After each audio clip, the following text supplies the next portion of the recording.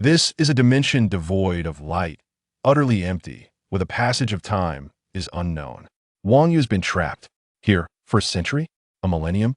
He attempts to escape, but is at a loss on how to do so. In his ignorance of time's flow, he considers ending his own existence, yet finds himself unable to follow through. Countless years later, an indescribable entity liberates Wang Yu from this dimensional prison, regaining awareness of his corporeal form. He yearns to struggle, to open his eyes, yet the simplest actions elude him. Before long, fatigue overwhelms him, and he slips into unconsciousness. When he awakens once more, he finds himself in a dim, damp location, surrounded by steel bars. It is evident he is confined in a dungeon, a prisoner among many. In the adjacent cell resides another individual, white-haired, clad in flamboyant attire, with two crimson dots above his eyes, resembling an adorable young boy. Wang Yu gazes at this child, a sense of familiarity washing over him as if he had encountered him before, somewhere, at some time. Just as he begins to ponder this, a sharp pain pierces his mind. Random lottery system is officially binding. Random lottery system successfully bound. Repairing host's bodily functions. Wang Yu, in his haze, hears these system notifications and initially believes he is dreaming, allowing himself to drift back into slumber. Upon awakening again and seeing the boy, he recognizes him as Jumaru. Oh my heavens! Have I traversed into a world teeming with extraordinary individuals, the realm of Naruto? His thunderous exclamation in Chinese draws the ire of the guards, who swiftly quell his outburst. Brat, silence yourself. Though Wang Yu does not comprehend Japanese, he can infer the general meaning and obediently falls silent. As he attempts to delve into the memories of this body, a system notification resonates in his mind. Host consciousness detected as awakened, initiating memory transfer. Transfer complete. A rush of clarity floods Wang Yu's mind, akin to the warmth a daughter bestows upon her father. Ever so endearing. Under the influence of this clarity, he learns the language of this nation and comprehends his present situation. He has traversed into the world of Naruto, becoming a distant cousin of Junmaru. Is this a cruel joke? No. No. As long as I have traversed, it is a fortuitous event. With the system's assistance, even in a world where extraordinary talents abound, I shall carve my own path. Wang Yu accepts his new reality with equanimity that in his previous life, he was the second of three brothers, the eldest. Wang Yu had already ascended to stardom, while the youngest, Wang Yu, managed a company, freeing their parents from future worries. Moreover, after an indeterminate amount of time spent in that dark and desolate realm, he is uncertain of his parents' well-being on Earth. Now, with the system granting him another chance at life, he finds no reason for self-pity. Thanks to the memories transferred from this new body, Wang Yu quickly acclimates to his new existence.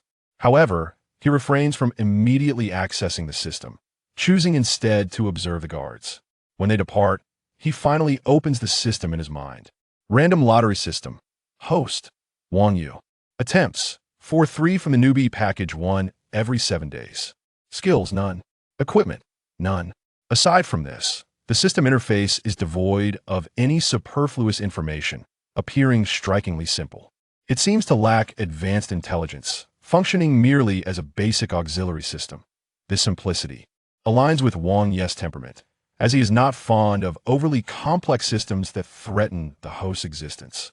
In his previous life, he had encountered a novel titled Celestial Realms, Cells Becoming Divine, on a web platform, where the protagonist of the same name had a remarkably supportive system that affectionately addressed the host as daddy.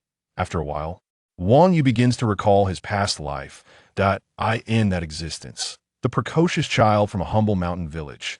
He witnessed his family's struggles and, with unabashed tenacity, clung to a small temple, performing menial tasks to sustain himself. Due to his youth and earnestness, he was taken in by a shamelessly bold, sweeping Taoist, becoming his apprentice. Thus, at the tender age of 10, Wang Yu embarked on his journey of martial arts training. The martial arts he studied were not the comical displays often seen on television, but were rooted in the tumultuous era of warlords during the Republic of China, focused solely on combat and devoid of performance. His master, an equally audacious Taoist, was a third-generation disciple of the revered Zhang Su, known for his mastery of the Tongbi Taijiquan. Under the diligent and rigorous tutelage of his master, Wang Yu honed his skills in martial arts for over a decade, to the age of 22. Having achieved proficiency, Wang Yu, at his master's behest, began to challenge martial arts experts, elevating the reputation of Tongbi Taijiquan throughout China. 32. In the face of threats, he had to confront 5 formidable opponents from Japan in a grueling battle. After vanquishing 3, he ultimately succumbed to exhaustion. Wang Yu had long reconciled himself with the inevitability of death. The nature of martial arts training often leads to uncontrollable circumstances. Moreover, he had prudently divided the earnings from a decade of effort, gifting half to his master and parents, leaving him with a sense of honor in his demise. Fortunately, after achieving fame, he had ample time to indulge in novels, anime, and films, becoming an ardent fan of Naruto, truly a devoted follower. He understood that Naruto was a realm where bloodline limits flourished, and later, extraordinary abilities were rampant, with even a certain character nearly besting the main antagonist. According to his recollections, Wang Yu classified the ranks within the Naruto universe into 5 tiers. 1. The common folk, representing the vast majority, including ordinary ninjas without exceptional skills. 2. Clans with inherited secret techniques, such as the Yamenka, Nara, Akimichi, and others. 3. Bloodline limits, including Sharingan, Byakugan, Ice Release, and others. 4. Jinchuriki, Wood Release, and other advanced techniques. 5. The truly extraordinary. Although Wang Yu is a martial arts expert capable of exerting tenfold his weight, in the Naruto world, he would be considered weak. However, with the system's enhancement, he too could ascend to greatness. Moreover, the body he inhabits possesses a rare and formidable bloodline limit from the Otsutsuki clan. It is well known that even without exceptional ninjutsu talent, the sheer physical prowess of the Otsutsuki clan instills fear throughout the ninja world. Most terrifying of all are those within the clan who possess the Shikotsumyaku bloodline limit. And with this body bearing the Otsutsuki name, it is evident that Wang Yu has inherited this extraordinary bloodline as well. After meticulously organizing all the information within his memory, Wang Yu resolved to engage in a lottery, hoping for a stroke of luck. Bodhi Patriarch, 3 Pure Ones, Tathagata Buddha, Jade Emperor, Guanyin Bodhisattva, God of Wealth, and the great deities of our Mother Earth, bestow upon me your blessings. Silently praying in his heart, Wang Yu concentrated on the system and initiated the draw. Soon, a slot machine with trillions of options materialized in his mind, with prizes radiating alluring hues that stirred Wang Yu's ever-restless heart. The lottery system began to emit dazzling brilliance, causing Wang Yu's heart to leap in anticipation. Congratulations, host. You have drawn the ability, Cellular Control Level 10, a reward with boundless potential. Upon hearing the system's notification, Wang Yu expressed his gratitude to the Eastern deities. For this prize was indeed the epitome of fortune. Having read Heavenly Realms, becoming a god through cells, Wang Yu understood the immense power of Cellular Control Level 10. Wishing not to trouble the Eastern gods too often, he redirected his prayers to the Western deity, Jehovah, also known as Jesus Christ. O God, you said, let there be light, and there was light. Now, grant me your fortune. Bless me. After his prayer, Wang Yu gently tapped his forehead and both sides of his chest before commencing the lottery once more. A brilliant display of lights flashed by like a running marquee, and the system announced, congratulations, host. You have drawn a single return scroll. Casting a glance at the equipment's description, Wang Yu couldn't help but grumble about the lackluster support from the Western deities. No more paper offerings for you. After the second draw, Wang Yu silently invoked the sun goddess Amaterasu from Japan, as the opportunity arose to prove her superiority over the Western gods.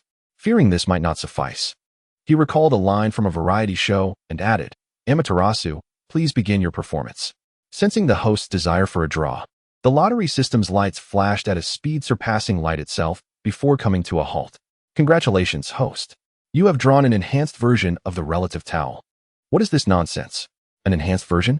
Wang Yu glanced at the system page. Host, Wang Yu draws.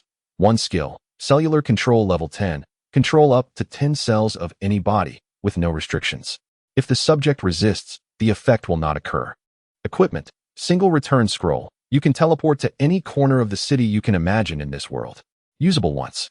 Enhanced Relative Towel, an item crafted by Amaterasu for Yae Miko, featuring 10,000 absorbent pillows that can instantly soak up half the blood of a female organism. Amaterasu truly lives up to her divine status. In life, she is the goddess of Japan, and in death, she is its spirit. Wang Yu exclaimed before proceeding to use his final lottery draw. Congratulations, host. You have drawn the golden, copper-headed, and iron-armed Sanwa from the animated series Calabash Brothers, with unyielding strength and impenetrable resilience. After marveling at his luck, Wang Yu mused. I am not an unlucky person. I have always been fortunate. He then examined the ability's description. Sanwa's ability, originating from the Calabash Brothers. It can be activated or deactivated at will. When in use, please guard against internal injuries and mental attacks. A heartfelt reminder. Amidst a myriad of humorous tales, one must tread carefully, as even the most cherished can falter. Wang Yu harbors a slight reluctance towards his bestowed ability. For there exists a popular saying within his homeland's gaming culture. If one dons the thickest armor, one must also withstand the harshest blows. The essence of Sanwa's power undoubtedly embodies the thickest armor, akin to an indomitable tank. Should this ability fall under the gaze of Orochimaru, the current Wang Yu would find himself utterly unprepared to endure such a confrontation. He perceives himself as more captivating than the future iterations of the naive Sasuke and Kinshiki, drawing an undue affection from Orochimaru. His resolve is firm, to remain cautious until victory is secured, steadfastly avoiding recklessness. Wang Yu has resolved to distance himself from Kinshiki until he possesses the capability to confront Orochimaru. Yet, his motto on earth remains, I shall remain humble until the end, surviving to achieve victory, steadfastly avoiding folly. The reality, however, is that he finds himself envious of the carefree demeanor of a certain youth named Yasuo. He feels compelled to surpass his joy. In the realm of Naruto, standard ninjas or commoners refer to those who differ from themselves as monsters. Some individuals, from their infancy, are labeled as such by the ignorant, including Naruto Uzumaki and Kinshiki Otsutsuki. Both Kinshiki and his counterpart, Otsutsuki Kaguya, are undeniably remarkable beings. The notion of Kinshiki being possessed by Wang Yu is a matter for another discussion. Abandoned by his family for his extraordinary nature, Kinshiki found himself ostracized and even imprisoned by his own kin. Darkness nourished him, and he curled in the shadows, drawing strength from the solitude of his despair. He remained perplexed by the meaning of existence, questioning why he was deemed a monster and why such a label warranted his confinement. The bone structure granted by his bloodline limit served as both his sole weapon and his only toy. The cold, stone walls bore scars from blades, marking his existence within this world and reflecting the fissures in his heart. He began to pray for light and the emergence of divinity. Yet he remained skeptical of such beings.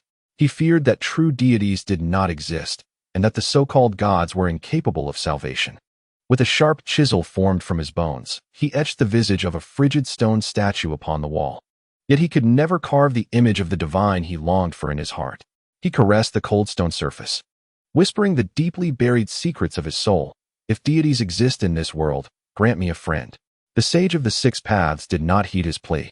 Yet an indomitable will, far more powerful than any deity, inadvertently fulfilled his wish. By a twist of fate, 3 days prior, his cousin Kaguya Otsutsuki had been placed in the adjacent cell. From that moment forth, Kinshiki gained his sole family member and companion. This companion, however, remained in a state of unconsciousness due to frail health and the awakening of his bloodline limit. Even in his comatose state, Kinshiki found joy. Days later, as he curled in the corner of his cell, he was captivated by Wang Yu's resonant voice in Chinese. Though he yearned to reach out and converse with Wang Yu, fear of rejection from his only kin held him back, leaving him in a state of longing for companionship. As Wang Yu resolved to remain cautious and avoid recklessness, he felt somewhat uneasy under the intense gaze of Junmaru, who looked at him with a yearning for companionship. Wang Yu finally spoke. Junmaru, could you please stop staring at me? He instinctively added in Chinese, I am male and attracted to females, solely focused on offense. With a playful tone, Wang Yu recognized that this cousin before him was even more wretched than himself. In their childhood, Junmaru, like Wang Yu, had endured the desolation of a cold, dark dimensional space, utterly alone. Later, he was exploited by Orochimaru to the point of death, never having experienced a shred of genuine affection. His existence was a tragic tale. Understanding the fate that awaited Junmaru, Wang Yu felt a pang of compassion. He held a modicum of closeness to Junmaru. After all, upon arriving in this world, Junmaru was the first individual he encountered, a fellow member of the same clan, thus fostering a subtle sense of kinship. Upon hearing Wang Yu's profound modern Mandarin, Kaguya Junmaru was left bewildered. He was unsure how to respond, as it was the first time a companion had initiated a conversation with him.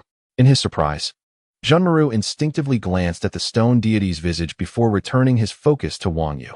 Presently, Junmaru was as innocent as a blank slate, and Wang Yu had no desire for him to become a loyal fool, like those who followed Orochimaru. Recalling the manipulative tactics of his mentor, Orochimaru, Wang Yu organized his thoughts and posed a series of questions to Junmaru. Do you feel as though the entire world does not need you? Are you currently uncertain of the meaning of your existence? Do you feel lost, lonely, even in pain? Junmaru responded with a soft acknowledgement, but fell silent, though his ears perked up attentively. Seeing Junmaru's reaction, Wang Yu felt a surge of satisfaction, yet he maintained a composed exterior. You and I are both isolated monsters, regarded with suspicion by our kin, and we share this solitude. The existence of a monster holds little significance, yet by living, we can surely uncover meaningful pursuits. This world is inherently devoid of meaning. All significance arises from our discoveries and the meanings we bestow. Just as you and I share the lineage of bones. As you and I are both Kaguya, as you and I are monsters, this is where meaning resides. We must live for ourselves, for our companions and family, for those we cherish. After expressing his heartfelt sentiments, Wang Yu clenched his right fist and reached across the steel bars separating them. Junmaru understood this gesture as a fist bump shared between companions and, driven by eagerness, he reciprocated without hesitation, gently tapping his fist against Wang Yu's. Experiencing the tangible warmth of that connection, Junmaru smiled, genuinely happy, realizing he was no longer alone. In that moment, the being referred to as a monster found faith and companionship. Before meeting Wang Yu, what had filled the void within Junmaru was an expanse of nothingness. Wang Yu bestowed upon Junmaru the strength to live, hope, and a sense of direction. In gratitude for his companion's expectations and recognition, Junmaru willingly devoted all his power. At that moment, Junmaru's wandering spirit found a refuge and a purpose in this world. Withdrawing his fist, Wang Yu revealed his intelligence. The Kekkei clan would soon meet its demise in the blood mist of the Mist Village. It was utterly foolish for a clan devoid of a shadow-level ninja to attempt to resist one of the 5 great ninja villages. Following this remark, a self-deprecating smile crossed Wang Yu's face, accompanied by a glimmer of disdain in his eyes. The Kekkei clan, one of the 3 major bloodline limits of the Mist Village, possessed formidable physical strength even among their ordinary ninjas, making them not to be underestimated. Regrettably, their mindset was somewhat flawed, finding delight in warfare. They even aspired to confront the entire Mist Village without a shadow-level powerhouse, a notion bordering on absurdity. After mockingly acknowledging that his own body belonged to this clan, Wang Yu continued, I do not wish to die, and I believe you do not either. The outside world is fraught with danger, yet it is also magnificent. As a weakling, I yearn to explore every corner of this world. Are you willing to join me in becoming stronger and witness the beauty of this world until we reach the pinnacle of power? At this juncture, the 10-year-old Wang Yu exuded the imposing aura of a master from his past life. Even Junmaru was momentarily awed by Wang Yu's presence and words. As Wang Yu made his request, the light in Junmaru's eyes grew ever brighter, and he exclaimed, I am willing. I want to accompany you to explore the world and become the strongest. Excellent. We both share the same bloodline limit. This is it. Here, Wang Yu paused, feeling a rush of excitement, for this was his first time wielding such a bloodline limit. As he concentrated, a bone blade gradually extended from his left arm. Wang Yu raised his hand to draw the bone blade from his shoulder, pointing it toward Junmaru. Junmaru, do you possess the confidence? Do you believe you can achieve this? Wang Yu gazed intently into Junmaru's eyes, articulating each word. I can. Junmaru echoed Wang Yu's movements, drawing his own bone blade and clashing it against Wang Yu's, responding with a serious demeanor. At that moment, a glimmer of joy radiated from Junmaru's eyes, a light of acknowledgement. His interest in becoming strong was modest. More than that, he longed for the companionship of his soul ally, to escape the solitude that had plagued him. Witnessing how effortlessly he had inspired Junmaru, Wang Yu felt as though he had reached the pinnacle of existence. What euphoria! It feels as if I have ascended to the summit of life. What euphoria! It feels as though I am the brightest star in the universe. It appeared that he was not inferior to Orochimaru, the renowned mentor of the Hokage. It seemed the system's abilities included a knack for persuasion. As Wang Yu reveled in his triumph, he noticed Junmalu attempting to retract the bone blade back into his body, prompting him to promptly intervene. Do not, under any circumstances, reuse the bones. It is preferable to discard them entirely rather than reintroducing them into the body. Observing Junmaru's puzzled expression, Wang Yu began to elucidate the matter in detail. The air is rife with microscopic bacteria and viruses invisible to the naked eye. Once the bones are extracted from the body, they become contaminated with countless harmful pathogens. Reintroducing them could inflict harm upon our internal cells. Even though our bodies are far more resilient than those of the Kekkei clan, over time, we would inevitably succumb to deterioration. Wang Yu's understanding of cellular biology stemmed from his fondness for the book All Heavens, Cells Ascending to Divinity, for which he expressed gratitude to the author, the esteemed Laozi. As for the hereditary afflictions associated with the Kaguya clan's bloodline limits, Wang Yu now felt untroubled. Mastery over cells at level 10 is no trifling matter. Junmaru, having grasped the situation, nodded with trepidation. His movements were swift, and, perhaps a bit apprehensively, he cast the bone knife away. This elicited a chuckle from Wang Yu, who noted Junmaru's evident embarrassment at his earlier blunder. Consequently, the normally reticent and socially withdrawn Junmaru turned his head shyly, prompting an even heartier laugh from Wang Yu. The brutal oppression of bloodline limit users during the era of Blood Mist had led the arrogant Kekkei clan to launch an assault against the Mizukichi. Junmaru's survival amidst the chaotic conflict against Mist ninjas, without knowing the precise timeline, was indeed fortuitous. Wang Yu, however, was unwilling to entrust his life to chance. He preferred to safeguard his existence with his own strength rather than squander a precious single-use teleportation scroll prematurely. Thus, after consuming the meal provided by the Kekkei clan, Wang Yu eagerly commenced physical activity to familiarize himself with his new body. In the adjacent cell, Junmaru, enlightened by Wang Yu's explanations, recognized the formidable calamity they were about to face. If they did not seize every moment to grow stronger, their fate could be dire.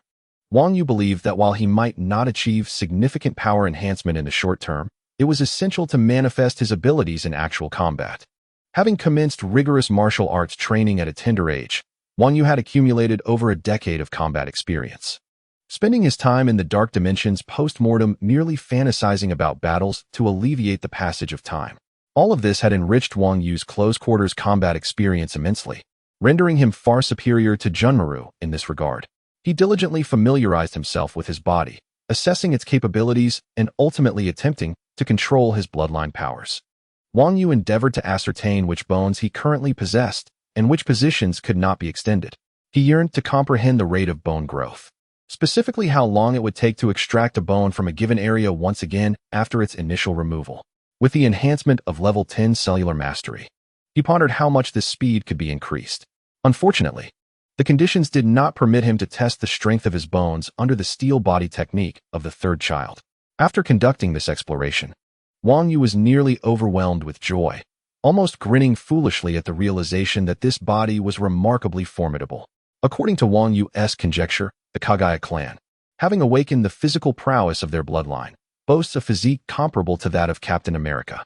Although currently somewhat malnourished, at merely 6 years of age, the potential for future greatness is immense.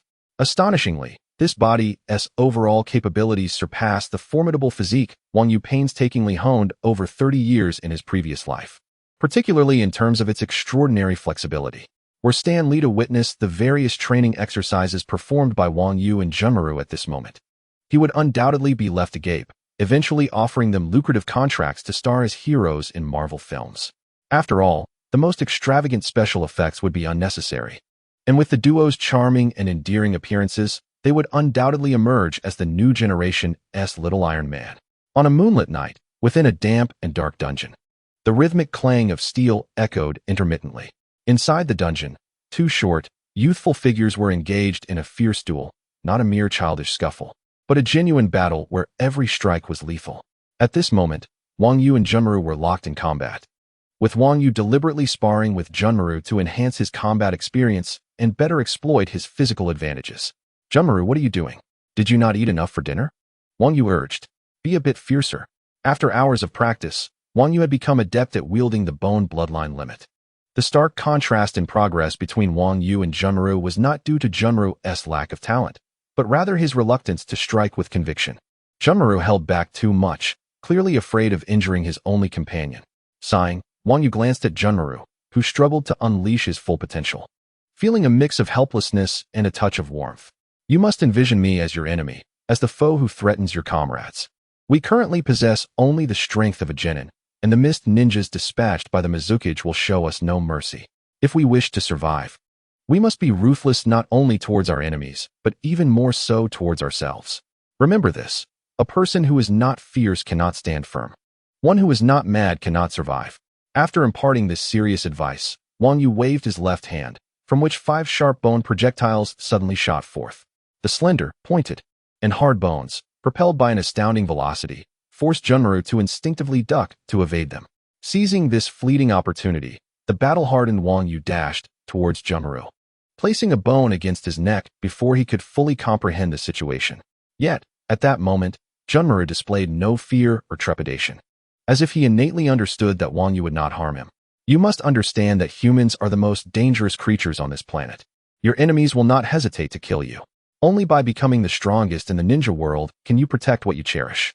If you continue to hold back, you will only deserve to be weak. Do you wish to lose your worth?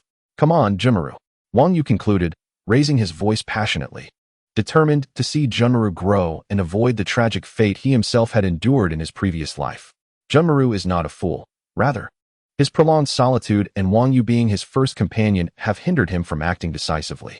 Under Wang Yu's heartfelt yet rational persuasion, Junmaru gradually comes to an understanding. Following Wang Yu's instructions, he envisions Wang Yu not as a friend, but as an enemy who must be vanquished. Ultimately, Junmaru finds the resolve to strike with conviction, even exuding a hint of murderous intent, clearly managing to hypnotize himself through sheer willpower. With a fierce determination, Junmaru unleashes a barrage of finger strikes. Excellent. The simultaneous assault of his 20 fingers resonates like bullets released from a chamber, with both sides exhibiting nearly equal strength, resulting in all 20 finger bones clattering to the ground.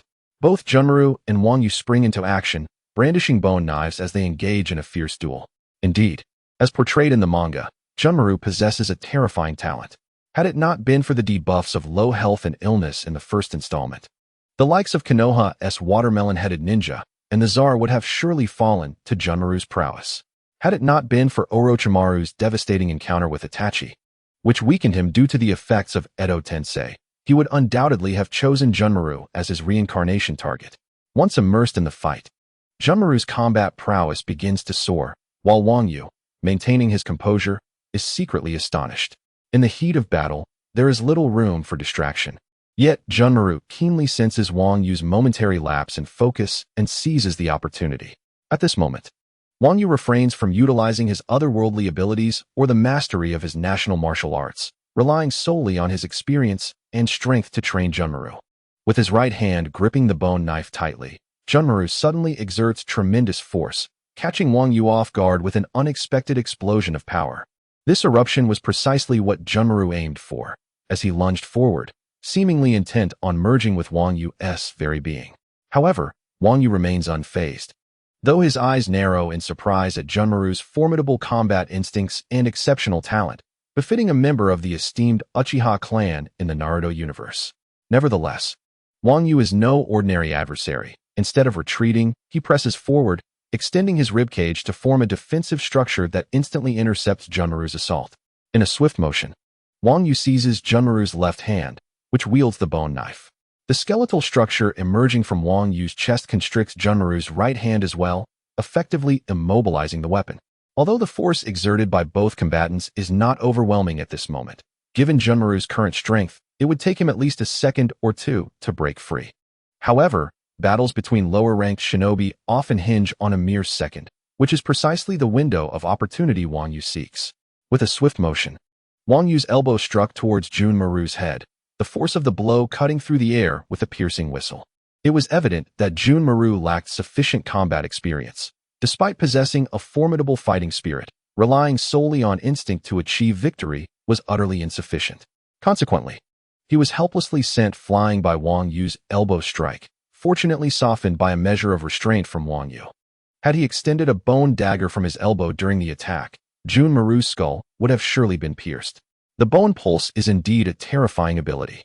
Wang Yu had only just acquired this body and was only beginning to master its skeletal control. If he were to employ cellular manipulation in conjunction with Samwa's powers, he would become an indomitable and resilient shield. As Wang Yu contemplated testing his body against the dust release techniques of the second or third Tsuchikage, he realized that should he venture forth, he might easily become a target for a simple illusion cast by a Chunin or Jonin without even needing the dust release. The mere thought of being ensnared by an illusion sent a shiver down Wang Yu's spine. He reminded himself that he must remain composed and not act recklessly. He could not embody the carefree spirit of a joyful wind, but rather the stealthy presence of Teemo. "I'm an adorable and lovable little Teemo," he mused.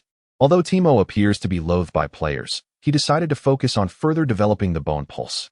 It is noteworthy that the ultimate form of the bone pulse is the Kekkei Genkai Shinra Tensei, which was only wielded by Kaguya Otsutsuki in both the anime and manga.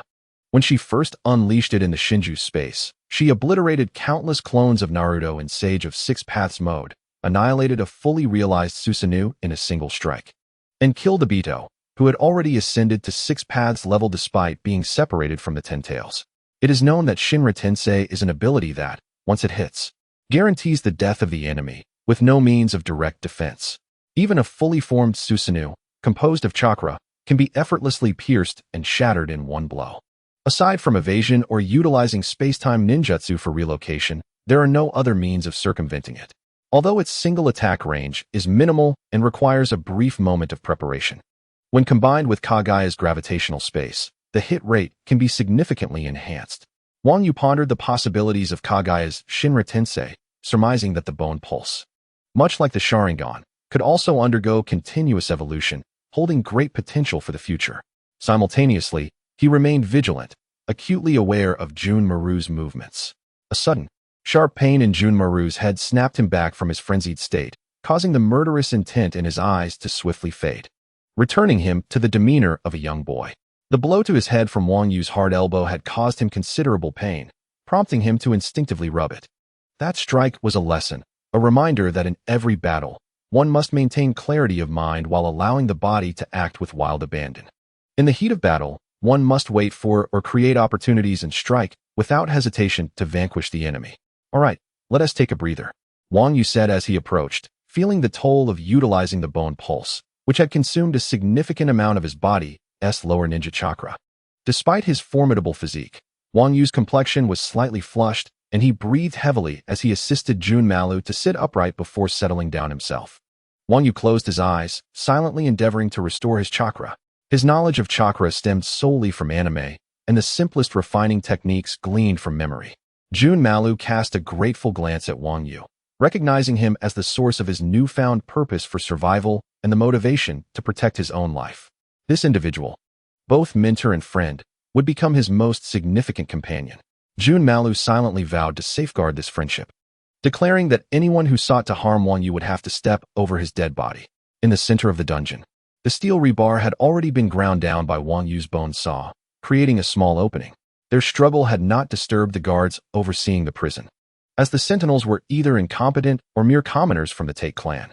Those among the Take clan with greater abilities had long since become ninjas, and after engaging in procreation within the comfort of their homes, they fell into slumber during their time of leisure. The Take clan viewed the two anomalies as potential secret weapons for future resistance against the Mizukage or as lethal assets against their foes. As long as the two did not perish in the dungeon or escape the village, no one within the Take clan would concern themselves with the thoughts of these monsters. The ordinary souls in the cell were not particularly vigilant, and at around 1 a.m., they were already deep in slumber. Thus, the entire Take clan remained oblivious to the nocturnal conflict between the two beings. On the following day in the world of Naruto, the guards had changed shifts. Except for delivering meals or during moments of significant commotion, they were reluctant to venture into the damp, dark dungeon. Wang Yu awoke naturally and, after finishing his lunch, began practicing martial arts before reminiscing about modern perspectives on chakra in the Naruto universe. Online, netizens in his homeland believe that the term chakra originated from the Sanskrit word chakra, signifying a circular wheel. It referred to the 7 elemental energies inherent within the human body, corresponding to 7 chakras: metal, wood, water, fire, earth, yin, and yang. The 7 wheels were identified as the crown chakra, the third eye chakra, the throat chakra, the heart chakra, the solar plexus chakra, the sacral chakra, and the root chakra. Additionally, the chakra framework in Naruto was said to be an inheritance and amplification of various religious and cultural traditions from Earth.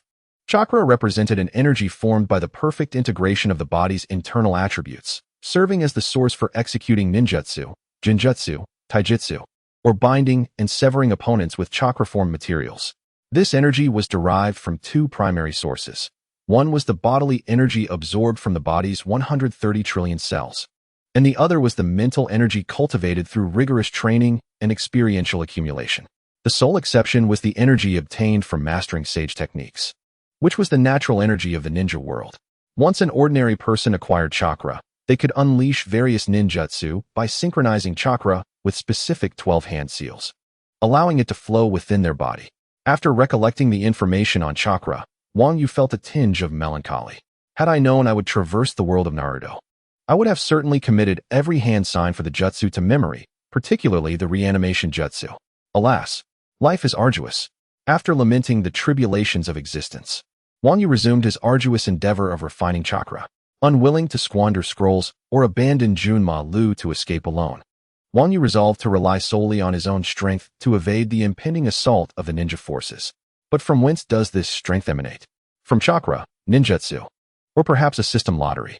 5 days later, in the confines of the dungeon, having devoted himself solely to training, boredom compelled Wang Yu to regale Junma Lu with various tales of prison breaks.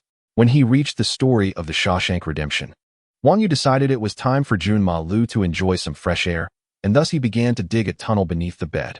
Time swiftly flowed by as the duo dedicated themselves to both training and excavation, and before they knew it, half a year had elapsed. During this interval, the ninjas from the Mist Village had yet to arrive. With the tunnel hewn and having just escaped the village, Wang Yu could only surmise that the Taketorai clan had not been annihilated, leading him to believe that the third great ninja war had not yet transpired.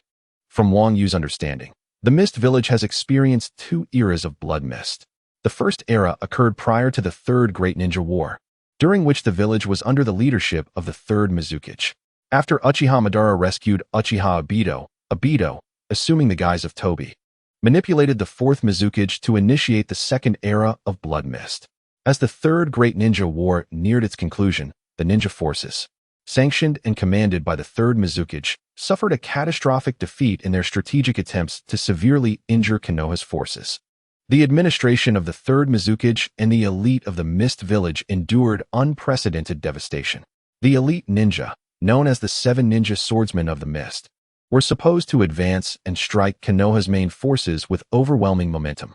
Instead, they were almost entirely annihilated by Might Guy, who, in his 8 gates formation, dispatched 4 of them with lethal efficiency. On another front, the assassination of Rin Noara and the subsequent failure of the plan to unleash the tailed beasts to obliterate Konoha signified the complete defeat of the Mist Village in their war against Konoha during the Third Great Ninja War. The Mist's secret weapon, the Three Tails, perished and subsequently returned to a wild state. Within the Mist Village, which was nearly filled with radical and bloodthirsty ninjas, the third Mizukage was acutely aware of the irrevocable losses inflicted upon the village due to his poor decisions, leading him to resign in disgrace in favor of Yagura. The plan to seal the Three Tails within Rin Nohara's body and utilize it to destroy Konoha was also a result of the third Mizukage being beguiled by Madara. The two conspired in secrecy. The Mizukage, believing Madara to be fervently seeking vengeance against Konoha, sought to employ Madara's spies and schemes alongside his own forces to annihilate Konoha, effectively killing 2 birds with 1 stone. Little did he realize that he had been blind to Madara's ulterior motives, falling prey to such a simple ruse, which ultimately left the Mist Village languishing at the bottom of the 5 great ninja villages. As for the second era of Blood Mist, it originated with the ascent of the youthful and cunning Yagura. He rose to power through his own capabilities and fervently sought to implement reforms to swiftly rectify the losses incurred during the third Mizukage's administration. The doll-faced individual forged a truce with Konoha, revitalizing the economic development of the hidden Mist Village.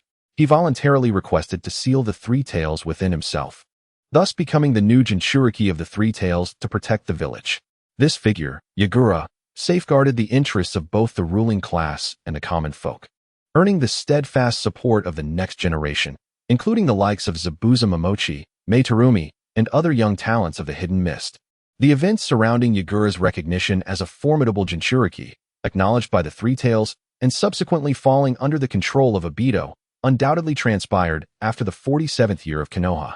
Meanwhile, Madara, aged 80 and nearing death, had accomplished 3 significant tasks prior to rescuing Obito. 1. He conspired with the 3rd Kazekage to instigate a war between Konoha and Sunagakure, while also inciting conflict between Konoha and Owagakure through the Grass Ninjas. 2. He colluded with the 3rd Mizukage, taking advantage of the wartime chaos between Konoha and the Sand and Stone villages, to stabilize the seals of the Three Tails and Eight Tails. The 2 prominent hidden villages launched a surprise attack on the Uzumaki village, leading to the downfall of the Land of Whirlpools. 3. He implanted his Rinnegan into Nagato, who possessed the Ashura bloodline of the Uzumaki clan. Wang Yu, piecing together various intelligence reports, speculated that at this juncture, Naruto Uzumaki was likely unaware of even his own shadow. It is noteworthy, for the readers of the Pugai Diary, to discern which shinobi world war this narrative pertains to. Wang Yu's reincarnation as Komagoro occurred after the conclusion of the Second Shinobi World War, and the third had yet to transpire. Fans of Naruto can delve into the specifics to identify any discrepancies. For those disinclined to scrutinize the details, it suffices to understand that Wang Yu, alongside Komagoro, escaped the confines of the Take-Torai clan. It is important to mention that the timeline within the Naruto universe is exceedingly convoluted. For instance, during the 60th year of Konoha, when the plan for Konoha's collapse was set into motion, Komagoro was merely 16 years old, while Naruto and Sasuke were 13, placing Komagoro 3 years their senior. Furthermore, following the demise of the 4th Hokage at the age of 24, which corresponds to the 48th year of Konoha, Orochimaru defected. Notably, by the 48th year, Anko already bore the cursed seal, having mentioned that it had been placed upon her 15 years prior. This implies that Orochimaru encountered her when she was just over 2 years old. Subsequently, the 2-year-old Komagoro managed to subdue the rampaging Yugo. Thereafter, Orochimaru developed the cursed seal based on Yugo's abilities. This illustrates the inherent disarray within the Naruto timeline, compelling me to adhere to my own narrative structure. In the original tale, Komagoro, having narrowly escaped death, found his body liberated, yet his spirit remained shackled. Confronted with the outside world, he grappled with his identity and the purpose of his existence. The members of the Take-Torai clan had implored him, this aberration, to unleash the murderous spirit within him and engage in unfettered combat. Yet, such ambitions were reflective of the Take-Torai clan's nature, not his own. Young Komagoro believed that by adhering to the will of his kin, he could discover the righteous path, surviving the assault dispatched by the Mizukage. He pondered, why must I fight? Who am I? What is the essence of life?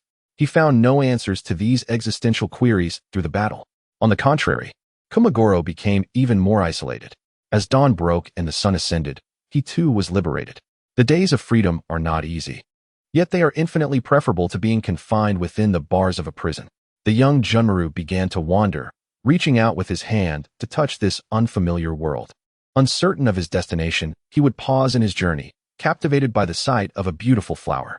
Fortunately, Wang Yu had now entered this realm, standing beside Junmaru.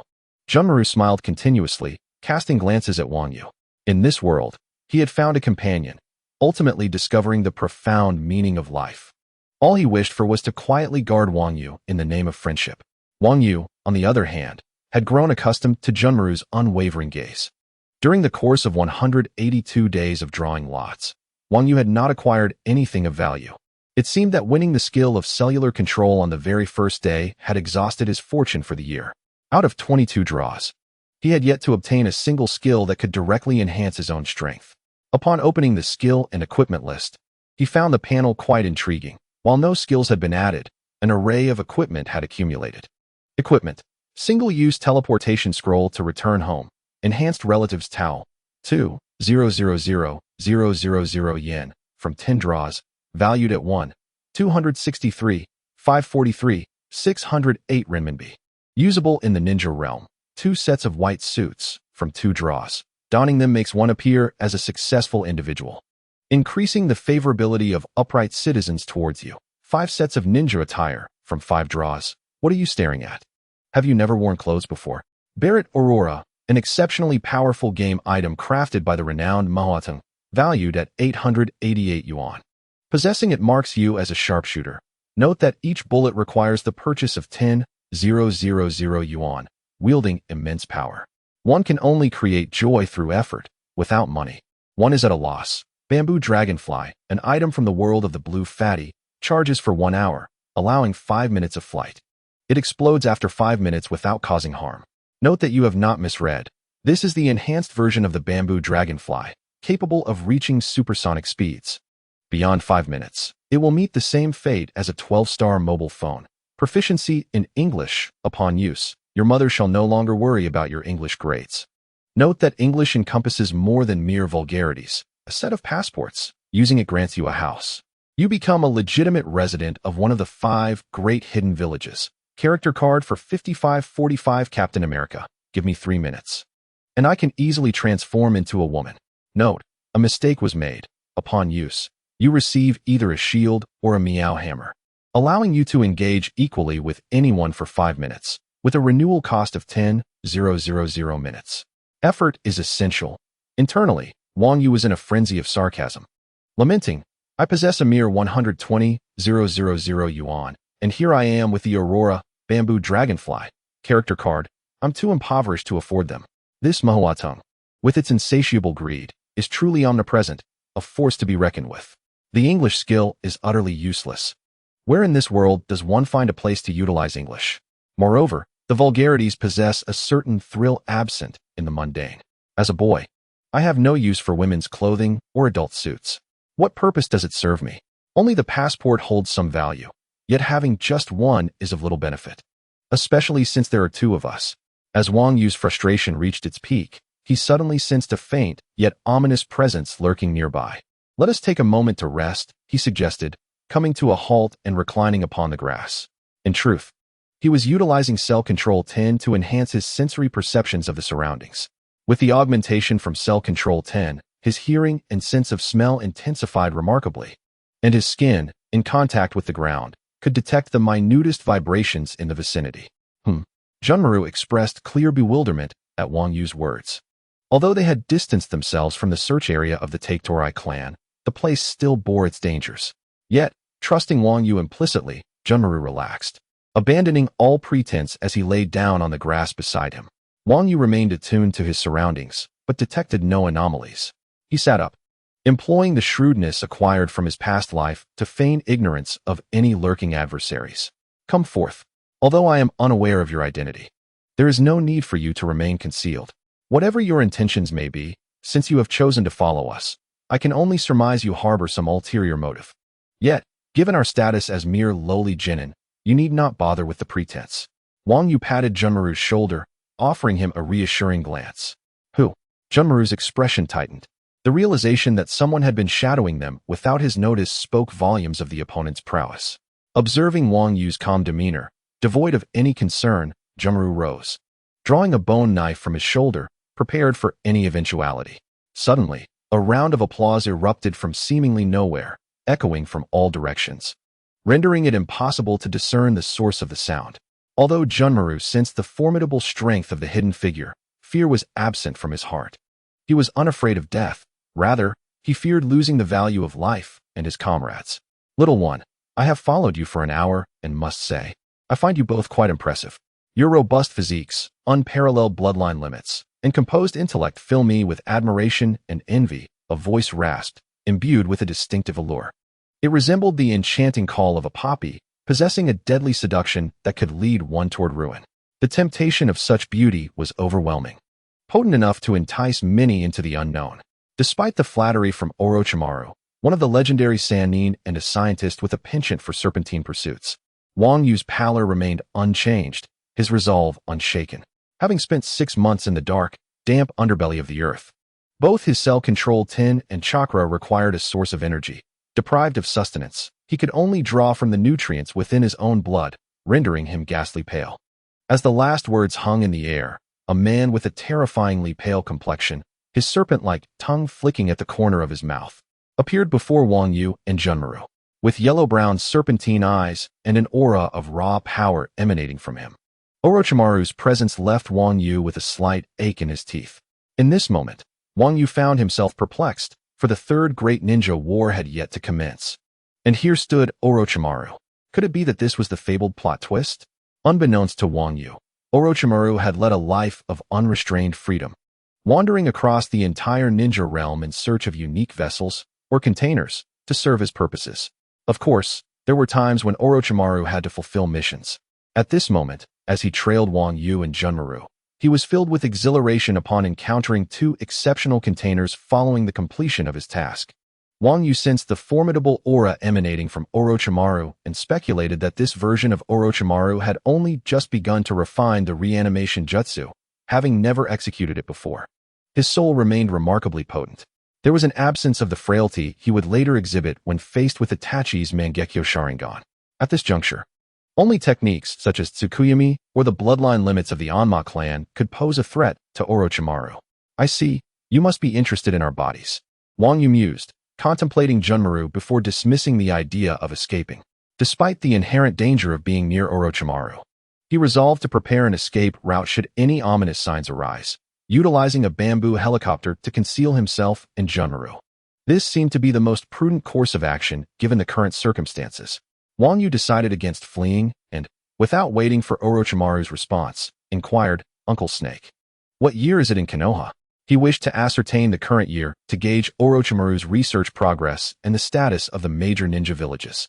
Though I'm uncertain why you ask, I can inform you that it is currently the 38th year of Konoha. Orochimaru replied, his voice laced with an unsettling charm. Yet, it is impressive that you, at such a tender age, have deduced my identity and even guessed my thoughts. You evoke a growing admiration within me, and I find myself increasingly drawn to your physique. Orochimaru's cold, cunning golden-brown serpent eyes narrowed slightly, clearly taken aback by Wang Yu's calm deduction of his identity. There is little to boast of. Although your scent and heartbeat are well concealed, your desires for us both instill a sense of urgency within me. We may be young, but there is little about us that would draw the attention of one of the legendary three ninjas. Thus, it seems that only our bloodline limits warrant your interest. Wang Yu was acutely aware that he was not in danger. Rather, he aimed to showcase his worth before Orochimaru. He understood that the higher his standing in Orochimaru's eyes, the greater the nurturing he would receive, akin to the treatment afforded to Sasuke. Naturally, he could not disclose his control over the cells or the abilities of the three children. Should Orochimaru learn of such powers, he would undoubtedly seek to usurp him. Disregarding the 3-year cooldown of the reanimation jutsu, Wang Yu, well-versed in the manga, recognized Orochimaru's unparalleled prowess in the development of ninjutsu. In the entire ninja world, Orochimaru's obsession with and dedication to ninjutsu were second to none. He was a relentless perfectionist in his pursuit of ninjutsu and sought immortality primarily due to the profound impact of his childhood experiences, witnessing his parents perish in war and seeing Tsunade's brother, Nawaki, and her beloved, Dan, die before his eyes. These events instilled in Orochimaru a deep awareness of life's fragility, fueling his desire to transcend such limitations and enhance human vitality. Secondly, Orochimaru's obsession with ninjutsu demands an extensive investment of time and vitality, particularly in the study of forbidden techniques. This ambition fuels his quest for immortality, enabling him to fulfill his innermost desires. Orochimaru emitted a series of eerie, chilling laughs, harboring thoughts of testing this future vessel. Hee, young one, despite your tender age, you seem remarkably knowledgeable and quite astute. However, you must understand that the tallest trees attract the fiercest winds. The more you know, the sooner you may meet your demise. With that, a formidable aura of murderous intent began to emanate from Orochimaru, enveloping both Wang Yu and Junmaru. At this moment, Wang Yu felt nothing, indeed. He scoffed at the notion of being intimidated. In terms of murderous intent, his extensive battle experience instilled in him a confidence that rivaled even that of an ordinary jonin. However, Junmaru, merely 6 years old, was not as composed. His body instinctively wavered, yearning to collapse, yet deep within, he steadfastly followed in Wang Yu's footsteps. My companion stands beside me. I shall not allow anyone to harm him. Driven by this thought, Junmaru harnessed his Kekkei Genkai, utilizing his bones to stimulate his own heart. Unprotected by chakra, the sudden jolt to his frail heart induced excruciating pain, swiftly suppressing his body's instincts, allowing Junmaro to regain his composure. Wang Yu rose, grasping the hand of Junmaro, whose lips were stained with blood. A glimmer of emotion flickered in Wang Yu's eyes as he approached Orochimaru. He was acutely aware of Junmaro's motivations and cautiously monitored his condition through his cellular control, concealing Junmaro behind him. Simultaneously, he tilted his head, feigning ignorance of the technique of Edo Tensei, and spoke calmly, "You should retract this trivial murderous intent. With my abilities and worth, I could undoubtedly become your right-hand man in the future." Haha, quite impressive. I have come to value you more and more. Your physique, intellect, talent, and courage are the most marvelous I have ever encountered. I believe even the Uchiha's Sharingan pales in comparison to you. Come with me, clever little one. Orochimaru's expression remained unchanged as he burst into a wild laugh, even displaying a hint of genuine mirth. Wang Yu and Junmaro could clearly see that Orochimaru was quite pleased. Otherwise, he would not reveal his true nature. In the year 38 of Konoha, Orochimaru was not attacked by Itachi in the womb. His collection of Sharingan stemmed from his obsession with researching Kekkei Genkai. Is my body truly that formidable? Wang Yu mused, unperturbed, with a casual smile. He had a trump card to escape Orochimaru's deadly technique of Edo Tensei, and thus felt no fear. Junmaro, closely attentive to Wang Yu's words, noticed that the slight pain from his heart had subsided. Though perplexed by Wang Yu's ability to heal himself and uncertain why he chose to accompany this man known as Orochimaru, Junmaro quietly remained by Wang Yu's side. This very action further enhanced Orochimaru's regard for Wang Yu. This 10-year-old child was proving to be quite adept at winning hearts. At that moment, Orochimaru unexpectedly entertained the genuine thought of taking on an apprentice. Orochimaru, albeit momentarily, harbored a fleeting thought of not wishing to usurp the bodies of the two individuals. However, that notion was swiftly overshadowed by his insatiable greed. It is worth noting that the technique known as undead reanimation was a refinement of Orochimaru's research on the Edo Tensei, developed independently due to his unique white serpent physiology. This technique likely came into existence in the 38th year of Konoha, reached completion around the 42nd year, was first utilized in the 46th year, and by the 55th year, Orochimaru was met with his demise at the hands of Itachi. Thus, my premise is that undead reanimation is an advanced version of Edo Tensei, also referred to as the same. In due course, I shall elucidate the principles by which Orochimaru resurrected himself through cursed seals and the undead reanimation technique. I would like to emphasize to the esteemed readers that in the 38th year of Konoha, Itachi was still in his mother's womb. In the manga, during the 42nd year, Itachi was born. By the 48th year, the prodigious Naruto was born amidst the Nine Tails turmoil, leading to the sacrifice of the 24-year-old Minato Namikaze. In the 54th year, the 12-year-old Itachi joined the Umbu, subsequently interacting with the 20-year-old Kakashi. In the 55th year, at the age of 13, Itachi extinguished his clan, while simultaneously becoming a member of Akatsuki. With the protection of Orochimaru, both Wang Yu and Junmaro felt utterly at ease, devoid of any hint of danger. Having collected 2 rare bloodline limits, thus presenting additional candidates for undead reanimation, Orochimaru's spirits were palpably elevated. The trio found themselves in the era of the blood mist in the water country, yet they experienced a sensation akin to a leisurely post-meal stroll. Wang Yu, with his wide, double-lidded eyes, sought to comprehend the customs and nuances of this world, pondering whether the inhabitants mirrored the sentiments expressed by AB. AB had remarked that the world of Naruto is an era devoid of peace, where the various factions of the ninja realm do not possess the righteousness they outwardly portray. The Hidden Cloud Village, upon the emergence of the fake Jinchuriki, endeavored to replicate their success by orchestrating a gruesome experiment involving the consumption of the 8 tails, resulting in catastrophic losses that were subsequently halted. Following the death of Hashirama, Konoha sought volunteers for wood release experiments, which similarly ended in disaster. The Hidden Mist Village once included mutual slaughter in its graduation examinations, and even during the years leading up to the 4th Mizukage's downfall, the regime remained unaffected. Even Orochimaru's true crime upon his defection was not merely conducting experiments, but rather the abduction of civilians, Chunin, Genin, and even Umbu from Konoha for inhumane experiments. This was the true source of the 3rd Hokage Sarutobi Hiruzen's disappointment in him. After 2 days of leisurely travel, Wang Yu discerned that the reality indeed aligned with these observations. In any era, wherever humanity exists, there are torrents of bloodshed and conflict, accompanied by a spectrum of good and evil. However, the inhabitants of the water country's mist village exhibited a fiercer and more direct disposition, lacking the veneer of hypocrisy prevalent in Wang Yu's former world. To encapsulate his world, one might say that some individuals possess dark eyes but red hearts. Yet, once their eyes turn red, their hearts follow suit into darkness. In contrast, the world of Naruto reveals that all 5 great nations share a mutual shade of black, with no one in a position to mock another. In the land of water, brutality reigns supreme, where even the ordinary civilians, devoid of ninja training, are ensnared by the primal laws of the jungle, where the strong devour the weak. Recently, Wang Yu and Junmaru have been concealed by Orochimaru. Observing the true essence of ninja combat, they have witnessed the formidable Raiga, one of the 7 ninja swordsmen, slay an assailant from the mist's Umbu while carrying the lifeless body of the red-eyed Lamaru.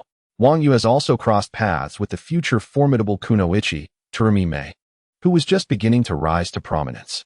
Furthermore, he has seen Orochimaru reprimand a youthful Yagura, who had not yet ascended to the position of Mizukage. Notably, he has observed the 3rd Mizukage extend an invitation to Orochimaru for a meal, showcasing the latter's esteemed reputation.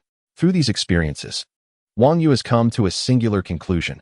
Orochimaru's power at this juncture is truly formidable, surpassing ordinary comprehension. As one of the legendary Sannin, Orochimaru's ambitions have intensified following the losses of Dan Kato and Shodai during the Second Shinobi World War, alongside Tsunade's affliction with hemophobia. Driven by the desire for immortality and vengeance for Tsunade's heartbreak, Orochimaru has resorted to the transformation technique to alter his appearance. Embarking on a solitary quest to track and eliminate the previous Jinchuriki of the 8 Tails, the rap artist Killer B's mentor, Fakai. In this period, Kakashi, with his unparalleled talent, stands as a prodigy, having graduated from the academy at the tender age of 5, the youngest in the history of Konoha. By the age of 14, the formidable Minato Namikaze had already attained the rank of Jonin. Thus, Wang Yu, despite his robust physique at the age of 10, can merely be classified as a genin, not particularly remarkable in prowess. Hence, readers should refrain from attributing excessive power to him.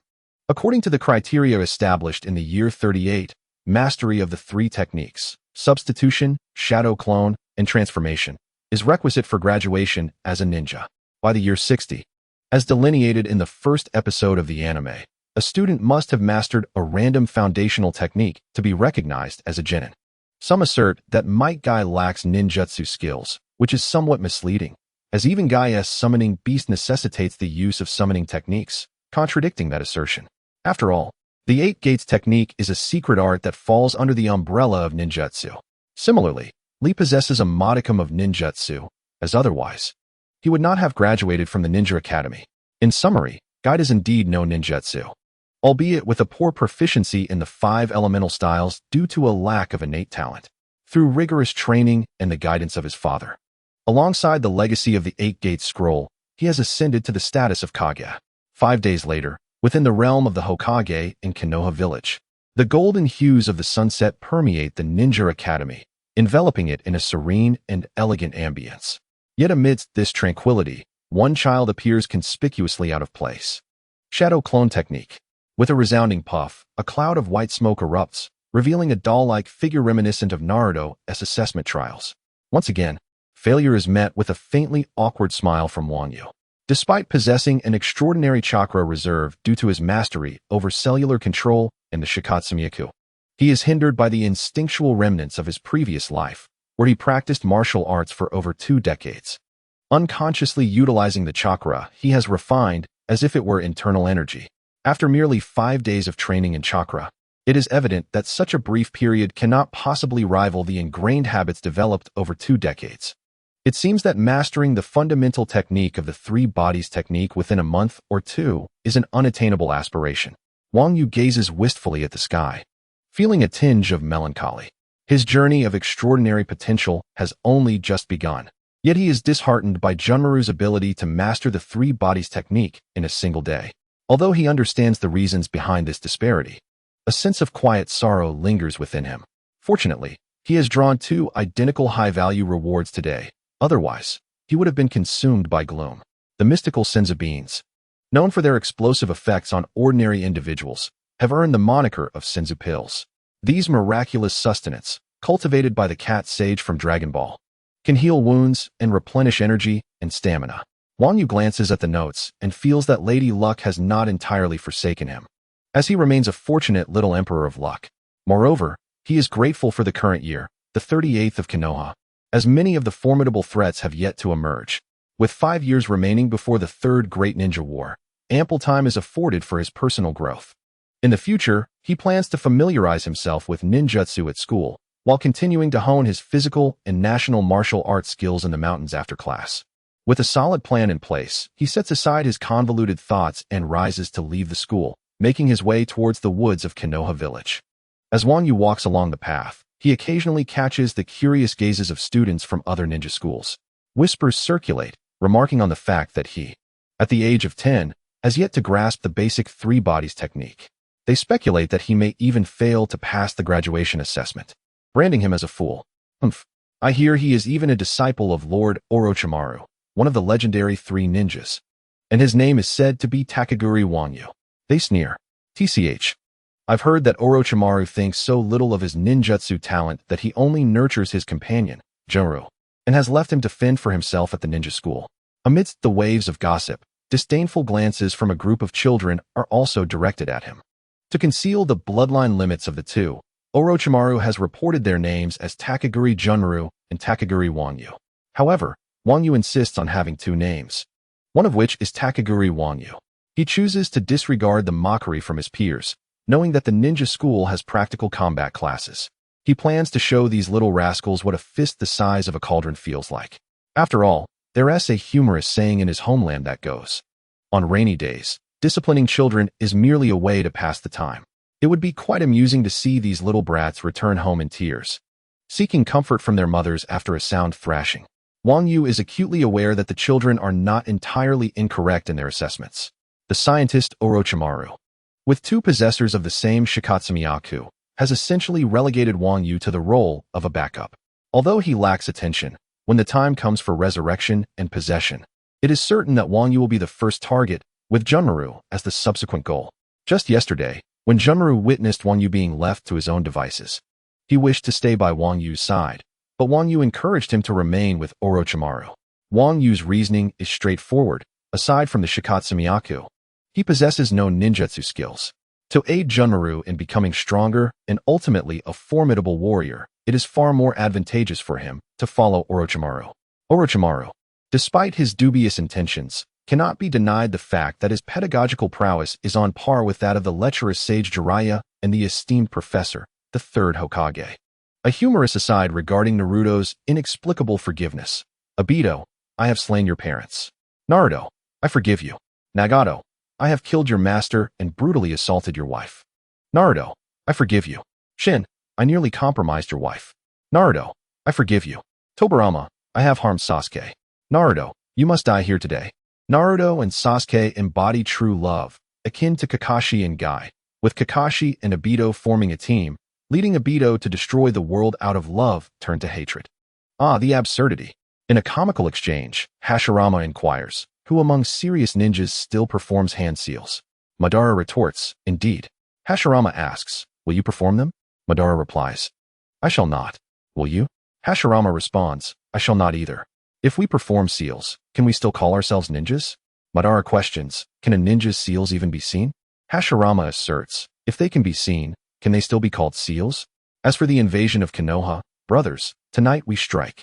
Do not disturb the ramen shop. Do not engage the woman with cataracts. Feign repentance upon encountering the blonde-haired one. Flee from the lower ninjas, and remember to apply oil to the soles of your shoes. If you see anyone with a watermelon head, definitely apply oil to your feet. Beware of red-eyed individuals. They may cast illusions. Should you encounter a white-haired individual resembling a punk, the weakest among you should engage him to exhaust his chakra. Believe me, you can hold your own. In a humorous exchange at Ichiraku, Kimimaro asks, Uncle Tucci, why do you not intervene while Naruto and Pain are fighting in front of your shop? Tucci replies, the customer is God. Mere mortals like us cannot intervene in the wars of deities. Kimimaro counters, what if they eat and do not pay? Tucci slowly opens his Sharingan. Have you heard of Ragnarok? Upon witnessing Rin's demise, Obito immediately activates his Mangekyo Sharingan. Upon seeing Shursui leap from a cliff, Itachi also activates his Mangekyo Sharingan. When Sasuke observes his family nearing death, he unleashes his single Tomo Sharingan in fury. Konoha has numerous formidable combinations, such as the Uchiha Quartet, Itachi, Madara, Obito, and Sasuke, alongside the four great lower ninjas, Kabuto, Deidara, Naruto, and the Hokages of the past, all resurrected through impure world reincarnation. In a humorous encounter, the old man selling fortune-telling services, the Sage of Six Paths, asks, "Young man, do you wish to purchase a fortune?" "Only 998. Naruto responds, "I only have 98. The old man insists, "Pay up." Naruto retorts, "I still have my beloved Sasuke. Can it be a buy one, get one free?" The old man replies, "You two are the reincarnations of my sons. I'll give you both." Sasuke exclaims, "When did I gain an extra father?" Itachi laments, "Oh, my foolish little brother, is my Orochimaru brand cheat not effective enough? Shall I not take my Itachi brand eyes to create an eternal cheat?"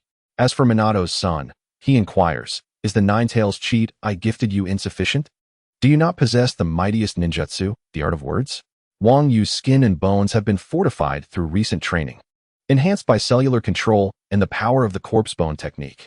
Though his skin appears pale and supple, it possesses remarkable resilience, and despite his seemingly frail demeanor, he is significantly overweight. Wang Yu, eager to engage in physical training, ventured into one of the countless groves of Konoha. He approached a wooden post, meticulously treated and gifted to him by Kimimaro, procured from Orochimaru for his training. Although subjected to a rigorous process over 49 days involving oil immersion and various treatments, the post was remarkably sturdy and remarkably resilient. Its surface bore numerous dents, the result of Wang Yu's countless punches, side kicks, and elbow strikes, all relentlessly inflicted. Despite knowing that altering his habits within a short time frame was unlikely, Wang Yu remained steadfast in his pursuit of both martial arts and physical techniques. Without activating the abilities of the third child or employing any protective gear, he commenced a grueling training regimen akin to Muay Thai. After a round of national middle school calisthenics, sweat poured down his face.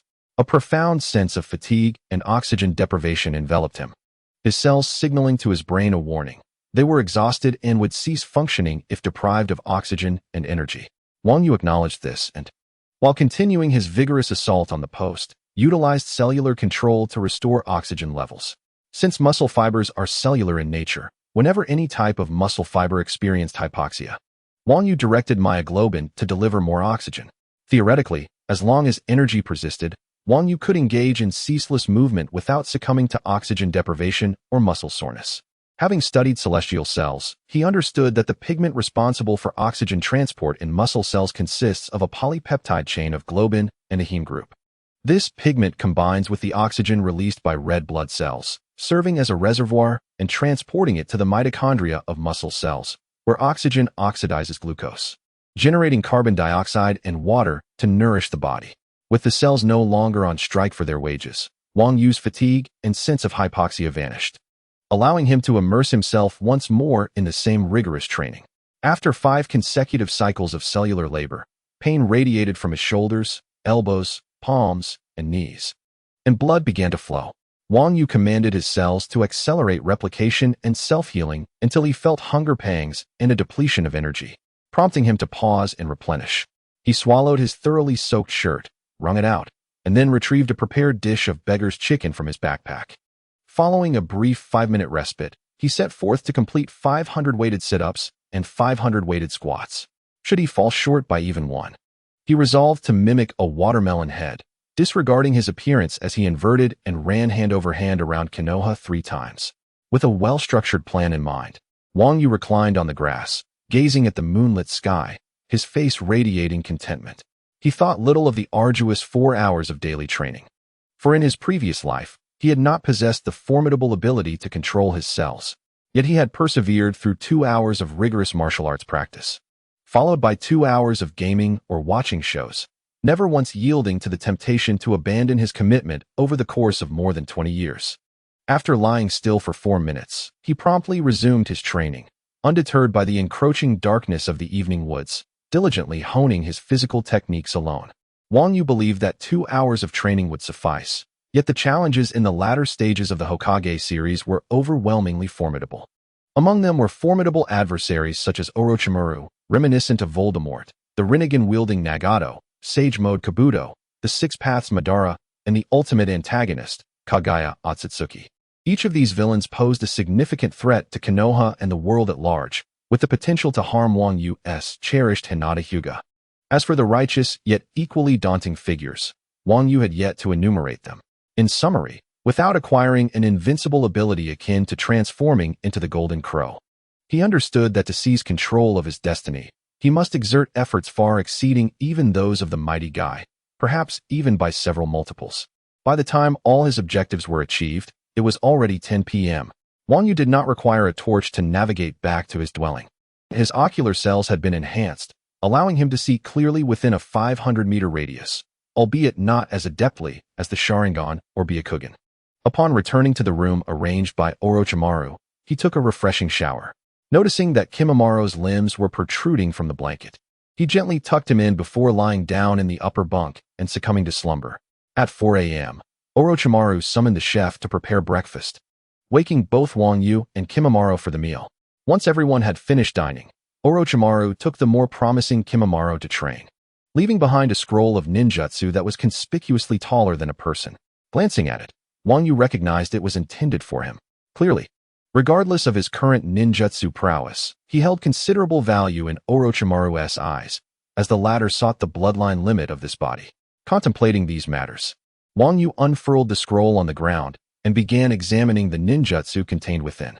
As anticipated, it encompassed all E to C rank techniques, while the B and A ranks were limited to wind and earth attributes.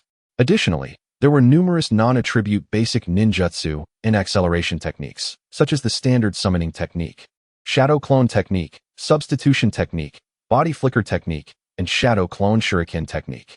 These techniques, which did not require chakra to simulate changes in the material properties of reality, were precisely what Wang Yu yearned for. Notably, there were no unique summoning techniques or forbidden arts specific to Orochimaru within the scroll. Wang Yu understood the absence of unique techniques and the limited presence of high-level wind and earth ninjutsu. The fire-style techniques from the Land of Fire were widely known among ninjas, while the high-level wind and earth techniques represented Orochimaru's most formidable abilities outside of his unique arts. The qualifications for learning these unique techniques required signing a contract in the Dragon Cave. After a thorough examination, Wang Yu stored the scroll in his room and commenced his morning exercises. At 6 a.m., Wang Yu returned to his quarters, began to wash away the sweat and odor accumulated from his training. Having acquired many ninjutsu today, including the infinitely potential Rasengan, he was elated and prepared to indulge in a bath to relax his overstrained body and mind. As he emerged from the wooden tub, feeling refreshed and invigorated, the sudden sound of a sliding door interrupted his preparations to dress. A small head with black hair peeked in, glancing curiously inside. She was none other than Uchiha Mikoto, the mother of a familiar character. "Wang Yu, are you home?" The voice abruptly ceased, and at that moment, the 12 or 13-year-old Uchiha Mikoto's face turned crimson. Frozen in shock. Wang Yu was equally taken aback. This room belonged to him and Junmaru, and outsiders were never permitted entry. Thus, he had not locked the door. He had never closed the door before, yet today a significant issue had arisen. The problem was that it was only a little past 6 o'clock, and he could never have anticipated that his good friend's close friend, Uchiha Mikoto, would suddenly appear at his residence. Realizing the situation, Uchiha Mikoto let out a shriek, followed by the sound of the door being forcefully slammed shut. "Wang Yu, you little rascal. At such a young age, you are already engaging in such lewd behavior. Remember this. You'll be in for it at school."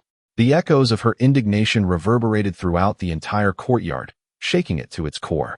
After venting her embarrassment and anger, Mikoto turned to her red-haired friend, Uzumaki Kushina, saying, "Look at what kind of person your new friend Wang Yu is. Just a few days ago, he teased you, and Watergate took him for special training because of it. Today, he didn't lock the door while bathing and acted inappropriately with me." Kushina burst into laughter, her voice filled with mischievous delight as she teased Mikoto. "Well deserved. You laughed at me for being teased, and now you've received the same treatment. We're even now?" As Kushina observed Mikoto's face reddening further, her laughter became uncontrollable, Embarrassed, Mikoto took Kushina's hand and marched out of the courtyard. The carefree Kushina, still chuckling, remarked, "It's fine. You saw him. Not the other way around." Once Uchiha Mikoto had regained her composure and exited the courtyard, Kushina began to reminisce about events from a few days prior, explaining, he, like me, is a survivor of his village's destruction. What you referred to as teasing was merely a jest. On the first day, when he saw me sitting alone in the classroom, he sat on my desk and said, "Hey girl, I heard you're Watergate-esque girl. Why is nobody talking to you in class?" As Kushina noticed Mikoto's attention was fully captured by her narrative, she continued, "I thought he was trying to pursue me or curry favor with the Jonin, so I didn't pay him any mind." He then mentioned, "I am one of the 2 survivors taken in by Orochimaru. You are also a survivor, and Watergate-esque master is Jiraiya." I distinctly remember his heartfelt words, thus, "We are both lonely wanderers, or you could say, family without a family." Listening to Kushina, Mikoto's heart softened slightly, yet she remained reluctant to relent. "Then why did I hear Watergate and the others say Wang Yu was teasing you?" Kushina chuckled softly, explaining with a grin, "That's because I was touched by his words. Seeing his pale face and skin, I felt pity for him and gave him a hug." The incident was fortuitously witnessed by Minato, who then felt a pang of jealousy. Meanwhile, the oblivious classmates assumed that Wang Yu had enchanted me with some sort of illusion. Unbeknownst to Wang Yu, the 2 girls outside the courtyard were engaged in conversation, yet at this moment, his heart was tumultuous with a myriad of emotions. The door was closed, and I found myself caught in an unexpected predicament, merely because a little girl had laid eyes upon me. If it weren't for Kushina, I would certainly have unleashed my beard upon you. A mere girl, freshly graduated, had seen me in such a state. Did she truly think I would not retaliate? Wang Yu's inner turmoil was intricate and profound. After dressing, he opened the door, only to find Mikoto Uchiha standing there, her expression a mixture of indignation and embarrassment. "Cough. Weren't you supposed to be outside?" he stammered awkwardly, quickly shifting the topic with the speed of a body flicker technique.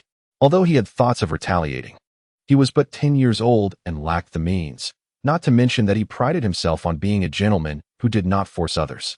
Mikoto Uchiha and Kushina were close friends, both having come from different villages, and they shared a similar experience of isolation upon arriving in Konoha.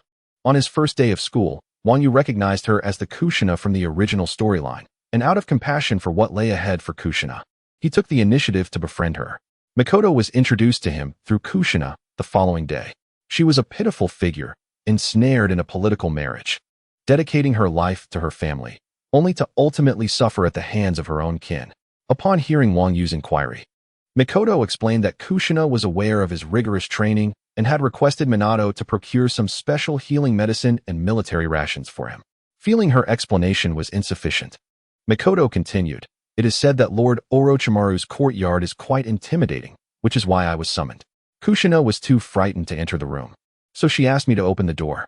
At this point, Mikoto glared at Wang Yu with a mix of embarrassment and anger. Kushina, now reassured that the courtyard was not so terrifying, approached Mikoto, placing a comforting hand on her shoulder, adopting a tomboyish demeanor.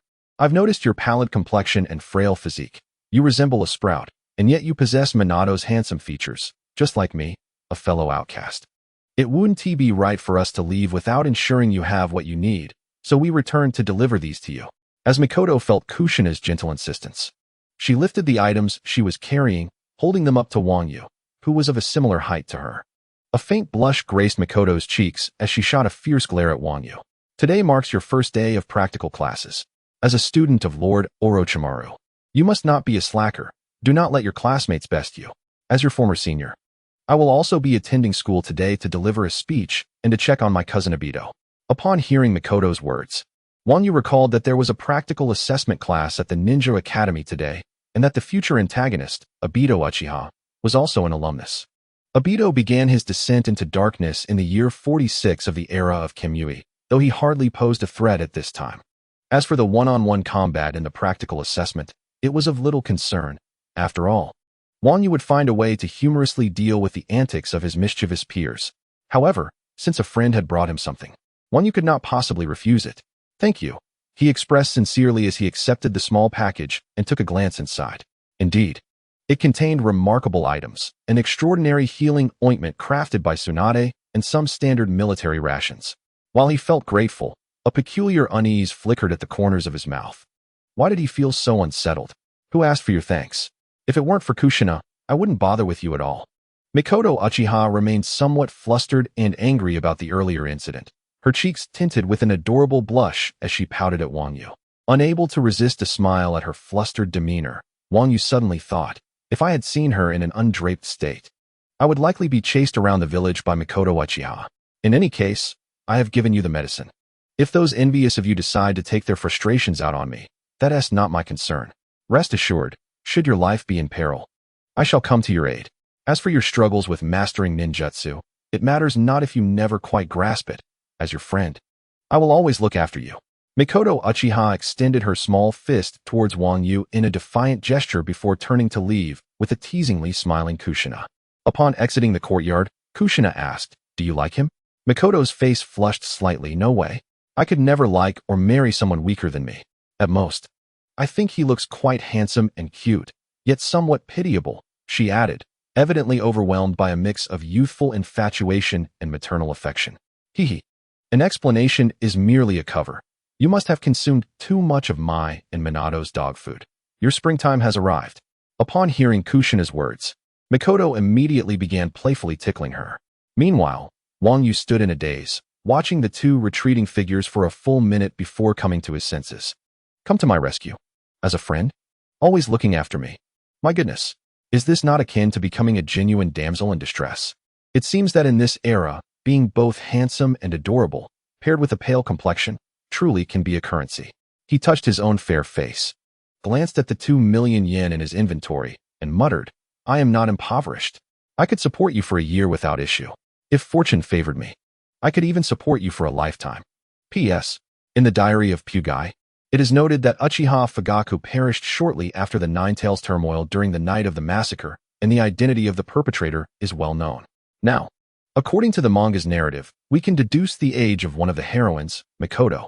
In the 38th year of Konoha, Fugaku is 30 years old. This aligns with the manga's portrayal of Mikoto and Kushina, who are both around the age of 10. Therefore, when Itachi is born, Mikoto is not yet 108 years old, which is a rather peculiar detail. It is certain that Fugaku died at the age of 40, but the manga does not specify Mikoto's age. Many storylines, particularly those not crafted by AB, are adaptations altered by others in TV and film versions. My narrative is rooted in the manga. I intend for Mikoto to be one of the protagonists. As for Fugaku, I will give him a wife, and both Itachi and his little brother will make appearances. Kushina will always belong to Minato, and I do not wish to burden him with unnecessary grief. Minato is quite pitiful, and I shall not inflict harm upon him. Frankly, I was infuriated when Hinata was confined by Shorin for an entire day in Boruto.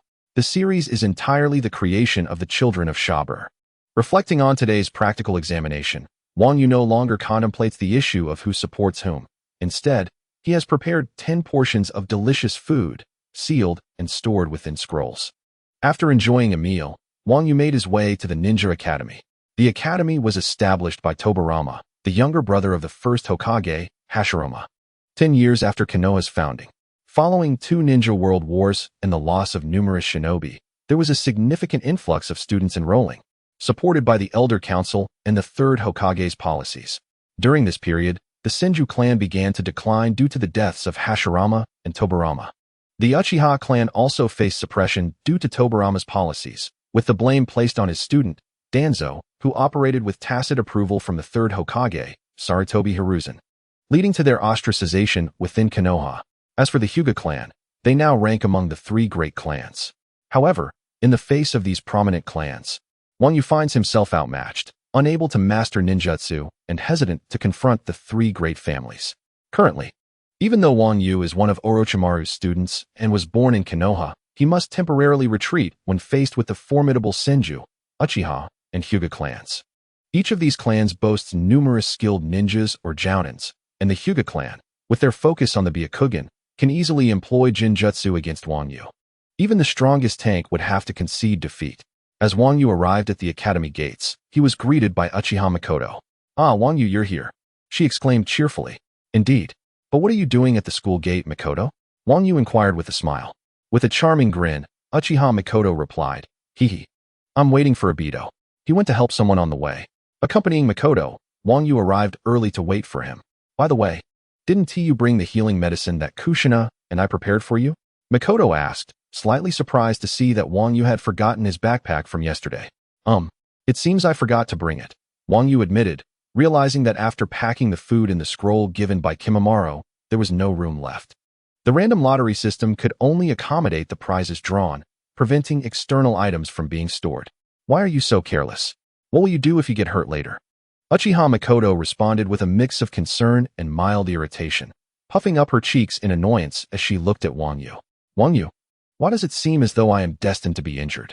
Although I am currently unable to master the body flicker technique, my physical prowess is remarkably formidable.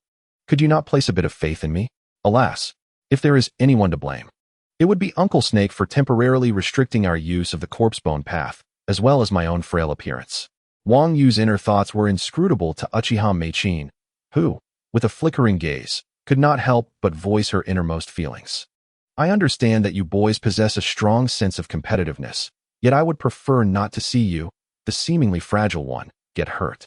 If it truly comes to that, it might be better for you to abandon the path of a ninja and lead a peaceful life as an ordinary person. Wang Yu paused momentarily, touched, and attempted to clarify that while my ninjutsu aptitude is rather average, my physical skills are exceptionally strong. After all, why would Lord Orochimaru take me on as his disciple? Rest assured, in practical lessons, I will dominate those little brats. Uchiha Meichin's suggestion for Wang Yu to become an ordinary person unwittingly stirred a twinge of guilt within her. She thought to herself that if Wang Yu truly abandoned the ninja life, she would always be there to protect him. Upon hearing Wang Yu's final words, Uchiha Meichin hesitated before nodding. There was logic in Wang Yu's reasoning, yet his physique hardly resembled that of someone exceptionally skilled in physical combat. Do pay attention to your safety. Regardless of your physical strength, I will keep a watchful eye on you in times of danger. Meichin always felt that Wang Yu was too fragile. Wang Yu was slightly moved and replied, I will be careful. Now, I shall head to school.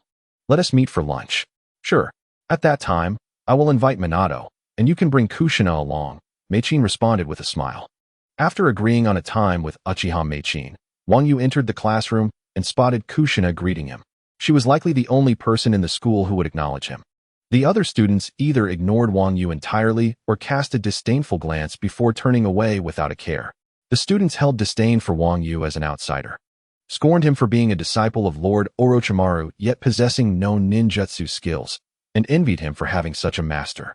Jealousy is an original sin, one of humanity's most intricate emotions, which no one can fully eradicate. Wang Yu smiled at Kushina and sat down at his desk. Kushina turned to the row behind her and said, Wang Yu, I've noticed Meichin seems to have a liking for you. Are you certain? Wang Yu sensed the implication but feigned ignorance with a hint of sadness. After all, Uchiha Meichin belongs to the Uchiha clan, where their women typically marry within their own ranks or allow outsiders to marry in. Even in the future, during the 46th year of Konoha, Kakashi was once targeted by the Uchiha clan to have his Sharingan reclaimed after obtaining a beat OS, but was stopped by the third clan leader, Uchiha Fugaku. Kushina looked into Wang Yu's eyes earnestly and said, If you confess your feelings to Meichin first, I believe she would not refuse you. Isn't that a bit too fast? We've only known each other for a few days. Let us get to know each other better first. Moreover, I am certain the Uchiha clan would oppose it. Wang Yu was indeed willing to pursue a romance with the beautiful Miss Meichin. Kushina expressed her thoughts, stating that the Uchiha clan would not be too opposed, for no matter how weak you may be, you are still a disciple of Lord Orochimaru, one of the legendary Sannin. Regarding the issue of having a short acquaintance, it indeed poses a challenge. As a matchmaker, I have continually endeavored to create opportunities for you. At this juncture, Kushina recalled Makoto's request from the morning and said, You must strive to graduate swiftly and become a genin, surpassing Makoto at the earliest. Casting a glance at the nearby classmates, who were oblivious to her words, she whispered a secret. Earlier, Makoto had declared that she would only marry a ninja stronger than herself. You must work hard. Put in your utmost effort. Wang Yu nodded incessantly, affirming his commitment to strive. His thoughts centered on the fact that with you as his close friend, he need not worry. For Wang Yu, pursuing a romantic relationship first was paramount. Concerns about being insufficiently capable were trivial, as long as he maintained his daily nutrition. Physical development was merely a matter of a few months. As for marrying into the Uchiha clan, that was out of the question. Once he mastered ninjutsu, Wang Yu would possess the means to dispel ordinary illusions, making it exceedingly simple to defeat Fugaku, who lacked the Mangekyo Sharingan. In terms of Konoha and the Uchiha, Wang Yu felt no sense of belonging. His true allegiances lay with his homeland, his future family, and his current companions. In the Pugai Diary manga, when Fugaku perished, he had not yet awakened the Mangekyo. I will upload the images of that scene, provided someone raises the question in the discussion forum. However, within the theatrical version's depiction of Itachi's memories, Fugaku is shown to possess the Mangekyo. Yet, I must assert that had Fugaku possessed the Mangekyo, a few more incidents of the Nine-Tails chaos would have plunged Konoha into utter turmoil long ago. One such upheaval cost Minato his life. Had he collaborated with Madara or Kaguya, Konoha would have met its end much sooner. It is crucial to acknowledge that the Mangekyo wields immense control over tailed beasts. Moreover, would a Fugaku endowed with such power willingly perish at Itachi's hands? With the Mangekyo, would he remain content merely as the clan leader? As the head of one of Konoha's prominent clans, the Uchiha, with sufficient strength, aspiring to be a candidate for Hokage would not be an impossibility. Thus, it is evident that the screenwriters, not guided by AB, have poorly conceived the notion of granting Fugaku the Mangekyo, which starkly contradicts AB's established lore. Had Fugaku truly possessed the Mangekyo, the Uchiha would not have faced annihilation. These writers are akin to those behind Boruto, exploiting the nostalgia of fans for profit. While Wang Yu and Kushina deliberated on how to facilitate connections, the Chunin instructor entered the classroom. After conducting a lesson, the subsequent period was designated for practical combat exercises between two classes. The Chunin instructor sought out Uchiha Mikoto in the office and subsequently led all the students and Mikoto out of the classroom, converging on the training ground with another class. The instructor then began reading from a prearranged list. According to the established roster, pairs of students from the two classes stepped forward to commence their matches. The shuriken and kunai employed by the students were unsharpened, making fatal injuries unlikely, yet it remained impossible to entirely avert the pain from collisions or the risk of injury. After all, this was Konoha's ninja academy, and the world of ninjas is inherently brutal. Even though the system of the Hidden Leaf Village is somewhat more lenient, it pales in comparison to the brutal reality of the Blood Mist Village in the Land of Water. However, it is impossible to squander resources nurturing a plethora of delicate greenhouse flowers. On the playground, numerous familiar figures caught Wang Yu's eye. Among his classmates was Kushina, and alongside her were the prodigious Uchiha Shursui and the future tragic hero Uchiha Itachi, as well as the niece of Kato Dan, Shizen. In the same class were also fellow disciples of Orochimaru, including Mitarashi Anko, Ibiki, Yuhi Kurenai, Asuma, Narashikaku, and the duo of Konoha's gatekeepers, Kamizuki Izumo and Tosuk. This class is one of 3 graduating classes, with no distinction based on age, relying solely on strength. Wang Yu, however, is an exception due to his connections. In another graduating class on the playground, many renowned figures could be found, such as the prodigious Kakashi, Nara Rin, and Uchiha Obito. Of course, they are all children aged between 5 and 12. Nonetheless, Kakashi and Shursui remain exceptionally talented youths, undisputed champions of their respective classes. At the school, Kakashi, being the youngest, is affectionately referred to as the number 1 in the entire institution. When Kakashi steps onto the field, he is greeted by a chorus of cheers from numerous girls. Undoubtedly a testament to his extraordinary popularity.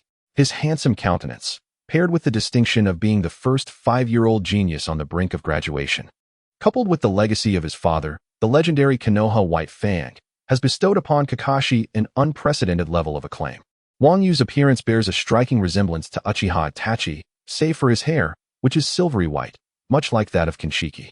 When he first enrolled, Wang Yu's popularity was on par with Kakashi's. However, just 2 days later, due to his poor performance in ninjutsu, he found himself the subject of daily ridicule from Mitarashi Anko, another of Orochimaru's disciples.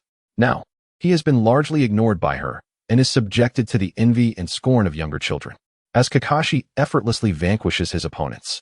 Cheers and screams of adulation erupt from the girls.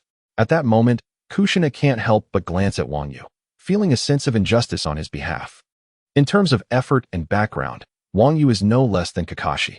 Yet, the disparity between them stems solely from the difference in their innate talent for ninjutsu. Just as Kushina lets out a quiet sigh, the Chunin instructor, holding a roster, calls out. Next up, Wang Yu and Uchiha Shursui, please step forward. Upon hearing the matchup, Uchiha Makoto is taken aback, and Kushina is momentarily stunned. Unable to contain herself, Makoto whispers, "Why is it our Uchiha clan's ninja facing Wang Yu?" The Chunin instructor pays no heed to Makoto's inquiry. The majority of Konoha's ninjas, under the tacit approval of the second and third Hokage, have isolated the Uchiha clan. Aware of this ostracism, Makoto silently worries for Wang Yu. Although Kakashi appears to be the top genius, it is merely due to his youth. While Uchiha Shursui has already awakened his Sharingan at such a tender age, boasting a chakra reserve far superior to that of Kakashi. The most formidable student of the true ninja school is none other than the lower ninja, Uchiha Shursui. In a confrontation between Kakashi and Uchiha Shursui, the latter would likely hold a slight edge in prowess. The fact that the Chunin instructor has paired Wang Yu with Uchiha Shursui is undoubtedly intentional. There is something amiss here. Wang Yu, do not step forward, surrender immediately. Although Uchiha Shursui possesses a decent character, he is prone to underestimating the weight of the situation during combat. Kushina, visibly agitated and anxious, cast a worried glance at Wang Yu, urging him not to take the stage. No need. Wang Yu reassured her, gently patting her shoulder and interrupting her words with a comforting gaze. Rest assured, I shall not be harmed. His declaration carried an inexplicable aura, momentarily leaving Kushina in a state of astonishment. After uttering this, Wang Yu turned to enter the arena. Noticing Uchiha Makoto's concerned expression, to which he responded with a warm smile. Wang Yu was acutely aware of the instructor's ulterior motives. The distinctive marks on his and Kinmaru's brows were the symbols of the Take-Torai clan, unmistakable to those who had endured the Second Shinobi World War. Orochimaru's assertion regarding the third Hokage was that he encountered a survivor of the Kaguya clan in the Mist Village, with the prevailing narrative in the village classifying them as outsiders. Wang Yu surmised that the Chunin instructor likely harbored resentment due to the death of his parents or relatives at the hands of the Take-Torai clan, and thus had never extended a favorable disposition toward any member of the Kaguya clan. The Mist Village was often regarded with contempt by ninjas from other villages, and this animosity proved difficult to dissolve, even in light of the third Hokage's orders, much like how the ninjas in the original narrative scorned Naruto Uzumaki, the Jinchuriki of the Nine Tails. Consequently, Wang Yu's treatment in the Hidden Leaf Village was hardly superior to that of Naruto in the original tale. Not every instructor was as compassionate and responsible as Irika, especially after Wang Yu failed to master ninjutsu the following day. The Chunin instructor began employing various tactics to ostracize him from the class. The ninja school had its own regulations, unless Wang Yu himself requested to withdraw.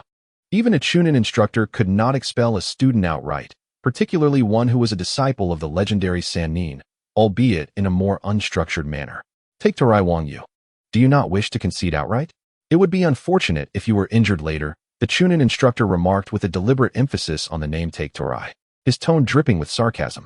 In his view, the more he pressed, the less likely Wang Yu would be to surrender in front of the entire class, leading to a scenario where Uchiha Shursui could potentially incapacitate him, compelling Wang Yu to request his withdrawal.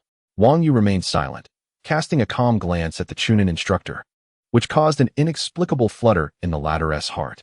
Such tranquility and composure were hardly traits one would expect from a mere 10-year-old child. No need. Let us commence directly, Wang Yu stated as he turned to face Uchiha Shursui. Observing this exchange, Kushina, amidst the crowd, and Uchiha Makoto, standing beside the instructor, were both taken aback, surprised that Wang Yu, despite having an escape route, chose to fight rather than concede. What a disgrace. The attitude of these individuals toward Wang Yu is increasingly intolerable.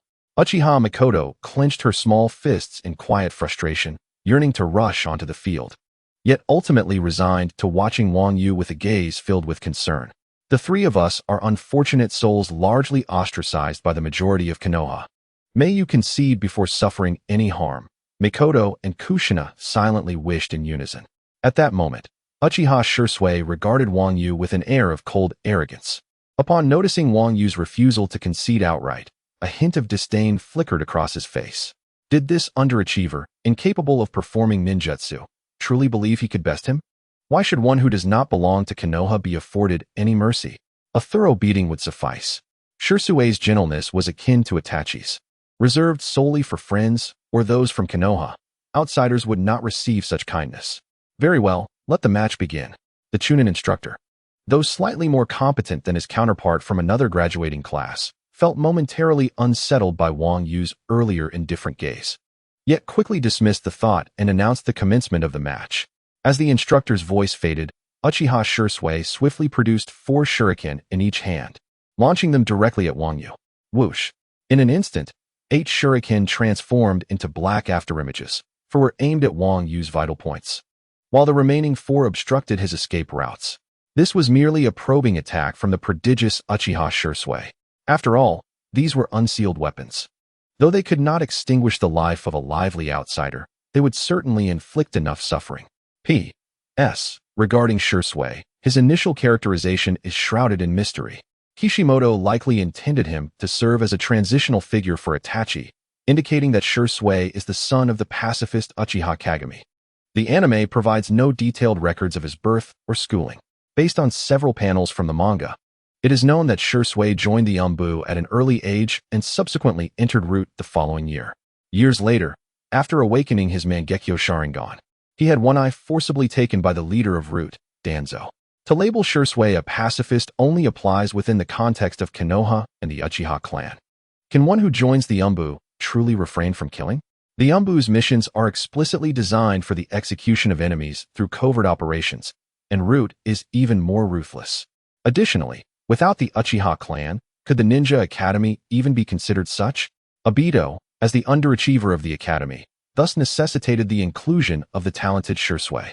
As for Konoha's White Fang, the manga suggests a tragic narrative. After the Second Shinobi World War, the third Hokage and Danzo spread rumors to force the resignation of the legendary White Fang, who had slain the father of the Scorpion.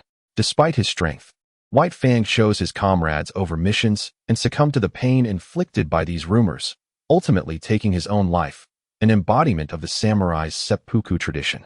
Following White Fang's demise, Kakashi found himself in a similarly perplexing situation, uncertain of which path to choose. I have included Uchiha Shursui in this narrative, along with Hinata, Ino, Shikamaru, and members from various clans in the later stages. Furthermore, as a gentle reminder, the fathers of the 12 young ones are now aged between 14 and 30. The fathers of these young ones have long since ascended to the ranks of Chunin and Jonin, rendering them unable to attend the same class, for they possess the formidable prowess of Jonin from the Third Great Ninja War. This is the Shuriken Jutsu of the Uchiha clan, renowned as the supreme master of Shuriken in the entire ninja world. Regrettably, those who have fallen beneath the Uchiha Shuriken are merely insignificant foes. The netizens of our homeland affectionately refer to it as the technique of Shuriken that cannot kill. Currently, such an attack is easily evaded by the martial arts master Wang Yu. But who is Wang Yu? He is affectionately dubbed the Gale Sword Master, the Joyful Wind Man, living solely for the thrill of adventure. This is the assessment of Wang Yu by his League of Legends ranked teammates. Wang Yu's intent is straightforward. He wishes to showcase his physical prowess before Uchiha Mikoto and Uzumaki Kushina. No one shall deter me. I am about to display my flair. I assert that even Orochimaru cannot impede my resolve. If he inquires as to my extraordinary capabilities, I shall simply claim that I have reinforced my fingers with skeletal enhancement. As the 8 shuriken hurtled towards him, Wang Yu discerned the absence of Jonin oversight in this vicinity and suddenly activated his trifold ability, a glimmer igniting in his eyes. He subtly inclined his body, extending 2 fingers towards the incoming shuriken, swiftly striking at them. Had he lost his senses? Was he truly attempting to intercept shuriken with mere fingers? Witnessing this spectacle, all students from both classes widened their eyes in disbelief. Even the Chunin instructor momentarily stood dumbfounded before sneering. Even if those shuriken were not sharpened, they could easily shatter your fingers. You arrogant child who has yet to become a genin. The Chunin instructor believed this was a predicament of Wang Yu's own making. And regardless of the severity of his injuries, he would bear only a minuscule share of responsibility. However, in the next moment, as Wang Yu deftly deflected all the shuriken with his fingers, every expression in the room froze. This included Uchiha Mikoto and Uzumaki Kushina. Observing the astonishment of his peers, Wang Yu lamented the absence of exclamations of disbelief. Wang Yu, truly formidable. With a hint of regret, he nonchalantly blew on his fingers and remarked, "My aptitude for ninjutsu may be lacking, but in the realm of taijutsu, I reign supreme." The onlooker, the watermelon-headed Mike Guy, disagreed fervently. My father's taijutsu is the strongest. The Hokage ranks second, and Tsunade ranks third. You are at best within the top 10. At this moment, Might Guy harbored unwavering faith in his father, believing him to be the mightiest. Well, your father, the eternal Genin Might Dai, showcased his prowess during the Third Great Ninja War by vanquishing 4 elite jonin. Though I do not wish to provoke, your father is indeed impressive. I merely seek to indulge in some bravado. Must you retaliate? That is hardly endearing. As all 8 shuriken, deflected by Wang Yu's fingers, fell harmlessly to the ground, disbelief swept through the crowd. It was unfathomable. How could the human fingers possibly withstand shuriken? Wang Yu employed a technique, but what kind of technique was it? He did not perform any hand signs. The venue erupted in a cacophony of astonishment, with more voices articulating their inner shock. All present students gazed in wide-eyed wonder, their expressions replete with incredulity. Even Kushina appeared utterly astonished. Mikoto Uchiha found herself in a state of disbelief. The deeper one delved into the Uchiha clan, the more one comprehended the formidable prowess of the Uchiha Shuriken technique. She instinctively covered her mouth, astonished that Wang Yu possessed such an extraordinary ability.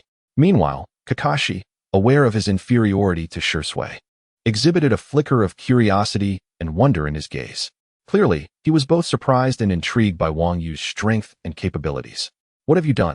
In the arena, Uchiha Shursui was equally taken aback. He had not anticipated that such a flawlessly executed closed attack could be thwarted by merely 2 fingers.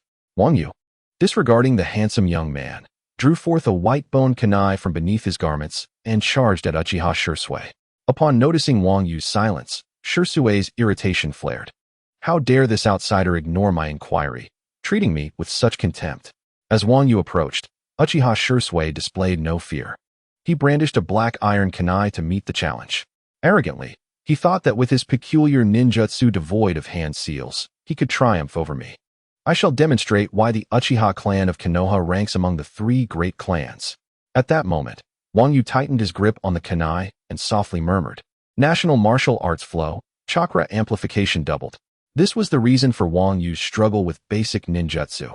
However, he mirrored the technique, substituting chakra for internal energy, achieving a current power amplification of 1 times, with tremors likewise. Though this fell short of Tsunade's 100-fold amplification of strength, given a few years, Wang Yu could attain a 10-fold amplification of chakra through national martial arts flow. If provided with the secrets of the strength technique, he could even achieve or surpass a 100-fold enhancement. The national martial arts Wang Yu practiced were the culmination of countless practitioners' wisdom, distilled over centuries. They enabled ordinary individuals to achieve a 10-fold increase in power through sheer physical training, unbound by the limitations of any world. As for the chakra of the Naruto world, it could only be utilized within that realm, boasting a mere 50-year history. Had the God Tree's fruit not appeared, the Sage of 6 Paths Mother would have never acquired chakra. Suddenly, a vibrant blue chakra materialized, enveloping the kunai's blade and descending ominously upon Uchiha Shursui. Upon witnessing the emergence of this blue chakra, Shursui's pupils dilated in recognition of impending danger, yet he could only brace himself and attempt to block with his kunai. Swiftly, the black and white kunai clashed. Strangely, there was no clang of metal on metal. Instead, the collision produced only the faintest of sounds, akin to a knife gliding through tofu. The resounding thud that followed marked the sound of Shursui's kunai, severed and falling to the ground. A cracking noise echoed, the result of the unactivated 3-way ability being unable to withstand the rapid vibrations of the national martial arts chakra, causing the bone kunai to fracture. My apologies. The amplification of the national martial arts flow is too potent. Even without sharpness, it renders the kunai as fragile as tofu. Wang Yu remained poised, ready to showcase his extraordinary prowess. Uchiha Shursui's kunai slipped from his grasp in shock, clattering to the ground as he retreated hastily. A flicker of horror evident in his eyes. Is that blue chakra truly ordinary? How did you produce such an eerie shockwave? Which clan or village does this martial art style originate from? I have never encountered it before. Can you enlighten me? A barrage of questions tumbled from Uchiha Shursui's lips, but none, including Wang Yu, offered a response. The students present, even the Chunin instructors, were rendered speechless, captivated by the unfolding spectacle. Aside from Shursui, silence prevailed, though the ambient sounds of chirping insects and birds prevented the atmosphere from achieving a tranquil stillness. Yet Wang Yu pressed on. resolutely seizing the kunai and charging towards Uchiha Shursui. With his iron kunai abandoned on the ground, Shursui, having witnessed the prowess of Wang Yu's martial arts, dared not confront him head-on, evading with a hint of desperation. At that moment, the martial arts master Wang Yu toyed with the proud Uchiha Shursui. As Shursui continuously retreated, he suppressed his astonishment, his expression gradually shifting to one of indignation. How dare I be toyed with by the likes of Wang Yu, a mere underachiever? I have brought disgrace upon the Uchiha clan of Konoha. Casting a glance at Uchiha Mikoto and Obito by his side, Shursui gritted his teeth. You are courting death. You are compelling me to unleash my ultimate technique. Do not blame me if you perish afterward.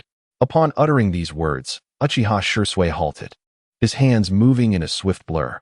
There are only wrongly called names, never mispronounced nicknames, even at a tender age. Shursui's hand seal speed reached an astonishing 4 seals per second. However, before he could complete the seals, Wang Yu's white shuriken hurtled toward him. Whoosh! As the shuriken was released, a significant portion of its chakra dissipated into the air, yet it still pierced through. Thud! It turned out that Uchiha Shursui had already utilized the substitution technique, transforming himself into a piece of wood. The speed of a 4-seal substitution technique is indeed impressive. Observing Shursui finally employing ninjutsu, Wang Yu couldn't help but exclaim. To their classmates, it appeared that Uchiha Shursui had arrived behind Wang Yu a second prior, his movements so rapid that they could only perceive afterimages. Si Wei, Shun, Hai Wu In. 15 seconds later, fire style. Fireball jutsu. Uchiha Shursui ruthlessly seized the opportunity he had created. As Wang Yu marveled, he suddenly felt a wave of terrifying heat approaching from behind. Even before it struck, an intense warmth engulfed him. The emergence of the fireball jutsu sent shockwaves through the students, for it was a C-rank ninjutsu. Uchiha Shursui, breathing heavily, recognized that casting this jutsu placed a considerable strain upon him, consuming nearly half of his chakra. The explosive fireball surged towards Wang Yu, a cold smile gracing Shursui's lips. No matter how peculiar you are or how much your martial arts enhance, you cannot hope to withstand my formidable C-rank ninjutsu, which I have only recently mastered. Boom. The fireball detonated explosively before Wang Yu. The explosive output of the great fireball technique astonished both students and teachers alike, creating a wave of shock throughout the arena. All the students instinctively recoiled, the overwhelming heat causing them to perspire profusely.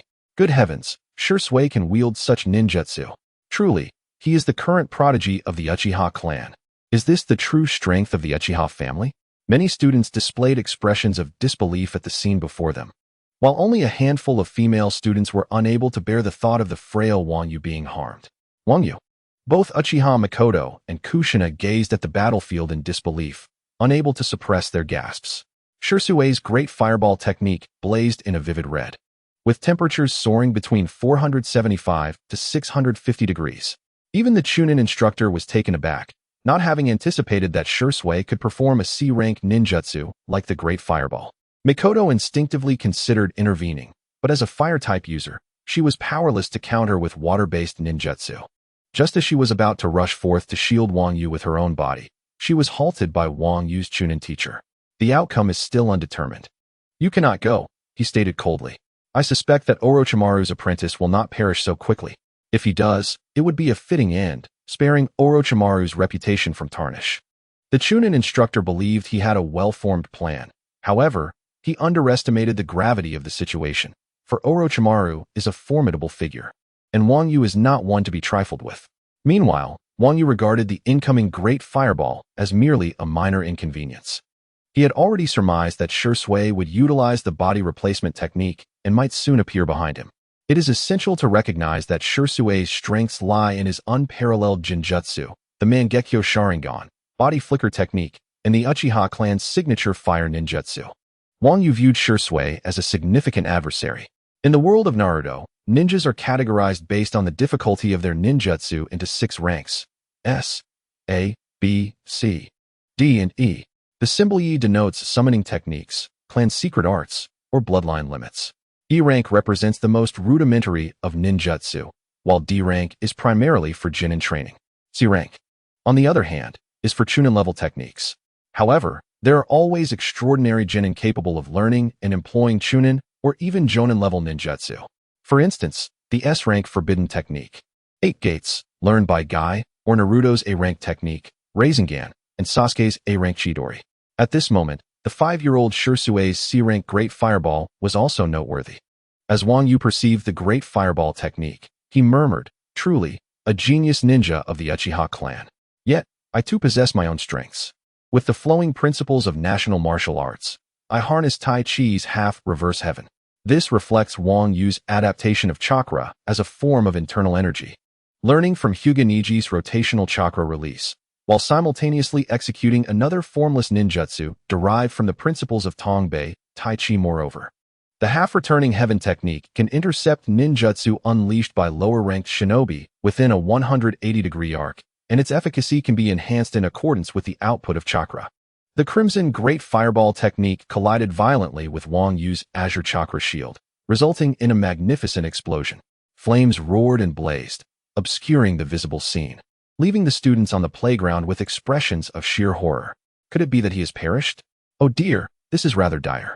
The students were unable to discern what transpired within the fiery sphere, their only sight being Wang Yu engulfed within it. Many wore expressions of dread, while at that moment, Kushina and Mikoto Uchiha lost their composure, deeply distressed. A glimmer of tears shimmered in the corner of Mikoto's eye as she stood helplessly. The friend who had been so lively just that morning, the sole boy she had feelings for, was he truly leaving her and Kushina behind? Is this the heart-wrenching sensation my mother once spoke of? It is unbearable, so agonizing. Mikoto pressed her hand against her heart, recalling her late mother's words. In another graduating class, drawn by the battle involving Uchiha Shirsuei, some students were conversing. Nara Shikamaru, a member of the latest generation of the Ino, Shika, Cho trio, sniffed the air and said confidently, "He is definitely not dead, so fret not." Akimichi Choji, munching on snacks, chimed in curiously, "What makes you say that, Shikamaru?" Yamanaka Ino, unable to tear her gaze from her own reflection, cast a sidelong glance and inquired, "Who could possibly withstand a great fireball and survive?" "Are you mistaken, Shikamaru? There's no scent of burnt fabric or charred protein. It's evident he's alive." Shikamaru leaned against Choji while explaining. Hinata Hyuga, veins protruding at her temples, had been keenly observing the duel. "Shikamaru is right. Nothing is amiss," she stated, though a question lingered in her mind. However, their conversation was drowned out by the discussions of other classmates. Kushina and Mikoto were oblivious, still enveloped in their sorrow. The only Chunin instructor capable of intervening observed Wang Yu's teacher, who was evidently stronger than him, remaining silent, fully aware of how his colleagues' parents had met their demise. Wang Yu's teacher sneered, "Huh? He's surely dead. All members of the Taketorai clan deserve to perish." Uchiha Shirsuei gazed at the great fireball that dissipated after 3 seconds. His expression pale yet tinged with a sinister chill, contemplating that Wang Yu must have been reduced to ashes. However, in the very next moment, Shirsue's expression froze in disbelief. His eyes widened in astonishment as a figure emerged from the fading flames, gradually becoming clearer. It was unmistakably Wang Yu. Impossible. A fireball nearly a meter in diameter, approximately 500 in circumference, had been endured by Wang Yu. Shirsuei was astounded, witnessing Wang Yu stepping forth from the inferno. "You withstood the great fireball. You must be at your last breath, merely holding on," he thought incredulously.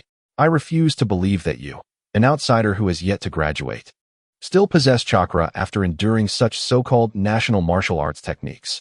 With this thought, Uchiha Shirsuei regained a flicker of confidence in his eyes. He dashed forward, leveraging his momentum to unleash a powerful punch towards Wang Yu. However, Wang Yu met this assault with an icy gaze. Channeling the amplified strength of his national martial arts chakra while silently invoking his jutsu, Wang Yu retaliated with a punch of his own. A pale blue-white radiance enveloped his fist. In the next moment, their fists collided with a resounding crack. The sound echoed from the bones in Uchiha Shirsuei's arm. Foolishly engaging in a direct fistfight with Wang Yu, Shirsuei's body could not withstand the force of Wang Yu, who was empowered by the abilities of the third child. His arm was brutally shattered. The explosive force of the national martial arts sent him hurtling backward. How can you possess such an abundance of chakra? With a thud, Uchiha Shirsuei fell awkwardly to the ground, his eyes reflecting a mixture of disbelief and horror, before he suddenly coughed up a mouthful of blood. Enduring the excruciating pain to avoid losing consciousness, he inquired, "What on earth is this jutsu?" Hearing Wang Yu's Chinese accented English, Uchiha Shisui was baffled. He felt Wang Yu was disregarding and even insulting him, prompting him to spit out another mouthful of fresh blood in frustration. Subsequently, the unfortunate Shisui collapsed, unconscious. The murmurs from the crowd fell silent in an instant. At that moment, Wang Yu raised his hand to brush off the dust from his clothes. Reflecting on the validity of the online community's assertions that without the double tomo, one cannot enhance Genjutsu. Online, netizens believe that the Sharingan beneath the kaleidoscope possesses three foundational abilities: the inside eye, the copying eye, and the illusion eye. As the Sharingan matures, characterized by an increase in the number of tomo and changes in their angles, these abilities gradually emerge and refine. These three powers are interdependent. First, one must perceive the movements to replicate physical techniques. Then, one must discern the flow of chakra to see through and replicate ninjutsu. Ultimately, understanding one's own chakra flow is crucial to knowing how to use the Sharingan to disrupt an opponent's chakra. Thus, Wang Yu concluded that until Uchiha Shisui awakened the double tomo, he could not effectively counter him. Moreover, who could say who would be more formidable when Shisui eventually attained the triple tomo in 2 years? Wang Yu anticipated that he would have over 100 opportunities to draw rewards in that time, potentially obtaining enhancements to his mental energy or a second chakra type, enabling him to confront this arrogant, seemingly invincible Uchiha Shisui. Typically, Genjutsu employs the 5 senses as a medium, and evading it requires the closure of these senses. For instance, the esteemed Kai has a unique combat style that avoids making eye contact, while Sage Kabuto employs a snake's eye membrane to block visual perception. However, if one possesses 2 types of chakra within them, such as the tailed beasts in Jinchuriki or Sasuke's Cursed Seal of Earth, they can also break ocular Genjutsu. Most of the Uchiha clan relies on vision as their medium, and utilizing the other 4 senses incurs extreme costs. For example, the use of Kodo Amatsukami results in a 10-year cooldown. Similarly, the techniques Izanagi and Izanami render one completely blind after their use. Following the silence that enveloped the fallen Shisui, another uproar erupted among the onlookers. The Sage of the 6 Paths, how is this possible? Oh my, the first Hokage is here, what is happening? Incredible. The second Hokage is present. How can Wang Yu withstand a C-rank fire-release ninjutsu and emerge unscathed? My goodness, the third Hokage is here. And this young man is truly formidable.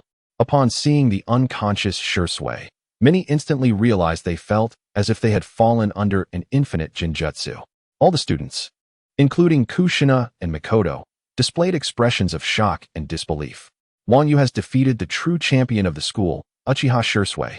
This means Wang Yu is no longer the underperforming student in ninjutsu, but rather a genuine disciple of Orochimaru. He has become the second most talented individual in the school. In the crowd, Uchiha Mikoto stared blankly at the scene, her eyes glistening with unshed tears. She still could not comprehend what had just transpired.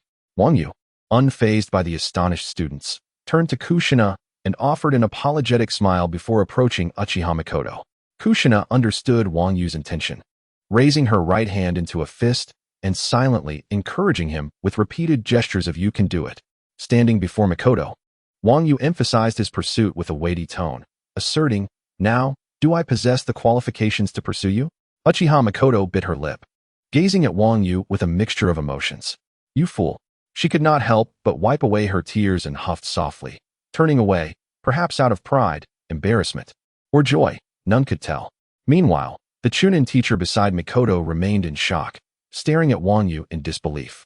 After a moment, he hesitantly raised a finger, trembling as he pointed at Wang Yu. "Why you? What about me? I already know I won." Wang Yu replied calmly, his demeanor unperturbed.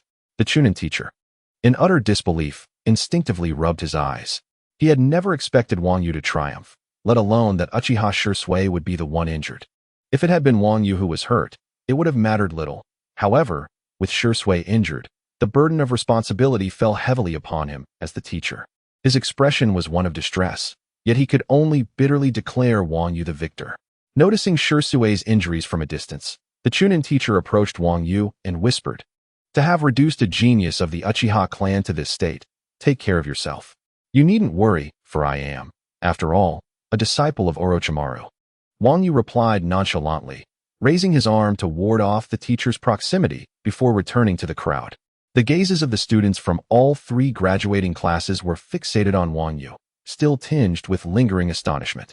Even Kakashi's eyes sparkled with intrigue as he scrutinized Wang Yu, clearly beginning to regard him with newfound respect. Following the practical exercises between the two classes, Wang Yu had instantly become the focal point of discussion throughout the entire ninja academy.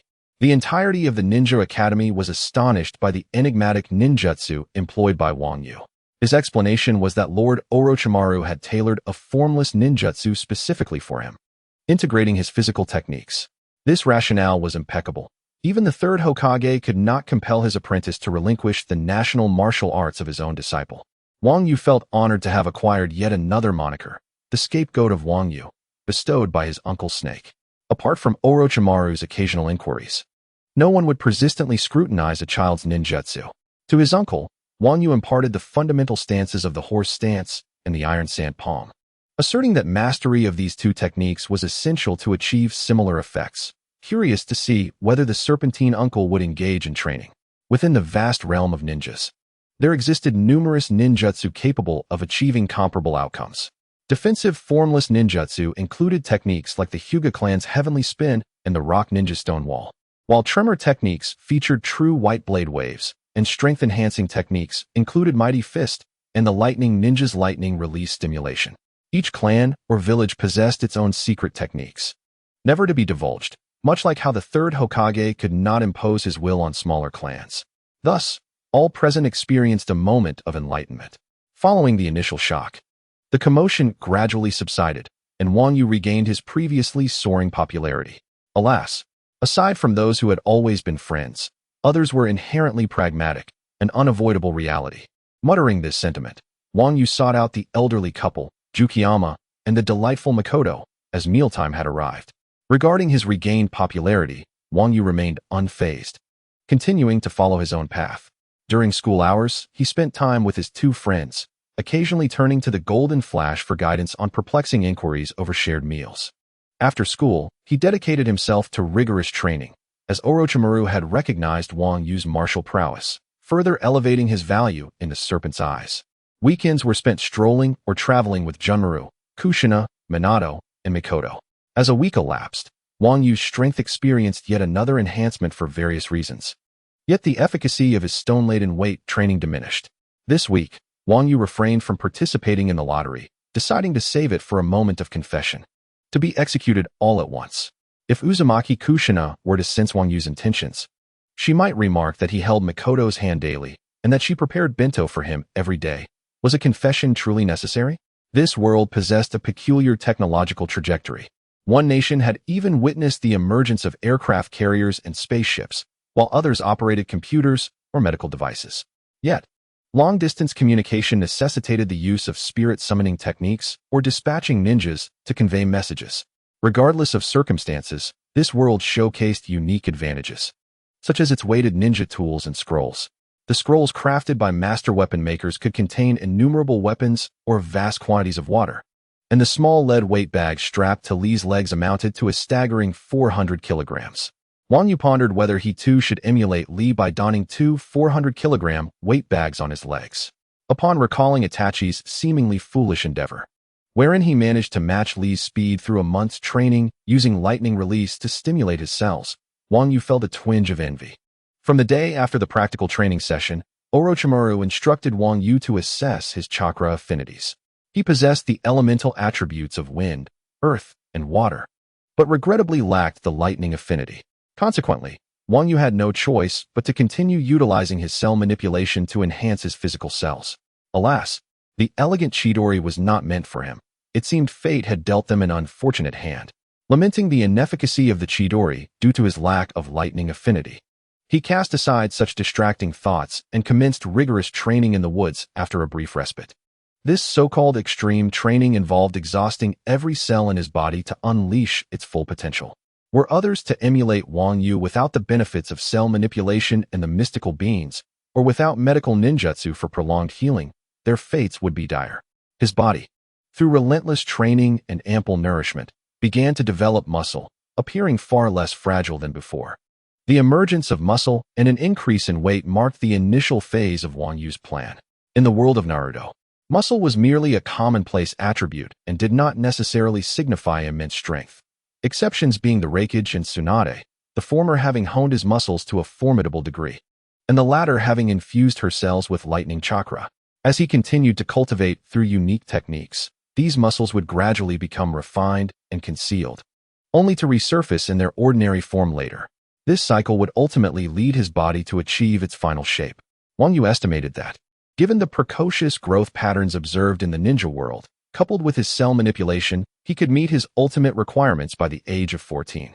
7 days of training yielded slight advancements in basic ninjutsu, as well as an expanding breadth in his martial arts development, including the practice of Ba-ji, Xing-yi, and Tong-bei Tai Chi. Now, once his chakra reached the level of a chunin, he could utilize C-rank ninjutsu without relying on the three-body technique as before, adeptly defending himself with his martial arts. However, should Uchiha Madara or the third Hokage unleash a C-rank fireball jutsu, Wang Yu would still find himself in peril. When an elite ninja employed the fireball technique, Wang Yu felt it would be a 50-50 chance of survival. After all, he had yet to engage in combat with a jonin to ascertain the specifics. Sweat dripped onto the forest floor as he completed 560 weighted push-ups, and his arm cells began to falter once more. Providing them with a surge of oxygen and energy, he persevered. A week prior, his cells would revolt after 500 repetitions. Now, they exceeded their previous limit by over 60.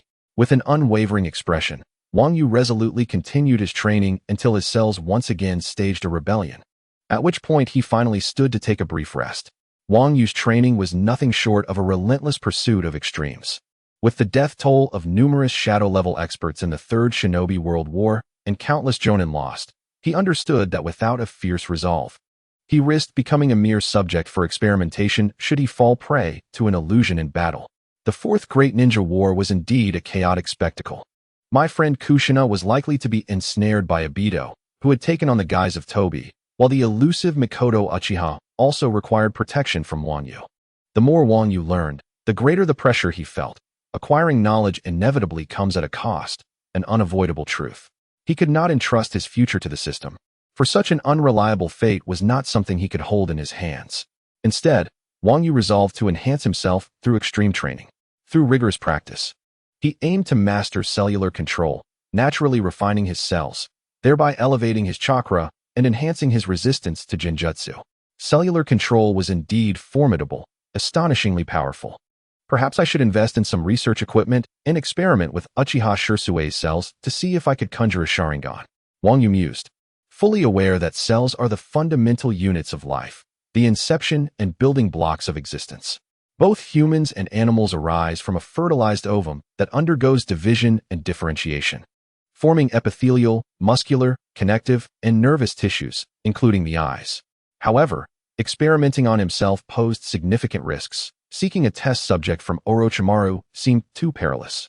Instead, he resolved to follow the prudent approach of his mentor, experimenting first with the simpler and safer plant cells, beginning with chloroplasts and cells, proceeding step by step. What method did his mentor employ? Wang Yu pondered, slapping his thigh in realization. Yes, starting with animals would be wise. Which animal should he choose for testing? The adorable rabbit would suffice. Should it perish, he could roast it over a fire for a meal. How delightful! Wang Yu mused inwardly, marveling at the beauty of life. He soon captured a charming rabbit and was about to commence his research when he heard footsteps approaching on the nearby branches. Surprised, he glanced upward to see who was arriving. Knowing that several individuals were aware of his solitary training, he could not ascertain who it might be. What have you gotten yourself into this time? Sighed Mikoto Uchiha, who arrived bearing a dinner. She looked at Wang Yu with a mix of exasperation and concern, disregarding the sweat on his brow as she extended her delicate hand to assist him. I truly don't understand why you push yourself so hard. You already possess the body of the dead and the techniques of the national martial arts. You're already quite formidable. Mikoto puffed her cheeks in confusion, clearly indicating that Wang Yu had shared his background with her. Wang Yu contemplated whether to disclose the future or the fate of the Uchiha clan, ultimately deciding against it. A man, after all, should bear the weight of pressure to ensure the happiness of his woman. There were those like Tsaikuin and Jichin, one born under an ill-fated star, the other quick to abandon his girlfriend in times of trouble. They could only be deemed as lacking in fortitude. With a smile, Wang Yu remarked, Isn't Kushina's boyfriend stronger than me? Namake's Minato, perhaps? Mikoto Uchiha pouted, retrieving a towel to gently wipe the sweat from Wang Yu's brow. However, surpassing him is no easy feat. Wang Yu replied with a smile, "It is precisely because it is difficult that I am compelled to strive with all my might. Besides, you are still waiting for me to exceed your accomplishments." Uchiha Mikoto initially pouted, but a faint smile appeared on her face upon hearing his latter remark. "I believe in you. You will not only surpass me, but will eventually outshine him as well." Wang Yu nodded in acknowledgement, then, with an air of mild embarrassment, ran his fingers through his hair and said to Uchiha Mikoto, "By the way, could you lend me 150,000 Ryo?" Uchiha Mikoto looked at him in surprise, instinctively responding, "Of course. What do you need it for?" As a lower-ranking ninja, she was acutely aware of the wealth possessed by the Uchiha clan, one of the three prominent families. The Konoha police force was entirely composed of Uchiha members, and they were somewhat isolated from the rest of the ninja village. Moreover, the Uchiha clan was not prideful.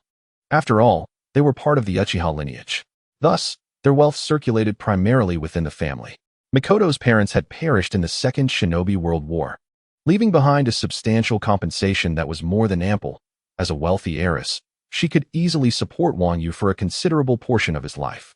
Wang Yu was primarily curious to see if the 150,000 Ryo could be absorbed by the system, how it would be absorbed, and the effectiveness of certain premium items he wished to acquire. Therefore, Wang Yu candidly responded, "Well, let me share a secret with you. I possess a bloodline limit and a transformation technique that allows me to become a formidable figure. The catch is that activating this bloodline limit requires 150,000 Ryo for just 1 minute. Additionally, I will need to give you some of my money to help me purchase equipment." After speaking, Wang Yu placed 2 million yen from his prepared backpack in front of Uchiha Mikoto. While 2 million yen was a considerable sum for her, she understood the significance of this money. An A-rank mission rewards a maximum of 1 million Ryo, and the fact that the person she admired had the faith in her to entrust such a fortune, as well as share his unique secrets, meant a great deal. Uchiha Mikoto impulsively hugged Wang Yu. But who was Wang Yu? A seasoned individual who claimed to have a coded eye, but a free spirit. Having experienced countless intense action films featuring the renowned actress Yui Natsukawa, Wang Yu's soft demeanor was naturally reserved for the latter part of their interaction. Feeling the affectionate touch of her beloved, Uchiha Mikoto felt a twinge of shyness and gently pushed him away. "You are still young. We can discuss this when you are older." Wang Yu had been preparing for days and was not easily deterred. He cupped Uchiha Mikoto's face and leaned in for a kiss. After a long moment, he raised his head, saliva still lingering between them. Uchiha Mikoto noticed this and felt her cheeks flush with embarrassment at his half-smiling expression. This time, she was not to be swayed, and with a slight push, she distanced herself from Wang Yu. "I will take my share of the money for now, and I will give you my funds tomorrow. Please let me know what equipment you want to buy then." Without the time to inquire why Wang Yu did not use his own money, Uchiha Mikoto left behind her lunchbox and towel, hastily pretending to be an ostrich as she rushed away. As Wang Yu watched her retreating figure, his gaze softened upon the remnants of the dinner she had left behind. "As I ponder the unfolding narrative, I cannot shake the feeling that Itachi and Sasuke might merely exchange maternal figures. Perhaps it would be better for Fugaku and Mikoto to bear them anew. My word, what a splendid notion, and I must commend my own cleverness. As I indulge in my meal, I reflect on the plot. After all, Misaka ultimately meets her end at the hands of an ungrateful child, so I might as well take advantage of the situation, for I could at least ensure her happiness." In a pivotal scene, as Naruto trains under Jiraiya to master the Rasengan, he produces a green ticket and some coins, lamenting that he has only 200 yen remaining. Asuma mentions that his bounty in other hidden villages exceeds that of the land by 5 million Ryo. This indicates that both silver and tickets are interchangeable. I recall that later, when Kakuzu and Haiden dragged Asuma's lifeless body to the exchange office, the proprietor scrutinized the register for an extended period, confirming the details before dispersing payment. This register is likely a standard across the industry, with uniform pricing. Asuma, renowned as one of the 12 guardian ninja and the son of the Hokage, indeed commanded a substantial bounty. In another scene, upon encountering Shikamaru, Kakuzu remarks that Shikamaru's future bounty will surely be considerable, as the Ino Shikicho trio ranks high on the wanted lists in other hidden villages. Thus, We can characterize the exchange office as a means through which influential figures in various nations issue bounties on notable ninjas. Some ninjas, akin to bounty hunters, venture forth to capture targets and return them to the exchange office for remuneration. Ultimately, the exchange office personnel report back to their patrons, collecting their rewards while profiting from the difference. The exchange office operates much like a broker, indifferent to the identity of those claiming the bounty.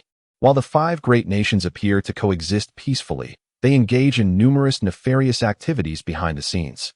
For instance, it is not permissible to openly hunt down enemy ninjas or dissenters within one's own nation. Aside from utilizing the umbu to eliminate certain individuals, as seen with Sai's previous assignments, another method involves recruiting mercenary ninjas through the exchange office, such as the Akatsuki, which some villages have indeed employed in battle, ensuring that any repercussions do not fall upon oneself. The web of connections surrounding the exchange office is intricate. In the Land of Fire, it may be backed by individuals from the other four nations or even factions within one's own.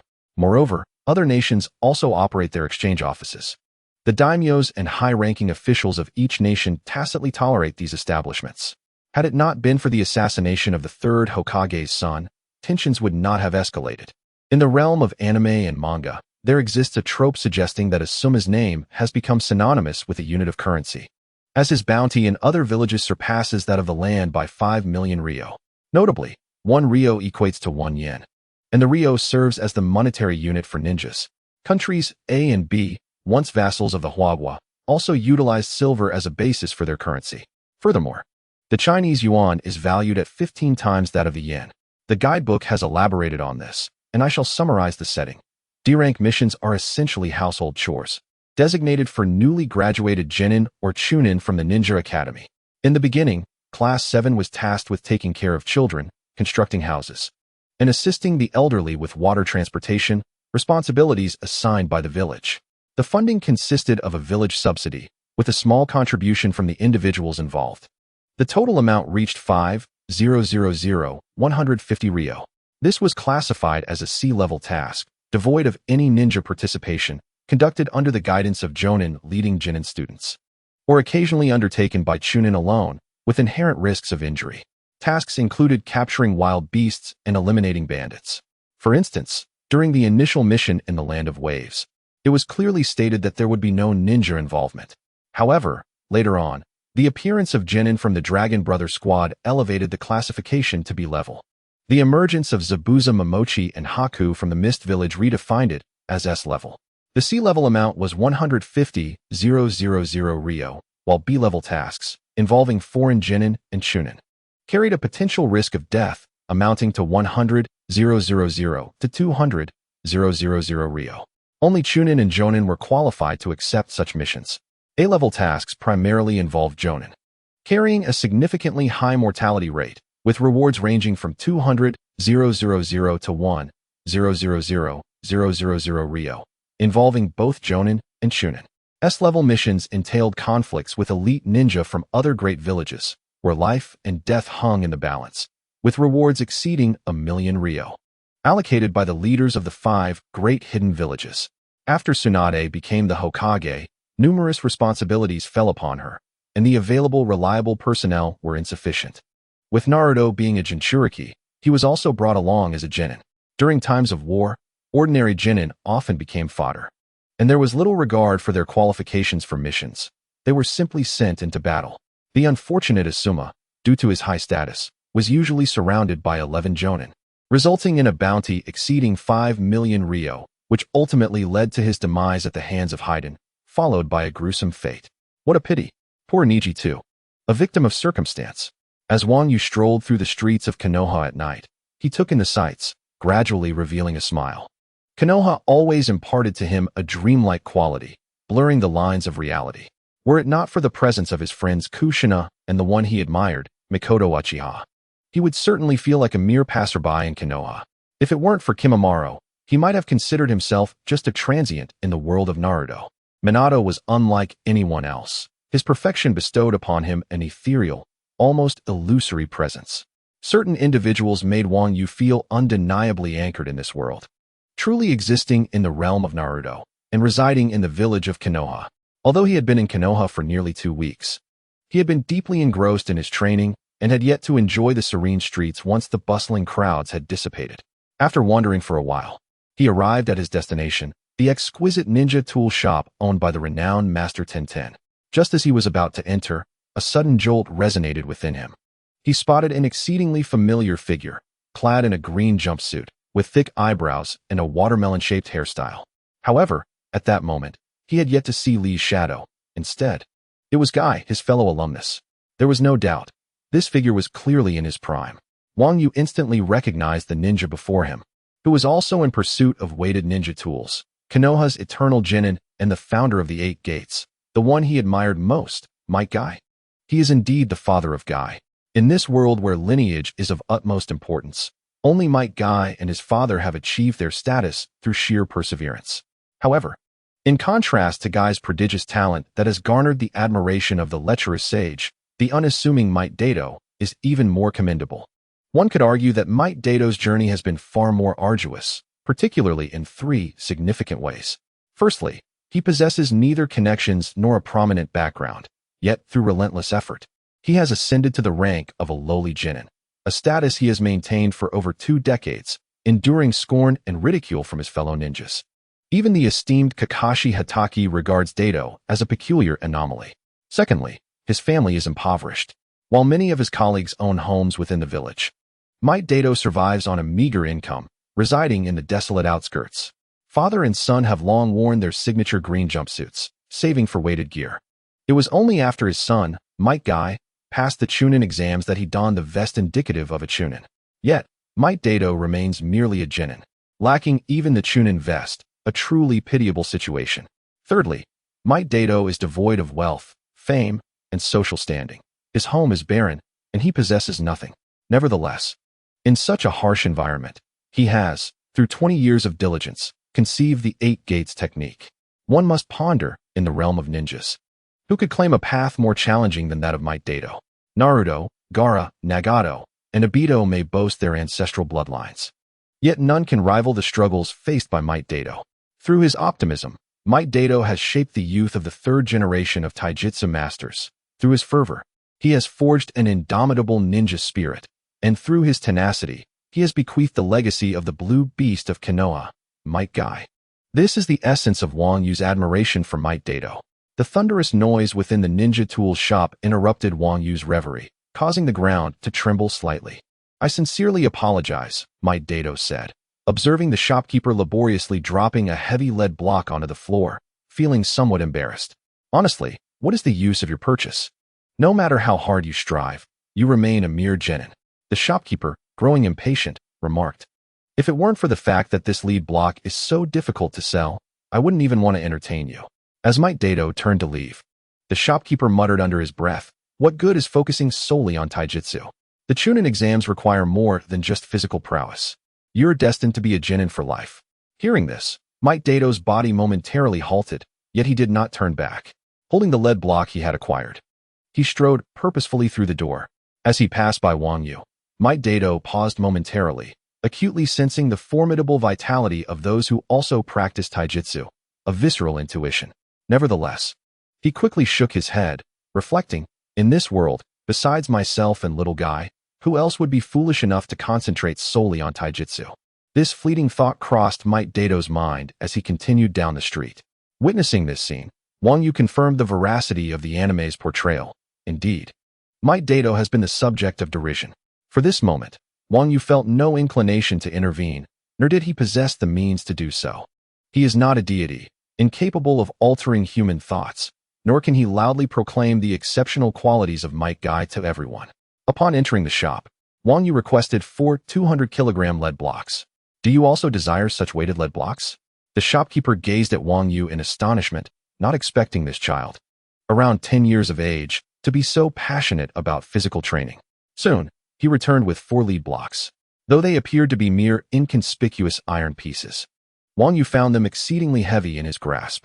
Young man, you are still quite young, with a bright future ahead. Do not emulate him, urged Tian's grandfather. Thank you for your concern, boss. My grades are satisfactory, and I am proficient in close combat ninjutsu, Wang Yu replied. That's good, that's good. nodded Tian's grandfather before resuming his business. Are you looking to purchase a ninja scroll or shuriken? My ninja tools are top-notch, reasonably priced, and of superb quality. Among the 10 ninja tool shops in Konoha, 5 procure their goods from me. You will not suffer any loss or deception here. Wang Yu mused. Could this be the shop of the future ninja tool master, Tian? No wonder he is so wealthy and carefree. After presenting Orochimaru's money, Wang Yu acquired the items he desired and departed. As he left the ninja tool shop, Wang Yu surveyed his surroundings, seeking the figure of Might Guy, who had been gone for a while. Fortunately, Wang Yu possessed cellular control, enabling his hearing and vision to surpass that of an ordinary person. With Might Guy donning 8 200-kilogram lead blocks, Wang Yu quickly discerned the sound of heavy footsteps. He stored the 4 lead blocks in his scroll and soon caught up with Might Guy. After running for an hour, Might Guy arrived at a deserted grove and commenced an intense training regimen. This rigorous exercise left Wang Yu, who had been trailing him, utterly astounded. There were only mispronounced names, never incorrect nicknames. The moniker bestowed by netizens, the strongest taijutsu, aptly suited the frenzied guy. Before long, Wang Yu's presence was revealed from a distance, and the reason was simple. Wang Yu, what are you doing here? Inquired Might Guy, who had just completed 10 laps around Konoha village. Naturally, Might Guy could sense his son's voice and, with a swift body flicker, appeared behind him. Shao Kai, did you finish your 10 laps today? Upon hearing his father's question, Might Guy nodded and replied, Dad, this is Wang Yu, the strongest in taijutsu at our school. Wang Yu, upon being introduced by Kai, politely greeted, Hello, Uncle Guy, I am Wang Yu, a disciple of Uncle Orochimaru. Haha, hello, little Yu, welcome to my home. Might Guy said, ruffling his own watermelon-shaped head, smiling amicably. Regardless of Wang Yu's purpose for visiting, since he was a classmate of Kai's, he would be warmly welcomed. Might Guy, equally excited, quickly forgot why Wang Yu had come. Since a classmate is nearby, let me run at night while I am young. Might Guy exclaimed. Might Guy nodded in agreement. Indeed, this is youth. Let us exercise and then return home for a midnight snack. Voiceover. Wang Yu observed the tearful father and son. And thus the scene concluded. Wow, this moment is quite overwhelming. Wang Yu thought silently as he retrieved the lead blocks from his scroll and placed them in his weighted bag. Upon witnessing Wang Yu engaging in physical training, the father-son duo of Might Guy naturally commenced their respective exercises. Shao Kai, let us begin with 500 consecutive push-ups. Should you falter, you shall perform 1,200 double unders with the jump rope. Very well, father. As per our usual agreement, if I cannot complete those 1,200 jumps, I shall kick the wooden post 2,000 times. Hearing their training regimen, Wang Yu promptly noted their methods without hesitation. He surmised that possessing a remarkably powerful physique is one of the prerequisites for employing the 8 gates technique. Each ninja harbors the 8 gates within them. Yet in the realm of manga, only Might Guy, Might Dai, and Rock Lee have demonstrated the ability to utilize this forbidden technique. Why is it that, despite the universal presence of the 8 gates within all, others fail to harness them? Wang Yu understood that Rock Lee's ability to learn this forbidden art from Guy stemmed from the fact that the foundation for unlocking the 8 gates lies in rigorous, extraordinary training that surpasses conventional limits. Only through such relentless endeavors can one's physique adapt to the burdens imposed by the opening of the gates, minimizing the potential damage caused by the immense energy released thereafter. Might Dai's unparalleled dedication and physical endurance place him at the pinnacle among ninjas. This technique is reserved for those who strive diligently. Even with innate talent, one cannot forcefully unlock these gates. It is noteworthy that Might Guy's father, Might Dai, devoted 2 decades to mastering the development of the 8 gates technique. Not even the prodigious Kakashi Hatake, who graduated at the youngest age in the history of Konoha, could manage to open more than 1 gate, despite achieving the rank of Jonin. In the context of this narrative, it is significant to mention that both the Might family and Rock Lee lack any special lineage or backing in their pursuit of the 8 gates technique. The average shinobi, such as Uchiha Sasuke, has expressed profound sentiments, declaring, I aim to prove that even without talent in ninjutsu or jinjutsu, I can become a remarkable ninja. That is my entirety. To which Rock Lee responds, Teacher Guy, I do not seek your consolation. Lee, this is not mere consolation. You are, indeed, a genius born of hard work. In the hospital, when Tsunade mentioned the 50 mortality rate associated with the surgery, Lee felt a sense of despair. Guy, resolutely grasping Lee's hand, assured him, if the surgery fails, I shall accompany you into death. It is worth noting that the 8 Gates technique exists in 2 variants. The first is the secret art developed by the second Hokage. During his fierce battle with Guy, Uchiha Madara remarked, "It is not red. It seems I have underestimated you," indicating that someone had utilized the 8 Gates during the same era as Madara and had indeed opened the Death Gate. However, this also signifies that Might Dai's version of the 8 Gates differs from that of Tobirama Senju. How could an ordinary, perennial genin learn Tobirama's secret art of the 8 Gates? Dai had heard of the 8 Gates technique and, through his own understanding, unlocked the first 7 gates step by step without external guidance. As depicted in the anime, Dai stated that he spent 20 years researching the final gate, which he ultimately succeeded in unlocking. Various indications suggest that Might Dai's independently developed 8 Gates technique, while sharing a name with Tobirama's, operates on an entirely different chakra system. Thus, one could assert that Might Dai is the progenitor of the 8 Gates. Some keyboard warriors ought to refrain from fixating on this matter. I have no desire to elaborate further. By the time Wang Yu finished his late-night snack, it was already 10 p.m. As he traversed the streets, he unexpectedly encountered a boy afflicted with red-eye disease, adorned with a Konoha forehead protector and clad in a Chunin vest. Most ninjas in Naruto display their forehead protectors on various parts of their bodies, while Chunins don vests, and Jonins, being the chosen ones of the Hokage, have the liberty to wear or forego them at will. The distinct patterns on the forehead protectors allow for an unmistakable identification of their respective ninja villages. Each village's judgmental ninjas would etch lines on the protectors to signify that the wearer does not belong to that particular village. Should a ninja embark on a covert mission, they would not foolishly wear a vest unless they possessed a substantial confidence in their abilities, were unperturbed by potential complications, or were engaged in a wartime task.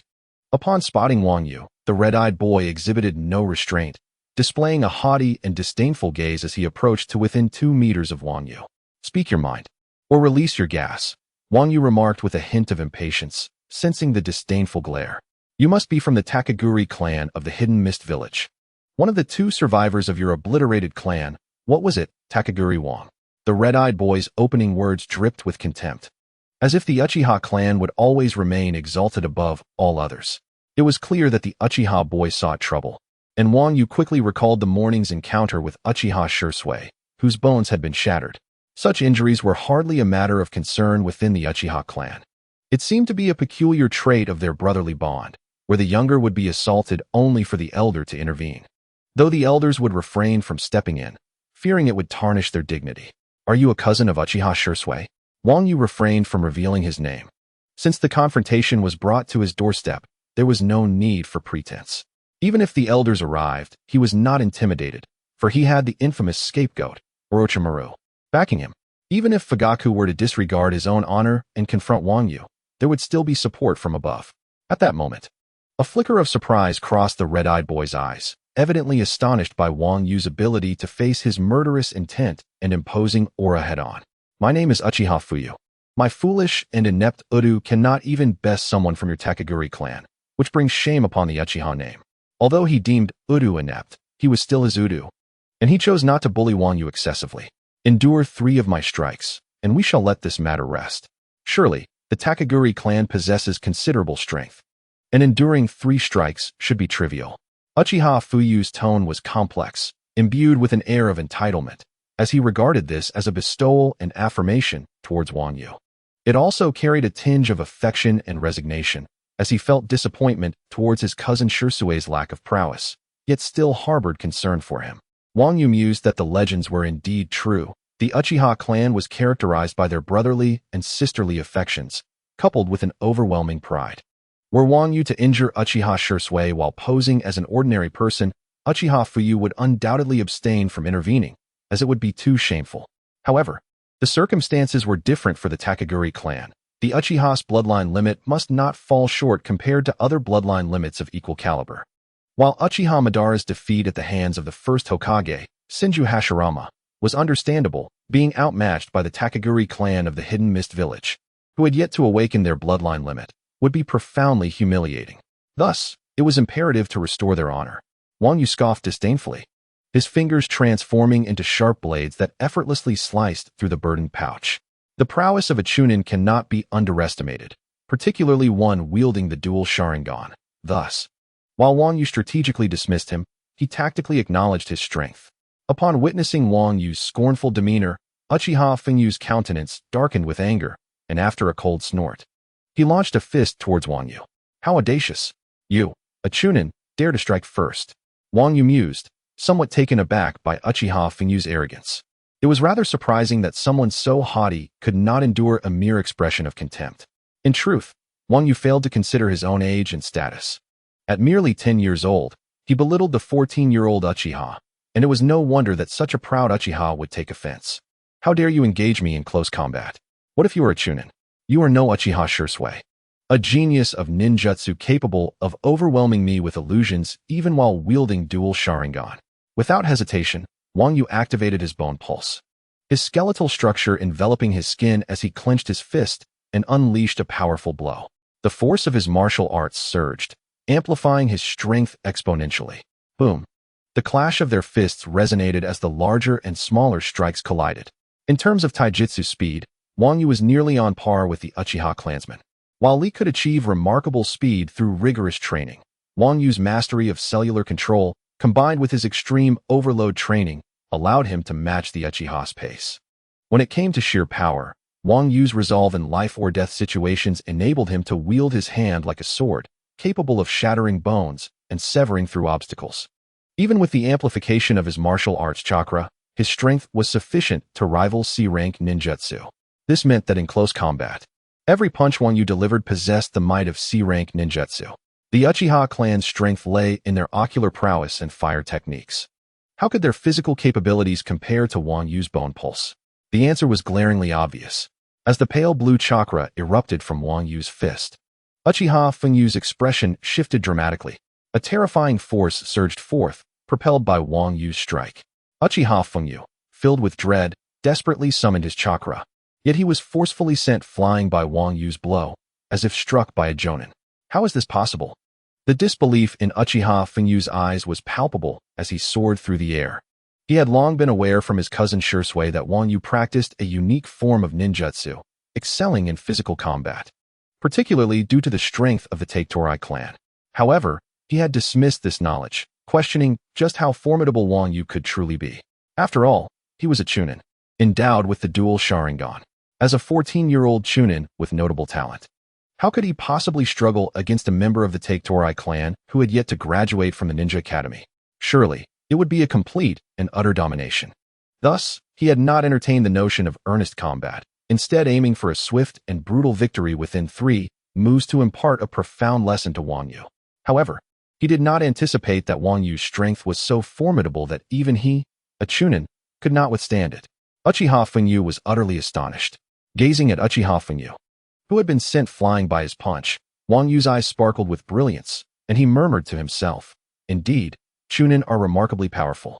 If it were a genin daring to exchange blows with me like this, they would either suffer broken bones, or at least be sent reeling to the point of spitting blood.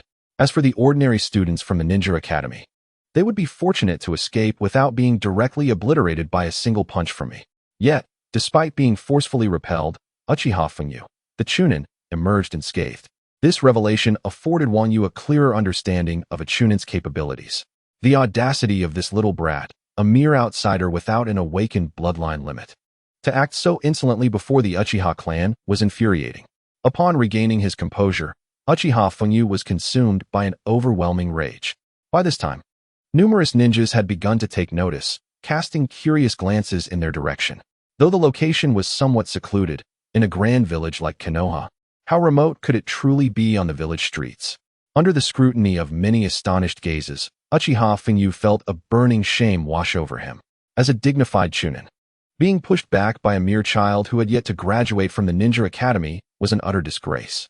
In his fury, Uchiha Fengyu resolved to forego ninjutsu once more and charged at Wang Yu again, determined to crush him with sheer physical prowess, seeking to redeem his honor. Wang Yu was taken aback that Uchiha Fengyu dared to continue challenging him with taijutsu after suffering a setback. A cold smile crept across Wang Yu's face. Indeed, apart from a few, the Uchiha clan members were notoriously stubborn. Over there, it seemed like there was a member of the Uchiha clan observing. How unfortunate. What had that young boy done to provoke the Uchiha clan? Gradually, a crowd began to gather. Their expressions a mix of astonishment and a hint of pity for Wang Yu. By the looks of him, he appeared to be an ungraduated student who had inadvertently entangled himself with a chunin of the Uchiha clan. Such a tragedy, given the Uchiha clan's fierce reputation. Even if they did not kill Wang Yu outright, it was likely he would end up severely battered.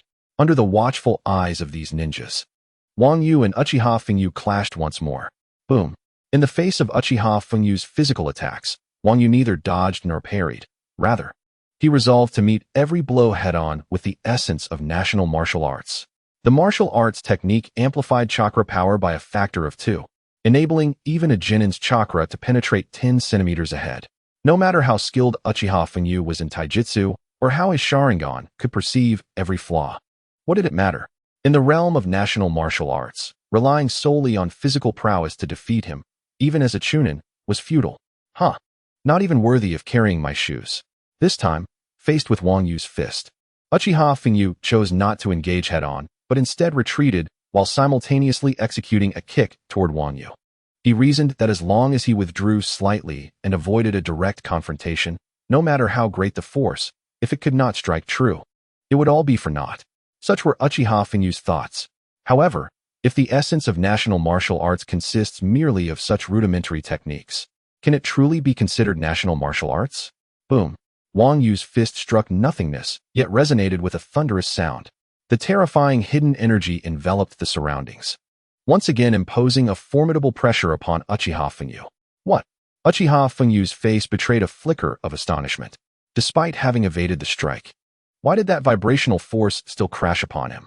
In an instant, indentations appeared on Uchiha Fenyu's body. This time, the situation was even more dire. Previously, he had at least exchanged blows with Wang Yu, countering part of the force. Yet now, in a misguided attempt to evade, the hidden energy remained unabated within a 10-centimeter radius, forcefully colliding with his body. Bang! The overwhelming force surged forth, and Uchiha Fengyu gritted his teeth. Unable to mount an offensive, barely managing to cross his arms defensively over his chest to withstand the impact. Nonetheless, he could not withstand the onslaught. Boom. Amidst the astonished gazes of countless onlookers, Uchiha Fengyu was violently propelled through the air. As he was sent flying, blood trickled from the corner of his mouth. This was the consequence of underestimating Wang Yu's national martial arts, attempting to confront him with mere physical prowess. Even a chunin could not withstand it. This is impossible. This is impossible. What kind of ninjutsu is this? Uchiha Fengyu was horrified, attempting to land gracefully, but his body was rendered numb from the force of the impact, leaving him unable to regain his balance. Thud! Uchiha Fengyu fell to the ground in a disheveled heap, his body trembling violently. The atmosphere was thick with silence, followed by an eruption of bewildered murmurs among the spectators. Lady Tsunade has transformed into a boy? But that cannot be true. Lady Tsunade is still wandering the world. A chunin from the Uchiha clan has been struck into the air by someone who is evidently still a child. Am I dreaming? Is the Uchiha clan so feeble? They could not even defeat a child, and just moments ago, how could that child possess such strength? Has Lady Tsunade returned? Is he her new apprentice? The astonished ninjas gazed incredulously at the fallen Uchiha Fengyu and the composed Wang Yu, who had retracted his fist. Their minds seemed to short-circuit. If Uchiha Fengyu had sent Wang Yu flying, it would have been a typical occurrence. But now, it was Uchiha Fengyu soaring through the air, which felt almost inconceivable. Uchiha Fengyu lay on the ground, still dazed, unable to comprehend the reality that he had been struck aloft by Wang Yu's punch. When he finally grasped the situation, facing the eyes of the surrounding ninjas, he began to spiral into madness. Damn it! How dare you be sent flying by a mere child like Wang Yu, who is yet to awaken his bloodline limit, and even to the extent of spitting blood. Such an occurrence is nothing short of profound humiliation, rendering him incapable of holding his head high among the Uchiha clan in the future, destined to be looked down upon and ridiculed by his kin. The madness in Uchiha Fengyu's eyes finally revealed a murderous intent. Initially, his intention was merely to teach Wang Yu a lesson. However, now he felt compelled to eliminate this wretched child of the Taketorai clan. Fury engulfed his mind as Uchiha Fengyu launched an attack, this time not with physical techniques, but with both hands forming seals, truly unleashing his lethal skill. Uchiha Fengyu was resolute in his determination to obliterate Wang Yu. disregarding the fact that this was the streets of Konoha, where the use of large-scale destructive ninjutsu was strictly prohibited. Fire release. Fire Dragon Flame Bomb. With this strike, he unleashed a B-rank fire release technique. This move was far beyond the capabilities of a C-rank Great Fireball. The terrifying flames coalescing into a fire dragon form with a diameter of 4 meters and a length exceeding 20 meters. Akin to a dragon that incinerates all in its path, charging towards Wang Yu with ferocity. The difficulty of mastering B-rank ninjutsu is considerable, yet its power is immense. The Fire Dragon Flame Bomb is a signature skill of the Uchiha clan, its range and potency far surpassing the chakra tolerance of an ordinary genin like Wang Yu.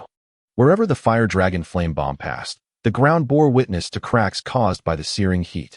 Heavens, this is disastrous. Has he lost his mind? Unleashing such a level of ninjutsu in the village streets. The onlookers gasped in horror and hastily retreated, most of them being ninjas capable of evading it effortlessly. Witnessing this scene, Wang Yu could not help but acknowledge the Uchiha clan's fire techniques were indeed formidable, their might far exceeding that of ordinary ninjas. Damn you, Uchiha! How impressive you are! It seems the corpse bone path is about to see the light of day.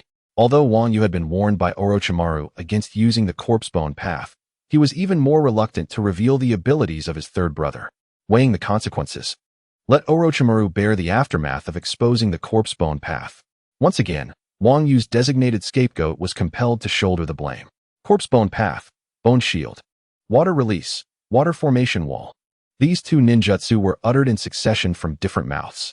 A shadow swiftly appeared before Wang Yu's bone shield. An elite jonin simultaneously forming hand seals against the incoming fire technique. With a roar, water surged violently, transforming into a wave that stood firm like a city wall. As the Fire Dragon Flame Bomb collided, the clash of water and fire produced a sizzling sound, creating a vast plume of white mist, ultimately resulting in both techniques canceling each other out, disappearing without a trace. Are you the police from a movie? Could you not have shown up sooner? Why do you always arrive at inconsequential moments to clean up the mess? Wang Yu lamented in Chinese. Unfortunately, the gaze of the crowd had already fixated on the newly arrived Umbu Jonin. Uchiha Fengyu, engaging in a private duel within Konoha. Do you not realize your crime? A cold voice echoed.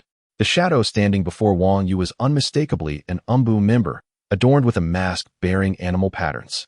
The Umbu, formerly known as the Assassination Tactics Special Force, is a unit subordinate to the Hokage of each generation. At times, they may also heed the directives of other jonin to accomplish clandestine missions. The most fundamental requirement for joining the Umbu is to be a chunin, in addition to receiving the endorsement of the leaders of various Umbu divisions. Their authority surpasses that of the Uchiha clan's Konoha police force by a considerable margin. When Uchiha Fuyu unleashed the Fire Dragon Flame Bomb, a technique of immense destructive capability, upon the streets of Konoha, even if it was not directed at Wang Yu, it was deemed impermissible. Witnessing the appearance of the Umbu, although Fuyu harbored a tempest of murderous intent within, he was compelled to suppress it forcefully. He dared not act recklessly in the presence of the Umbu. What crime have I committed? Private duels are forbidden on the streets of Konoha. The Umbu member regarded Uchiha Fuyu with a cold stare. Fuyu's fury gradually subsided, his gaze, laced with malice, flickering toward Wang Yu. I am one of the captains of the Konoha police force. It is said that Wang Yu may have connections with spies from the Hidden Mist village. Thus, I wish to apprehend him for interrogation, he declared coldly. The bone shield that had just fallen to the ground indicated that he had indeed awakened the Shikotsumyaku, but had concealed it, suggesting ulterior motives. Wang Yu could not help but lament the irony of having a kindred spirit in this matter. Fuyu's audacious claim of having concealed his Shikotsumyaku was an audacious fabrication, akin to a blind cat stumbling upon a dead mouse. However, it became apparent from Fuyu's words that he had found justification for his brazen actions on the streets. The Konoha police force was, in essence, the private militia of the Uchiha clan. This was a clear display of their oppressive might. The onlookers exhibited expressions of disdain, yet remained intimidated by the Uchiha clan's reputation, refraining from voicing their criticisms. Such was the tyranny of the Uchiha clan. The Umbu member, observing this, could only respond coldly. Do you possess any evidence? This seems to be a matter beyond your Umbu's jurisdiction. Uchiha Han, having quelled his anger, retorted icily. We are under the command of the third Hokage.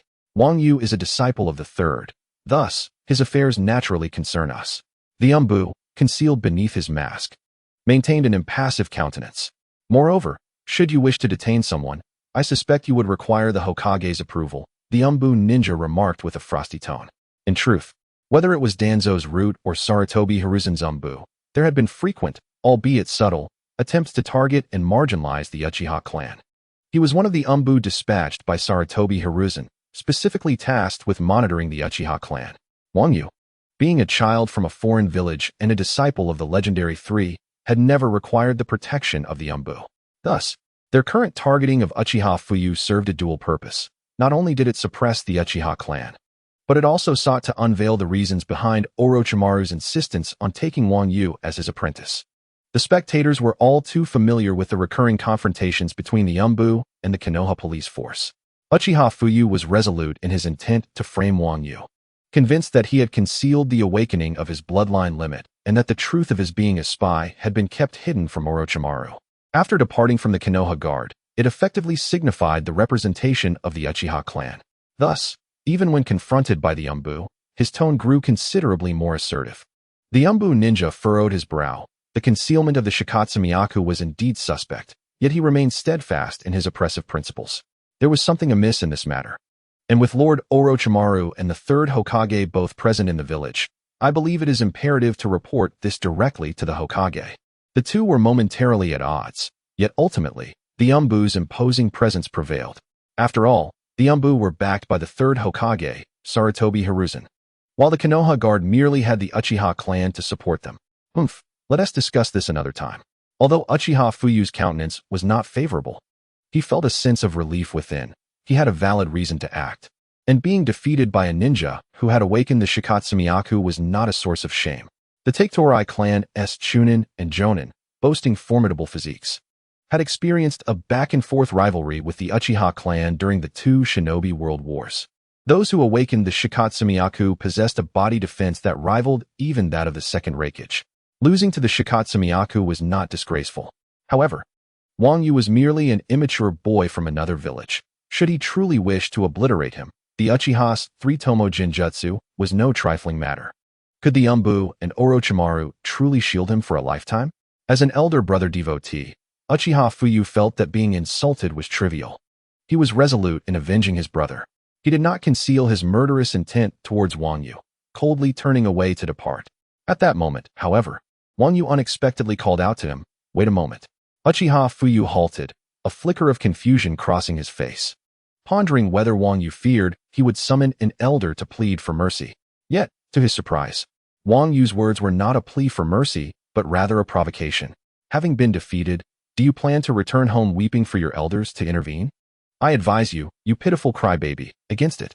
Uchiha Makoto is my girlfriend. In the future, we shall be family, and your elders will not come to your aid. As Wang Yu spoke, his tone grew increasingly audacious. In truth, what I wished to express was, are you infuriated? Do you feel an impulse to annihilate me? Regardless of the outcome, I would never marry into the Uchiha clan. Yet being able to provoke Uchiha Fuyu using the Uchiha family rules was a delightful feeling. Observing the ashen expression on Uchiha Fuyu's face, Wang Yu reveled in his amusement, adding, I relish seeing your desire to strike me, yet being unable to prevail over me. Uchiha Fuyu was well aware of the Uchiha family rules. The terms main family and branch family were merely formal titles. The family members whose ancestors possessed the three-tomo Sharingan constituted the main family, while those whose forebears did not were classified as branch family. To safeguard the Uchiha bloodline from dilution, outside ninjas aspiring to join the Uchiha clan could only do so through marriage. Otherwise, they would face pursuit and extermination. Once married in, even those who were not Uchiha would adopt the Uchiha surname. Naturally, Uchiha Fuyu's elders would not trouble Wang Yu, who had awakened the Shikotsumyaku. In a fit of rage, Uchiha Fuyu retorted, you must surely bear the surname Kaguya. Wang Yu is merely your alias. But do not feel too proud, for I will enlist friends to sabotage you. Once Uchiha Makoto casts you aside, I shall ensure your demise. Wang Yu firmly grasped the crucial point, a sly smile gracing his lips, unperturbed by the future and indifferent to the present. I only inquire, are you angry at this moment? The onlookers gazed at him in admiration. This young lad, having awakened the bones of the deceased, possessed an audacity that could provoke the haughty Uchiha Fuyu to utter words of discontent. Truly, He was a master swordsman of his generation. Under the watchful eyes of the crowd, Uchiha Wang Yu felt his head nearing the brink of explosion. Wait for me. I shall embark on a journey for 3 months. No matter the dangers, I will return. 3 months hence, with my 3 tomo, I shall not need to breach your turtle shell. I will defeat you with illusionary techniques. At that time, you shall call me father, and I will spare you. With that proclamation, Uchiha Wang Yu departed without a backward glance. Son, do take care. Tread slowly and avoid falling. Wang Yu's audacity was inscribed in his very essence. Not far into his departure, Uchiha Wang Yu hesitated briefly before resolutely continuing on his path.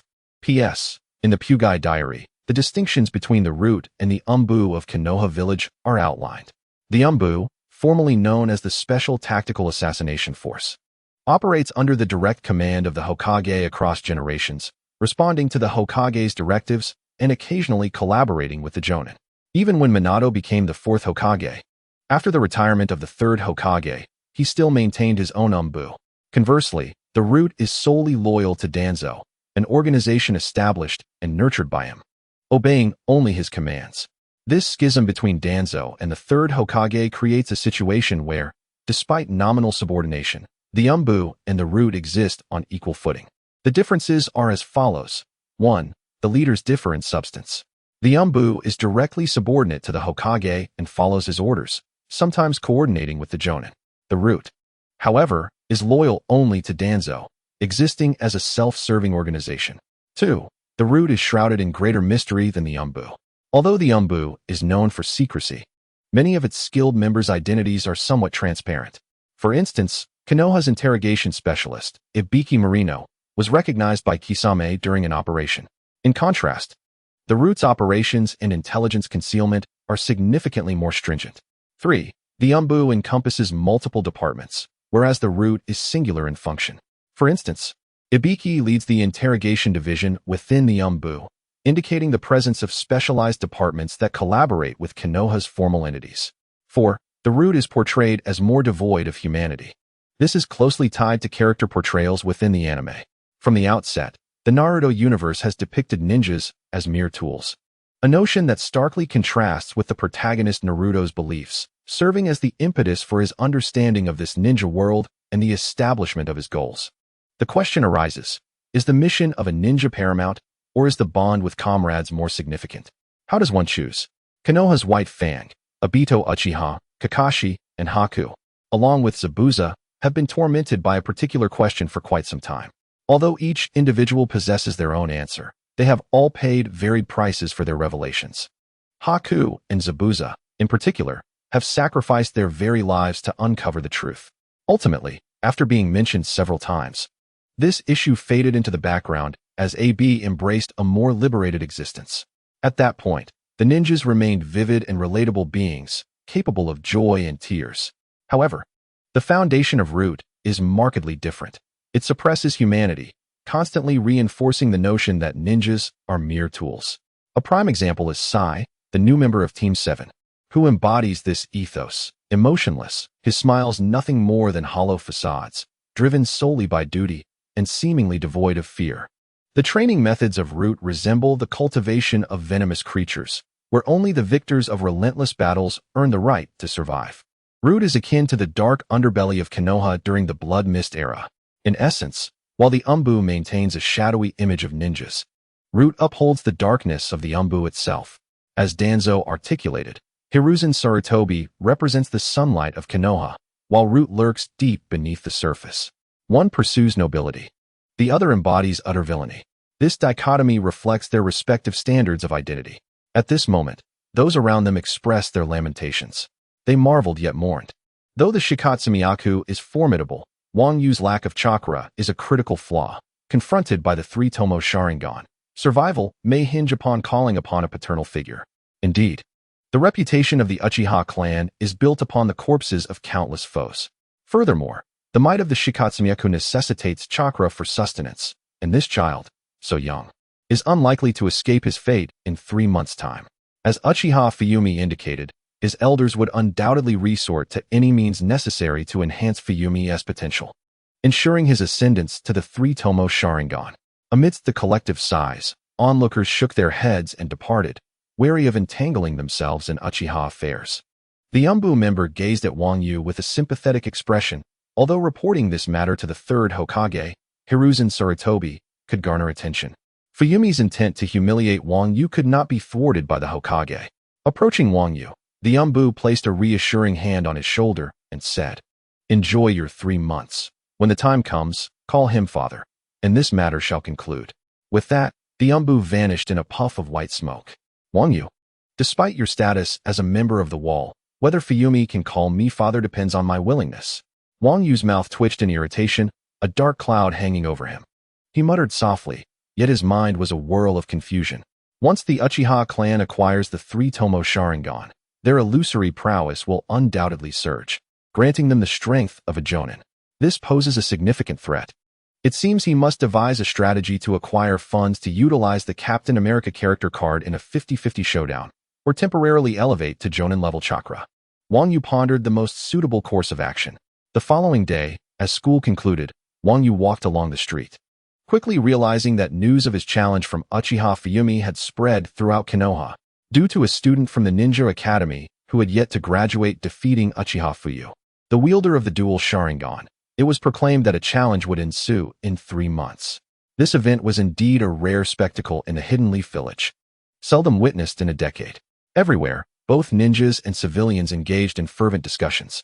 Many gazes were cast upon the scene, imbued with an indescribable curiosity. Even the usually unsympathetic Chunin instructors, upon seeing Wang Yu, sighed and shook their heads. Initially, Wang Yu felt somewhat uncomfortable, as if he were an object of scrutiny. But he soon grew accustomed to it, disregarding the attention. Wang Yu intended to train alongside Might Guy and subsequently seek out Uchiha Mikoto to share some affectionate moments. Having traversed into this world for 7 months, he had already attained a level of strength that rendered him nearly unafraid of any standard genin. Although there exists a significant gap between genin and chunin, his bone pulse technique allowed him to stand on equal footing. However, the chakra levels of jounin were less predictable. For instance, Kakashi Hitaki, who was set to graduate this year, became a genin at 5 and ascended to chunin by the following year. Thus, Wang Yu possessed the confidence and determination to elevate himself to chunin status within 3 months. Every jounin is appointed directly by the current Hokage and must gain recognition to be considered truly worthy of the title. Soon enough, Wang Yu arrived at the training grounds of Might Guy. Initially, he planned to leave after completing an intense training session. Having not witnessed Guy's practice of the 8 gates for several days and feeling hesitant to inquire about his progress. However, upon merely casting a glance, Wang Yu found himself captivated. As the world around him dimmed, the sun's fading rays illuminated the forest, creating an atmosphere of tranquility. Yet, this serenity was overshadowed by an overwhelming presence. Boom. At that moment, Might Guy stood in the center of a small clearing, his entire being pulsating with a powerful chakra. An indescribable aura of strength emanated from him. In awe, Wang Yu stood transfixed, his eyes suddenly alight with brilliance as he murmured to himself. Indeed, this was the illustrious 8 gates technique, renowned for its breathtaking prowess, often cited as nearly concluding the narrative with a single kick. The thought of the original story, where Guy once faced off against and even subdued Kaguya's Madara with this very technique, ignited a fervor within him. This forbidden technique was particularly effective against Jinjutsu. Each time a gate was opened or closed, the chakra would fluctuate unpredictably, perfectly countering 99 of illusions. When a ninja possessed a chakra reserve far exceeding that of the user opening the gates, employing techniques like Tsukuyami or Kodo Amatsukami on a user of the 8 gates would be nearly impossible. Opening the 6th gate would yield chakra rivaling that of a Kaguya, while the 8th gate would unleash a chakra level exponentially greater than that of a Kaguya, rendering even Madara incapable of employing Jinjutsu against such a user. Suddenly, Might Guy stood silently in the clearing, and with a resounding shout, he stomped his foot upon the ground. Crack!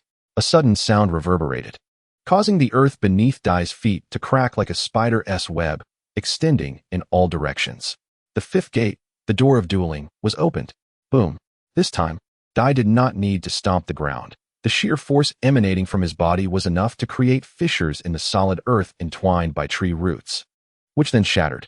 With a resounding roar, Dai's velocity sliced through the air, generating immense pressure that disturbed the ground. In a flash, he appeared before a massive tree. thick enough for several people to embrace, and unleashed a powerful punch. Boom! The tree, which had been formidable, suddenly snapped under the impact of Dai's fist and crashed to the ground. Having accomplished this feat, Dai remained motionless, seemingly lost in contemplation after closing the door of dueling. Wang Yu, observing Dai's unscathed state after the fifth gate, could not help but admire his physical prowess. In the original narrative, during the Chunin exams, Shaoli, despite having achieved the fourth gate, suffered severe injuries, with torn muscles and meridians, nearly rendering him incapacitated. In contrast, Might Guy's use of the sixth gate allowed him to conclude battles swiftly, maintaining the state for a brief period, thus preventing significant bodily harm. At this moment, Dai was self-taught, navigating his path without guidance. Wang Yu felt he could never compare to Dai. His martial arts were built upon the shoulders of giants, resulting in various ninjutsu styles. Both Dai and Wang Yu were engaged in introspection.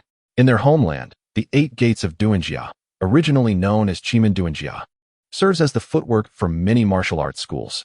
Why is this so? Chimin Duanjia designates the 3 wonders with the characters Yi, Bing, and Ding, while the 8 gates are named opening, rest, life, injury, dueling, scene, death, surprise, and opening, thus earning the name Chimin. Among the 10 heavenly stems, Jia is the most esteemed yet concealed, often hidden within the 6 characters of Wu, Ji, Geng, Xian, Ren, and Gui. The 3 wonders and the 6 instruments are distributed across the 9 palaces, with Jia not occupying a palace of its own, hence the appellation Duanjia. Martial artists leverage the trajectories of the Luo book, the 9 palaces, and the interactions of the 5 elements to predict the efficacy of their movements, thereby strategizing their steps to achieve the most advantageous outcome. Simultaneously, Chimin Duanjia is utilized in various fortune-telling arts within their nation, exemplified by the renowned He Tu, Luo Shu. The 8 gates of Duanjia delineate the 8 portals. Opening, rest, and life are the first 3 gates, which, once opened, enable the use of the outer lotus. While the inner lotus can be employed upon the opening of the life gate, these 3 gates are considered safe zones. The injury gate is the 4th, indicating entry into the realm of the 8 gates, thereby enhancing one's attack, speed, and physical constitution, albeit at the risk of vascular rupture and injury. If the body is not sufficiently robust, opening this gate poses a perilous risk. Upon the opening of the 5th gate, the door of dueling, the user's speed can generate enough force to disturb the air and the ground, surpassing the speed of sound. In this state, the user can execute the leaf whirlwind. As Wang Yu reminisced about the 6th gate, Dai suddenly called out towards him, "Come out." Had he been discovered observing the forbidden technique? He felt a tinge of anxiety at being caught in that moment. Wang Yu stepped out, a touch of awkwardness evident on his face. His earlier excitement had led him to inadvertently forget to conceal his aura. Observing someone practicing forbidden techniques can be rather embarrassing, especially when one gets caught. However, Wang Yu reasoned that given his familiarity with the situation, he would likely face no repercussions. To his surprise, Might Due did not express anger over Wang Yu's intrusion. Instead, he gave him an approving thumbs up.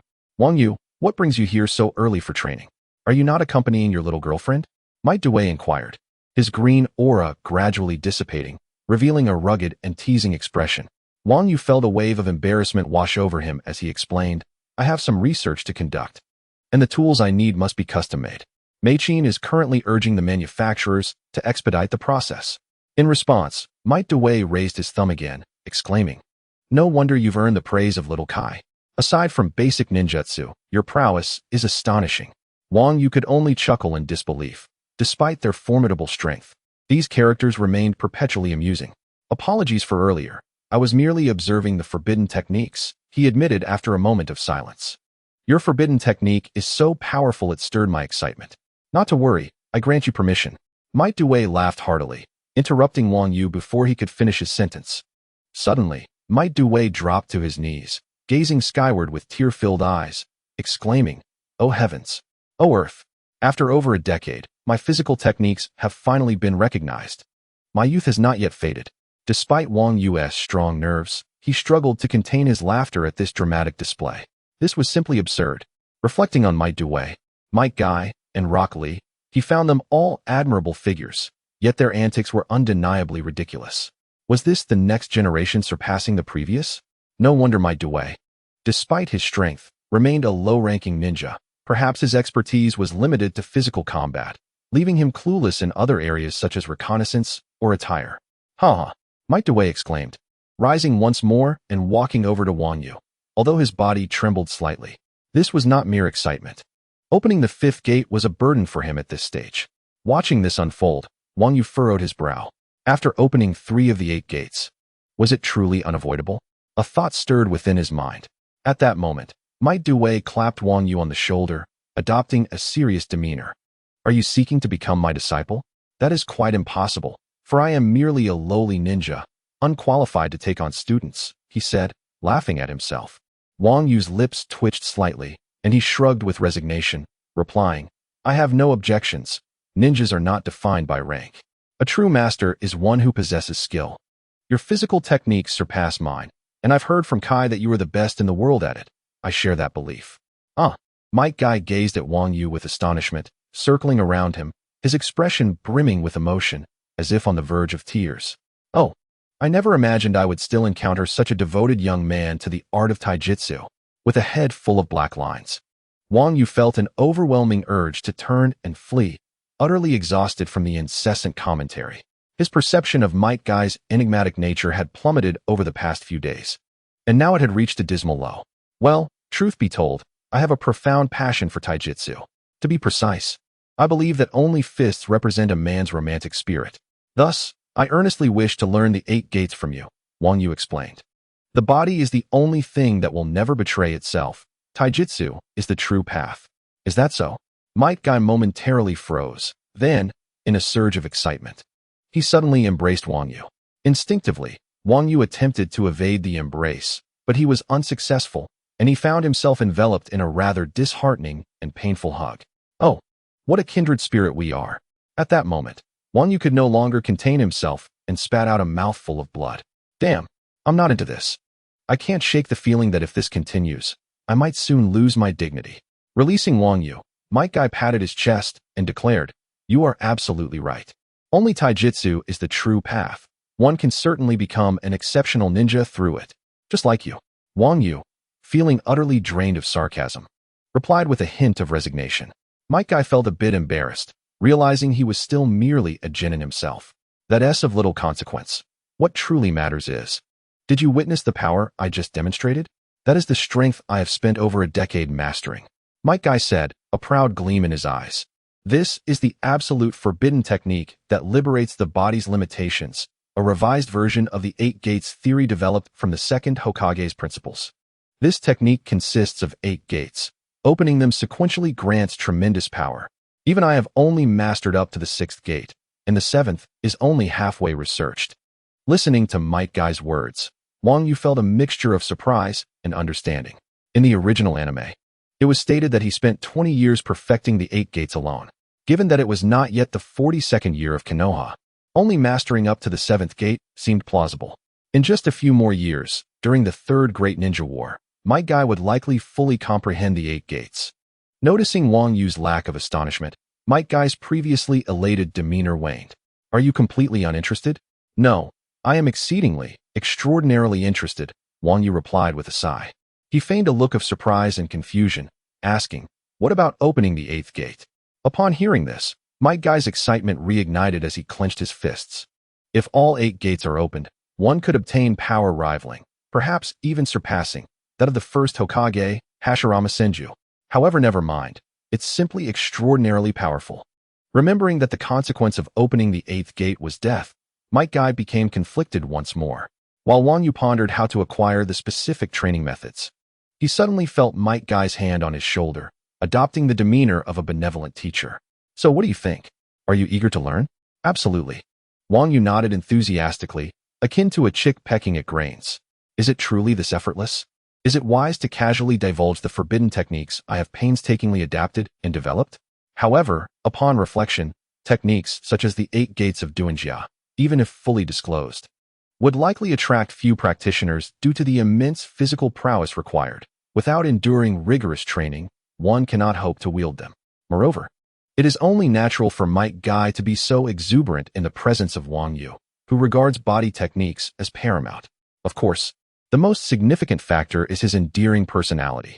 Might Guy now appeared to be almost pleading for Wang Yu to agree to learn, sporting a look that suggested he might weep should Wang Yu decline, leaving Wang Yu feeling somewhat exasperated. Who, indeed, is learning from whom? Given Might Guy's eagerness to teach, Wang Yu could not let this rare opportunity slip away. He had been lamenting the lack of methods to counter most illusions, and here came the chance to remedy that. It is worth noting that 3 months hence, he would face a duel of dignity, one that would determine who would call whom father. Furthermore, although Might Guy's antics could be rather eye-watering at times, Wang Yu felt an unexpected warmth towards him. How should one put it? Despite his comical demeanor, there is an undeniable sincerity. Wang Yu could discern that Might Guy was straightforward and amiable, devoid of the hypocrisy that often lurks behind a facade of smiles. Having arrived in the world of Naruto, Wang Yu's personal experiences had elucidated the reality that this world is far from the idyllic portrayal in comics. Behind the sunlight lies a chasm of darkness. As a spare for Orochimaru's reincarnation technique and nominal disciple of the Mist Village, his experiences in Konoha, while not as dire as Naruto's in the original, were still far from pleasant. In stark contrast to the higher-ups of Konoha, the root leader Danzo, and the domineering Uchiha clan, Might Guy exuded a profoundly positive and radiant aura, untainted by discrimination. Wang Yu understood that it was precisely because he dwelled in the shadows that he yearned to witness the light exemplified by Might Guy. How wonderful! Seeing Wang Yu nod vigorously in agreement, Might Guy's face lit up with excitement, nearly moved to tears. Yet, the next moment, he wiped away his tears and turned to Wang Yu with a serious expression. Young man, this technique, while potent, is a forbidden one. Do you comprehend the implications of such a designation? Wang Yu nodded affirmatively, acknowledging his understanding. Might Guy, for once, displayed an unusually grave demeanor as he fixed his gaze upon Wang Yu. The use of forbidden techniques carries inherent risks. My ninja way is to protect my family, and such protection necessitates formidable physical techniques. I am willing to bear the consequences. Wang Yu met Guy's earnest gaze, responding with calm conviction. Might Guy, still serious, continued to regard Wang Yu intently. Then, with an outburst of enthusiasm, he exclaimed, "Oh, how splendid! I too strive to safeguard my family and pursue my dreams. We are kindred spirits, and our meeting is long overdue." Might Guy, once again, was overwhelmed with emotion, nearly bursting into tears. Wang Yu, however, could only sigh in exasperation at the antics of his father figure. Well, this is the essence of my training in the 8 gates of Duanjia, Might Guy stated earnestly as he sat on the grass, narrating his journey. Your physical condition has surpassed that of Shao Kai, and I surmise you have reached the prerequisites for cultivation. However, I still recommend that you engage in further physical training before attempting to unlock the first gate. The associated side effects and the enhancements garnered from opening the gates are intrinsically linked to one's physical prowess. The stronger the body, the lesser the side effects, and the greater the power. Beginning from the 3rd gate onwards, the side effects of each subsequent gate will significantly increase. Although Wang Yu comprehended the situation described by Might Guy, he remained quietly attentive. As Might Guy elaborated on the 6th gate, Wang Yu's expression grew notably serious, his mind racing with contemplation. Simultaneously, he posed numerous inquiries. Might Guy was astounded by the critical questions raised by Wang Yu, some of which he was unaware of. Yet he diligently provided detailed explanations for those he did know. As answers to many of his queries unfolded, a notion began to crystallize in Wang Yu's mind. While ninjas in this world, akin to Orochimaru, might meticulously study the principles of ninjutsu or proceed methodically, Wang Yu was different. His soul originated from a realm of expansive thinking. Furthermore, he had acquired the Dragon Ball's magical beans and cellular control through a lottery.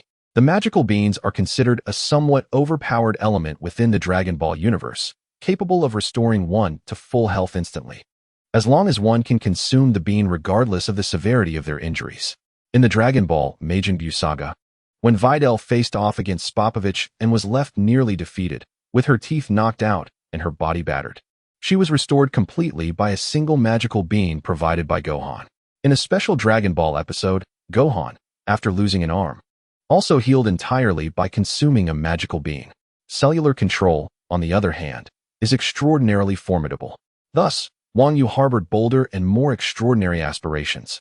The activation of the 8 gates results in internal bodily damage. Perhaps he could experiment with the 6th gate for half an hour to see if cellular control allows for self-healing. Once Might Guy has perfected the 8 gates, he might consider attempting to open the 8th gate for 1 minute. for the Dragon Ball universe is far more expansive than that of Naruto. The magical beans are undeniably a game-changing remedy.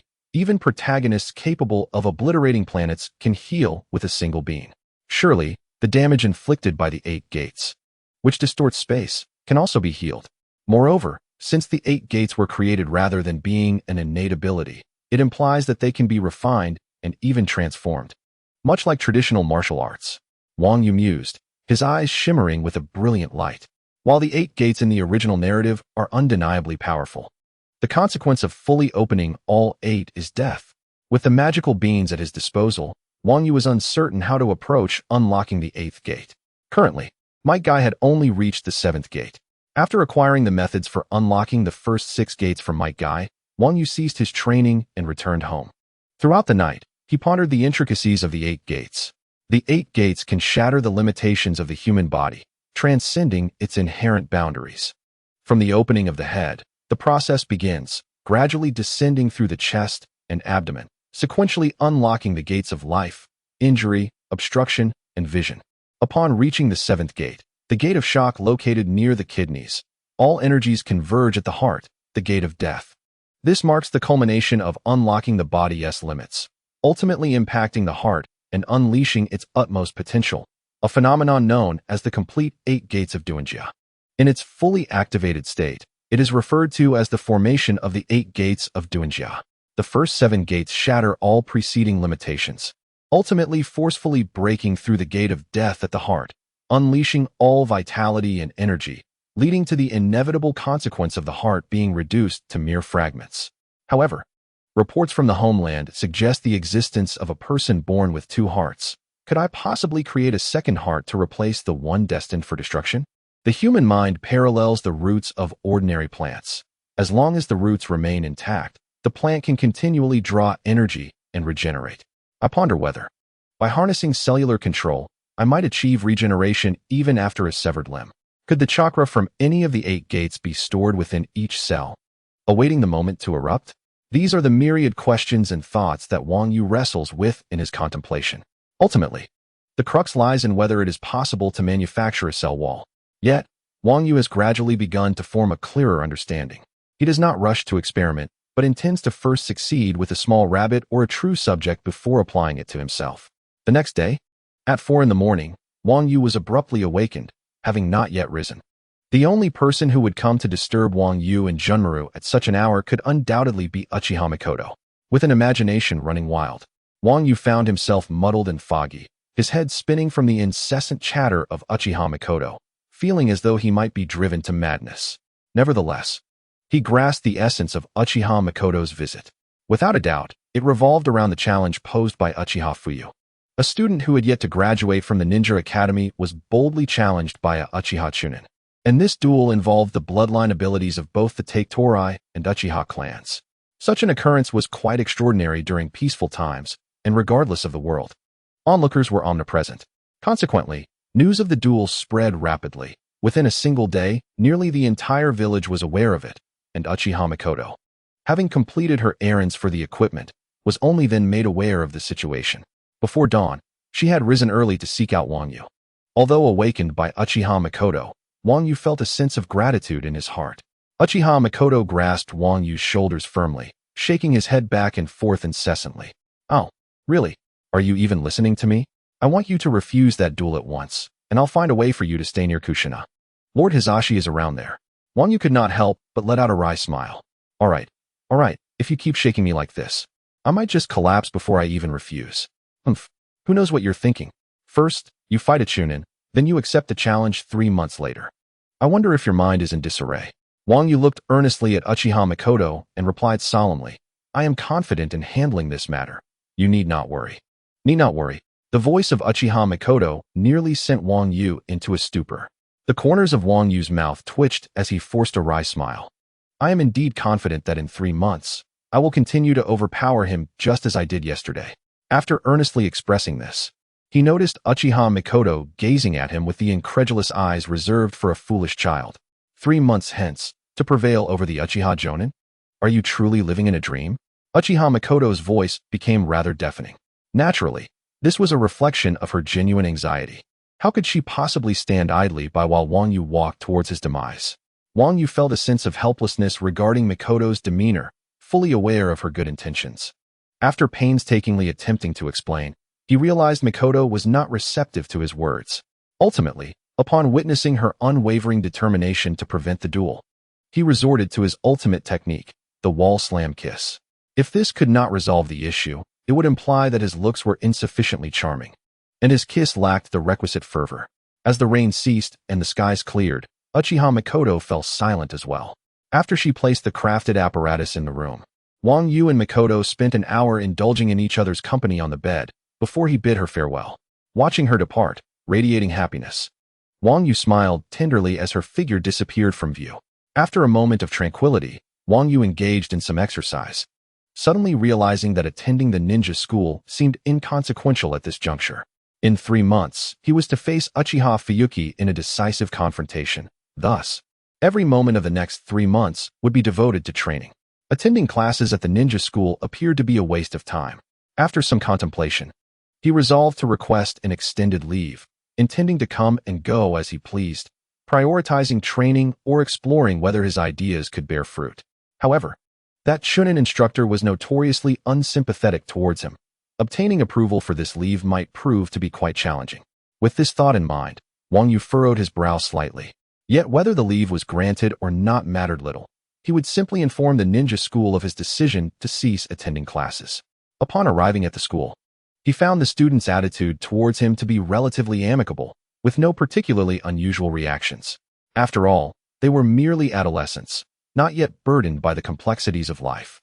They were astonished by the rumors of Wang Yu's bloodline and his victory over a Chunin, as well as his acceptance of challenges. He entered the office of his Chunin teacher, Kato In, without hesitation. By chance, he was met with the sight of his Chunin instructor, Wang Yu. Kato In's expression shifted upon seeing him, revealing a mixture of emotions. The deep disdain and animosity he once harbored had somewhat lessened, replaced by a complexity tinged with sympathy.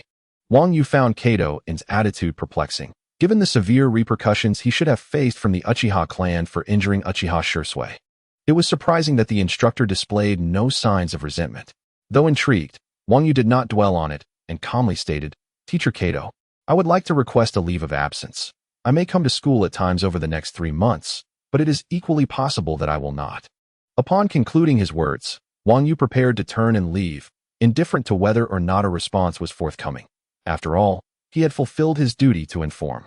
To his astonishment, however, Kato sounded rather sentimental as she patted his shoulder and nodded in agreement.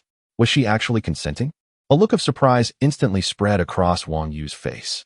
Subsequently, he heard Kato muttering to herself, "My companion's parents perished at the hands of the Taketorai clan ninjas, which has fostered my long-standing animosity towards you. Nonetheless, you are quite a diligent child. If only you were a native of Kanahagakure here." Her voice trailed off, and with a sigh, she patted Wang Yu's shoulder once more before passing by him. "Enough of that.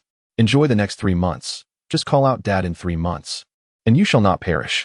Wang Yu stood there, dazed, watching Kato exit the office. Why did that statement seem vaguely familiar? Soon, he realized it echoed the words of a previous Umbu ninja. He nearly spat blood in disbelief. To them, was it truly expected that he would call him father? What nonsense. I'm merely a wallflower. Only a stronger wallflower can defeat another.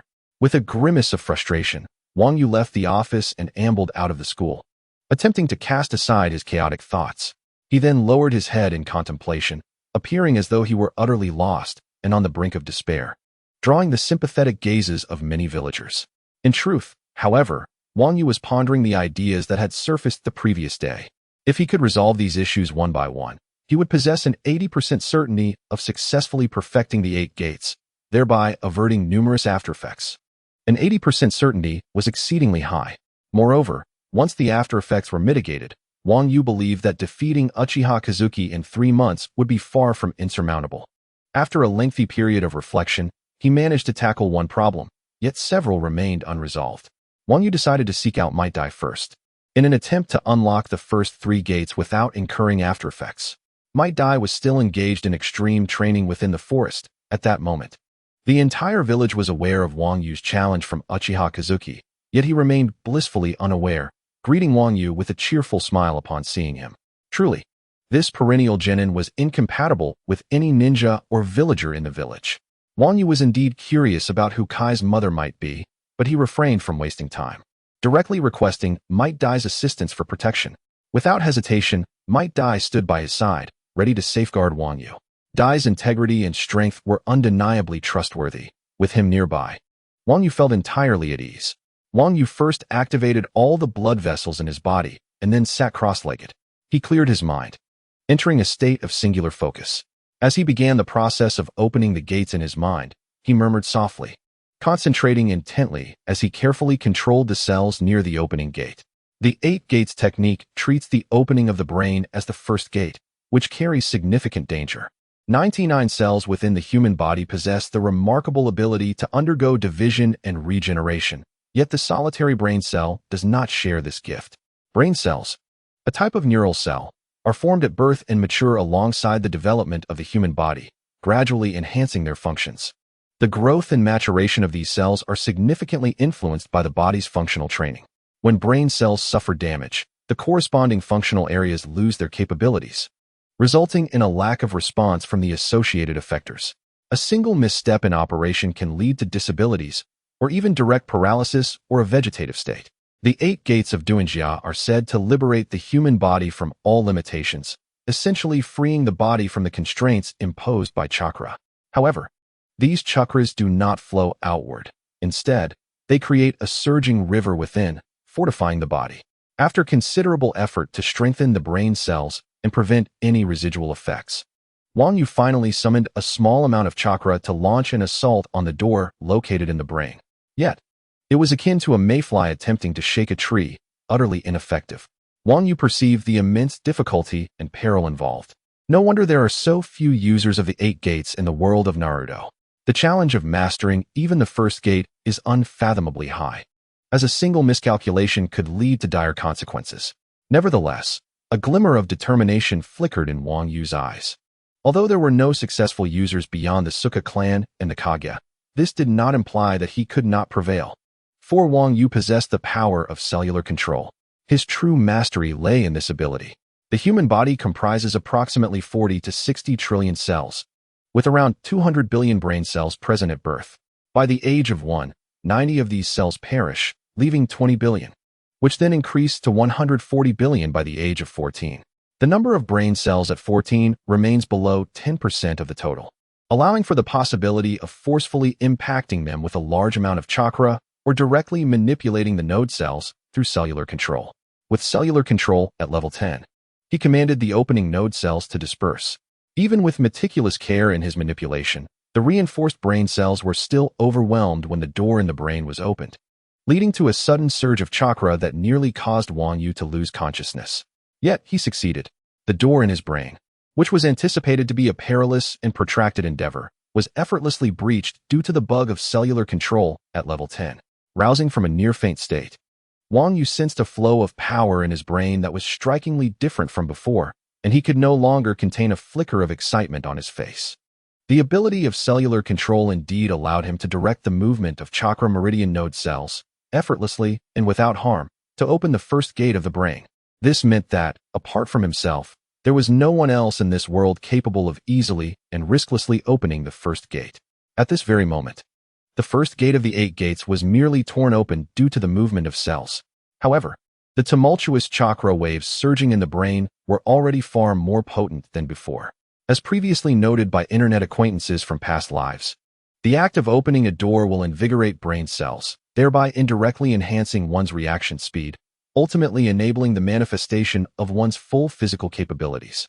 This revelation was already enough to astonish Wang Yu. With merely irregular fluctuations of chakra, he would possess sufficient immunity against basic illusions. He firmly believed that upon unlocking the 3rd gate, he would attain immunity against the illusions of ordinary Jonin or even those augmented by the Sharingan's 3 Tomo, much like Deidara. Yet, the advantages did not cease there. In the very instant the first gate creaked open, Wang Yu simultaneously perceived an enhancement in his chakra control, suggesting that it would not be long before he could master fundamental ninjutsu with ease. Moreover, as this chakra surged, it nourished his cells. With the reinforcement and rejuvenation of brain cells by chakra, Wang Yu felt his senses sharpen remarkably. It is no wonder that students from a ninja academy in anime can leap over 10 meters.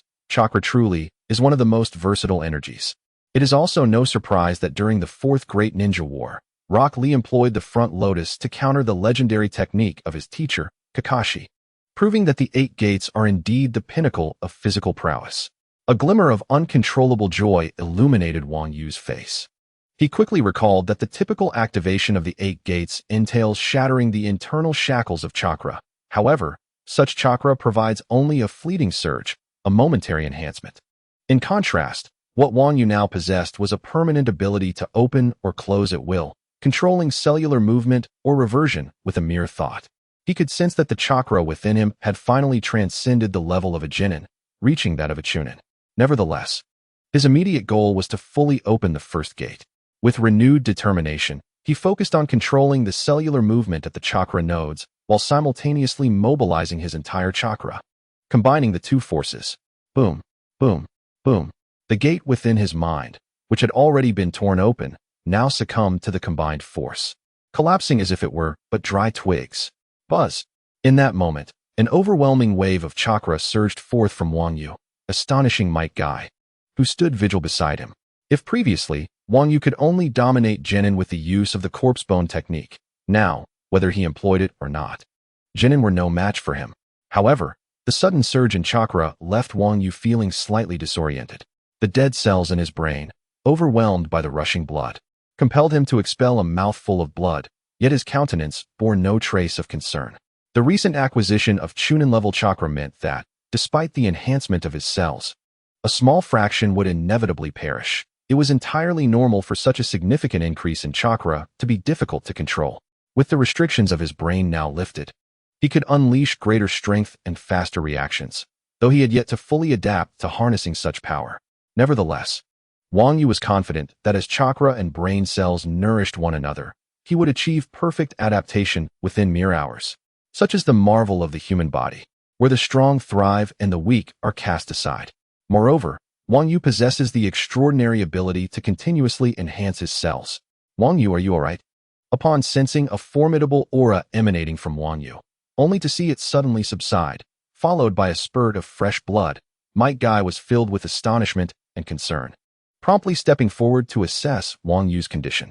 I'm fine, but it appears I require a few hours for stable adaptation, Wang Yu replied, shaking his head to indicate he was unscathed, taking a deep breath to gradually calm the surging energy within him.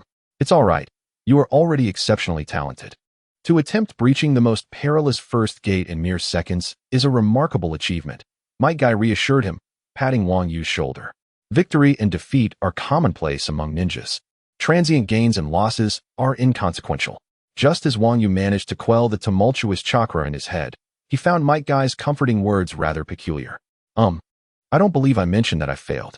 Indeed, even if you had failed, it wouldn't matter. In my view, this is merely, Might Guy suddenly realized, his eyes widening in disbelief as he gazed at Wang Yu, astonished. His expression was one of utter incredulity, pondering the implications of the Sage of Six Paths. You succeeded?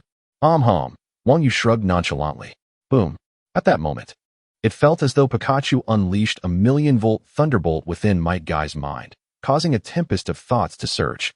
He stared at Wang Yu as if he were a monster, his face reflecting pure disbelief, his mouth agape. What a joke! To think that the very first attempt at the first gate of the 8 gates actually succeeded. The countless failures among ninjas in the world who had attempted to open the first gate, and those who struggled for ages to achieve it, seemed utterly defeated by Wang Yu's triumph. Sage of Six Paths, what kind of prodigy are you, Wang Yu? Might Guy had never anticipated Wang Yu could succeed on his first attempt. After all, in the 38 years of Konoha's history, countless individuals had endeavored to master the 8 gates. Many ninjas, due to inadequate physical conditioning or insufficient chakra control, had met with crippling failure at the first gate. Years of excessive training, robust physical fitness, and strong chakra control are all essential. Without any one of these, success is a rare occurrence even after numerous attempts. Yet, Wang Yu had astonishingly achieved it on his very first try. While the ninja school circulated rumors of Wang Yu being incapable of mastering basic ninjutsu, in Might Guy's eyes, Wang Yu was nothing short of a prodigy rivaling the second Hokage, Tobirama Senju. How utterly astounding. Observing Might Guy's astonished expression that seemed to linger for an eternity, Wang Yu humbly remarked, "I apologize. Although I have succeeded in my training, it will be challenging for a Kai to replicate my success. I can only assist him in managing the side effects of the 8 gates with a secret technique." It is not that Wang Yu is unwilling to assist Might Guy in unlocking the first gate of the 8 gates of might. Rather, if he were to directly aid him, the information could easily reach the ears of Danzo, Sarutobi, or Orochimaru, resulting in Wang Yu being placed under house arrest or subjected to research. For the sake of his own safety, he can only claim to heal using secret techniques, a skill associated with medical ninjas, which would merely earn him accolades as a genius and a versatile talent. Moreover, Might Guy has already accessed the first 6 gates, with the 7th gate nearly perfected, while the 8th gate would not be fully developed until the 42nd year of Konoha. Might Guy's son, Might Guy, has also managed to unlock all 8 gates through sheer effort, embodying the spirit of youthful warriors ablaze with determination. With a sense of regret, Wang Yu explained to Might Guy that, despite having learned the 8 gates of might from him, he is unable to share even the simplest method of unlocking the first gate with Might Guy's family. Gradually, Might Guy emerged from his astonishment at Wang Yu's formidable prowess, akin to the legendary Tobarama Senju, and instead adopted a light-hearted demeanor, waving his hands and laughing heartily. "It's all right. I have faith that my son will inherit my legacy. Furthermore, witnessing such an exceptional young man like you fills me with joy. Cultivate your secret techniques diligently. I can manage the first 5 gates without injury, and any damage incurred after opening the 6th gate will be entrusted to you, young man." Upon receiving a nod from Wang Yu, Might Guy struck a pose with his hands on his hips, giving a thumbs up, his teeth glinting with reflected light as he laughed. Indeed, the flames of youth continue to burn brightly and are being passed on. Although Wang Yu felt somewhat speechless internally, he silently commended Might Guy's candidness and sincerity, gradually becoming more accepting of the rather garish imagery associated with him. Youthful exuberance remains consistent, regardless of age, bringing joy aplenty. Time flows like the contours of a young woman, always revealing itself when pressed. After managing to carve out time to dine with Kushina, Minato, and Mikoto, and enjoying a leisurely stroll, Wang Yu returned home and lay on his bed, deep in contemplation.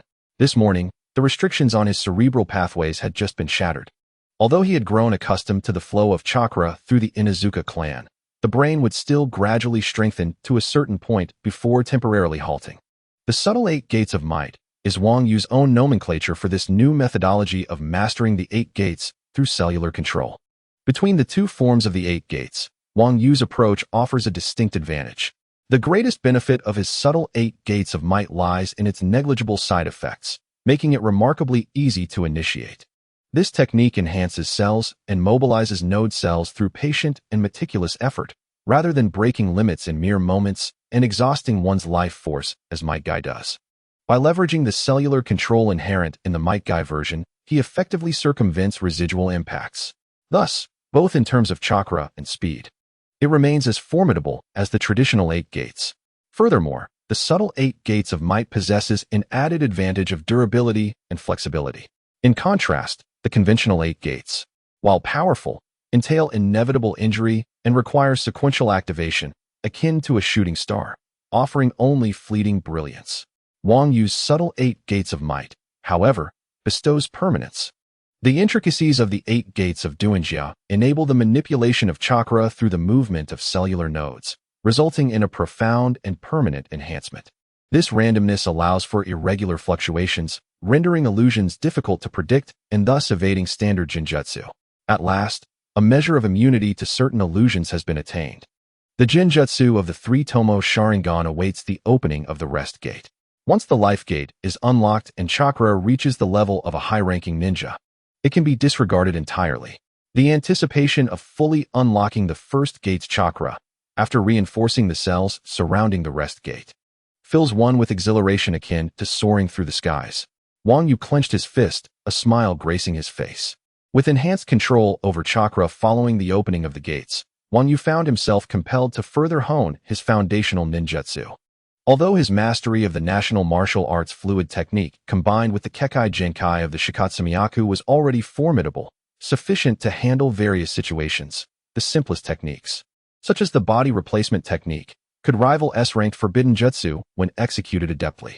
They conserve chakra, are straightforward in their hand seals, and yield remarkably effective results. The body replacement technique is exceptional for evading attacks, while the shadow clone technique, though varied in effects, is equally noteworthy. The transformation ability is boundless in its potential. He could learn from Naruto's antics, transforming into Sasuke to deceive Sakura of her first kiss, truly a vital skill for any household. The prospect of mastering Naruto's absolute forbidden technique, the harem jutsu, is tantalizingly overwhelming. With newfound control and gradually overcoming the instincts of his past life, Wang Yu effortlessly mastered the release of fundamental ninjutsu. With the sounds of ninjutsu being released and dispelled, Wang Yu diligently practiced the simplest of techniques, refining his skills in the most practical arts through hundreds of repetitions. After a brief respite, with the first gate now open, Wang Yu's control over the Shikotsumyaku and the strength of his bones saw another increase. Coupled with his martial arts ninjutsu, he stands at a level that rivals even the strongest of chunin, nearly comparable to a jonin.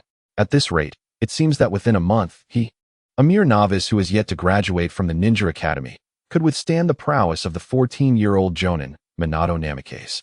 Currently, the formless Rasengan cannot breach Wang Yu's skeletal defenses, no matter how dazzling the techniques may be. If they cannot penetrate his defenses, they are futile. In the ninja world, status often does not correlate with strength. For instance, Might Guy, despite being a Genin, could obliterate elite Jonin upon unleashing the seventh gate. Similarly, Sasuke, also a Genin, became a rogue ninja upon awakening the Mangekyo Sharingan, but remained categorized as such.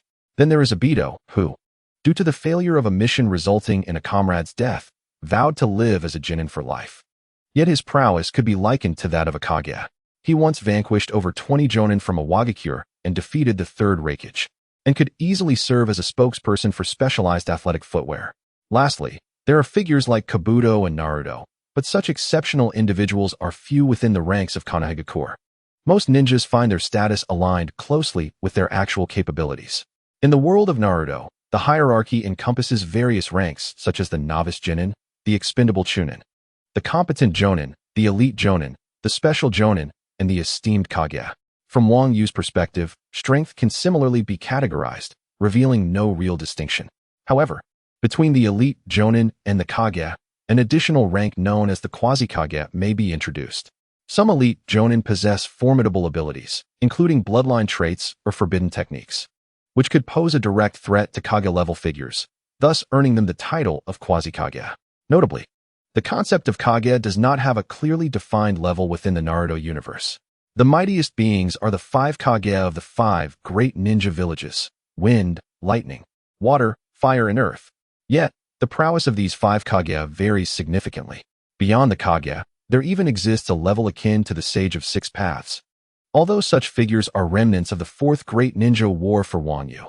Suppressing these contemplations, Wang Yu resolved to continue his training. Presently, he had nearly discovered a clear path to his cultivation. He found no need to exhaust himself on complex ninjutsu involving elemental transformations such as wind, water, or earth release.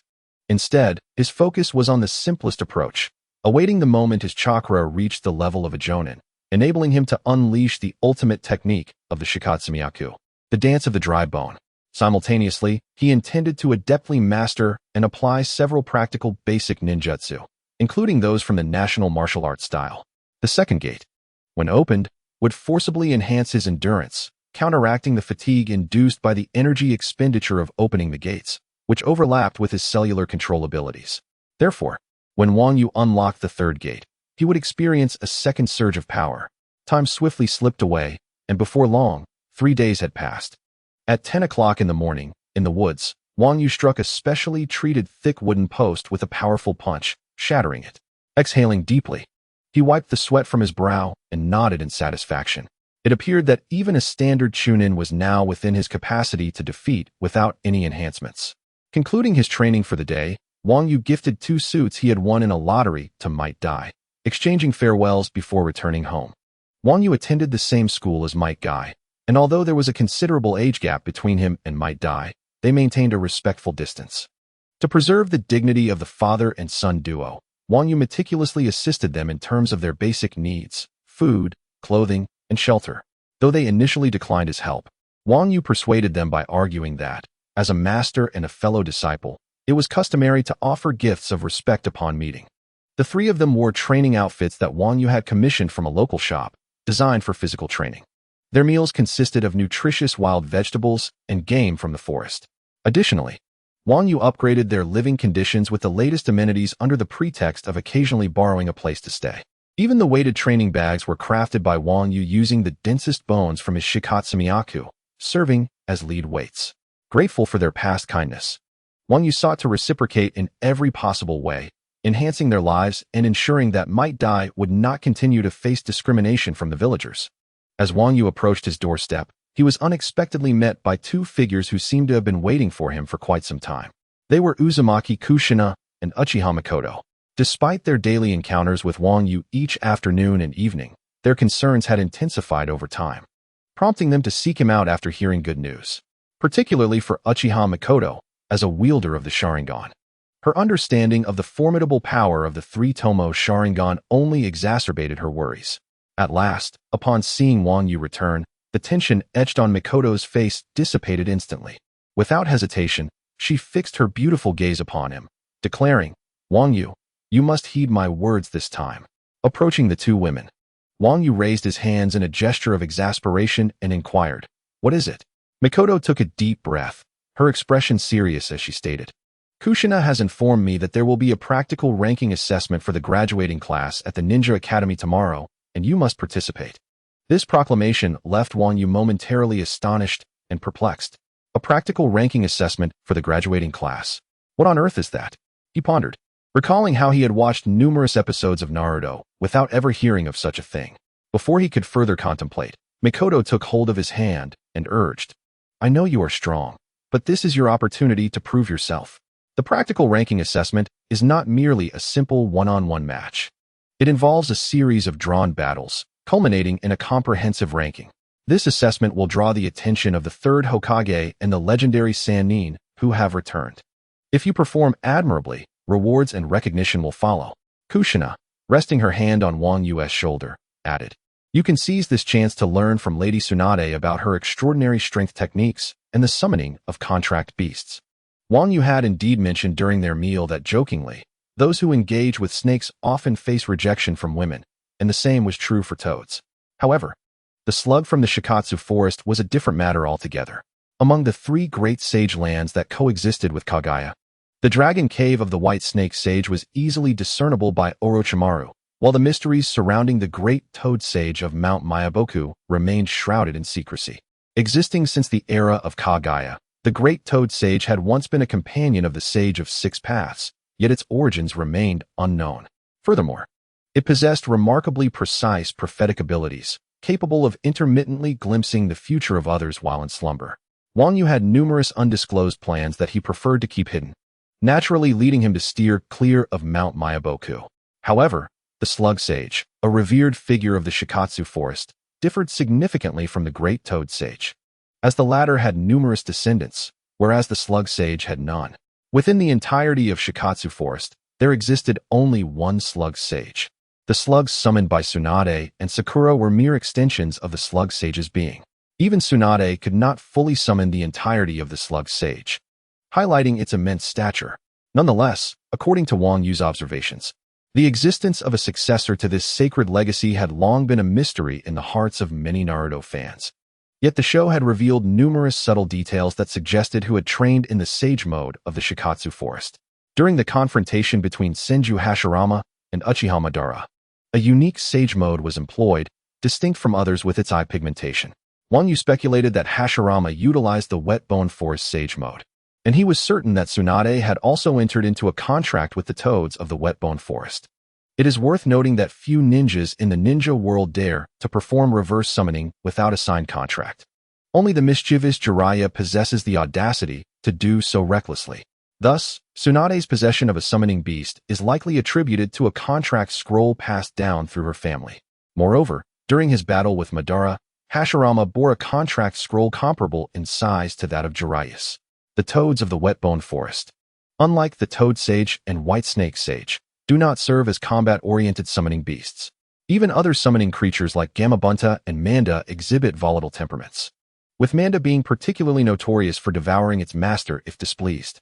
Their reluctance to acknowledge a master stems from their evaluation of the ninja's combat prowess. Those lacking sufficient strength are deemed unworthy. However, the Whetbone Forest Sage is not a combat-centric summoning beast. It prioritizes the qualities of its summoner, particularly their medical abilities. In the realm of healing, few can rival Tsunade, who wields the 100 Healings technique and other extraordinary regenerative jutsu, making her a paragon of medical prowess. The Whetbone Forest Sage is also not overly concerned with raw strength, being amiable and thus recognizing both Tsunade and Sakura in their contracts. Wang Yu, on the other hand, possesses an extraordinary advantage, a cellular control ability acquired through a system lottery. It is known that all living organisms, excluding viruses, are composed of cells. With his mastery over cellular manipulation, Wang Yu asserts that his medical skills rank second in the world, a statement grounded in undeniable truth. Furthermore, only the 3 great sage modes exhibit unparalleled advantages. The Mayaboka Mountain Sage mode enhances the user's speed, defense, perception, ninjutsu, taijutsu, and jinjutsu significantly, merely by adding eye pigmentation. Wang Yu is aware that only Jiraiya, Minato Namikaze, and Naruto Uzumaki have successfully mastered this technique. In the Dragon Cave, only 2 individuals have genuinely succeeded in mastering Sage mode, Kabuto Yakushi and Mitsuki. Orochimaru has yet to achieve mastery due to his inability to possess a body through the reanimation jutsu. The Dragon Cave Sage mode can produce Sage Chakra, which possesses a potency exceeding that of ordinary chakra by more than double, marking it as the most powerful among the 3 ancestral sanctuaries. The Sage mode of the Whetbone Forest is not described in the entirety of Naruto, leaving Wang Yu uncertain. However, he surmises that the Whetbone Forest Sage is among the most formidable summoning beasts, ideally suited to his own needs. Why does he believe this? First and foremost, the slug cannot be killed. Its body can infinitely split, as evidenced during the Battle of the 3 Shinobi. When Orochimaru was sealed and the slug rapidly dispersed into countless smaller slugs under Manda's constricting grip, only to reassemble at will. This characteristic grants the slug's clones immunity to nearly all physical attacks, even including toxins. Uncle Snake and Jiraiya's summoned snake, Manda, can be regarded as paragons among summoning beasts. However, they lack the formidable defensive capabilities of the slug. Should the Sage of Slugs choose to engage, it could single-handedly confront Manda. While it might not vanquish the serpent, it could certainly incite chaos through its unique ability to divide. This bears resemblance to Wang Yu's Bone Pulse and Sanwa's abilities, both of which can drive adversaries to despair. Secondly, the Sage of Slugs possesses an almost insurmountable offensive capability. Despite his gentle demeanor, his attacks are truly fearsome. The Sage can exude a highly concentrated acid that exhibits corrosive properties akin to the dissolution techniques of Meitarumi, the Mizukichi. This acid is secreted from within the Sage's body and is independent of chakra, making it resistant to absorption techniques such as those wielded by the Shark Skin or the Rinnegan. Similar to Wang Yu's mastery of internal martial arts, even the Rinnegan's ability to absorb chakra is rendered ineffective against him, as Wang Yu can still utilize his internal energy regardless. Thirdly, the Sage of Slugs is unparalleled in his supportive capabilities among the summoning beasts of the ninja world. His support ability is his most significant trait. Although the divided form of the Sage is smaller, it retains the consciousness and abilities of the original, allowing it to channel Tsunade's healing chakra to any ninja in need. With the Sage's assistance, Tsunade successfully executed the remarkable feat of healing an entire squad during the 4th Great Ninja War, akin to Soraka's ultimate ability. The Sage can impart intelligence and provide medical assistance, making his abilities the epitome of support on the battlefield. Wang Yu often yearned for a mobile phone, envisioning a perfect means to connect with friends without relying solely on his legs to gather and relay information. By summoning a miniature version of the Sage of Slugs as a relay station and placing it with Junru, Mikoto, and Kushina, this diminutive form could effectively function as a communication device. In summary, although the Sage of Slugs requires a significant amount of chakra for summoning and may lack in sheer offensive power, its multifaceted functionalities far surpass those of the other 2 great summoning beasts. Among all the summoned creatures in Naruto, none can rival the Sage's comprehensive support capabilities. The strength of the slug lies not merely in its attack potency, but in its all-encompassing abilities. It can heal, convey intelligence, enter Sage mode, and possess a form of immortality, making it the most suitable summoning beast for Wang Yu. As for the concept of Jinjutsu, I intend to elucidate its operational principles through the lens of science. To revisit the definition of Jinjutsu, as articulated in the earliest Naruto official guidebook, the Book of the Field, it is a technique that disrupts the enemy's mental state by creating illusions that induce a hypnotic condition. I have previously elaborated on Jinjutsu in my diary, summarizing it as a technique that influences the human body, primarily through the five senses, to subsequently affect the mental will. In other words, Jinjutsu can be delineated into two steps. The first involves impacting the body, and the second entails affecting the enemy's mental resolve. Step 1. The impact on the human body. Numerous methods exist, such as the strategic deployment of an illusion to lure adversaries into a trap, akin to the cunning of a fox, or the instant application of techniques like the Nirvana Sanctuary or the Vaporous Pavilion. These illusions are essentially a manipulation of the environment using chakra, creating phantoms that deceive the enemy's senses. The advantage of such illusions lies in their capacity for preemptive strikes. However, their drawback is equally apparent. Adversaries ensnared in the illusion can often discern the altered surroundings and break free. Additionally, there are auditory illusions like the magical sound lock and the frog song that affect the enemy's hearing, as well as visual illusions such as the lightning release, lightning mirage, and the frequently appearing Sharingan illusions. These types of illusions indicate that the enemy has fallen victim to the technique upon hearing, seeing, or touching it.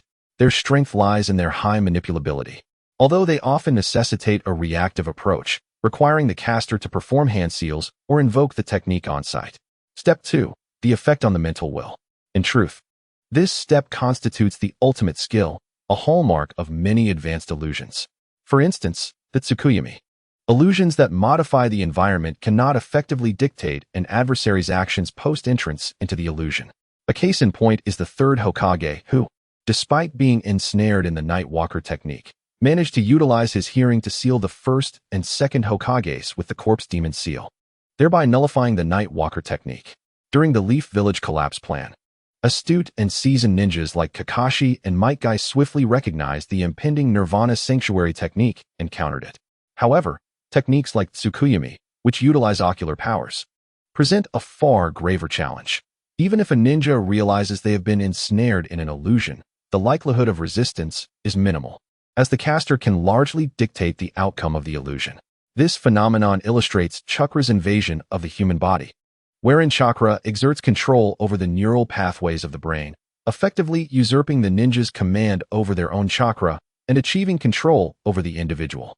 Chakra manipulates the opponent's neural system, causing them to perceive scenes conjured by the caster and can even influence their actions. In simpler terms, it allows the caster to control civilians or those beneath their own proficiency. Mastery in this craft is exemplified by Shirsue's Kotoamatsukami, which can manipulate others' consciousness without them ever realizing it. Nonetheless, the efficacy of illusions hinges upon chakra's influence over the opponent's chakra. To illustrate, illusions affect individuals much like a virus affects a computer, as long as the firewall, essentially the opponent's chakra, is sufficiently robust, such as Might Guy unleashing the 8th gate. Uchiha Itachi's Tsukuyami becomes utterly ineffective against him when Might Guy opens the 8th gate. Even the pinnacle of Uchiha Madara's Mangekyo Sharingan cannot deploy its ultimate illusion to sway Might Guy. An alternative approach involves employing external antivirus software, which, in this context, refers to allies or tailed beasts disrupting the chakra fluctuations of the target, a method that proves infallible. Upon hearing Kushina's words, Uchiha Mikoto gazed at Wang Yu, eager to reiterate her insistence on compelling her boyfriend to partake in the practical assessments of their grade. Yet, for reasons unknown, as she gazed at the contemplative Wang Yu, she inexplicably softened. She feared that Wang Yu might remain obstinate, and her breath gradually became erratic. In an instant, the determination etched on her delicate face began to wane, replaced by confusion and unease. Wang Yu, would you please heed our advice? If you participate in the practical assessment and secure first place, I will present you with the illusion scroll from my home. With your innate talent, even if you exhaust your potential to ascend to 3-Tomo Sharingan, no one would stand a chance against you. Mikoto Uchiha was wholly disregarding her own clan, considering every aspect for Wang Yu. Beside her, Kushina Uzumaki nodded eagerly, her eyes filled with anticipation for Wang Yu's participation in the year's practical assessment. After all, Wang Yu was one of the few friends and a unique family member to Kushina, and she wished for him to prevail rather than lose his dignity in a plea for mercy. This left Wang Yu momentarily taken aback. Was this truly the Kushina he knew? The fiery girl with a tempestuous temperament? Mikoto Uchiha, disregarding the Uchiha clan's prohibitions, displayed the illusion scroll to him. Blessed with such a girlfriend, Wang Yu felt immensely fortunate and content. Both women genuinely wished to protect Wang Yu's dignity as a man, revealing this tender side of themselves for his sake. Wang Yu's heart was gently stirred, and he could not help but embrace the two of them, declaring, "I promise you." Kushina paused for a moment, then could not resist turning around to hug Wang Yu as well, overwhelmed with joy. However, after a brief embrace, she quickly released him. Being in a relationship, with a slight blush adorning her cheeks, Kushina playfully punched Wang Yu, jokingly warning, "Consider yourself fortunate this time. Should you take advantage of me again, I shall unleash my nine-tails chakra upon you." Mikoto Uchiha was not one to easily succumb to jealousy either, as Wang Yu's girlfriend. She too stepped away from his embrace, her expression one of indignation as she clenched her small fists, playfully striking Wang Yu's chest. "You truly are a source of endless concern. I'll get you for this."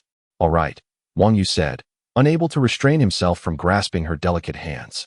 Mikoto's face flushed slightly, and after a brief struggle, she resigned herself to his hold. Wang Yu then playfully traced her exquisite nose with his finger, saying, "Do not be upset. Since I shall participate, I aim to secure the highest score in the history of the Ninja Academy, for both you and Kushina to behold." "Humph," Kushina huffed, turning her head away. Of course, this historical context included Kushina's legendary Jonin boyfriend, Minato Namikaze. Mikoto also let out a soft huff, fully aware that Wang Yu's words were meant to amuse her.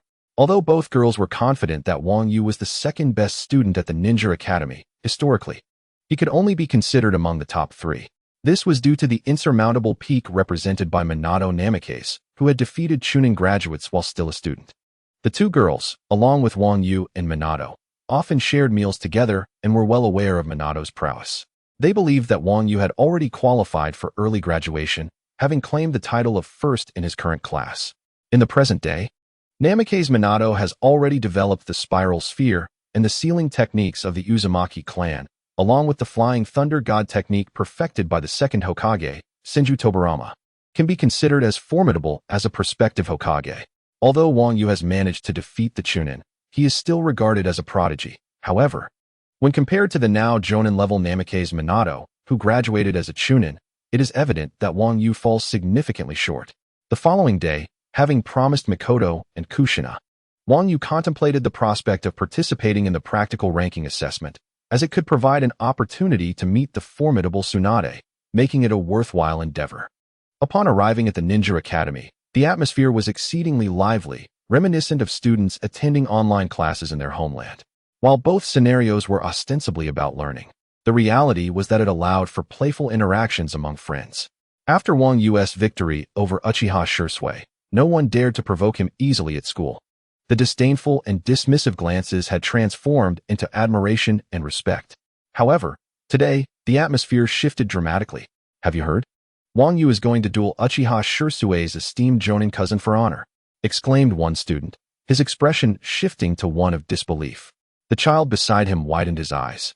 Incredulous, Uchiha Wind and Rain, Shursui's cousin, is bound to be a Jonin. Is Wang Yu really accepting the challenge? Has he lost his mind? Shoo, don't speak too much about it. That duel is still a ways off. Today's focus should be on the practical ranking assessment. Who do you think will win? Without a doubt, it must be Takahashi Wang Yu. Kakashi will surely come out on top. Several youths began to argue fervently.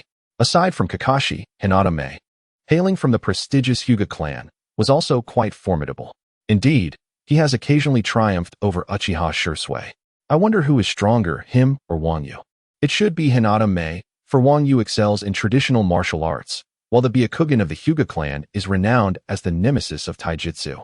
A group of students whispered among themselves. Throughout the Ninja Academy that day, students congregated in groups. When Wang Yu arrived, his Chunin teacher, Kato Na, was somewhat astonished, as she had not anticipated his participation in the year's practical assessment. In her view, having already defeated a Chunin, it seemed rather inappropriate for Wang Yu to be mingling at school. The battle for dignity against the Uchiha Jonin is approaching, and yet you still come to school? You ought to have Lord Orochimaru provide you with specialized training. However, if he could secure the top position, it would also bring glory to their class. After a moment of consideration, Kato added Wang Yu's name to the list. Wang Yu faced no obstacles and promptly completed his registration. During this period, the Ninja Academy differed from what was depicted in later anime adaptations. In the original narrative, grades were organized by age, but at this time, the system was not yet fully developed. The academy categorized students based on their backgrounds or ages, which explained instances such as Kakashi graduating at the age of 5 and becoming a Chunin at 6. In the context of this practical ranking assessment for the current grade, securing a position within the top 10 allows one to apply for early graduation. However, students who have only recently joined the Ninja Academy, particularly those with less than 3 years of experience, typically forego participation in this competitive evaluation. Exceptional talents like Kakashi Hitaki are indeed rare. The majority must adhere to a structured 6-year regimen of study and training. Nonetheless, following the Second Great Ninja War, the influx of students has led to a substantial number of participants in the practical ranking assessments. The subsequent Fourth Great Ninja War saw a staggering total of 80,000 ninja warriors involved, without a sufficient number of students from various ninja academies. Such a formidable force would not be possible. Due to the high number of participants in the practical assessments, 5 venues are utilized simultaneously. Initially, all students are assigned numbers, and through a process of random selection, matchups are determined. After the bouts, winners face winners and losers face losers. This continuous cycle of drawing matches ultimately establishes a comprehensive ranking for all registered students. The process begins with 4 separate venues, and after several rounds, the final 20 victors advance to the 5th main arena for subsequent contests. In this final arena, the 3rd Hokage, Hiruzen Sarutobi, is expected to preside over the event, personally overseeing the proceedings. Currently, the 3rd Hokage is in the prime of his life at 47 years old, wielding a staff capable of disrupting the roots of the God Tree and possessing mastery over a multitude of jutsu, earning him the esteemed title of the Professor of the Ninja World. Despite his busy schedule, Sarutobi makes time to accompany his 3 beloved disciples to witness the competition, underscoring his commitment to the cultivation of ninjas during this pivotal period. The opening ceremony of the practical ranking assessment is naturally presided over by Sarutobi himself. Under the respectful gaze of numerous parents and ninja spectators, he strides confidently to the podium, donned in the Hokage's ceremonial robes. The moment he ascends the stage, an exuberant cheer erupts from the students, creating an atmosphere of unparalleled enthusiasm within the academy. In Konoha, to hold the title of Hokage signifies the utmost status, unparalleled strength, and profound respect. Although Sarutobi stands at a modest height of nearly 165 meters, not a single gaze among the crowd reflects disdain. Rather, they are filled with admiration. This is solely due to his position as the 3rd Hokage, the most formidable ninja in the Hidden Leaf Village. Observing the eager faces of the children within the academy, filled with reverence and excitement, Sarutobi beams with a warm, radiant smile akin to sunlight. He raises his hand, and the crowd falls into immediate silence. In the ninja world, the land of fire precedes the village of Konoha. Today, Konoha is in the hands of our generation, but its future shall undoubtedly blossom through your efforts. The will of fire will be inherited by you. The new leaves, so children, strive onward. Let us, as denizens of Konoha, unite in our endeavor for the prosperity of our village and the legacy of the will of fire. With but a few simple sentences, Sarutobi Hiruzen elevated the atmosphere to a new crescendo. Among the crowd, students including Uchiha Shursui and Kakashi were swept away by a surge of fervor. Wang Yu stood amidst the throng, his gaze imbued with a sense of nostalgia as he listened to the eloquent words of Sarutobi Hiruzen, the 3rd Hokage, the current deity of the ninja world, the pillar of Konoha. The children of Konoha, including Minato Namikaze, are undoubtedly striving with Sarutobi Hiruzen as their ultimate aspiration. Were it not for Wang Yu's knowledge of the unfolding narrative as a time traveler, he too might have been inspired by Hiruzen's words, setting his sights on the title of Hokage. Yet in Wang Yu's heart, while the Hokage title seemed distant, there existed even more formidable figures above it. Hashirama Senju, Tobarama Senju, Madara Uchiha, Sage of the Six Paths, Kaguya Otsutsuki. Surpassing these legends is the deepest ambition harbored within Wang Yu. Of course, that goal felt exceedingly remote. Clenching his fists, a glimmer of determination and resolve shone in his eyes. Regardless of how distant or arduous the path to his future aspirations may be, he would never relent. To realize one's dreams, one must firmly seize the present. Following Sarutobi Hiruzen's impassioned speech, the age-appropriate combat assessment commenced. Students who had registered were assigned to 4 separate venues based on a lottery draw. Meanwhile, Sarutobi Hiruzen and the Sannin awaited the victors from the 4 venues. The battles in the low-tier Bronze League were hardly worthy of Hiruzen's direct attention. Ultimately, the 20 champions who emerged would be the elite he valued. The true pillars of the new generation in Konoha. Wang Yu was assigned to the 3rd venue. Kushina, fortuitously, was in the same arena. Though she was indifferent to her own assessment, having already become a Jinchuriki, her sole concern was whether Wang Yu would perform admirably. She felt a greater anxiety than Wang Yu himself. Silently, Kushina cheered for him. Although Makoto was away on a mission, she shared the same hope as Wang Yu, that he would advance to the finals and earn Lady Tsunade's recognition. The 3rd venue, while ostensibly formal, was essentially a spacious playground, overseen by 2 main examiners and 4 jonin who maintained order. Wang Yu's initial opponent was a fellow student from the same class. Upon discovering that he was to face Wang Yu, the student's expression fell into one of despair. If there were 4 opponents that every ordinary student dreaded encountering, they would undoubtedly be Hinata Niji, Uchiha Shursui, Wang Yu, and Kakashi. Aside from Wang Yu, the other 3 consistently ranked 1st or 2nd across various classes, instilling a sense of hopelessness in the budding ninjas of the academy. Wang Yu, however, had unveiled his terrifying prowess in his battle against Uchiha Shursui, instilling fear in countless students. I concede, the student who was originally set to battle Wang Yu contemplated making an attempt. But upon witnessing Wang Yu brandishing a white skeletal shuriken and the 2 crimson dots between his brows, he instinctively mimicked a turtle retracting its head and surrendered without hesitation. The shuriken, crafted from bone, and the significance of the red dots symbolized the corpse veins, a bloodline limit that instills dread in ordinary ninjas. The overseeing examiner appeared somewhat astonished, then shook his head in resignation, declaring Wang Yu the victor of the first match. Wang Yu himself was taken aback that his opponent chose to forfeit without even trying to engage, yet upon reflection, it seemed rather reasonable. After all, this was a ninja academy, populated by novices akin to fish in a pond, and in the face of a seasoned chunin like Wang Yu, who had already reached the silver stage, surrender was the only option. It was only natural that he could not compete against individuals who had attained the golden level, like the illustrious Minato Namikaze. The preceding matches had predominantly concluded with opponents surrendering outright or being swiftly dispatched by Wang Yu. He did not even need to resort to any enhancements. His physical prowess alone allowed him to dominate and crush all adversaries. This evoked a wave of astonishment. Truly formidable.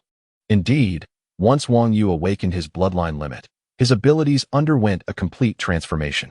Many students who had once looked down upon him now gazed at him with expressions of profound envy, yearning for the awakening of a similar bloodline limit to possess strength akin to his. Yet, such bloodline limits were not easily attained. They could only watch wistfully, lost in their fantasies. Even the examiners and jonin overseeing the 3rd arena regarded Wang Yu's displayed power with a hint of admiration. Kushina's eyes sparkled with excitement and joy as she beheld the scene. Wang Yu's opponents either conceded defeat or were swiftly eliminated, and soon he found himself facing the 6th match. Once again, there were no surprises. Though his 6th opponent was slightly stronger, they were still no match for Wang Yu, who dispatched them with just a few moves. Within half a minute, the examiner's voice resonated throughout the arena, filled with admiration. Jutian Wang Yu, victorious in the 6th match. As this announcement echoed, a profound silence enveloped the arena, followed by an eruption of deafening cheers in the 3rd division. Wang Yu, you are incredible. I want to have your children, bellowed a man with a voice that cracked. Wang Yu, unstoppable. The cheers from the girls, akin to blooming flowers, were always melodious to the ears. Listening to the accolades, Wang Yu maintained an air of nonchalance, while internally reveling in his newfound fandom. Indeed, it seems I have garnered some ardent admirers, though that man shouting about having children can take a hike. His words were more piercing than chilly water. Kushina could hardly contain herself, leaping up with a cheer, her face radiating joy. This was splendid. For achieving 6 consecutive victories in the divisions meant he would advance directly to the 5th arena. This signified his qualification for the main stage. In this manner, Wang Yu secured his position effortlessly. The gazes of all students from the nearby divisions towards Wang Yu were filled with immense envy. The champions of the 4 divisions, upon entering the main arena, would undoubtedly capture the attention of the 3rd Hokage. Forget about merely securing a place in the top 10. For the novice students of these institutions, merely being acknowledged by Sarutobi Hiruzen in the main venue was an unparalleled honor. Amidst the fervent cheers echoing from the 3rd division, Wang Yu departed, making his way to the main arena. Kushina contemplated abandoning her own competition to join the main event, yet having registered, she understood the necessity of enduring until the end, even if it meant conceding each match, in order to establish a complete ranking. Thus, she gazed at Wang Yu's retreating figure with a glimmer of hope in her eyes. The fervor emanating from the 3rd division was so intense that it drew the attention of those in the 1st, 2nd, and 4th divisions, as well as the main arena. Kakashi, poised to participate in the 4th match of the 1st division, cast a surprised glance toward the raucous 3rd division. It seemed someone had already claimed victory, and they had done so more swiftly than he. After a brief flicker of contemplation, Kakashi shrugged it off with a casual smile. It mattered little who entered first. Ultimately, the rankings would be determined by victory or defeat in the main arena. He was resolute in his determination not to relinquish his standing on the first day to anyone. A sense of absolute pride and confidence shone in Kakashi's eyes. As the son of the legendary Konoha White Fang, he possessed ample justification for his self-assuredness. During the Second Shinobi World War, on the battlefield of the Land of Fire, under the leadership of the 3rd Hokage, Sarutobi Hiruzen, Kakashi's father, Tsukumo Hitaki, executed a surprise attack on the parents of the 3rd Kazekage and the Red Sand Scorpion, resulting in 2 fatalities and 1 injury. Tsukumo's ability to hold his own against 3 elite opponents and even slay one was a feat that rivaled the prowess of the demigod Hanzo of the Salamander. Consequently, Tsukumo was bestowed with the title of Konoha White Fang and was permitted to don the Hokage's ceremonial attire, being widely regarded as a potential successor to the position. Despite the tragic demise of Konoha White Fang, who succumbed to despair after enduring humiliation, there was no denying the formidable reputation, status, and strength he commanded. As the progeny of such a hero, Kakashi took immense pride in his father's legacy. Meanwhile, in the main arena, preparations had been finalized, and the 3rd Hokage, Sarutobi Hiruzen, awaited at the main stage, a smile gracing his lips as he perceived the commotion. It appeared that a remarkable talent had emerged. Who could it be? Surely it was Kakashi, the son of Konoha White Fang, for only he possessed such prowess. Behind Sarutobi stood Jiraiya, one of the legendary Sannin, who was not known for his lecherous tendencies. In the past, Kakashi had been indisputably recognized as the #1 prodigy at the Ninja Academy, often overpowering his competitors, even surpassing the likes of Orochimaru and Tsunade in their youth. Furthermore, being the son of Konoha White Fang, Kakashi's lineage was impeccable. Under such circumstances, his reputation as a genius had certainly captured the attention of the higher echelons of Konoha. Listening to Jiraiya's remarks, Sarutobi smiled slightly and nodded in agreement, his thoughts affirming that, without a doubt, it was likely Kakashi who had distinguished himself. At that moment, from another direction, Orochimaru approached quietly, a mysterious smile curving his lips. Well, that may not necessarily be the case, he remarked. Jiraiya glanced at Orochimaru, his expression skeptical. What's wrong, Orochimaru? Are you feeling challenged? At your age? You certainly cannot claim to be as remarkable as Kakashi. Rather than offering a detailed rebuttal, Orochimaru simply shrugged, flicking his tongue like a snake, and replied indifferently. That is not my intention. What do you mean then? Orochimaru gestured subtly in a particular direction. See for yourself. Both Sarutobi Hiruzen and Jiraiya turned, astonished, and were taken aback.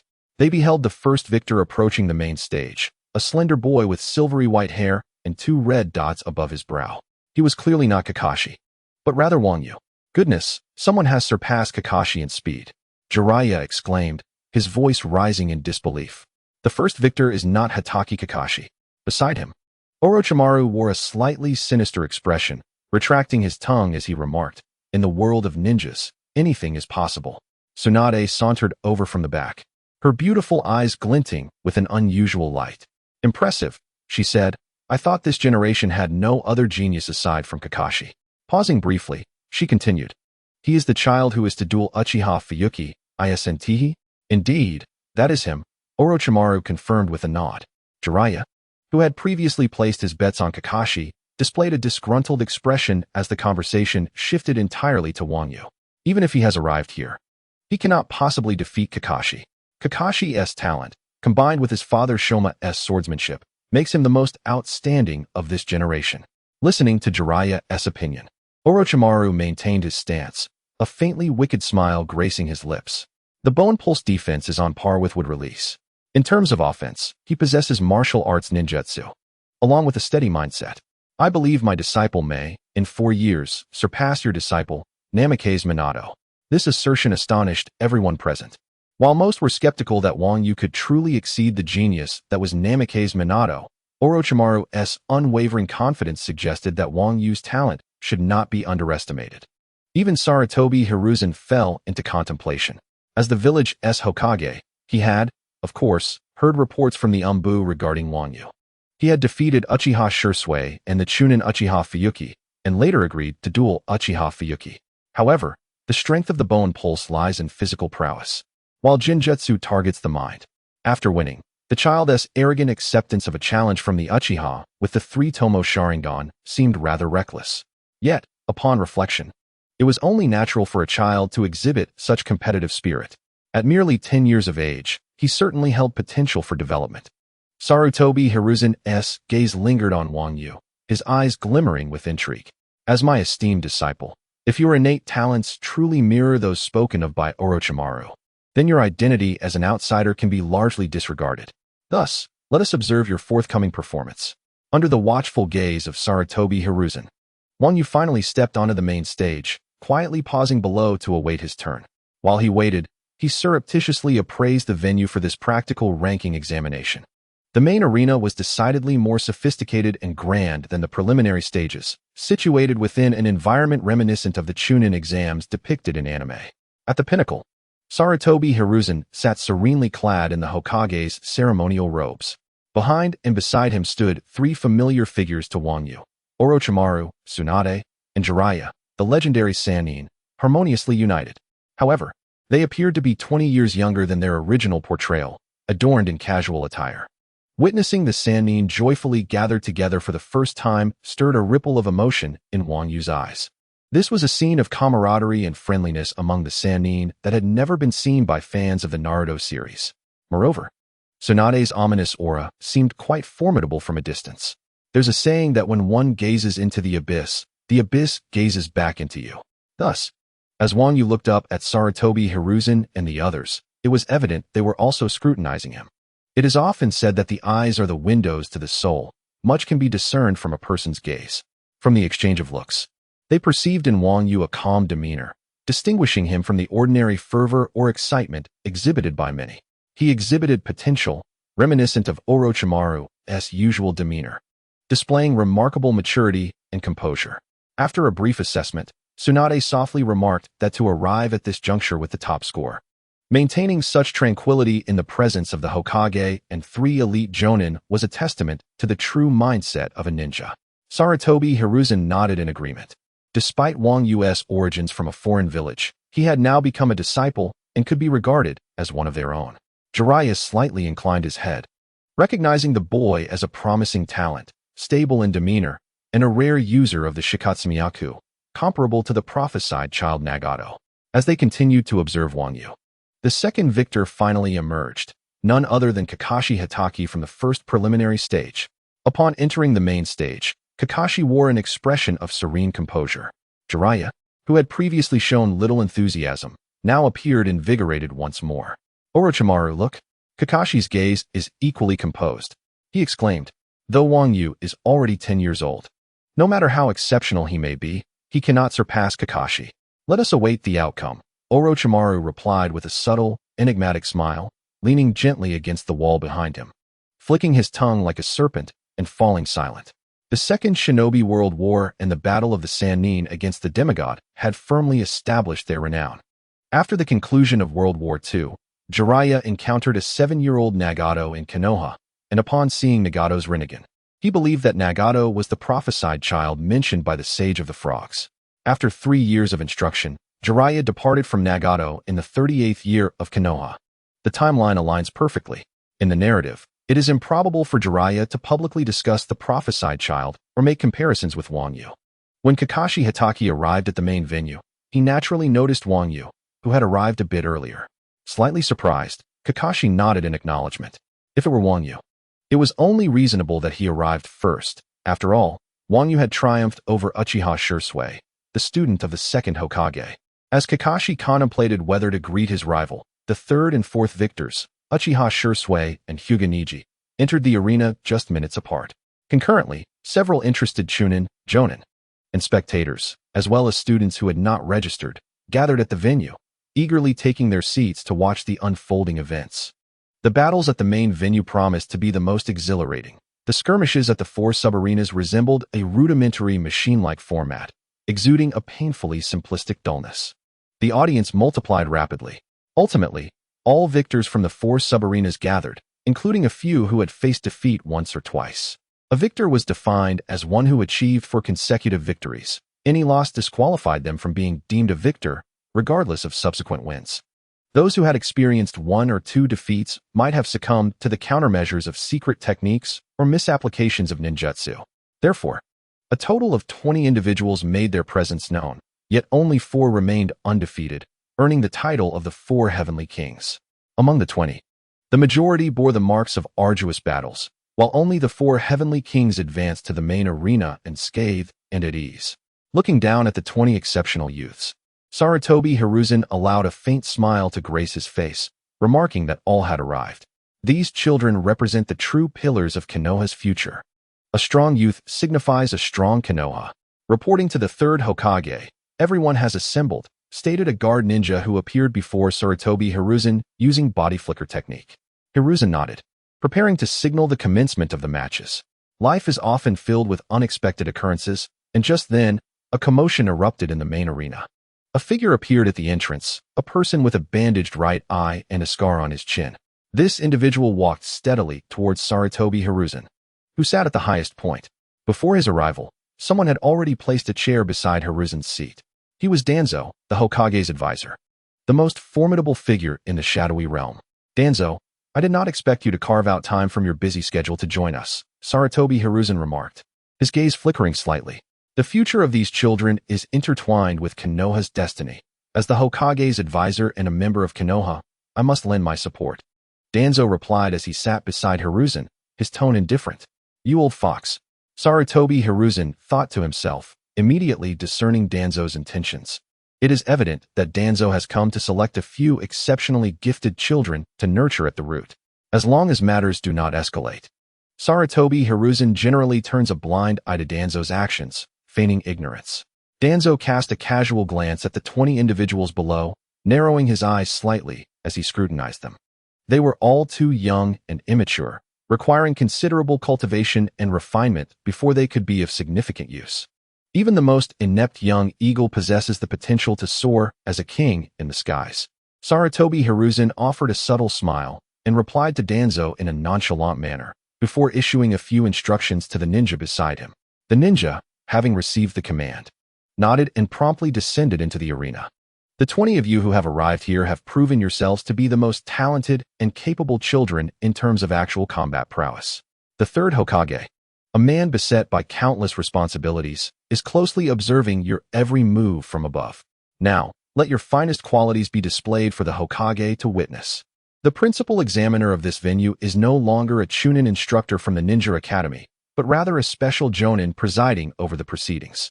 Thus, the practical ranking examination of the 5th venue officially commences. The names of the 4 young leaders have also been randomly shuffled, leading to a draw to determine their opponents. The chief examiner, glancing at the organized list in hand, raised his hand and announced the first match, Teichi Wang Yu versus Hyuga Akira. The opening duel immediately captured the attention of all present, including Chunin and Jonin alike. Even Danzo seemed to perk up, intrigued. He had awakened a formidable bloodline limit. Perhaps he should adopt the name Kaguya. Wang Yu, the disciple of Lord Orochimaru, the one who faced off against Uchiha Fuyu in battle, piqued interest. It is intriguing to ponder what capabilities he possesses, as one must wonder if he is worthy of standing against Minato. Some observing jonin began to discuss among themselves, their gazes toward Wang Yu imbued with scrutiny. In truth, these jonin were here to pre-select students who piqued their interest. Those who achieve the most victories in the main venue are unlikely to be placed in the same class. It is anticipated that the 20 victors will be widely dispersed upon graduation to ensure balance. The first match features him. I am eager to see his abilities, lest he prove unworthy even to contend with Minato. Above, Jiraiya nonchalantly leaped onto the railing, utterly lacking the demeanor expected of an elite jonin. Witnessing this, Tsunade's lips twitched in embarrassment, feeling an overwhelming desire to kick Jiraiya off. However, she realized that such an act would only amplify her humiliation, so she chose to ignore him instead. Meanwhile, Orochimaru remained composed, leaning against the wall with arms crossed, his eyes glinting with a hint of amusement as they surveyed the arena. In the arena, Wang Yu and Hyuga Akira stepped onto the stage first, while Kakashi and others positioned themselves at the edge, observing the potential techniques of their future adversaries. Hyuga Akira regarded Wang Yu with a look of inexplicable curiosity. He had naturally heard of Wang Yu's affairs, and as a descendant of one of the three prominent families, he was far more attuned to various pieces of information. Hyuga Akira pondered for a moment before stating, as a disciple of Lord Orochimaru, you indeed possess great skill. However, when faced with the eyes of the Hyuga clan, your physical techniques are practically non-existent. Are you merely flaunting the Byakugan of the Hyuga family? Wang Yu gazed calmly at Hyuga Akira. The latter shook his head nonchalantly and replied, no, I simply believe that while defeating the Uchiha clan with the Shikotsumyaku is undeniably impressive, regrettably. In this battle you are up against the Byakugan, which specializes in countering physical techniques. Damn it, how dare you put on such a show in front of me? Wang Yu nearly lost his temper and launched a punch. Fortunately, he maintained his composure and refrained from quarreling with a mere 10-year-old child, though he couldn't help but retort. Do you truly believe victory is assured? You rely solely on physical techniques, and no one can surpass the Byakugan of the Hyuga. Hyuga Akira stated this as if it were an obvious truth. Possessing the Byakugan, coupled with the unique, gentle fist targeting chakra points, instilled immense pride in the Hyuga clan regarding their prowess in both physical combat and detection. Confidence forged through blood and sacrifice throughout various shinobi world wars. Let the first match commence, the chief examiner announced decisively, having seen that both participants were ready. Hyuga Akira immediately assumed a stance for the Hyuga clan's gentle fist, then looked at Wang Yu with a placid expression. The spectators in the stands, unable to contain themselves, began to murmur amongst one another. That is the unique physical technique of the Hyuga, the gentle fist. It seems somewhat audacious for the rare Shikotsumyaku to attempt to contend with the Hyuga clan in physical prowess, especially those elite shinobi, who understood that the gentle fist could seal chakra points and directly assault internal organs. Should one get close, the outcome would undoubtedly be dire. Everyone was curious how Wang Yu, possessing the Shikotsumyaku, would choose to engage against the physically formidable Hyuga clan. To their astonishment, Wang Yu's fighting style was astonishingly simplistic. There were no superfluous techniques or intricate hand seals. He simply stepped forward and unleashed a punch. I couldn't care less about the Byakugan of the three great families or the gentle fist. All I need is a single punch to obliterate everything. Wang Yu's inner fury surged as he clenched his fist, which was soon enveloped in a circle of blue radiance, before crashing down before Hyuga Akira. Boom. In an instant, the air vibrated and shattered, as if his punch approached the speed of sound. A terrifying surge of martial arts chakra enhancement enveloped Hyuga Akira entirely. Just moments ago, he had appeared indifferent, but now his expression shifted dramatically, revealing a look of horror and disbelief in his eyes. How can such formidable chakra exist? Just days ago, wasn't it merely the chakra of a genin? The combination of chunin-level chakra and martial arts amplification effectively pinned him to the ground. He could not even raise an arm to execute the gentle fist, let alone make any significant movements. In a moment of sheer astonishment, Hinata Akira hastily summoned the chakra coursing through his body, allowing it to surge forth from his arms and palms. His Byakugan swiftly pinpointed the most vulnerable areas of chakra, striving to counteract the amplified force that Wang Yu was about to unleash with a single punch. As Hinata Akira's chakra surged, the reciprocal nature of force slightly impeded the amplification. However, in the next instant, it was as if he were a mantis attempting to block a chariot. Utterly shattered by the overwhelming might, The martial arts amplification was nothing short of devastating. Even with all his strength and chakra, Hinata Akira could not withstand it. Had he not belonged to the esteemed Hyuga clan, utilizing his palms to target the most fragile points to release chakra, he would have surely found his bones shattered by Wang Yu's punch. Wang Yu, endowed with the bloodline limit of the corpse bone pulse and the formidable martial arts derived from his homeland, stood as a natural nemesis to the specialized gentle fist techniques of the Hyuga clan. What good was the Byakugan? What significance did the gentle fist hold against the profound mastery of a century-old martial art? Techniques like the 8 trigrams 64 palms or the 80 divine air strikes, devoid of chakra amplification, paled in comparison to the relentless dedication and refinement of countless martial arts masters. Within the realm of physical combat, it was Wang Yu's martial arts that reigned supreme. Moreover, even with Hinata Akira employing his ultimate technique, the reversal, he was merely a low-ranking ninja, vastly inferior to Wang Yu's substantial chakra reserve. Enduring a single punch from Wang Yu, amplified by chakra, would likely result in devastating consequences. With a resounding thud, Hinata Akira could no longer withstand the onslaught and was sent hurtling backward, a mist forming in the air as he coughed up blood. Crashing to the ground with a resounding impact, the arena fell into an eerie silence, so profound that one could almost hear a pin drop. In the stillness, expressions of awe and disbelief adorned the faces of all present, as if caught in a surreal dream. How could this be possible? From start to finish, Wang Yu had delivered but a single punch, rendering the so-called strongest practitioner of the gentle fist, Hinata Byakugan, into a mere target for ridicule. All notions of competition, dragon battling tiger, the battle of titans, or the clash of sharp wits, vanished entirely. If a regular student had been annihilated by Wang Yu's punch, it might have been expected, but Hinata Akira bore the esteemed title of the strongest in physical combat. His defeat at the hands of a single blow was nothing short of a profound shock and disbelief. Meanwhile, Wang Yu, having effortlessly sent Hinata Akira flying with that singular strike, calmly retracted his fist, standing serenely in the center of the arena, as though entirely unfazed by the outcome. In the next moment, the atmosphere erupted like a fizzy beverage suddenly uncorked, a cacophony of incredulous voices filling the air. The students exclaimed in disbelief, their enthusiasm reminiscent of fervent fans encountering their beloved stars, the volume reaching astonishing heights. Not only the students, but even some middle and upper-ranking ninjas could not help but display their astonishment. Wang Yu's punch had transformed the battlefield into a spectacle of utter dominance. Even the proctor, his voice tinged with astonishment, announced Wang Yu's victory. Truly, how remarkable. Lord Toby, this young man is astonishingly powerful. A child from the Hyuga clan was instantaneously defeated with a single punch. The more composed Jonin and elite Jonin exchanged incredulous glances, momentarily stunned. Even from their lofty vantage point, the typically unflappable Sarutobi Hiruzen and Danzo had their eyes flicker with surprise.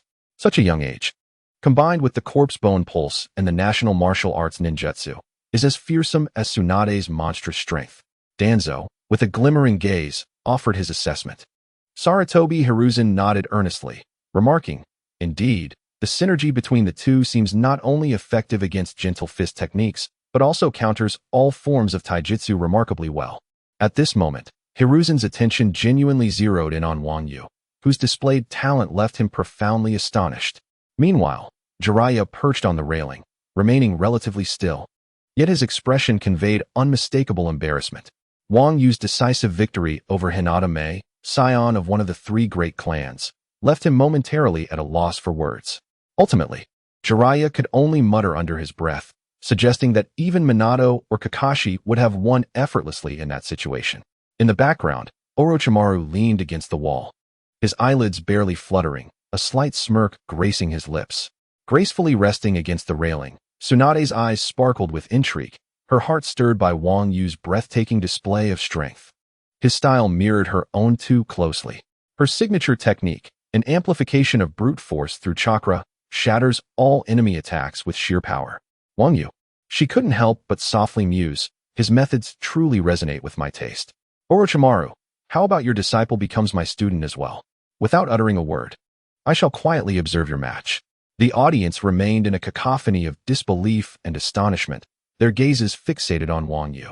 In the face of such scrutiny, Wang Yu maintained an air of calm as he descended from the arena. Deep within, he pondered the magnitude of his prowess, feeling as though he could be likened to a hero from a soundtrack, ready to seize the moment. Below, including Kakashi, the other students gazed at him with expressions of shock. They contemplated how they would fare had they faced the same punch from Wang Yu. Without a doubt, should they falter, their fates would not be much better than Hinata Mei's. He is indeed a formidable adversary. A palpable sense of apprehension washed over all who looked his way.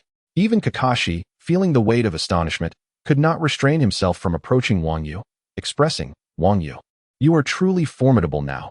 You have placed significant pressure on me. Have you now become a Chunin?" This statement carries a weight of seriousness, and it is evident that Kakashi has deemed Wang Yu a formidable opponent deserving of his utmost respect. Listening to Kakashi's words, however, Wang Yu responds with a subtle smile. Was it merely a matter of substantial pressure? One cannot help but wonder what Kakashi's expression would be if he were to discover that Wang Yu had employed less than half of his strength in that earlier punch. Even without activating the first gate of the 8 gates, Wang Yu was capable of sending the Chunin Uchiha Fuyu flying with a single blow. Once the first gate is opened, even the Hyuga clan, who can utilize their bodies to release chakra, would find it impossible to withstand the force of Wang Yu's strike. Had Wang Yu combined the bone pulse technique with his mastery over cells and unleashed his full power, he might have been able to eliminate Hinata Mei with a single punch. Of course, that was entirely unnecessary. Hence, Wang Yu merely utilized a fraction of his strength, allowing Hinata Mei to perform an aerial dance of sorts. Similarly, during several instances of effortlessly dispatching opponents in the preliminary rounds, the force Wang Yu exerted was barely a third of his capabilities. It was somewhat vexing for Wang Yu to temper his strength, lest his adversaries be overwhelmed by the augmented power of traditional martial arts. After the conclusion of Wang Yu's battle with Hinata Mei, the proctor announced the participants for the second match, and coincidentally, Kakashi was among them. Upon entering the arena, although Kakashi did not achieve the same overwhelming simplicity of a one-punch knockout as Wang Yu, he nonetheless resolved his battle with remarkable efficiency. Utilizing a straightforward substitution technique combined with a C-rank wind-release jutsu, he secured victory with ease. Kakashi's adept application of ninjutsu evoked a measure of admiration from Wang Yu. Moreover, Kakashi's chakra reserves, having effortlessly executed a C-rank technique, suggested that he possessed far more than the typical chakra of a mere genin. The abundant chakra he would later exhibit, which earned him the moniker 50-50 Kakashi, was indeed a burden brought on by Ibido's Sharingan. At this juncture, it is likely that Kakashi's chakra, while perhaps not fully reaching Chunin levels, was certainly on the cusp. No wonder Kakashi, who became a Chunin at the tender age of 6, is regarded as a prodigy, standing out among his peers. In the subsequent matches, the Oil Clan's ninjas effortlessly triumphed through the use of their insects, followed by the genius Uchiha Shursui, who dominated his opponents with ease. In no time, the 5 matches in the 20-10 elimination round concluded entirely. The battles in the main arena differ significantly from those in the preliminary rounds. The latter not only tests combat prowess, but also assesses endurance, decision-making, and control during battle, which is why a 6th consecutive victory is required for superiority. Maintaining stamina and strength to achieve 6 victories in succession is no small feat. Conversely, the main arena is a straightforward contest of talent and strength. After each battle in the main arena, there is a prolonged respite to allow competitors to recover to their peak state. Should any injuries occur, Tsunade, the finest medical ninja in Konoha, can swiftly and efficiently treat even the most severe injuries, even if it means breaking bones in the process. Once the first round of battles concluded, the 10 defeated participants, including Hinata Mei, retreated to recuperate, while the 10 who had lost twice would resume their matches after the victors concluded their contests. The chief examiner granted all participants a 2-hour lunch break, during which some competitors from other venues had already completed their battles, while the second round here was just commencing. By mere coincidence, Wang Yu found himself matched against Uchiha Shursui once more. In just a few days, Shursui was easily defeated again. After several confrontations, the remaining 9 contestants among the top 10 included Kakashi, Aburame Shuryen, Akimichi Dingyong, Senju Nasoa, Shursui, Hyuga Akira, Nara Shikaku, Inazuka Kiba, and Kushina. At this time, the Senju clan had not yet descended into the tragic state that would later befall them, with only Tsunade, one of the legendary Sannin, remaining. Among Wang Yu's peers, there were 3 or 5 students of his age, one of whom particularly irked him, Senju Shosuke, a distant cousin of Senju Hashirama. He was also Wang Yu's classmate. And although he was quite talented, his name bore an unfortunate resemblance to that of the cheerful Wind Boy, which was something Wang Yu found intolerable. Kakashi faced off against Senju Shosuke. This battle was not as straightforward for Kakashi against the Senju clan, however. He adeptly utilized the shadow clone technique and the substitution technique to gain the upper hand, ultimately securing victory with an earth release technique, the heart-cutting technique. The entire rhythm of the battle was under Kakashi's complete control. Throughout, Kakashi maintained an incredibly calm demeanor, as if he had already foreseen everything, knowing precisely how to fight and win. This demeanor elicited admiration from Sarutobi Hiruzen, who observed from the highest vantage point. At Kakashi's age, his intellectual maturity and combat prowess were already extraordinary, indicating boundless potential for future growth. Jiraiya found Kakashi increasingly appealing, eagerly awaiting the day he would graduate from the Ninja Academy to take him on as a disciple. However, his thoughts were momentarily diverted by the serialization of his latest book, causing him to reconsider. Jiraiya resolved that it would be wise to have his apprentice, Minato, instruct Kakashi, clever as I am, indeed. At that moment, Danzo, who had been scrutinizing Kakashi, calmly took a sip of tea and remarked, "This child, like Wang Yu, possesses a mature mindset suitable for the Umbu's work. I believe he should be nurtured within my root organization." This statement incensed Jiraiya. Sarutobi Hiruzen furrowed his brow, reprimanding, "Jiraiya, step back." He then turned to Danzo and said, "Such children, both eligible to become candidates for Hokage, should not be treated as emotionless Umbu ninjas." Hiruzen's words caused a noticeable shift in the expressions of those present. The term Hokage candidate undoubtedly referred to the highest position in the village, a status Danzo coveted deeply. This remark irritated Danzo, who felt slighted by Hiruzen's previous ascendancy to Hokage during the Second Shinobi World War. In his annoyance, Danzo slammed his teacup onto the table, his tone darkening as he replied, "Humph. Hiruzen, do you not realize that outsiders cannot become candidates for Hokage? Not even if that outsider is Orochimaru's disciple. The candidates for Hokage, much like the Emperor's sons, may strive for recognition through various merits until a formal decision is reached. The selection of these candidates is quite straightforward. Any Hokage or their apprentice may become a contender for the title." Meanwhile, Orochimaru, listening to Danzo's remarks, maintained an air of calm detachment, as if the matter bore no significance to him. No one could fathom his thoughts. He was already a citizen of Konoha, and as my disciple, he too could inherit the position of Hokage. However, I am not yet old, and such decisions need not be made hastily. Sarutobi Hiruzen spoke in a bland tone. Yet his words carried a subtle warning. He is the Hokage, standing at the pinnacle of his life, a figure of grandeur. Whatever intentions Danzo harbored, he should keep them to himself. This was the true essence of Sarutobi's statement. Danzo, perceiving the underlying message, was visibly displeased but ultimately refrained from further comment, merely grunting in response. The battles for the top 10 concluded swiftly, with Kakashi triumphing over Senju Asako and Yamanaka Shiryong defeating Nara Shikuzen. Wang Yu cast a curious glance at Yamanaka Shiryong, recalling that this individual was likely the lesser-known uncle of Yamanaka Shino, one of the legendary Konoha 12. The future vice-head of the Yamanaka clan, perhaps? Wang Yu calculated the timeline, and it indeed seemed plausible. The top 4 contenders with the most victories were undoubtedly Wang Yu, Kakashi, Shisui, and Yamanaka Shiryong. Hinata Mei, one of the 4 heavenly kings, was bested by Wang Yu in a single punch, leading to a distracted performance in the subsequent battles, resulting in 2 losses and a 5th-place finish. After approximately 2 hours of rest, the battles in the 4 separate arenas concluded, as the brief intermission of only 10 minutes had elapsed.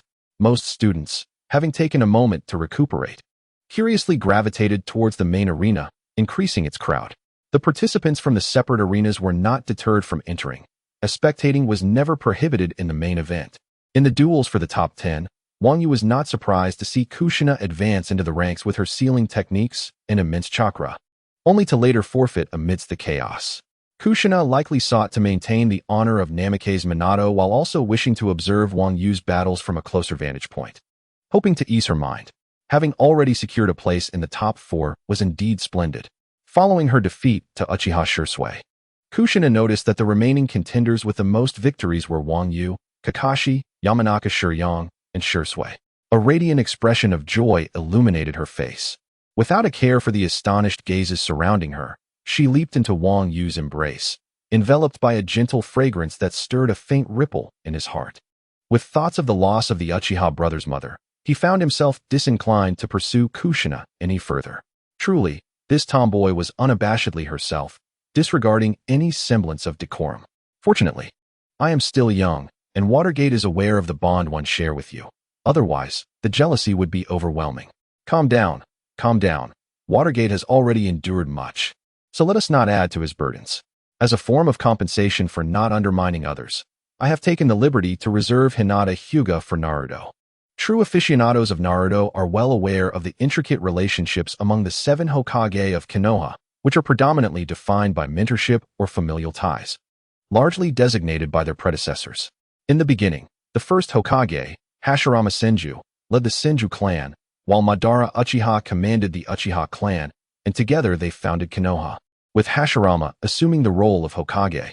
During this time, Hashirama intended to pass on the Hokage position to Madara, but Tobirama, Hashirama's brother, opposed the notion, leading to a fracture in their friendship as Madara witnessed the exchange.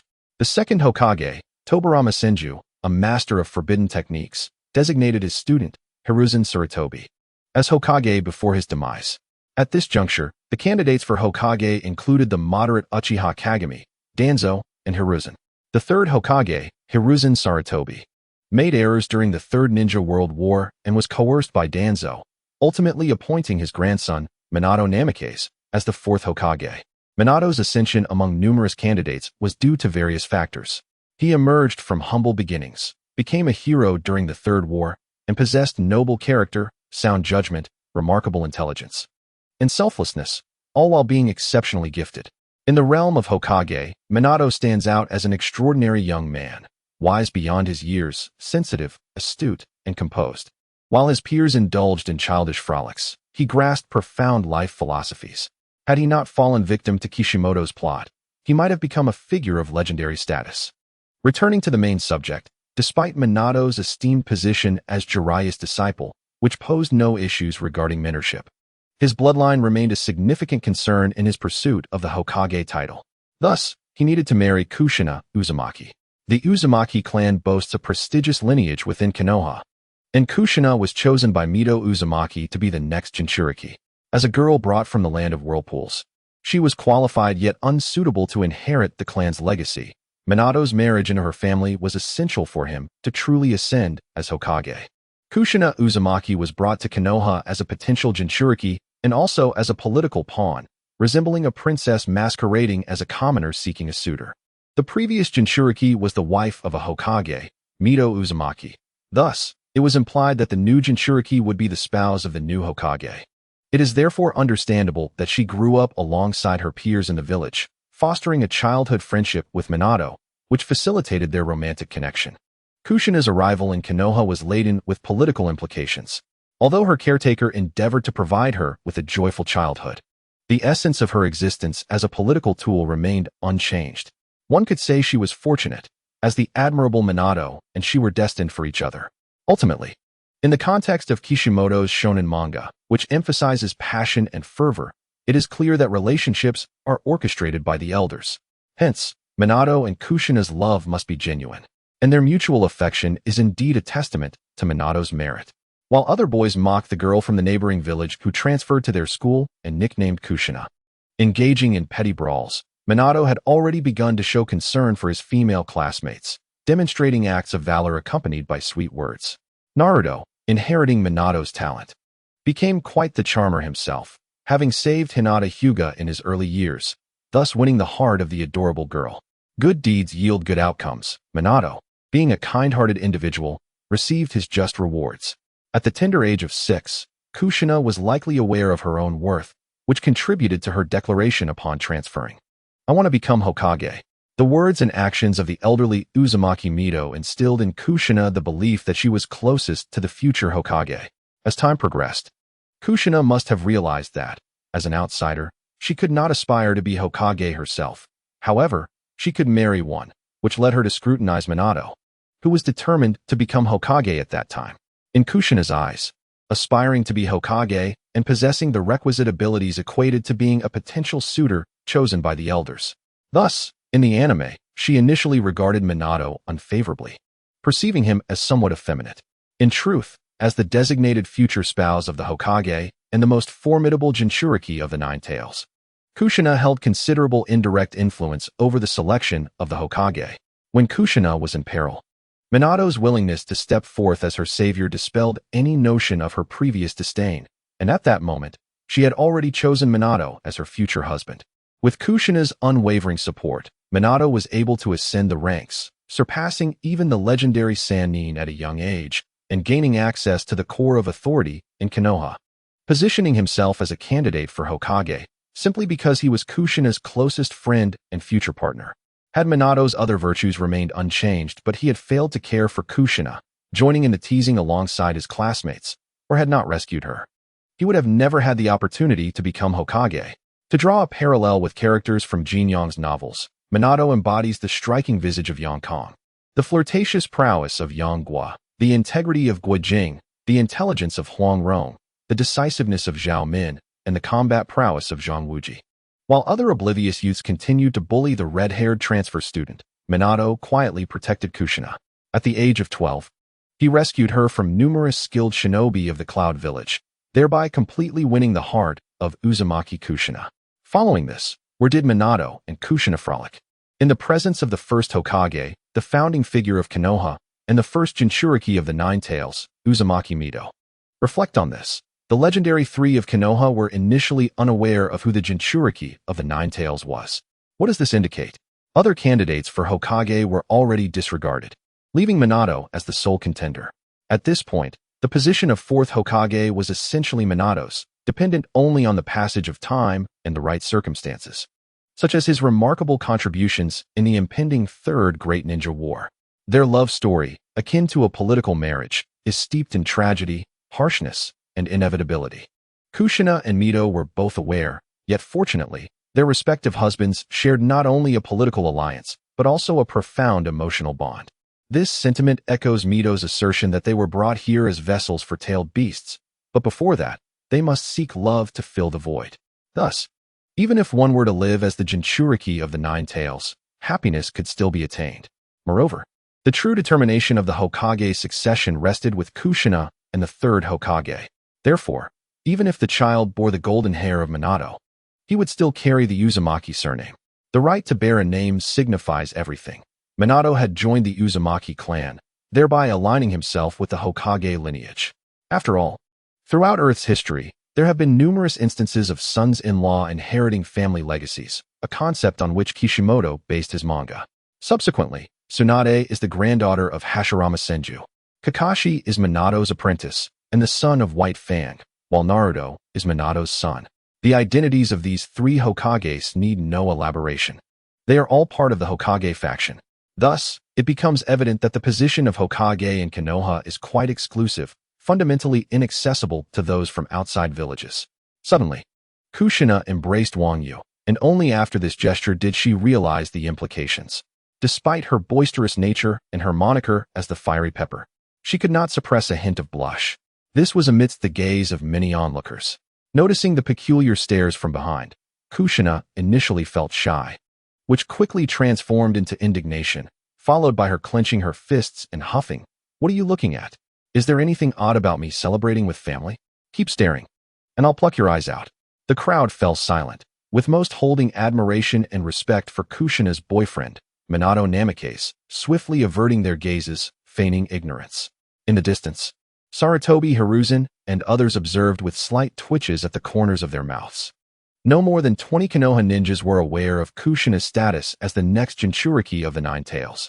And even the legendary Sannin learned of it only after Kushina was abducted by Cloud Village ninjas and subsequently rescued by Minato during the Second Shinobi World War. However, Danzo, being one of the key figures behind the scenes, was certainly privy to this information. Witnessing this scene, he furrowed his brow and remarked, "Is that Wang Yu getting too close to Kushina?" Minato was already a predetermined candidate for Hokage. Sarutobi Hiruzen pondered briefly before shaking his head. Though Kushina has a fiery temperament, she is sensible and knows her boundaries, since she has referred to him as family. We should refrain from meddling in matters concerning the child. But do you not trust the judgment of Lord Hashirama's wife? Do you wish to question Lady Mito's decision? Saratobi's tone was firm and left no room for debate. Do as you see fit. Danzo scoffed, falling silent, his expression increasingly unstable. Meanwhile, although Saratobi appeared composed, he harbored unsettling thoughts. He considered that if Wang Yu were indeed as exceptional as he seemed, he could eventually join the Umbu, becoming a dedicated guardian for Kushina. The Jinchuriki, Wang Yu, a child from a neighboring village, may find it relatively easy to be a candidate for Hokage, yet attaining the position itself, as Danzo surmised, is utterly impossible. While his identity poses no significant issue, the role of Hokage must be reserved for a native of Konoha. Currently, Saratobi Hiruzen is contemplating the matter concerning Wang Yu and Uchiha Funyu's duel of dignity, which presents him with a dilemma. By the rules, the Hokage cannot intervene in a dignity duel mutually agreed upon by both parties. However, rules are often broken, depending on their worthiness. Should Saratobi Hiruzen choose to exert pressure on the Uchiha clan, he could indeed prevent the duel. Nevertheless, a duel between the two, even if Wang Yu were to lose, could serve as an invaluable trial for his future. While Saratobi Hiruzen pondered this internally, he maintained a composed exterior, observing the events below. Following the initial draw of the top four, Wang Yu was set to face Yamanaka Shiryong. To everyone's astonishment, upon taking the stage, Yamanaka Shiryong, without waiting for the match to commence, mimicked Yamanaka Shizun's earlier encounter with the Kazekage Gaara and chose to forfeit outright. This sudden decision left the crowd bewildered and questioning. Wang Yu himself was taken aback. He lacked the brutal chakra of a tailed beast to compel someone who had reached the top four to concede so effortlessly. Your proficiency in the martial arts style is evidently capable of inflicting significant harm on my precious insects. My companions have informed me that you are exceedingly dangerous. They harbor no intention of entering your body, Yamanaka Shiryong calmly explained, gazing at Wang Yu. Moreover, I have calculated that no matter the approach, defeating you would be exceedingly challenging. Your chakra level undoubtedly meets the standards of a Chunin. If I am not mistaken, your martial arts style is akin to Tsunade's monstrous strength and her techniques, capable of explosive force from any part of your body. Yamanaka Shiryong's composed narration left the audience in a state of realization. Most students grasped the implications, their astonishment directed at Wang Yu. They had not anticipated his strength to be such that even Yamanaka Shiryong, having reached the top four, would concede. However, the seasoned Chunin and Jonin spectating displayed expressions of admiration towards Yamanaka Shiryong. His keen intellect allowed him to accurately assess the battle's dynamics even before it commenced. Indeed, the manipulation of the corpse bone path in conjunction with a martial arts style similar to Tsunade's was highly effective against insects and close combat techniques. Had Yamanaka Shiryong faced Kakashi, the audience might have been treated to an extraordinary spectacle of combat. The Jonin shared their respective opinions, with some appreciating Yamanaka Shiryong's discernment, while others criticized his apparent lack of zeal. They felt that even in the face of certain defeat, one should engage in a fervent battle. Ultimately, opinions were divided. Jisue, aware of his own limitations against Wang Yu, also chose to forfeit upon confronting Kakashi, hoping to glean more intelligence about Wang Yu in the process. At this juncture, only Wang Yu and Kakashi remained on the field, with the distinction of first and second place resting solely between them. Zhou Xianai had not anticipated that Wang Yu would reach such heights. Initially, she merely hoped he would secure a position within the top five. Yet, unexpectedly, Wang Yu now harbored aspirations of claiming the #1 spot. She couldn't help but cheer him on, even though deep down, she felt that Wang Yu and Kakashi were evenly matched, making it difficult to determine a victor. Like Mikoto, she still hoped that Wang Yu would achieve first place, garnering fame in Konoha, and ultimately becoming Tsunade's disciple. Since the previous two matches had concluded without a fight, there was no need for a break, and they could proceed directly to the next round. Saratobi Hiruzen observed the arena, lifting his teacup for a sip, his eyes reflecting a glimmer of anticipation. He yearned to witness a spectacular battle and to discern the true capabilities of Kakashi and Wang Yu. It could be said that in the earlier confrontations, although Kakashi demonstrated considerable strength, he had not sustained even the slightest injury. Throughout, Hatake Kakashi had effortlessly navigated each bout. Regarding the rare bloodline limit of the Shikotsumyaku, Hiruzen had never encountered anyone from the Taketorai clan who had awakened such a bloodline. As for Wang Yu's newly developed martial arts ninjutsu, Hiruzen had seen some of the materials submitted by Orochimaru, yet he was unaware of its intricacies, making this a perfect opportunity for thorough observation. Finally, it's time for the concluding match. Kakashi is surely destined for first place, Jiraiya exclaimed, once again leaping onto the railing in an unrefined manner, gesticulating as if Kakashi were already his apprentice. That may not be the case, Tsunade interjected gracefully, leaning against the railing, her demeanor poised. Though her next words carried an undeniable authority, Jiraiya, get down from there immediately. Despite the presence of many students and elite shinobi, Jiraiya showed no embarrassment perched on the railing, but Tsunade felt a tinge of mortification. Upon witnessing Tsunade's displeasure, Jiraiya sheepishly leaped down, yet he muttered, regardless. That brat's bloodline limit, no matter how formidable, Kakashi will surely handle it with ease. Tsunade coldly scoffed, retorting, is that so? Absolutely. That kid merely knows how to throw punches, Jiraiya replied with a huff. However, in the next moment, a sudden chill enveloped him, causing every hair on his body to stand on end. Tsunade, with a playful smile, raised her hands in the air, casually cracking her knuckles, producing a series of sharp sounds. Indeed, just like me, he only knows how to throw punches. So, Jiraiya, would you like to experience the power of a punch? Beads of cold sweat appeared on Jiraiya's forehead. Unable to restrain himself, he awkwardly chuckled and said, let us communicate properly. In any case, I'm rooting for Wang Yu. While you support Kakashi, we shall see who emerges victorious. With a huff, Tsunade retracted her fists, granting Jiraiya a modicum of dignity in front of the crowd. The battle between these two prodigies would undoubtedly yield a conclusion. Let us await the outcome with bated breath. Orochimaru chuckled softly, his eyes betraying a hint of intrigue. One was the son of the legendary White Fang, Hatake Kakashi, a talent unparalleled in Konoha's history, while the other was Wang Yu, who had awakened a unique bloodline limit and mastered a novel form of martial arts ninjutsu. Orochimaru has always harbored a profound interest in both parties. In the finals, Kakashi Hatake faces off against Wang Yu. The proctor raised his hand and announced the final match.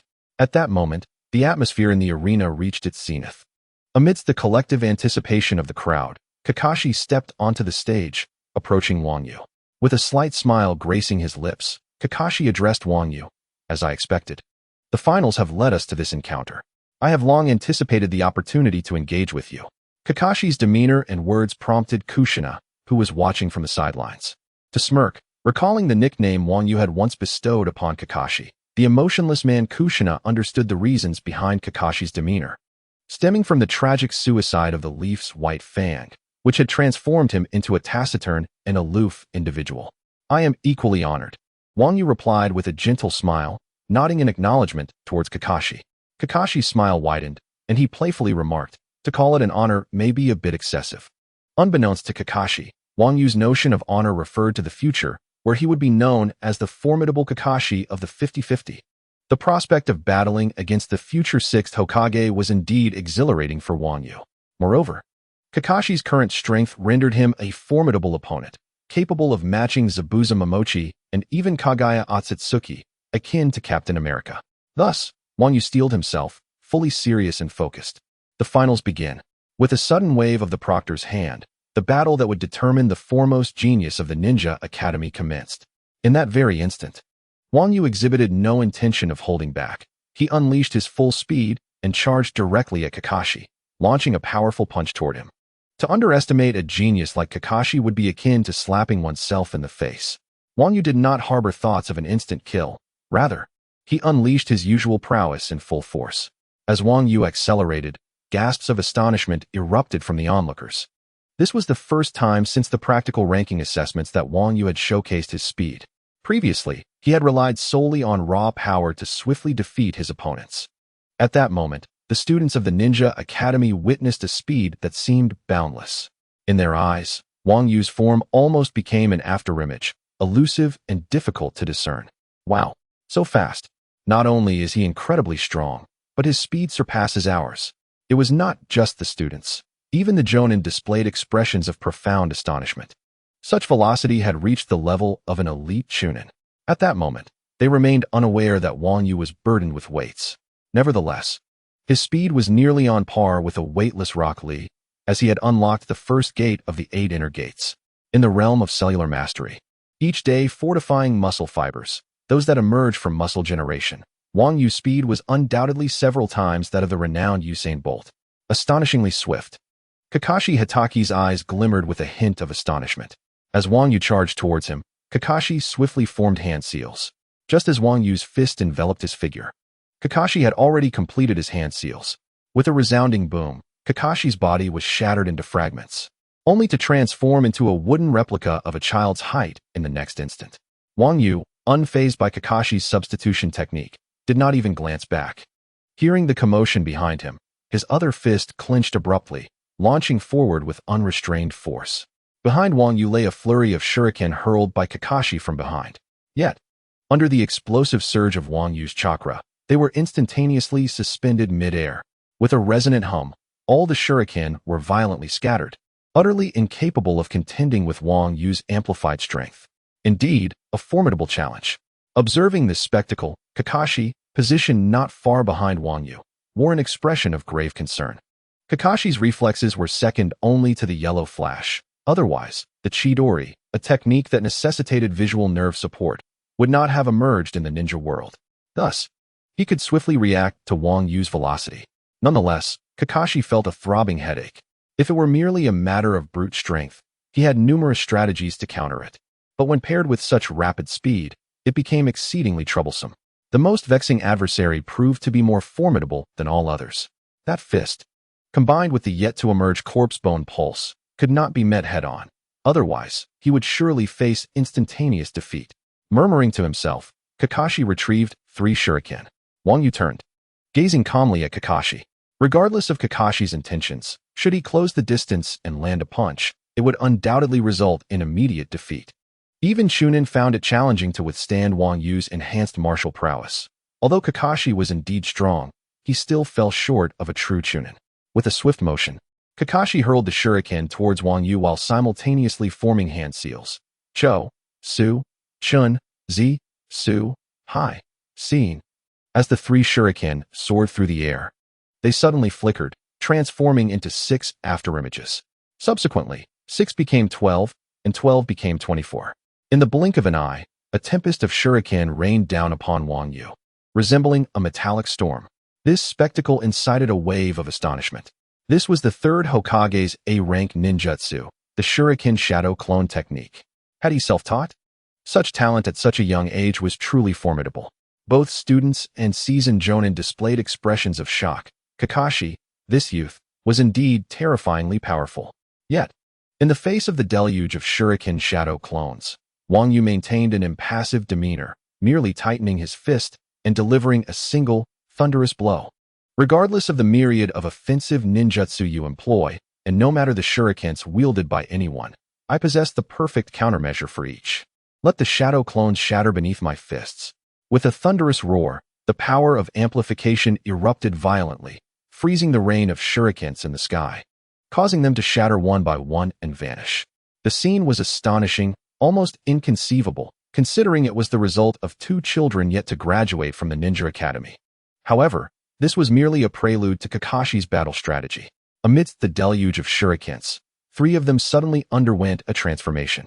To my astonishment, these shurikens were laced with explosive tags. With a calm expression, Wang Yu mused, "No matter your myriad techniques or battle plans, I shall resolve it all with my mastery of national martial arts and the bone pulse technique." It would be best if Sanwa refrained from activating his formidable meat shield ability. The pairing of green tea with green plums was a first for me, as was the combination of the bone pulse with national martial arts. The bone pulse technique controlled the creation of bone cells, instantly enveloping my body, while the chakra from national martial arts surged forth, engulfing everything ahead. With a resounding boom, the explosive tags detonated, yet were forcefully repelled by the chakra, unable to advance further. This, however, created a cloud of smoke and dust on the arena, temporarily obscuring everyone's vision. As the smoke and the rain of shurikens gradually dissipated, a fierce gust of wind swept in, scattering everything in its path. The wind release, pressure damage. This B-rank ninjutsu was Kakashi's opportunity, taken while Wang Yu was preoccupied with the shurikens and explosive tags. By the time Wang Yu noticed the wind release technique, it was almost upon him.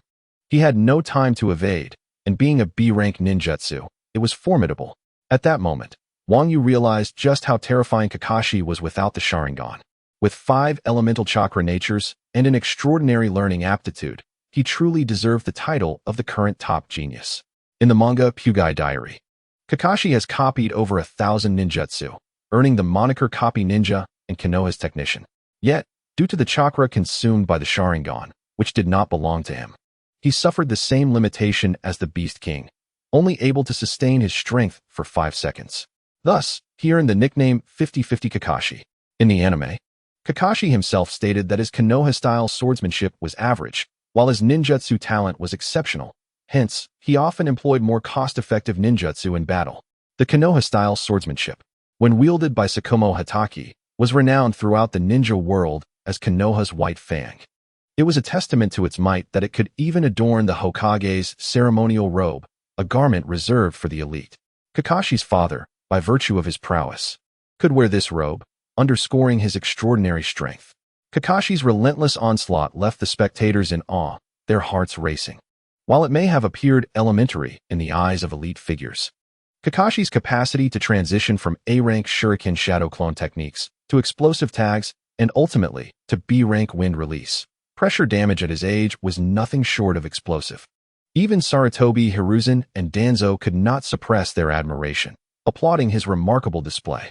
Kakashi should have emerged victorious. The timing of his technique was impeccable, rendering evasion impossible. To withstand a B-rank ninjutsu head-on is utterly unfeasible, and even if one were to endure it with the Shikotsumyaku, one would undoubtedly sustain significant injuries, making the subsequent battle self-evident. Several jonin engaged in discussions amongst themselves. In the arena, Kakashi lowered his hands from the hand seals, yet his expression remained unwaveringly serious, devoid of any hint of relaxation. The wind release pressure damage could unleash a densely compressed tornado that, upon striking its target, would obliterate everything in its path with an overwhelming wind pressure. If wielded by a ninja who had mastered the wind element to its utmost potential, the resultant storm would create a vast whirlwind of destruction, inflicting tremendous harm on the target and its surroundings. As Wang Yu gazed at the oncoming high-density tornado, a flicker of intrigue ignited in his eyes. It must be noted that Kakashi had seized the moment remarkably well. It coincided precisely with the culmination of Wang Yu's amplification power, placing him in an unavoidable predicament. With his fist just having been thrown, his entire body was propelled forward, making it exceedingly challenging to reverse his momentum and execute any evasive maneuvers. Had it been anyone else, defeat would have been inevitable, for their bodies could not evade, nor could they complete hand seals in time. However, regrettably for Kakashi, he was facing me. A flurry of thoughts raced through Wang Yu's mind. Confronted by the howling B-rank ninjutsu, he exhibited no signs of panic, but rather an extraordinary calmness. If evasion was no longer an option, why bother to evade? What of a B-rank ninjutsu? The Shikotsumyaku allows for control over bone density. The Mohs hardness of human bones lies between 3 and 4. The same applies to cranial bones. While the enamel and dentin forming the outer layer of teeth possess a Mohs hardness of 6 to 7. However, through the Shikotsumyaku's manipulation of calcium concentration, combined with cellular mastery and chakra reinforcement, Wang Yu had elevated his bone density to that of diamond, achieving a Mohs hardness of 10. In the next instant, with a mere thought, the defensive layer of skeletal cells enveloping his body surged in both quantity and thickness. Kakashi's wind release pressure damage collided violently against Wang Yu's white bones, resulting in a thunderous explosion. The sound of the compact tornado's force slicing through the bone, surpassing the hardness of ordinary metals, emitted an agonizingly piercing noise as it surged forward. This was a direct confrontation between Wang Yu's Shikotsumyaku and Kakashi's B-rank ninjutsu. Wind release, pressure damage. My heavens, an A-rank and B-rank ninjutsu were countered head-on. Wang Yu's bloodline limit is astonishingly powerful. Even a B-rank ninjutsu can be directly withstood. Wang Yu's strength seems to approach that of an elite chunin. Many students gasped instinctively, their expressions filled with disbelief. Even the jonin were taken aback, never expecting the Shikotsumyaku to possess such formidable strength, capable of withstanding B-rank ninjutsu. Similarly, Kakashi, who had believed victory to be nearly assured, could not help but inhale sharply, a look of astonishment crossing his face. How could this be so powerful? At that moment, Kakashi's heart sank, his expression growing exceedingly grave. The prospect of defeating Wang Yu appears increasingly bleak. It is even conceivable that he may ultimately succumb to the unfolding circumstances. Meanwhile, the skeletal remnants, shaped by the bone pulse technique, begin to morph into the form of a Tang Dao under the meticulous control of cellular manipulation. The bone pulse, renowned for its formidable defense when augmented by the cellular manipulation technique, proves to be remarkably efficient, consuming less chakra than a mere B-rank ninjutsu. Wang Yu, reflecting inwardly, realizes he has effectively assessed the defensive capabilities of his modified bone pulse technique. A hint of satisfaction graces his features as his gaze once again settles upon Kakashi's figure. With a swift whoosh, Wang Yu's form flickers, charging once more towards Kakashi. Observing Wang Yu's advance, Kakashi instinctively retreats without hesitation. Confronted with Wang Yu's martial prowess and the lethal Tang Dao formed from bone, Kakashi harbors no intentions of engaging in close combat. He is acutely aware of his own limitations. While his Konoha-style swordsmanship may prevail against classmates, battling Wang Yu in close quarters would be an exercise in futility. It seems the only viable strategy is to create distance and utilize his dwindling chakra to circumvent Wang Yu's bone pulse defense, thereby seizing an opportunity for victory. However, despite Kakashi's rapid withdrawal, he finds himself at a disadvantage in speed compared to Wang Yu. Although Kakashi's reflexes are notably swift, absent the power of Obito's Sharingan, his physical velocity cannot rival Wang Yu's. After a few quick movements, Wang Yu closes the gap, realizing the fatal nature of a blade wound. Wang Yu controls his left hand and delivers a powerful punch. In a moment of dire urgency, Kakashi's hand seals ignite awe as he executes a near-instantaneous body replacement technique, narrowly evading Wang Yu's fist. The wooden post of the body replacement technique shatters into countless fragments under the force of Wang Yu's strike. While Kakashi reappears a short distance away, beads of sweat adorning his forehead as he breathes heavily. This vexing body replacement technique surely must be nearing its conclusion. Retracting his fist and turning to face the evasive Kakashi, Wang Yu speaks calmly. Kakashi, clearly outmatched in stamina by Wang Yu, who has activated the first gate of the 8 inner gates, knows that this pursuit will inevitably culminate in his defeat. Indeed, it seems that the end is near. After taking a moment to catch his breath and inhaling deeply, Kakashi's gaze flickers with a newfound confidence, a hint of triumph illuminating his typically stoic expression.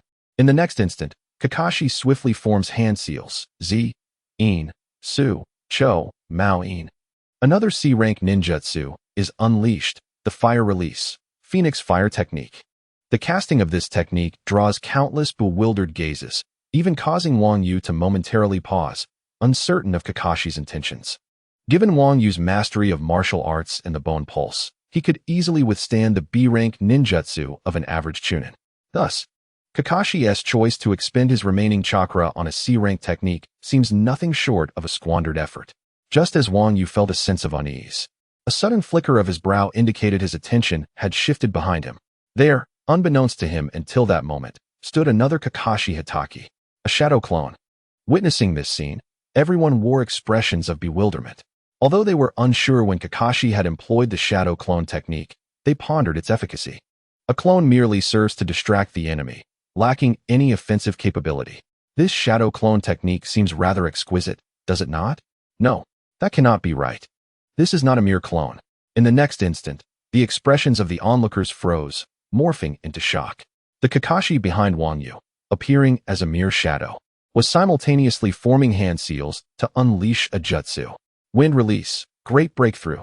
With a thunderous roar, the combined forces of wind and fire jutsu created a formidable pincer attack.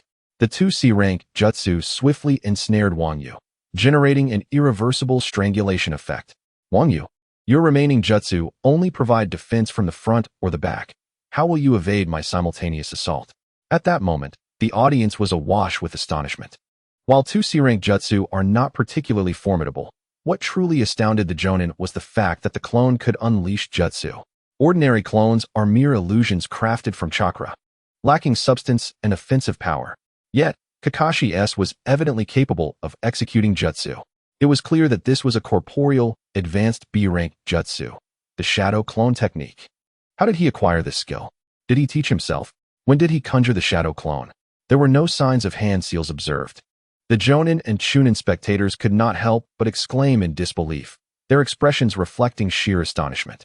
One cannot learn the shadow clone technique, a B-rank jutsu, in ninja school. Kakashi Hatake has truly mastered even the shadow clone technique through self-study. What extraordinary talent he possesses. Faced with this sudden dual assault, Wang Yu felt as though he were trapped in a dire predicament, with no means of retreat. On the sidelines, Kushina Uzumaki watched the unfolding scene with clenched fists, her nails nearly embedding themselves into her flesh, oblivious to the pain. Wang Yu, a hint of unwillingness glimmered in her beautiful eyes. Kakashi truly deserves the title of the greatest genius in the history of the Ninja Academy. Is it inevitable that Wang Yu cannot triumph over him? At this moment, even the third Hokage, Sarutobi Hiruzen, displayed an expression of admiration and awe. Other Jonin also praised Kakashi's impeccable timing, believing that Wang Yu's defeat was all but certain. In the arena, Wang Yu stood resolutely, facing the C-rank fire release, Phoenix fire technique head-on, while the C-rank wind release, great breakthrough approached from behind. The combat examination venue was indeed spacious, yet Kakashi's two C-rank jutsu were executed with such perfect timing that they left Wang Yu with virtually no chance to evade. The chief examiner was already preparing to manage the aftermath. However, at that moment, as Wang Yu faced the simultaneous assault of two C-level ninjutsu, his body suddenly trembled slightly. This tremor appeared insignificant, more akin to a panicked instinct to evade, a fearful gesture born of confusion. Yet, Wang Yu's subsequent action left everyone momentarily stunned. He raised his hand, and with a fist that opened to disperse, an astonishing thought crossed their minds. Could it be? Impossible. The instant this gesture manifested, a vivid image of the one-tailed Jinchuriki, the old monk Fubuki, flashed in their minds, prompting an involuntary gasp of astonishment. However, in the next moment, all sounds ceased abruptly. The expressions on their faces shifted from shock and disbelief to sheer astonishment and awe. Boom! A colossal fireball, shaped like a phoenix flower, surged forward, engulfing Wang Yu's seemingly frail figure. Yet, in the very next instant, skeletal structures he conjured suddenly expanded within a 1-meter radius, forming a formidable bone wall. The space beside Wang Yu became impervious. The two elemental ninjutsu collided with the bone wall in an instant. The fierce winds and raging flames were mere inches away. Yet against that thin bone barrier, they were met with an insurmountable chasm. No matter how fiercely the winds howled or how high the flames roared, they could not breach Wang Yu's bone wall, which possessed a Mohs hardness of 10. In the next heartbeat, both wind and fire techniques returned in vain. The arena fell into silence. Yet, in everyone's minds, it was as if thunder had erupted, a resounding roar of shock echoing throughout. It was only when the scorching heat in the air dissipated that tranquility was restored, and the crowd erupted into a frenzy. Is this even possible? To control bones as effortlessly as the one-tailed Jinchuriki controlled sand during the Second Shinobi War? Such a bloodline limit, such a defensive strategy, was utterly flawless. In that moment, even the third Hokage, Sarutobi Hiruzen, and the formidable Danzo Shimura were on the verge of shattering their teacups. The power of the Shikotsumyaku bloodline limit that Wang Yu displayed left them both in profound shock. Near perfection. If this bloodline's wielder were to grow further into a Jonin, or even a Kage level, what might transpire? Sarutobi Hiruzen found it difficult to fathom. At this juncture, even Danzo, who stood nearby, could no longer remain composed. His eyes gleamed with intensity as he spoke gravely. Hiruzen, that child is from another village. I can cultivate him to a level of absolute trust. Absolutely not. Sarutobi Hiruzen retorted without hesitation. Danzo's demeanor faltered, and a flicker of anger crossed his face. Even he, with his usual composure, found it hard to contain. You denied me Minato, you denied me Kakashi, and now you refuse me Wang Yu. What exactly do you intend, Hiruzen? I will not grant you any of them. Sarutobi Hiruzen's expression was icy, his tone resolute. You stubborn monkey, you are the Hokage, and your word is law. Tuanzong rose abruptly, his eyes flashing with a hint of anger as he cast a glance at Sarutobi Hiruzen before turning away. No longer interested in the outcome of the match and departing, Sarutobi Hiruzen remained a detached observer of Tuanzang's exit. Surely, he was not blind to Tuanzang's ulterior motives. The root, although affiliated with the Umbu's training institution, had its ninjas brainwashed or controlled by Tuanzang, pledging their loyalty solely to him. thus creating a significant rift from the Umbu. The likes of Hatake Kakashi and Wang Yu, once they reached maturity, posed an unimaginable threat should they fall under Tuanzang's influence, potentially jeopardizing Sarutobi Hiruzen's foundational principles. Sarutobi Hiruzen was resolute in his stance regarding exceptionally gifted individuals. After all, he was the pillar of Konoha, and true genius must be safeguarded within the Umbu, never to be allowed in the root. At that moment on the arena, Hatake Kakashi stood in a daze. His shadow clone had dissipated, having exhausted its chakra. The shadow clone divides the original's chakra upon its disappearance. The fatigue returns to the original, which meant Kakashi himself was also at his limits, completely drained of energy. The moment Wang Yu began to tremble and raised his fist, Kakashi's heart raced, an instinctual foreboding whispering that the outcome would be dire. Yet, he had no chakra left to execute further ninjutsu, and could only watch helplessly as Wang Yu's fist unfurled, shattering both of his meticulously planned C-rank techniques. At that moment, he relied on the intelligence he had gathered to speculate, hypothesizing that Wang Yu's rare bloodline limit, the corpse bone path, could not protect his entire body. However, he was gravely mistaken. A single misstep led to a cascade of errors. That bloodline limit, when combined with the techniques of the national martial arts, was simply too exquisite. A trace of bitterness crossed Kakashi's face. In his prime, Kakashi would have been evenly matched against a Chunin or even a mediocre Jonin. It would have been a contest of equals. It was not that Wang Yu was inherently superior to a Chunin or Jonin, but rather that his diverse techniques rendered him nearly insurmountable within the confines of the Ninja Academy in the realm of Genin. Though Wang Yu could employ national martial arts or the corpse bone path to withstand B-rank or even A-rank jutsu, it did not imply that Chunin or elite Chunin lacking A-rank techniques would fall before him. Many Chunin and higher-ranked ninjas often possess skills in Jinjutsu or unique secret techniques. In the shinobi world, the possibilities are endless. Yet, it must be acknowledged that the enhancements provided by a bloodline limit often yield superior results among peers or even those of higher rank. Techniques such as Mizunoke's Bai's Ice Release, the Uchiha clan's Sharingan, the Hyuga clan's Byakugan, and Senju Hashirama's Wood Release are formidable precisely because those possessing powerful bloodline limits are regarded as elites at their level or above. Moreover, Wang Yu's bloodline limit, the corpse bone path, when synergized with national martial arts and augmented through cellular manipulation or the Eight Gates technique, created a formidable arsenal of abilities, rivaling even the prowess of the Sharingan and potentially surpassing it in strength and dominance in the future. Currently, within the realms of Genin and Chunin, physical techniques are rendered ineffective, and conventional ninjutsu proves futile. To triumph over Wang Yu, one would likely need to resort to Jinjutsu or forbidden techniques. You have won. Kakashi's tone was tinged with bitterness, fully aware of his inability to continue fighting and gracefully conceding defeat. His physical strength and chakra were nearly depleted, leaving no doubt about the outcome. Kakashi cast a deep glance at Wang Yu, feeling a hint of reluctance within him, for he was, at this moment, a fiercely competitive individual. Wang Yu, I am truly glad to have fought you. This time, I humbly accept my defeat. In the future, I will undoubtedly continue to challenge you. As long as I am here, I will do so at any time. Wang Yu looked at Kakashi's stoic expression and nodded gently. With Kakashi's admission of defeat, the list of the top performers in the ninja school's practical ranking assessment finally emerged. The chief examiner took a deep breath and then suddenly raised his hand to announce, the first place in the practical ranking assessment is Wang Yu from the Bamboo Village. The atmosphere of the venue erupted once more in fervor. Wang Yu, having secured the top position in the practical ranking assessment, became the new prodigy of the ninja school, surpassing Kakashi. Countless students at the ninja school were taken aback, grappling with the reality of Wang Yu's remarkable achievement. Just a few weeks prior, as one of Orochimaru's disciples, Wang Yu had barely mastered the basics of body techniques and was considered one of the weakest. In the minds of the students, since awakening his bloodline limit, the corpse bone pulse, Wang Yu had experienced a stunning turnaround. His journey over the past few weeks could be likened to a wealthy individual falling to destitution only to rise again. At this moment, all spectators etched Wang Yu's name into their memories, along with his bloodline limit, the corpse bone pulse, and his unique ninjutsu, national martial arts. Some envisioned a future where this man, named Wang Yu, wielded a bone blade, shaking the entire ninja world, ignoring the envious and astonished gazes of the onlookers.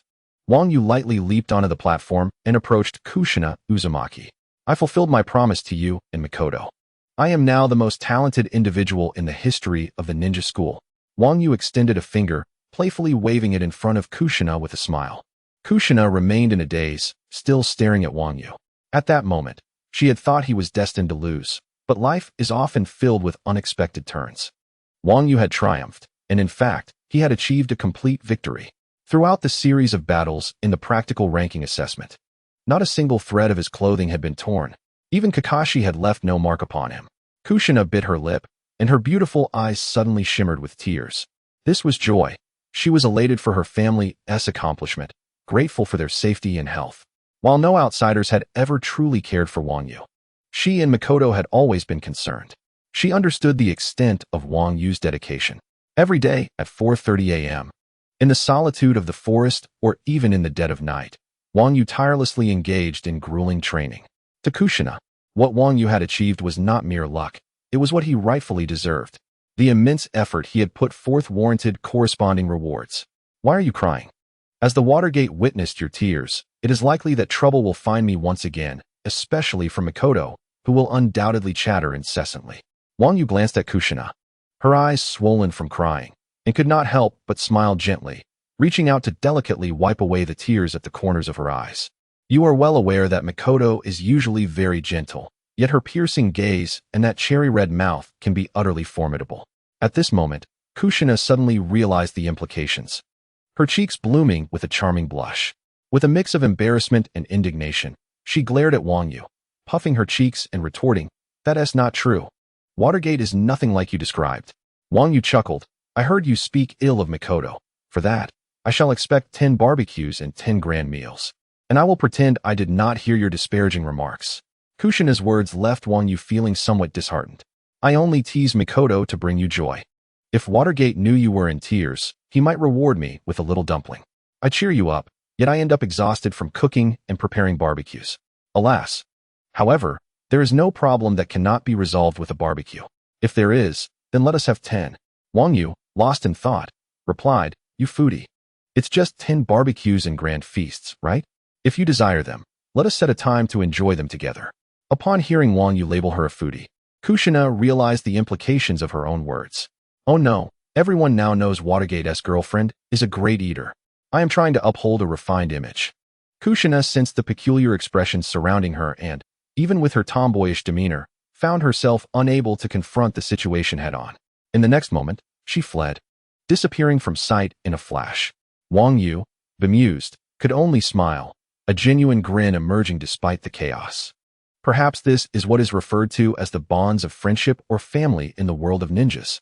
On the high platform, Jiraiya tumbled over the railing, landing clumsily like a frog, his face adorned with a look of incredulity. The watching Jonin could only twitch their lips in amusement. Tsunade, suppressing the urge to punch Jiraiya for his folly, chose to ignore him. Instead, her gaze shifted to Wang Yu, her eyes sparkling with admiration. Wang Yu's martial prowess and dynamic fighting style perfectly aligned with Tsunade's tastes. Unfortunately, Orochimaru had already taken Wang Yu as his apprentice, and Tsunade contemplated how to reclaim him from the clutches of her rival. Ah, what a splendid battle I have witnessed. Indeed, talent and bloodline are the true paths to greatness. Orochimaru mused, a mysterious smile gracing his lips as he leaned against the wall, pondering how far they might grow in this perpetual conflict-ridden ninja world. His words caused Tsunade's expression to shift slightly, her brows knitting together as she glanced at Sarutobi Hiruzen beside her. After Danzo's departure, Sarutobi Hiruzen wore a pensive expression. Upon hearing Orochimaru's words, he merely raised his head slightly before resuming his contemplation. Following the exit of Danzo and Orochimaru, the tournament to determine the other rankings commenced. In the practical ranking assessment at the Ninja Academy, Wang Yu triumphed over Hatake Kakashi, decisively securing the first place. The news of Wang Yu's brilliance spread like wildfire throughout Konoha in a single day. Many were left astounded by this revelation. No one could have anticipated that the arrogant child, who had not even graduated from the academy, would dare to challenge the formidable Uchiha Fuyu and achieve such a remarkable feat. Wang Yu's victory over Kakashi established him as a prodigy of Konoha, altering public perception. Previously regarded as a naive and haughty youth, a mere apprentice of Orochimaru, He was now seen as a talented young man, exuberant with ambition. Such confidence in youth, fueled by extraordinary talent, was deemed acceptable by many. Consequently, attitudes shifted significantly. However, despite this newfound understanding, most remained skeptical of Wang Yu's ability to triumph over Uchiha Fuyu, who was destined to awaken the power of the three-tomo Sharingan. The practical ranking assessment, at best, showcased the capabilities of a Genin or perhaps a low-tier Chunin. Uchiha Fuyu, being a Chunin of the Uchiha clan, possessed strength that surpassed that of an average Chunin, marking him as an elite within their ranks. Once his eyes evolved into the three-tomo Sharingan, his power would undoubtedly escalate further. The disparity between a seasoned jounin wielding the three-tomo Sharingan and a child who had yet to graduate from the academy could be likened to comparing half a pound of scrap iron to 8 ounces of gold. Wang Yu had just awakened his bloodline limit, experiencing a significant transformation from being at the bottom to emerging as a genius, a leap that, while considerable, was somewhat comprehensible. However, to expect him to soar again in 3 months and ascend to the rank of jounin was nothing short of an impossibility. In the meeting room of the Uchiha clan's headquarters, an atmosphere of solemnity permeated the air. Not far from the meeting room, in a separate chamber, Uchiha Fuyu knelt upon the tatami, sweat beading on his forehead. Before him stood a figure, hands clasped behind his back, gazing out the window. This individual was Uchiha Fugaku, the clan leader and captain of the Konoha Guard. "Fool," the clan leader admonished, and Uchiha Fuyu trembled slightly in reverence as he knelt there. Uchiha Fugaku turned to face Fuyu, fixing him with a cold gaze. "You lost to a mere 10-year-old child, and then you challenged him again, causing such an uproar. Do you realize that even Sarutobi Hiruzen has personally taken an interest in this matter?" Uchiha Fuyu remained silent, unable to utter a word. All that filled his heart was regret and frustration. He lamented his impulsiveness in challenging the mere child King Wang Yu from a neighboring village, creating a commotion that thrust the Uchiha clan into the eye of the storm. His frustration stemmed from the fact that Wang Yu had been infuriatingly arrogant at the time, provoking an uncontrollable rage within him. Yet, no one comprehended the reasons behind his rash actions, which only deepened his discontent. Had he foreseen the consequences, he would have preferred to eliminate Wang Yu then and there, if only a remedy for regret existed. Now, the situation had become dire. For Wang Yu had risen to fame as a prodigy throughout Konoha, and it was common knowledge that he had accepted the challenge. In less than 3 months, a duel between Wang Yu and Uchiha Fuyu was imminent, a contest to determine whose bloodline limit was superior. Should anything untoward happen to Wang Yu, even if the Uchiha were entirely blameless, the inevitable fallout would tarnish their reputation. As for the honor of Wang Yu and Fuyu, Uchiha Fuyu was indifferent. Despite the third Hokage personally overseeing the matter, whether or not he intervened in his disciples' affairs, the Uchiha clan Sharingan could never be allowed to falter. Regarding his current relationship with Uchiha Mikoto, it mattered little. Only a complete integration into the Uchiha family would suffice to be regarded as one of their own. Uchiha Fuyu cast a cold gaze at Uchiha Fuyu, his tone imbued with severity as he continued, "Do you understand? At this moment, neither you nor that boy hold significance. What is paramount is that our Uchiha clan Sharingan must never be overshadowed by the Shikotsumyaku.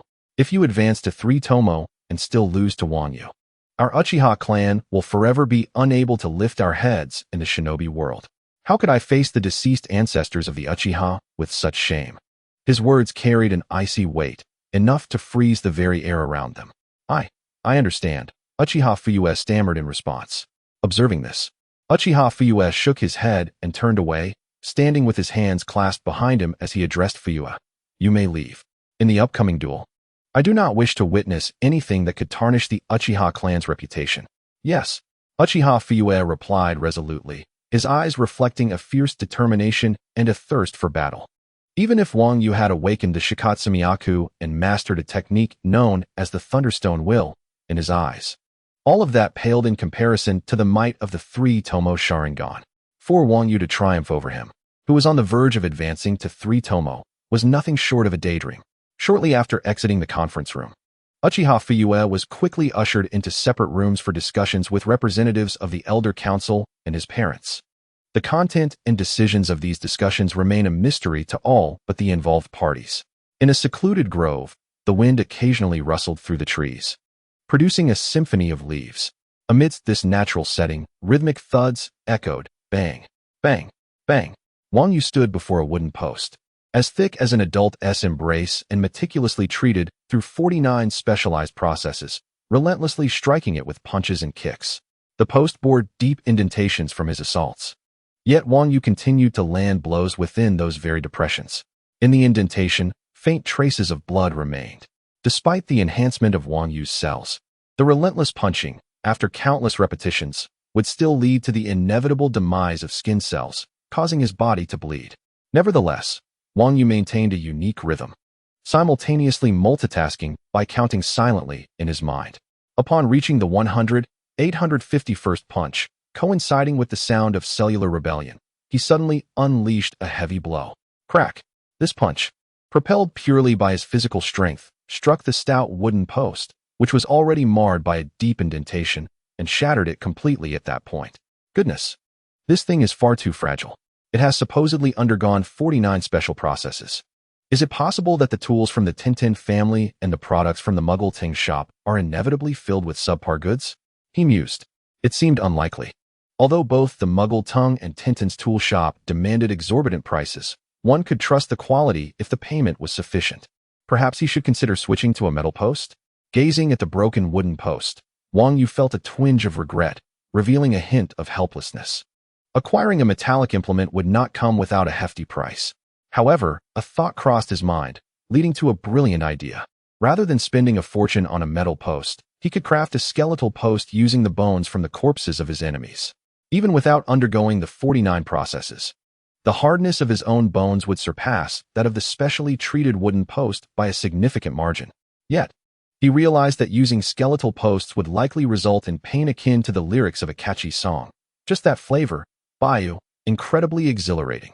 The pursuit of developing a robust physique capable of unlocking the third gate was worth the endeavor, if necessary. He could simply replenish his energy and endure a bit more suffering. Wang Yu stroked his chin, murmuring with resolve gleaming in his eyes. At this moment, it had been less than 2 days since Wang Yu had triumphed over Kakashi in the practical ranking assessment, earning him fame in Konoha. He had not taken a moment's rest. As soon as the assessment concluded, he had invited Kushina, Mikoto, and Minato for a barbecue before plunging back into his training. Fame was merely an illusion. Only true strength was tangible, with a battle concerning his dignity looming ahead, and the looming threat of the Third Great Ninja War in a few years, where only the powerful would survive and the weak would become mere fodder. He could not afford to be complacent. After a brief respite, Wang Yu prepared to resume his training, ready to repeat the martial arts form once more. Just as he approached the half-destroyed wooden post, a figure wearing an animal mask suddenly darted past him, materializing before Wang Yu. "Takatori Wang Yu, the Hokage requests your presence," said the masked Umbu in a calm tone. Wang Yu was slightly taken aback, but nodded in response. As a mere ninja of the small Konoha Ninja Academy, he certainly did not possess the authority to refuse the summons of the third Hokage, Sarutobi Hiruzen. However, what astonished him was not this, but rather that Sarutobi Hiruzen should have sent someone to find him long ago. Following the conclusion of the practical ranking assessment that day, it was only logical that they would seek him out, yet it had been delayed until now. During this interval, Wang Yu even began to doubt whether Sarutobi had simply forgotten about him, but upon reflection, he deemed it improbable. After a brief acknowledgement, Wang Yu followed the Umbu ninja into the village. As they departed, the Umbu ninja could not resist glancing back at the disfigured wooden stake that Wang Yu had struck, while also taking note of the bloodstains on Wang Yu's hands. A flicker of intrigue appeared in the Umbu ninja's eyes, prompting him to observe Wang Yu more closely. If Wang Yu were merely an extraordinarily gifted young prodigy, he might not have drawn such attention. However, the combination of his remarkable talent and his nearly obsessive dedication to rigorous training commanded respect. A formidable talent is not to be feared. Genius is ubiquitous. Yet when a genius surpasses the ordinary in diligence, it becomes truly terrifying. With both diligence and talent in his possession, as long as Wang Yu does not falter on his path of growth, his future prospects are undoubtedly boundless. In the Land of Fire, at the Hokage building beneath Hokage Rock, Wang Yu, accompanied by the Umbu ninja, soon arrived at their destination, entering the building with unimpeded ease. They ascended to the highest level, the Hokage's office, an arena where the myriad affairs of nearly 10,000 ninjas were managed. standing as the pinnacle of power and status within Konoha. At this moment, the third Hokage, Sarutobi Hiruzen, sat contemplatively in the Hokage's chair, a slight frown on his brow. A puff of smoke escaping his lips as he pondered. The Uchiha clan had insisted on a duel, which was understandable. Matters concerning the honor of ninja clans are not easily dismissed, since the Uchiha were resolute. It provided an opportunity to assess Wang Yu's temperament under the gaze of the Sharingan. After murmuring to himself, Sarutobi took a deep drag from his cigarette. Releasing a smoke ring emblazoned with the emblem of Konoha, a faint smile gracing his lips. Regardless of whether the Uchiha clan complied with the Hokage's orders, it was imperative to utilize them to gauge Wang Yu's strength, an opportunity not to be squandered. Knock, knock, knock. A ninja at the door interrupted Sarutobi's musings with a respectful announcement. Third Hokage, Wang Yu has arrived. Very well, let him in, Sarutobi replied. Upon hearing Wang Yu's name, the smile on Sarutobi's face brightened even further. He took a final puff from his cigarette, discarding the butt into the ashtray. As Wang Yu entered the Hokage's office, he merely cast a cursory glance around, refraining from any idle wandering, and approached Sarutobi's desk with a gentle nod of greeting. Third Hokage, no need for excessive formalities.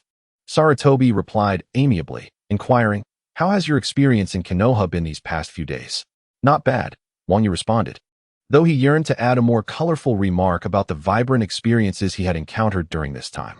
However, he restrained himself. However, Wang Yu ultimately remarked, in truth, my life circumstances are undoubtedly well understood by Lord Third. Sarutobi Hiruzen nodded gently, a trace of admiration flickering in his eyes. He had previously summoned Namake's Minato and more recently called upon Hitaki Kakashi. Through this brief exchange of merely 2 sentences, it became evident that Wang Yu possessed a mental acuity comparable to that of Minato and Kakashi. Despite their tender ages, they all exhibited the capacity to engage in mature, adult-like reasoning. Consequently, there was no need for him to communicate with Wang Yu in the simplistic manner typically reserved for children. One must acknowledge that, after all, you hail from the Hidden Mist Village, a place often embroiled in conflict and warfare with the esteemed Leaf Village and other hidden villages, particularly in recent years. You originate from the formidable warrior clan of Take-Torai, having been taken as a disciple by Orochimaru, yet initially lacking proficiency in basic ninjutsu, which naturally subjects you to scorn and jealousy from both teachers and peers. At this juncture, Sarutobi Hiruzen scrutinized Wang Yu, noticing that he remained remarkably composed, his demeanor devoid of any emotional fluctuations. Nodding to himself, he continued his explanation. The ninjas of the Take-Torai clan were among the most fervent during the 2 ninja world wars, driven by an insatiable thirst for battle, often descending into madness at the sight of an enemy. As an outsider from the Take-Torai clan, you would inevitably face various challenges and pressures. I am well aware of the grievances you have endured in the Leaf. Looking at Wang Yu, a benevolent and amiable expression graced Sarutobi Hiruzen's face. Rest assured, such occurrences will not transpire again. Listening to the words of Sarutobi Hiruzen, Wang Yu understood that this was a simple attempt at persuasion. Essentially, it conveyed the message, Wang Yu, you need not dwell on past grievances. From now on, you are a member of the Leaf, and as the leader of the village, I shall look after you, my disciple who has awakened a bloodline limit. Thank you, Lord Hokage, for your care, Wang Yu replied softly, a practiced, worldly smile gracing his features. Sarutobi Hiruzen chuckled heartily, rising from his seat and approaching Wang Yu.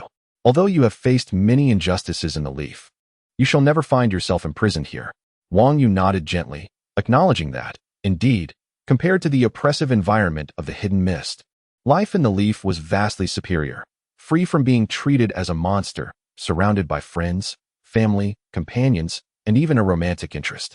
Patting Wang Yu's shoulder, Sarutobi Hiruzen kindly remarked, let bygones be bygones. We must focus on the present and look toward the future. Your performance the other day was commendable, showcasing the strength of your martial arts and your bloodline limit. Your talent and combat prowess are impressive.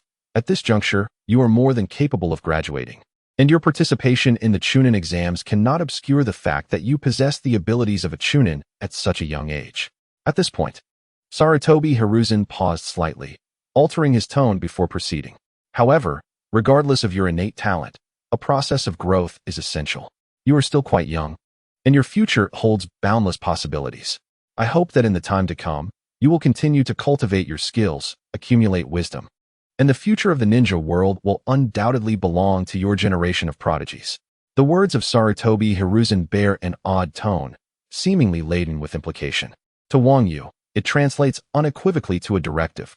Child, your future is bright, but for now, you must lay low and endure. Yet the pressing question remains. Where lies the solace in such an environment that allows him to remain subdued? Wang Yu, having traversed realms and taken possession of this body, understands well why Konoha finds itself embroiled in every great ninja war. The narrative of the anime suggests that Konoha, besieged from all sides, is a reflection of the political and economic disparities among the 5 great nations. Given the third Hokage's historically amiable diplomatic demeanor, Konoha's plight can only be attributed to the maxim, the taller the tree, the stronger the wind. After a moment's contemplation, Wang Yu surmised the intentions behind Sarutobi Hiruzen's words and inquired, "Do you mean to imply that I should remain within Konoha, confined to the village?" A flicker of appreciation crossed Hiruzen's gaze as he acknowledged Wang Yu's astuteness, albeit in a roundabout manner. "Indeed, that is my sentiment. Your talents surpass even Kakashi's, and your future is most promising. As your mentor Orochimaru once articulated, there exists no eternal peace in the ninja world. Only when you ascend to the rank of Jonin will the world be your sky to soar. Within Konoha, you will find numerous peers of equal caliber to spar with, including members of the Uchiha clan as potential adversaries. As the third Hokage, I can facilitate your entry into the Umbu, serving as a guardian of the Jinchuriki, and ensure your safety during skirmishes with the Uchiha. What say you? As a scion of the Uzumaki clan, are you willing to join the Umbu?" Just as Hiruzen's enthusiasm peaked, his discourse was abruptly interrupted by another voice.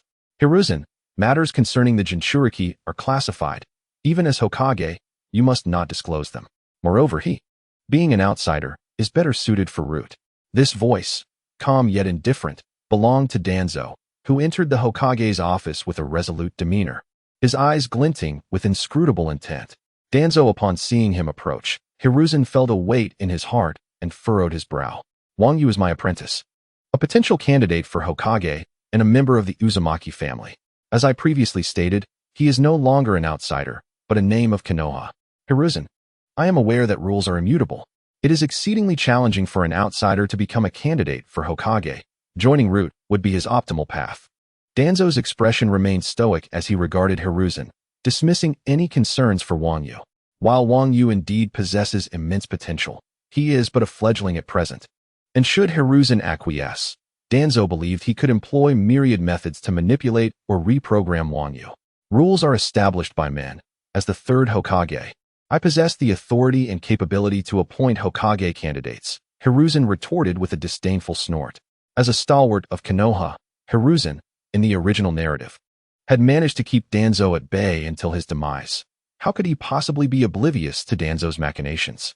In an instant, he grasped that Danzo aimed to elevate the superficial rules to the surface, compelling Hiruzen to surrender Wang Yu to Root. Tawanzo stood there with an air of indifference, declaring, "I shall not acquiesce. The selection of the Hokage candidate must receive unanimous consent from the Council of Elders. I believe not only I, but even individuals like Mito and Koharu would not support your hasty designation of an outsider as a candidate for Hokage." Upon hearing Tawanzo's veiled threats, Sarutobi Hiruzen's expression darkened significantly. Indeed, the power of the Hokage is substantial, yet Konoha possesses institutions capable of restraining such authority, notably the Council of Elders, also referred to as the Administrative Department.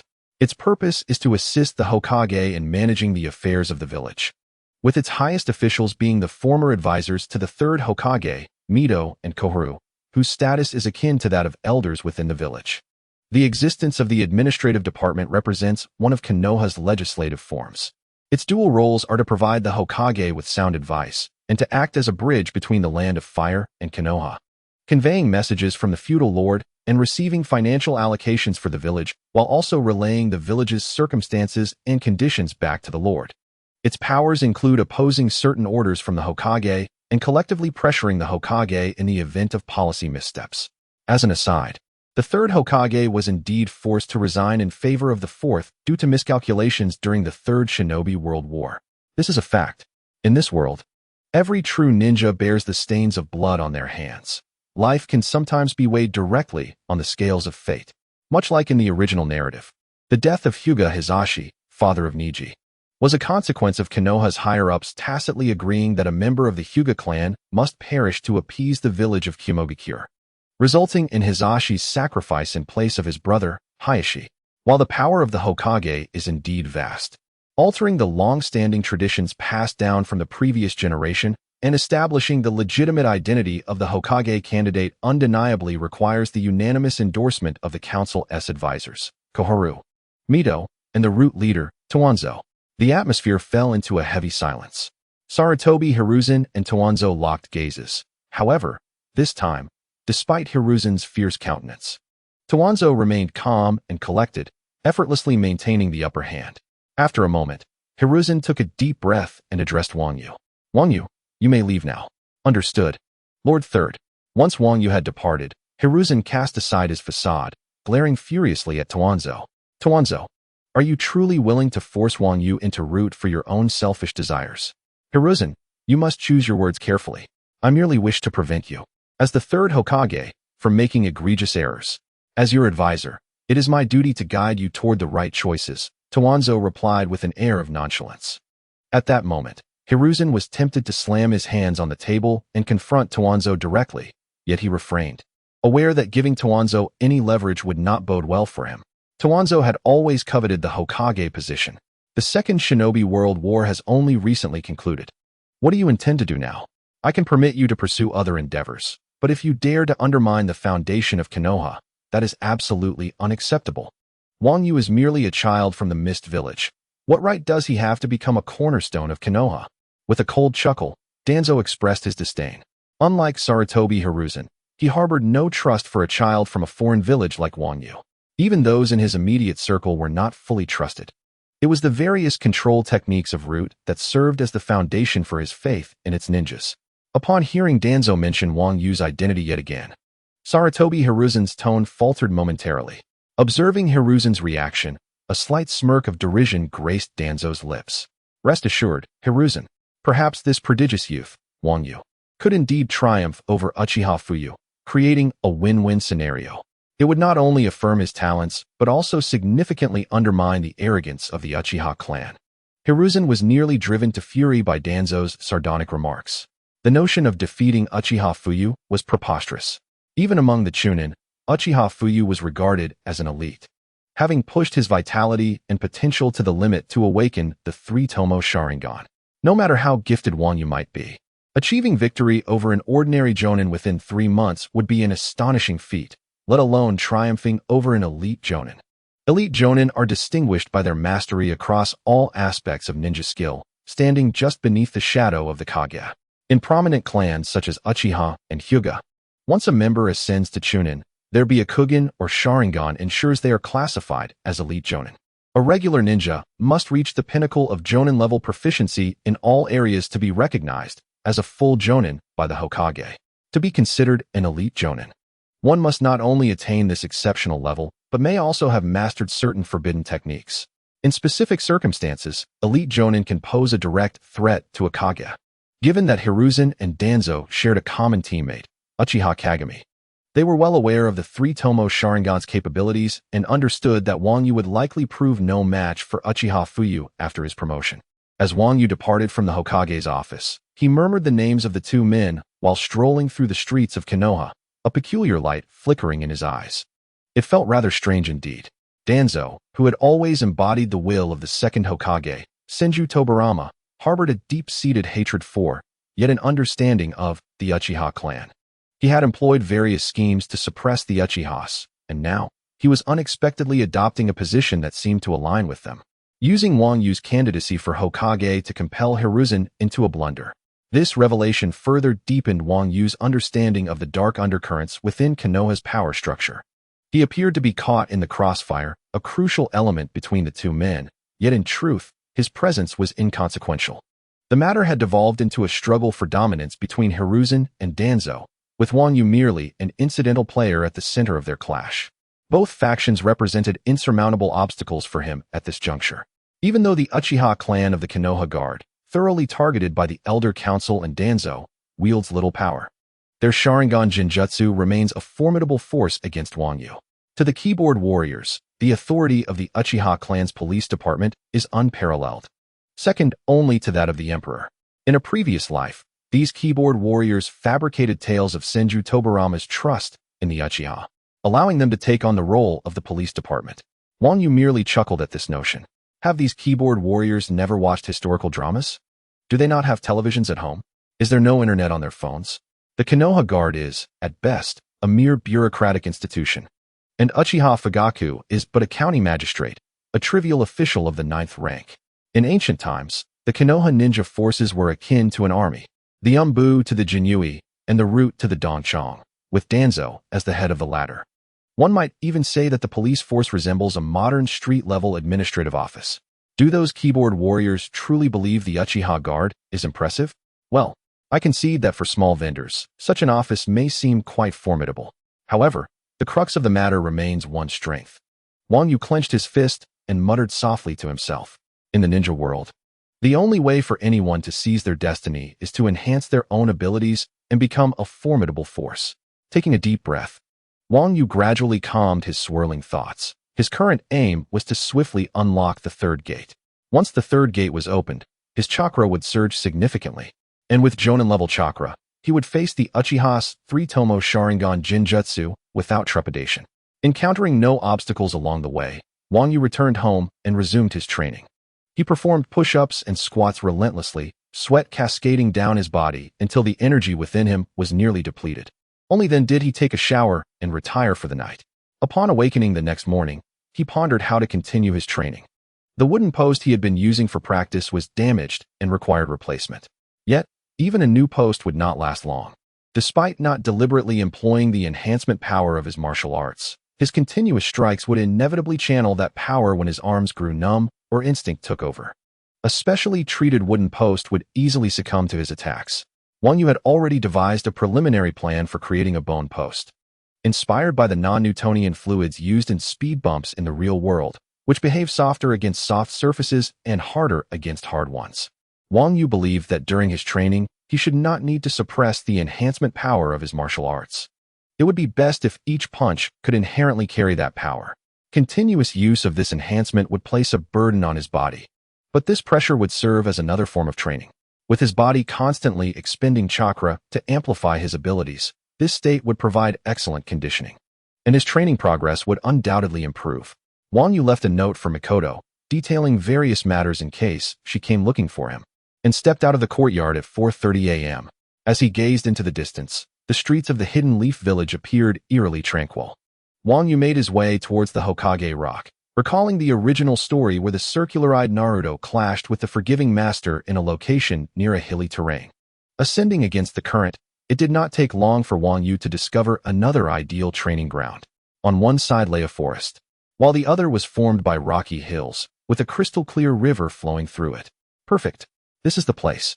Setting aside the scroll containing provisions, Wang Yu had been burdened with weight except for bathing. At this moment, he began to run, all the while contemplating the characteristics of Newtonian and non-Newtonian fluids. Newtonian fluids, as they are scientifically termed, are substances that easily deform under force, with shear stress proportional to the rate of deformation. Anything that deviates from this definition is classified as a non-Newtonian fluid. Most pure liquids like water and alcohol, along with light oils and low-molecular solutions, are considered Newtonian fluids, whereas concentrated solutions of polymers and suspensions typically fall under the category of non-Newtonian fluids. The skeletal piles constructed from bone cells undoubtedly belong to the realm of polymers. Hence they are classified as non-Newtonian fluids. When one plunges a hand into water, it submerges effortlessly, a fact well understood by anyone with sufficient intellect. With non-Newtonian fluids, one can also immerse their hand slowly. However, what if someone finds this non-Newtonian fluid unappealing? Striking it forcefully with a fist would not breach its formidable defenses. How frustrating. Someone, irate, drew out their 98K. No, rather, they brandished a 48-meter-long spiked club, but to no avail. They could not penetrate the barrier. It is essential to understand that under extreme stress, non-Newtonian fluids can seemingly transform into a solid with a Mohs hardness comparable to diamond. A speed bump crafted from non-Newtonian fluid remains immovable even when subjected to the impact of a 10-ton truck traveling at 280 km/h, undoubtedly serving as an excellent alternative to specially treated wooden stakes. The creation of skeletal piles is straightforward. By mixing water with bone cells in equal proportions, one can produce an effective non-Newtonian fluid, which can then be poured into molds crafted from bone. After completing a 10-kilometer weighted run, Wang Yu produced a skeletal pile and stretched his limbs before suddenly unleashing a punch. He did not consciously employ the power-enhancing techniques of traditional martial arts. Yet an enhancement naturally surged forth with his strike. The skeletal pile endured the impact of Wang Yu's punch. However, as he had not aimed to destroy it with full force, while the outer wall of the bone model cracked, the interior remained as unyielding as diamond. Perfect, let's continue. Noticing this, Wang Yu disregarded the sharp pain and nodded with satisfaction. Retracting his left fist, he swung his right once more. Wang Yu alternated his punches, striking against the rocky surface, producing an echoing resonance with each impact. Though his fists could easily utilize air as a stake, air was not the intended target. The presence of a target made all the difference in the effectiveness of his strikes. Much like the contrasting experiences of the single and the romantically involved, the absence of a partner evokes two distinct sensations. Wang Yu relentlessly struck the wooden post with his fists, due to the reciprocal nature of force. The impact reverberated through him, while the essence of traditional martial arts continuously tempered his physique. First, his skin, then his muscles, followed by his blood, meridians, and ultimately his bones. All parts of him were caught in an unending augmentation.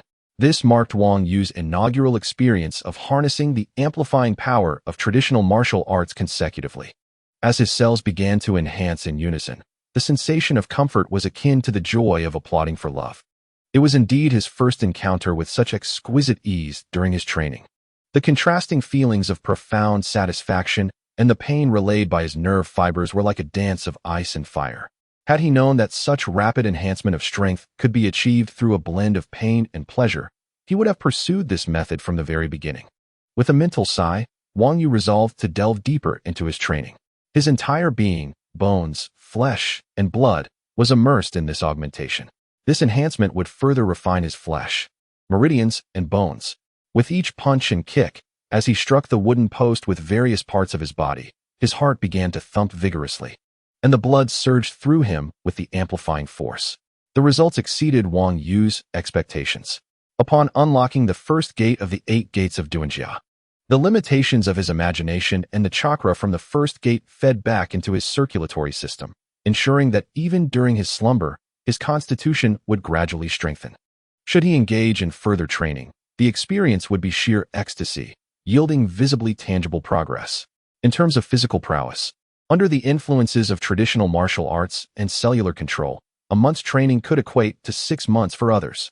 Now, Wang Yu was astonished to discover that not only did the first gate of the 8 gates of Duanjia enhance his training speed, but the amplifying power of traditional martial arts itself also aided in his development. The synergy of these forces propelled his physique forward almost in leaps and bounds. Initially, he believed that 2 months of training would barely suffice to meet the physical standards required to unlock the 2nd and 3rd gates of Duanjia. However, it now appeared that he could achieve this within merely a month, or even 15 days. Yet, Wang Yu did not allow himself to be swept away by elation. The 8 gates of Duanjia, reliant on enhanced cells through control and movement, was indeed a shortcut. Thus, each gate open necessitated a continual reinforcement of foundational strength through rigorous training. Moreover, as the number of gates opened increased, so too would the time required to stabilize and the strength needed to unlock the next gate. It was akin to a pure-hearted boy pursuing a girl, where each base achieved became progressively challenging, demanding relentless perseverance. With a final punch, he shattered a section of the wooden post, and only then did he restore the post to its original form, preparing to take a moment of respite. At that moment, he felt an overwhelming fatigue coursing through him. His cells clamored for more, exclaiming, "I can still endure the ice and fire. I want more." But then came the realization, "No, you cannot. For I am out of energy and cannot afford to pay any more." Wang Yu of the sour nettles suddenly fell back onto the ground. Sweat mingled with the earth, instantly rendering his attire disheveled and filthy. Yet, Wang Yu paid it no mind, instead relishing in the comfort of his position. The augmentation of his national martial arts coursed through him, bringing forth a delightful sensation akin to a dual explosion of pleasure and pain, far more enjoyable than the arduous push-ups and weighted runs he had previously endured. After lying there for several minutes, he retrieved food from the scroll on the ground and consumed it, gradually feeling his body rejuvenate.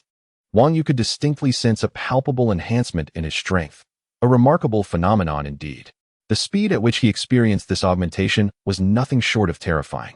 In his joy, Wang Yu quickly deduced the cause. It was likely due to the fact that this was his first training session, which expelled all impurities from his body, similar to the significant transformation a boy undergoes during his first experience.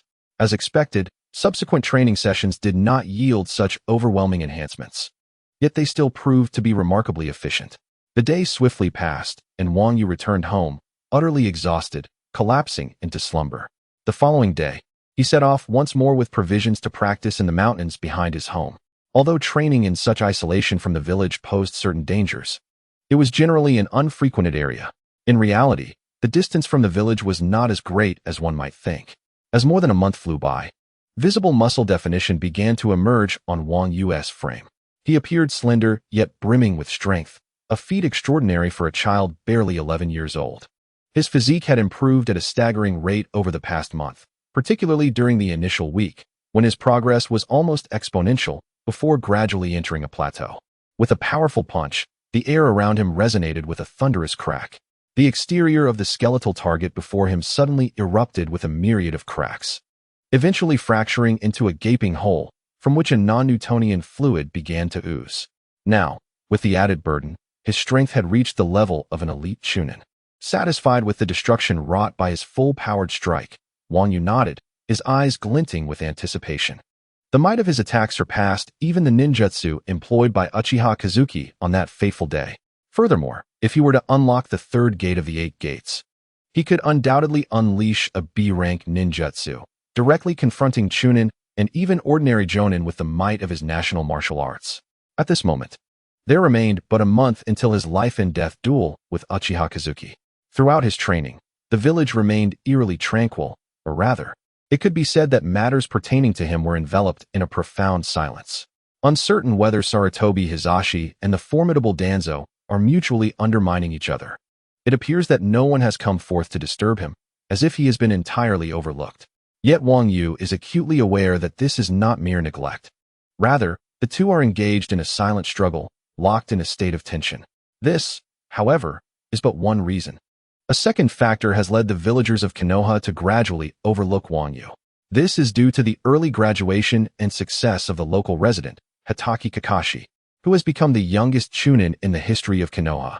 Despite the words of the villagers, including the obstinate Sarutobi Hisashi, it remains challenging for the locals to regard Wang Yu, an outsider, as one of their own. Much like the disdainful inhabitants of the ugly nation on the green planet, who consistently discriminate against those of different hues, no matter how explicitly their regulations dictate otherwise, their arrogance prevails. The villagers of Konoha, akin to the denizens of the ugly nation, instinctively forget or disregard those who come from other villages. Thus, no matter how impressive Wang Yu may seem, he will forever be viewed as an outsider in their eyes. During this past month, Wang Yu has also utilized the lottery system, drawing from it on 4 occasions. Having spent over 200 days in the world of Hokage, he has increasingly experienced the lottery draws, and with each iteration, he has gained more insight. He has summarized the results and boldly ventured some hypotheses. Firstly, the deities of the Eastern nations far surpass those of the West, the gods of J Nation. Alongside the 6 paths and Kaguya, are notably inferior. For instance, invoking the spirits of J Nation yields unpredictable outcomes. One might draw either a divine entity or a monstrous foe. The divine beings provide only vast sums of wealth, while the monstrous ones, well, they enhance the potency of familial ties in an unsettling manner. To this day, Wang Yu remains perplexed by the correct application of the so-called relatives cloth. It would be utterly foolish to affix such a thing to the wounds of female adversaries. Secondly, the deities of hardness yield results that fluctuate between good and bad. On poor days, one might receive a charming suit, while on fortunate occasions, one could draw miraculous beans. Thirdly, in the absence of any supplication, one's luck appears remarkably stable, akin to that of a favored individual. These are Wang Yu's synthesized insights regarding the potential outcomes of invoking various deities, and thus far, these three conjectures seem to align closely with reality, carrying a high probability of accuracy. Of course, this is merely Wang Yu's fanciful speculation. The lottery system operates rather haphazardly. Previously, there were countless options parading across the screen. Yet now there is none of that spectacle. Wang Yu suspects that the system's creators have eliminated the special effects to economize resources. After offering prayers to the various deities in his mind, he confirmed the lottery draw, and the interface automatically revealed each result in succession, devoid of even the simplest, most inexpensive visual effects. How astonishing that the system has chosen to conserve energy in such a manner, forsaking even the most basic embellishments. Upon reviewing the lottery outcome, he received a snack gift pack from the god of food, containing an assortment of century-old delicacies sufficient to serve 5 individuals. With the fiery essence of chicken, the playful little goat, the robust meat, the convenient noodles from Beijing, and the delightful trio of squirrels, I beseech the divine beings for the enchanting BGM. Upon its utilization, melodies will resonate around any individual within a kilometer radius, and any of your abilities will experience a tenfold enhancement. However, be forewarned, such gifts from the divine may carry lingering side effects. One finds oneself compelled to dance, to engage in conversations whilst dancing, and to fight without neglecting the rhythm of dance. In essence, every endeavor shall be accompanied by dance.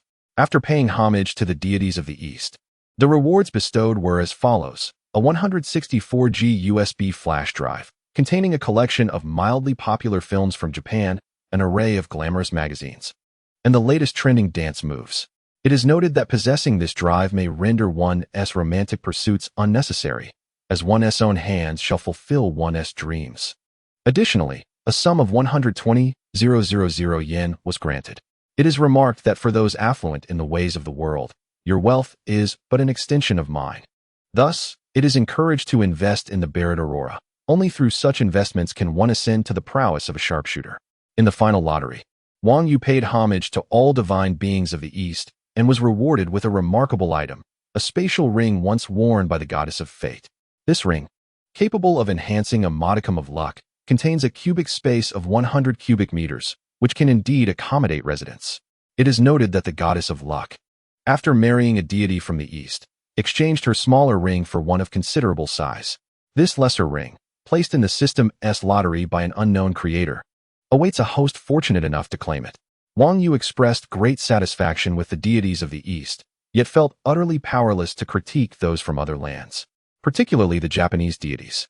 While the dance was bearable, the self-provided BGM was a boon, augmenting his strength.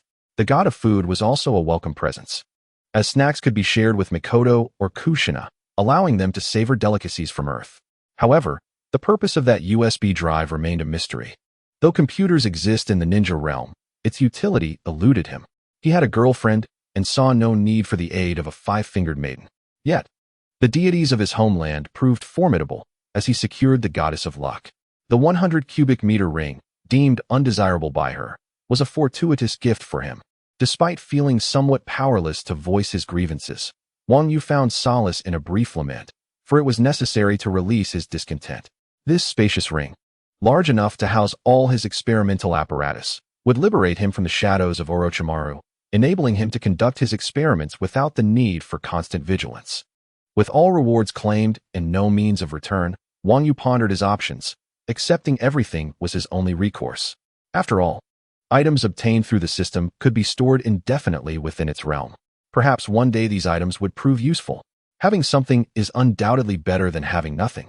They could serve as valuable assets, after all, just like in Crossfire, where an abundance of seemingly useless firearms exist. There will eventually come a time when they may serve a purpose, such as the EVO or the Fire Dragon, MP100.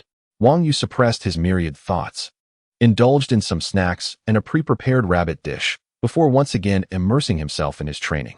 After a few days of rigorous practice, he felt ready to attempt unlocking the second and third gates of the 8 gates of Duanjia.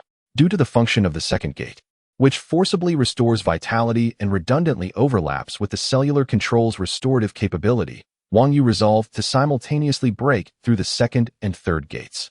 The third gate, known as the Life Gate, holds immense significance, as it serves as a crucial link between the preceding and succeeding stages. The life gate is arguably the final bastion of safety, situated in the intermediary region between the left and right ventricles. It connects the heart to the limbs, representing the second formidable challenge in the intricate 8 gates of Duanjia. After fully mobilizing his body and stretching his muscles, Wang Yu settled into a cross-legged position and commenced the cellular enhancement of the second and third gates with a practiced ease.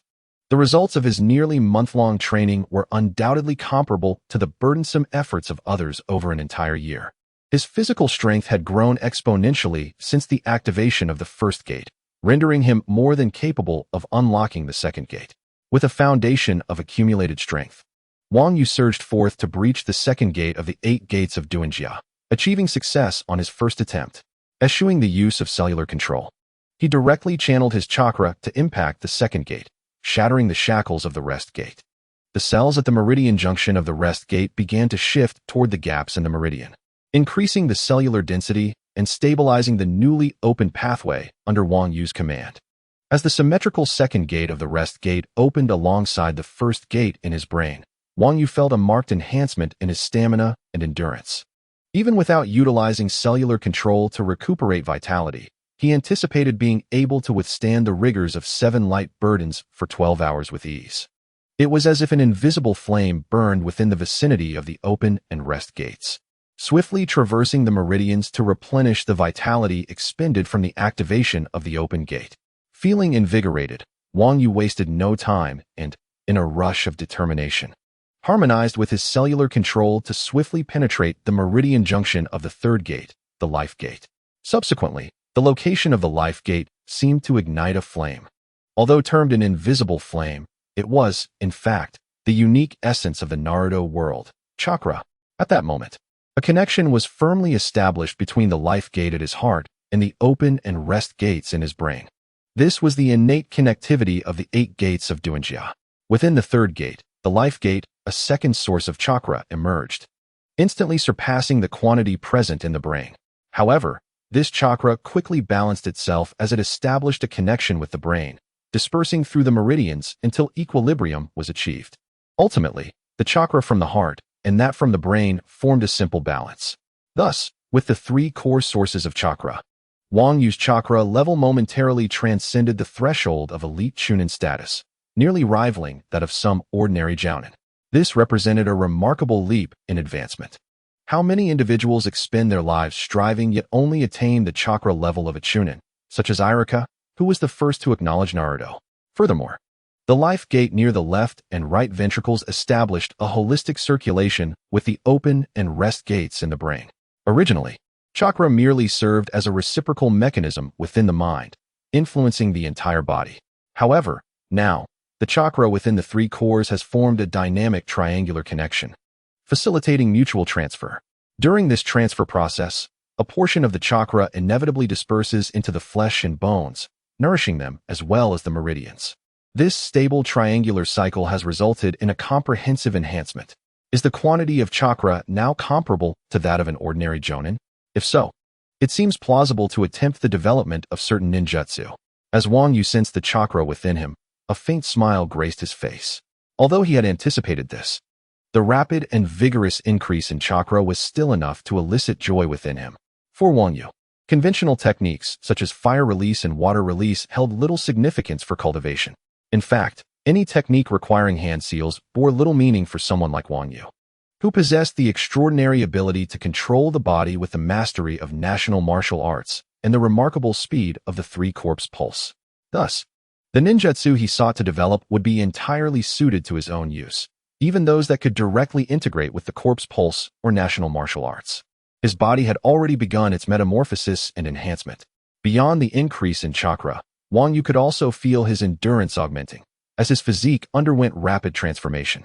The 8 gates of life, due to the unique nature of the 8 gates of Duanjia, could be permanently opened at will, resulting in effects that diverged from the typical sudden burst associated with the traditional 8 gates.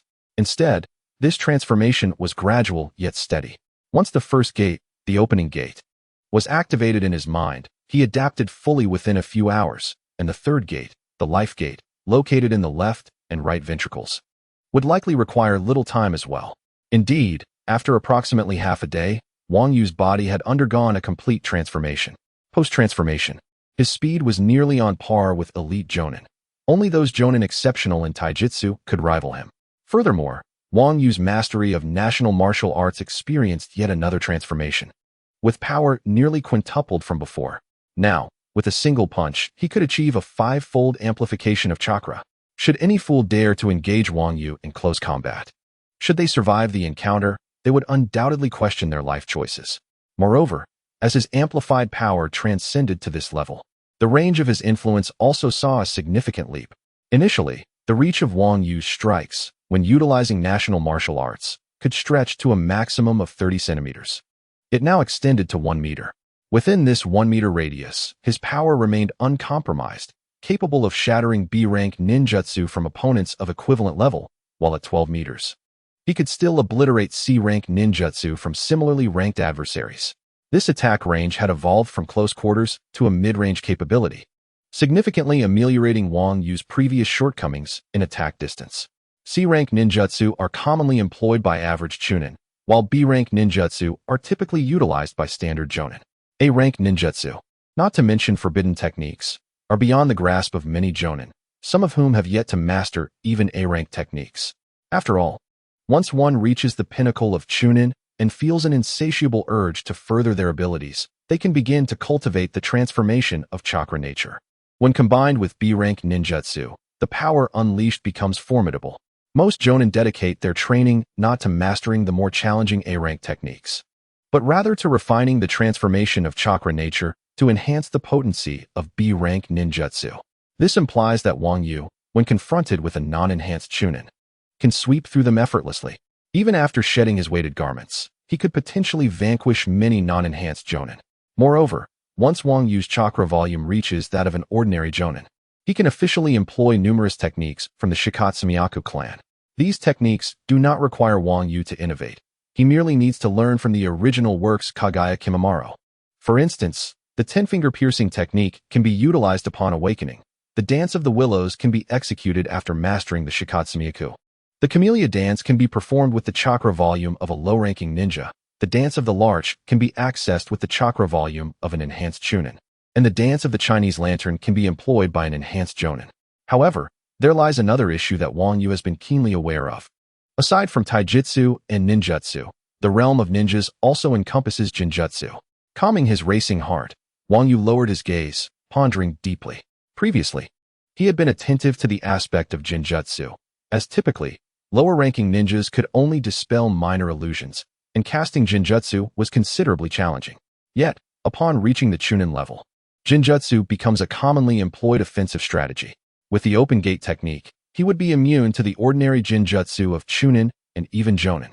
The rest gate allows for a forced recovery of stamina, irrespective of jinjutsu, and upon activating the life gate, it is believed that he will certainly be immune to jinjutsu enhanced by the 3-tomo Sharingan.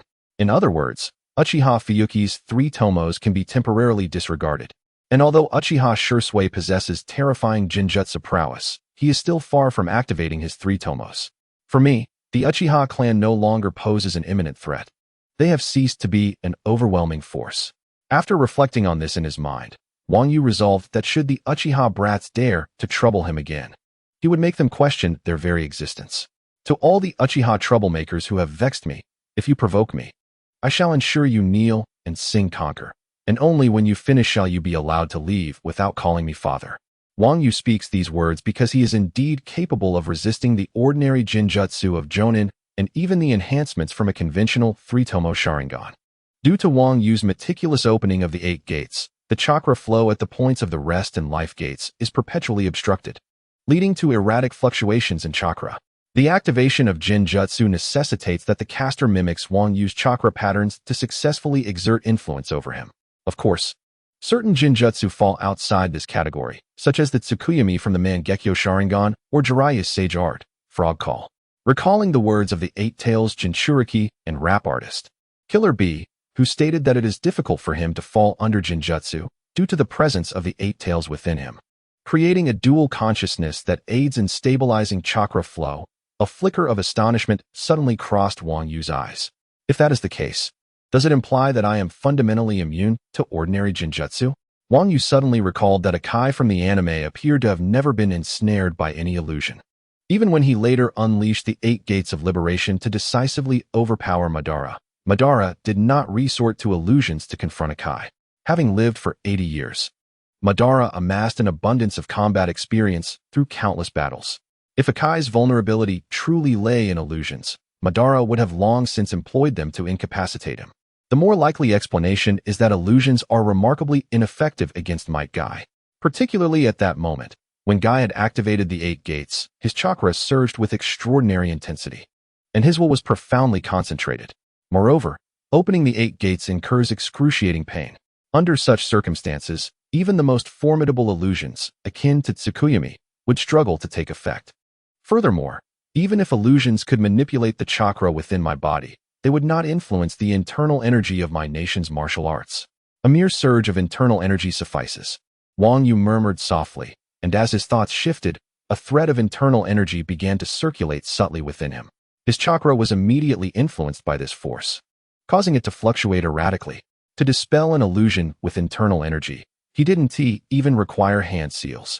At this moment, aside from Itachi's Tsukuyami, Shirsui's Kotoamatsukami, or the legendary techniques of Jiraiya, standard illusions, whether they aim to manipulate the senses or bind the spirit and body, were utterly ineffective against him and could be instantly unraveled. As he pondered this, a sense of ease washed over Wang Yu. It seemed that the long-standing concern regarding his Sharingan was entirely unfounded. He understood that from the very beginning, he was not only impervious to taijutsu of the same rank, but also to ninjutsu, and even common illusions proved ineffective against him.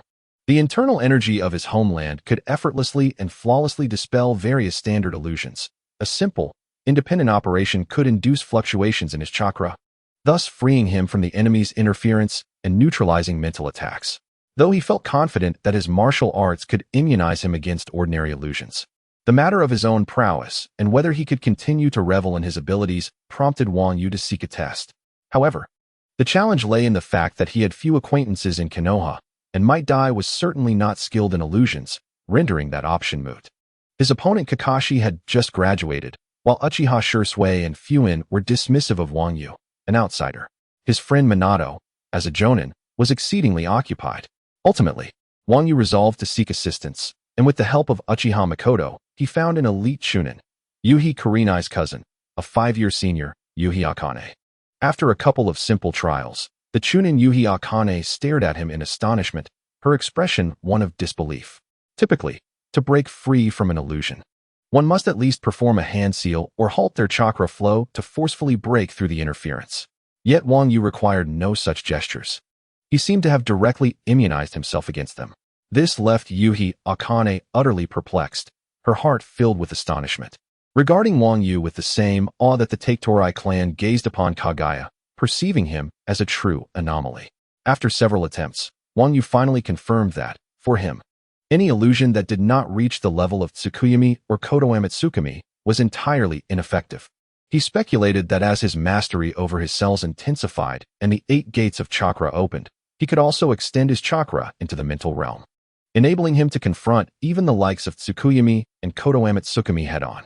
With the assurance that general illusions were powerless against him, Wang Yu felt a profound sense of relief. Meanwhile, Uchiha Makoto was filled with joy upon witnessing Wang Yu's immunity to the illusions employed by chunin. The stronger Wang Yu became, the happier she felt. Previously, she had never anticipated that he would triumph over Kakashi Hatake and secure the first place in the practical ranking assessment at the Ninja Academy, thereby becoming Konoha's top genius. Now, as others doubted Wang Yu's ability to defeat the soon-to-be 3-tomo Sharingan wielder, Uchiha Fugaku, Makoto found herself increasingly confident in him for reasons she could not quite articulate. After spending an hour in tender warmth with Wang Yu, she encouraged him with a cheer before dutifully refraining from further interruption, allowing him to continue his training. In contemporary society, particularly in television dramas, some young girls can be quite perplexing. They yearn to be inseparable from their boyfriends, exhibiting distress whenever the boys converse with other attractive girls, often resorting to tears and tantrums. They certainly do not possess the understanding and grace of Uchiha Makoto. Thus, feeling fortunate to have such a good girlfriend, Wang Yu continued his training for another hour before returning to Orochimaru's courtyard. The purpose of his return was straightforward. Having acquired a spatial ring that allowed him to live within, it was time to officially advance his research on cell walls. Previously, out of fear that Orochimaru might catch on, he had only dared to conduct experiments on adorable rabbits in secret, but now he had no such concerns. The 100 cubic meters of space provided ample opportunity for him to experiment boldly and with sufficient concealment. The rabbits used in his experiments could be repurposed, allowing him to enjoy a barbecue while fully satiating his hunger without any risk of detection. Thus commenced the little lecture on cell walls. As he would soon delve into the subject, it was essential to supplement his knowledge to avoid any backlash from uninformed critics. The primary distinction between animals and plants lies in the fact that animals cannot possess both chloroplasts and cell walls simultaneously. Biological taxonomy has continually evolved alongside scientists' expanding understanding of life, frequently undergoing revisions. For instance, around 2010, blue-green algae were reclassified as cyanobacteria, and termites were recognized as a type of cockroach. While the overarching classifications of animals and plants have remained largely unchallenged, the field of taxonomy still grapples with some lingering uncertainties. To prevent a storm of controversy, taxonomists have opted to manually erase these uncertainties. Plant taxonomy has acted swiftly, expelling any organisms that do not fit their theoretical framework from the plant kingdom, a decision manifested in the exclusion of certain species from published taxonomic works. If their exclusion of prokaryotes and fungi may resonate with some, then their decision to dismiss certain algae appears rather peculiar. Why would botanists revoke the plant status of certain algae? The answer lies in the fact that these algae exhibit traits akin to those of animals. Take, for instance, the naked algae, commonly referred to as eyeworms. These unicellular entities lack a cell wall, possess chlorophyll, and can sustain themselves autotrophically. Moreover, they are equipped with flagella that enable them to move freely. Quite an awkward situation indeed. It contradicts the commonplace notion that a cell wall delineates the boundary between plants and animals. How then does one account for the eyeworm? Additionally, there exists a species that once challenged the very concept of a cell wall in animals, dubbed dinoflagellates. This term evidently belongs to the realm of plant nomenclature. Due to their flagellar structure that facilitates swimming, they were once classified as animals. Dinoflagellates, unicellular organisms also known as flagellates, are mostly encased in a shell-like cell wall, containing chlorophyll and various carotenoids, thereby initially classified as plants. However, dinoflagellates possess 13 flagella, in contrast to the typical 2. One long flagellum extends backward, while the other is known as a lateral flagellum. These flagella emerge from the flagellar pores in the cell wall, with the lateral flagellum providing the majority of propulsion through its helical motion, while the long flagellum primarily serves as a rudder, contributing little to locomotion. In 1997, the scientific community published a research report demonstrating a predatory behavior exhibited by a dinoflagellate. This report meticulously outlined 4 observations. 1. A Berlin dinoflagellate approaches an injured nematode. 2. It releases capturing threads. 3. It employs a feeding tube to siphon nutrients. The pressure causes deformation of the cell's upper body. 4. It departs from the consumed nematode, leaving remnants of the capturing threads. In 2000, scientists uncovered an alternative heterotrophic method employed by dinoflagellates, wherein they utilize a cage-like structure for predation. Remarkably, dinoflagellates can even generate localized water currents using their flagella to capture bacteria. All of this underscores the animal-like characteristics of dinoflagellates, enabling autonomous movement. Thus, dear readers, it becomes evident that scientists assert the absence of a cell wall in animals merely because taxonomists have excluded those wall-bearing entities from the animal kingdom. The field of biological classification has been profoundly influenced by societal culture and the intrinsic limitations of its own discoveries, creating confusion not only within academia, but also for the public. For instance, in 2018 or 2019, there was a tendency to sensationalize the classification of kelp as not belonging to plants. Yet they hesitated to openly acknowledge that the realm of animal classification had already excluded the paramecium back in 2005. From a biological and evolutionary perspective, certain algae may represent a common ancestor of both animals and plants. Those algae that retain their cell walls eventually transitioned to land, evolving into various plants. Some primitive algae engaged in endosymbiotic relationships with marine bacteria, ultimately losing their cell walls, thus paving the way for the evolution of animal cells and the emergence of animals. The aforementioned flagellated algae may lend credence to this hypothesis. However, the reality is that their unique physiological mechanisms render their classification status rather awkward, leading to misconceptions in the classification of other known species. Not all organisms possessing chloroplasts are classified as plants. For instance, the green leaf sea slug and the green leaf beetle fall into this category. Nonetheless, regardless of the circumstances, Shangye remains a mere onlooker. Shangye's perspective is that entities endowed with chloroplasts and cell walls can indeed be termed as plants. 3 days later, at 4 o'clock, Wang Yu was awakened by his biological clock. After a sufficient rest, he had breakfast with Junmalu. Once Orochimaru and Junmalu departed, he concealed himself within the confines of a spatial ring. In the forsaken space of the ring, Wang Yu began to modify a rather unrecognizable specimen labeled rabbit and commenced documenting his findings. On September 8th, at 4:15 a.m., he recorded his observations on rabbit No. 36, a half-finished product of cell wall modification. The exterior of number 36 had transformed, exhibiting muscle strength tenfold, yet its DNA had mutated. It was imperative to continue supplying nutrients for further observation.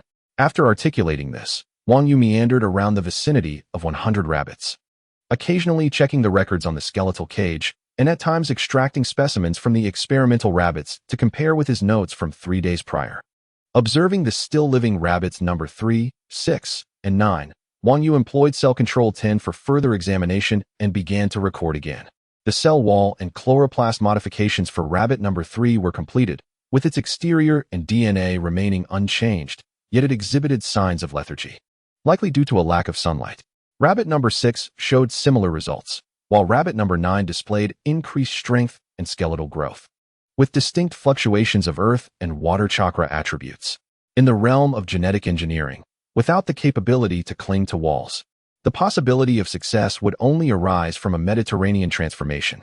Upon witnessing the mere survival of 6 test subjects, Wang Yu absent-mindedly touched his thinning hair, exclaiming in a moment of reflection, as hair is a specialized structure formed by the keratinization of epidermal cells. Both hair and fur consist of cells, albeit dead ones.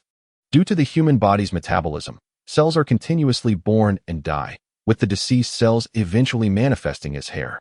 Ultimately, hair growth remains under Wang Yu's control, thus precluding any premature baldness. As the saying goes, if one is balding, it signifies a remarkable prowess.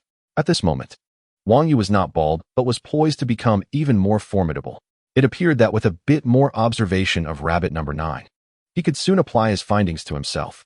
On September 15th, upon confirming the flawless modification, Wang Yu unhesitatingly embarked on the task of eradicating evidence.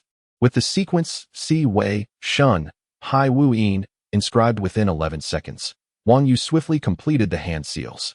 Following an incantation in Mandarin, he concentrated his chakra and expelled a torrent of flames from his throat, resembling a massive fireball directed toward the remaining captive rabbits.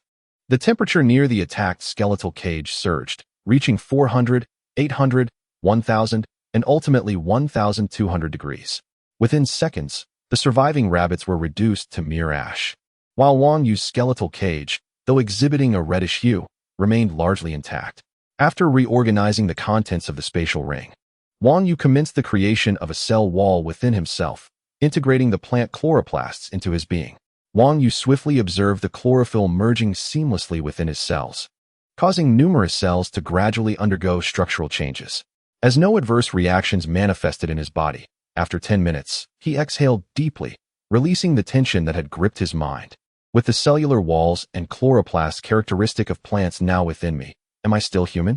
He mused aloud, his dexterous hands gliding through his close-fitting attire to reassure himself of his masculinity. Ah, still intact, he chuckled, acknowledging that plants do not possess such treasures.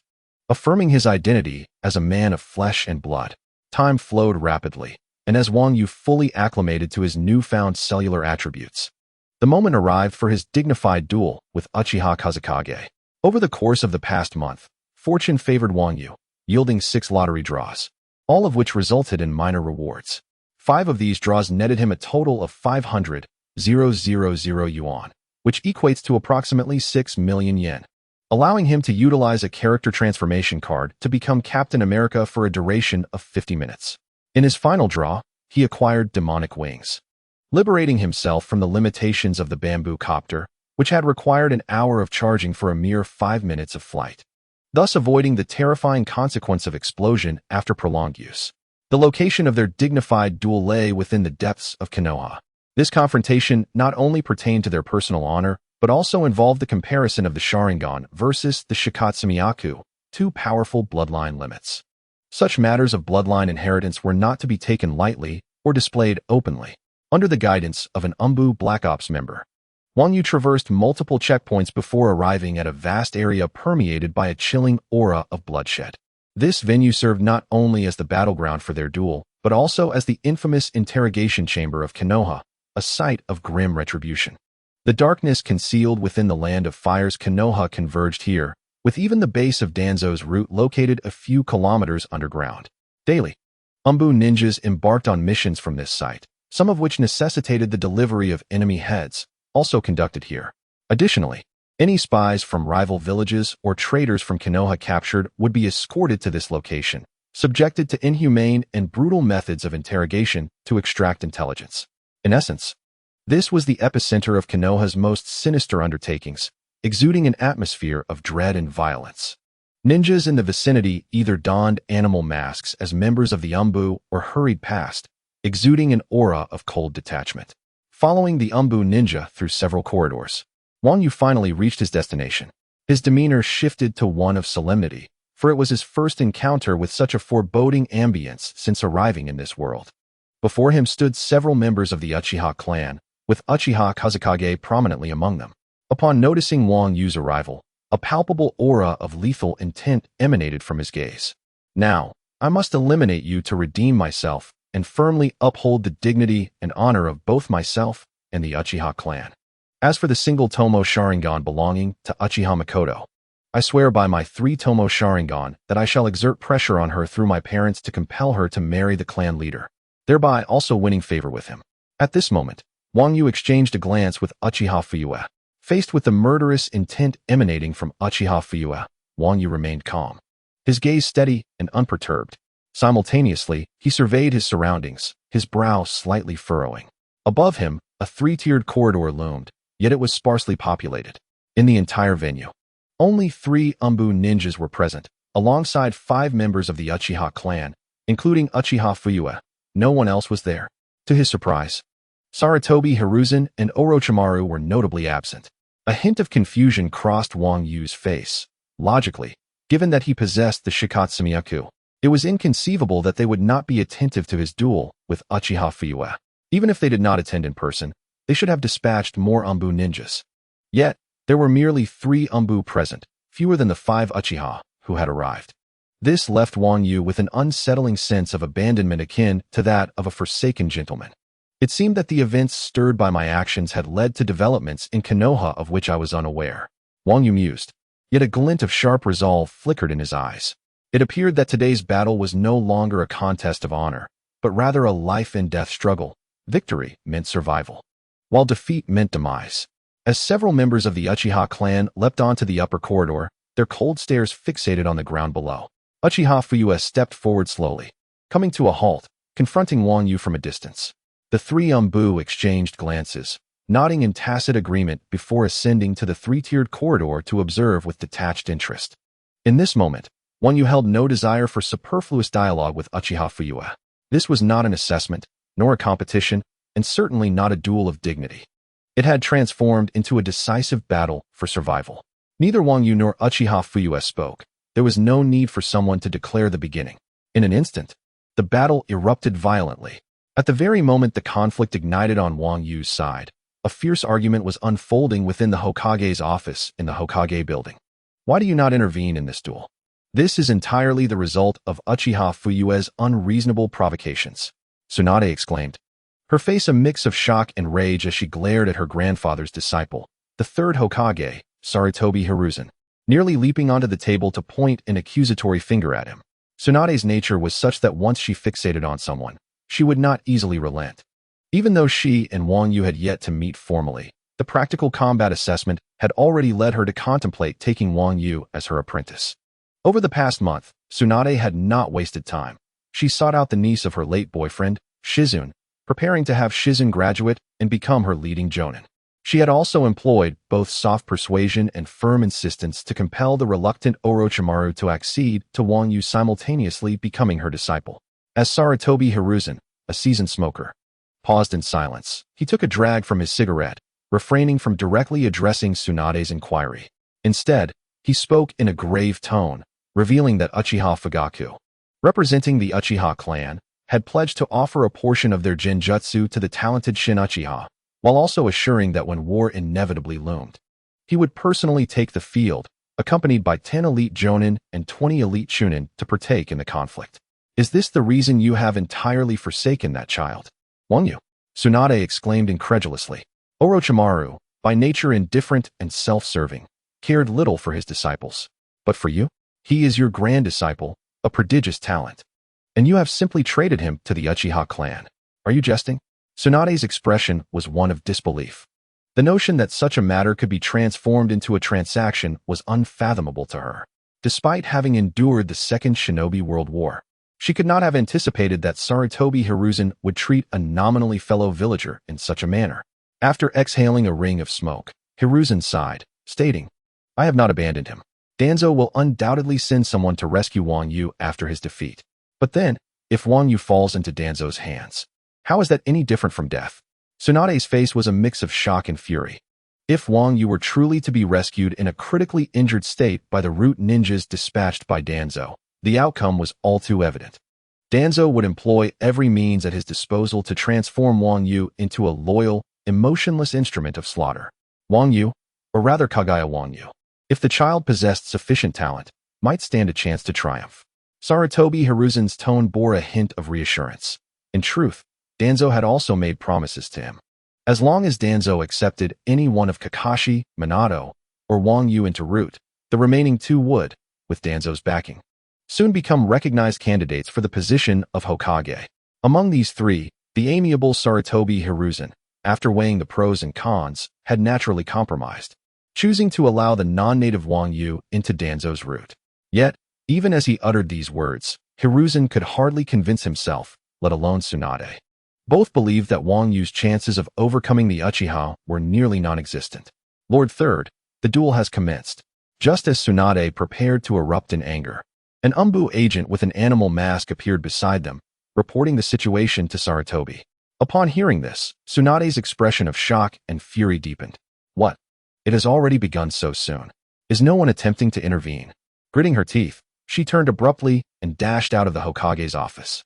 As Tsunade's figure faded, her voice lingered in the air. You old fool. If you won't take action, I will. Sarutobi Hiruzen stared in astonishment at the door that Tsunade had forcefully torn from its hinges, allowing a faint, bitter smile to escape his lips. Yet, following that grimace, a peculiar expression suddenly crossed his face. Tsunade, a representative of the Senju clan, one of the founders of Konohagakure, commands a certain respect owing to her lineage as the granddaughter of the first Hokage, Hashirama Senju, and the second Hokage, Tobarama Senju. Consequently, even figures like Danzo Shimura, a disciple of Tobarama, must afford her some measure of deference. Should Tsunade manage to save Wang Yu, there might indeed be a glimmer of hope in this predicament, for the Senju clan harbors no fear of the Uchiha clan, whose enduring conflict with the Senju is deeply rooted and irreconcilable. Moreover, Danzo would hardly dare to threaten Tsunade, whose surname alone commands authority. In the 38 years of Konoha's existence, she has been known as Tsunade Haim, with Haim signifying princess, a title that speaks volumes. With fierce determination, Tsunade burst from the Hokage's office, shattering the door with her forceful exit, yet no Umbu guard dared to impede her passage. She raced underground, but just as she neared the battleground, she was confronted by none other than Fugaku Uchiha, the head of the Uchiha clan. Unfazed by his presence, Tsunade directed a fierce rebuke at him. Fugaku stood calm and composed, his eyes suddenly manifesting 3 spinning black tomo. There's no need for haste. Why not wait here for a moment? Once the matter over there concludes, I shall not obstruct you. You should remember that your clan's first leader, Madara Uchiha, was defeated by my grandfather, while his brother, Izuna, fell to my great-grandfather, Tobarama Senju. You, in your ignorance, dare to stand in my way. Tsunade, filled with wrath, was undeterred. Her fiery temperament meant that she would not hesitate to confront the Uchiha clan head-on, regardless of the consequences. In the aftermath of the Uchiha clan's annihilation in the 48th year of Konoha, Danzo wielded 10 Sharingan, having conducted numerous experiments on them. This indicates that the Uchiha clan possessed at least 20 individuals with the 3 Tomo Sharingan. However, among these, what granted Fugaku the title of clan leader? Simply put, as the second head of the Uchiha, he must be the strongest of those with the 3 Tomo Sharingan and the one endowed with the highest potential and keenest political acumen. Fugaku, utilizing his 3 Tomo Sharingan and formidable combat prowess, was resolutely blocking Tsunade's path. No matter how hard she tried to break through, she could not surpass his defenses. In her heart, a tumult of anger and anxiety brewed. Time was of the essence, and if this continued, Wang Yu might very well fall into Danzo's clutches, never to be reclaimed. Although Tsunade, revered as one of the legendary Sannin and possessing strength on par with the Kaguya, found herself unable to unleash her full power for fear of injuring the elite Jonin Fugaku and triggering her hemophobia.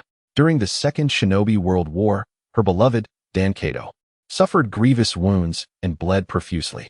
At that time, Tsunade's medical ninjutsu was not nearly as refined as it is now, and her attempts to staunch the flow of blood were futile. As he lay dying, Kato repeatedly insisted that he could not perish. In a bid to offer him psychological comfort, Tsunade deceitfully assured him that the bleeding had ceased. However, in the end, he succumbed to death due to excessive blood loss. After the passing of her beloved, Tsunade gazed at her hands, stained with his blood, her expression marred by fear. Ultimately, she harbored deep self-reproach for her inability to save him. This overwhelming emotional turmoil led her to develop hemophobia. Yet, she persevered in mastering medical ninjutsu, and despite her phobia, she learned to employ self-hypnosis or illusions to perceive blood as a different color, ultimately becoming the most formidable medical ninja. Not far from the battleground between Uchiha Fugaku and Tsunade lay the arena where Wang Yu and Uchiha Fengyu were engaged in a life-and-death duel, a contest of dignity. At this moment, their fight had escalated to a fever pitch. Before the clash erupted, Wang Yu had removed his weights, and as the battle commenced, he unleashed his full speed, dashing towards Uchiha Fengyu like a bolt of lightning. With the third gate of the 8 gates released, Wang Yu's velocity was astonishing. Even the drifting emperor, Keiichi Tsuchiya, from the real-life adaptation of Initial D, would merely watch the taillights of Wang Yu's vehicle in awe. In the blink of an eye, Wang Yu's form appeared as a mere afterimage in the eyes of the observing ENBU ninjas, nearly impossible for the naked eye to capture. Having previously underestimated Wang Yu, Uchiha Fengyu, now wiser from his past experience, would not dare to act recklessly again. He activated his Sharingan, revealing the blood-red, black, 3-tomo pattern. Although he had not attained the powerful state of the Mangekyo, it was sufficient to perfectly track Wang Yu's movements. As Wang Yu arrived at Uchiha Fengyu's side, preparing to strike with a powerful punch, Uchiha Fengyu swiftly formed hand seals, instantaneously replacing himself with a wooden stake stored within a scroll. Body replacement technique.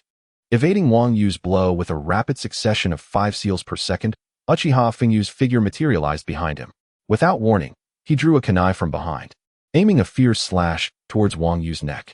In the face of this attack, Wang Yu did not flinch. Instead, he activated his triad abilities and, without turning, unleashed a formidable shockwave of chakra amplified 5-fold, directing it towards Uchiha Fengyu. Foolish child, your arm and kunai, totaling 60 centimeters, barely reach the height of 1.50 meters, while my shockwave extends to a 2-meter radius. Moreover, the invisible and colorless air under Wang Yu's chakra rippled like a mirror, creating visible waves. The kunai, caught in the onslaught, came to a halt. Uchiha Fengyu realized that he was less than half a meter away from Wang Yu's fist, yet could not advance an inch further. This half-meter distance felt like an insurmountable chasm. In the next instant, as the chakra shockwave erupted with fervor, Uchiha Fengyu, wielding the kunai, suddenly coughed up blood. Yet, in the next instant, the figure of Uchiha Fengyu abruptly transformed into a cloud of white smoke, vanishing without a trace. Shadow clone. When did this occur? The proud Wang Yu furrowed his brow slightly, his gaze flickering as he sought the true location of Uchiha Fengyu. At that moment, Uchiha Fengyu's silhouette suddenly materialized directly before Wang Yu, his hands still poised in a hand seal. Simultaneously, the three tomo in his eyes began to whirl wildly. This is an illusion. Wang Yu and Uchiha Fengyu locked eyes. In the next heartbeat, a hint of dazed confusion crossed Wang Yu's face, as if he had been frozen in place. Could it be that Wang Yu was already facing game over? When Uchiha Fengyu initiated the confrontation, fully aware of Wang Yu's corpse-bone pulse and the formidable prowess of his national martial arts, why would he willingly tread into the jaws of danger? The answer is simple. Uchiha Fengyu believed that in close combat, the potency of close-range illusions would be significantly amplified, yielding superior results. It was over. Yes. Though Fengyu had thoroughly exhausted his potential using forbidden techniques, the three tomo remained formidable under the influence of the Sharingan's enhanced illusions. It was likely that the young boy had already fallen prey. Above in the corridor, the four members of the Uchiha clan exchanged glances filled with a flicker of pride. Why did the Uchiha clan earn a fearsome reputation during the founding of Konoha and throughout the First and Second Shinobi Wars? Why? Despite the enemy's awareness of the Uchiha's bloodline abilities, were they still unable to vanquish the clan? The reason is simple. The three tomo Sharingan provides insight, the ability to replicate ordinary ninjutsu, and amplifies illusions, rendering it nearly invincible against ordinary ninjas and those of lesser bloodline limits in one-on-one combat. In the opposite corridor, three Umbu ninjas, each masked, bore expressions devoid of emotion beneath their masks. Yet, in their eyes, a subtle glimmer of pity flickered. What a pity! Indeed, this child possesses a powerful and rare bloodline limit, yet he is denied the opportunity to grow. Under the watchful eyes of his kin and the Umbu ninjas of Konoha, Uchiha Fengyu stood proudly, gazing down at Wang Yu with a hint of disdain. Even if you have awakened the corpse-bone pulse before me, you are ultimately just a mere child with the strength of a Chunin. Moreover, in the realm of bloodline limits, our Uchiha clan's Sharingan reigns supreme. After delivering his taunt, Uchiha Fengyu effortlessly drew a ninja blade from a scroll and hurled it forcefully toward Wang Yu's chest. With a maniacal laugh, Uchiha Fengyu envisioned the scene of Wang Yu being pierced through the heart. Yet, in the next moment, a startling transformation occurred. Boom! A fist, enveloped in deep blue chakra infused with national martial arts, suddenly slammed into the air. Activated by the power of the three Wa, Wang Yu vibrated his chakra at high speed around his fists, unleashing a resonant shockwave that roared outward. The ninja blade hurled by Uchiha Fuyuki seemed to plunge into a quagmire, advancing inch by inch until it ultimately halted just before a clenched fist, unable to proceed any further. Subsequently, the weapon emitted a terrifying crackling sound before being shattered into fragments. Ancestors of the Uchiha clan, what have I just witnessed? How is this possible? Uchiha Fuyuki gazed at Wang Yu, who had calmly retracted his fist, disbelief evident in his eyes. Wang Yu had managed to unravel the enhanced illusion cast by his three tomo Sharingan. Such a feat seemed utterly impossible. In an instant, not only Uchiha Fuyuki but also the members of the Uchiha clan on the three-layered corridor, along with three other Umbu ninjas, could not help but marvel at the situation. How could he break the illusion without performing the necessary hand seals? To single-handedly dispel an illusion requires one's chakra to flow in an irregular manner.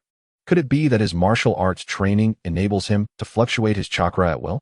One of the Umbu ninjas murmured to himself, while the others present wore expressions of profound astonishment.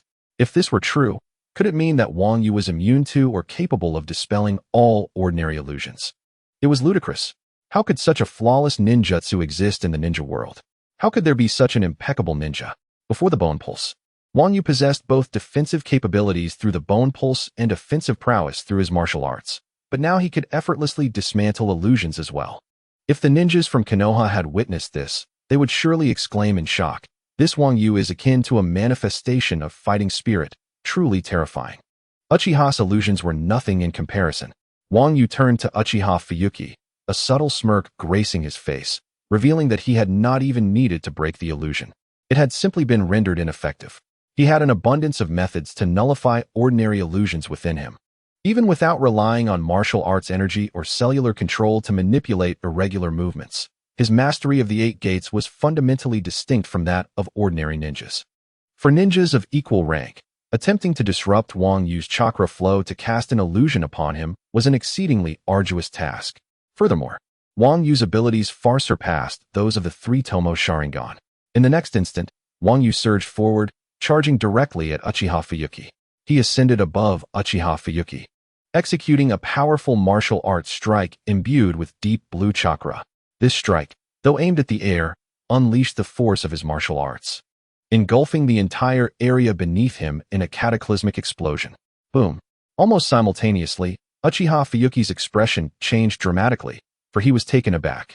Having had his illusion disregarded by Wang Yu, he momentarily faltered in shock, allowing Wang Yu to close the distance. In that instant, Uchiha Fuyuki found himself plunged into a perilous crisis of life and death. At this critical moment, Uchiha Fuyuki reacted swiftly, braving the impact of the National Arts 8 trigrams palm with unwavering resolve, his hands forming seals. It was evidently unrealistic to evade Wang Yu's range of attack, as the area within 2 meters of Uchiha Fuyuki had been entirely sealed off. In a moment of excruciating pain, as his flesh threatened to tear apart, the earth release, rock concealment technique was barely completed. In the next instant, he vanished into the earth, enveloped by the rocky terrain. Yet even so, bloodstains marred the surface of the ground. With a crack, the sturdy earth fissured like a spider's web under Wang Yu's assault, the cracks radiating outward in all directions.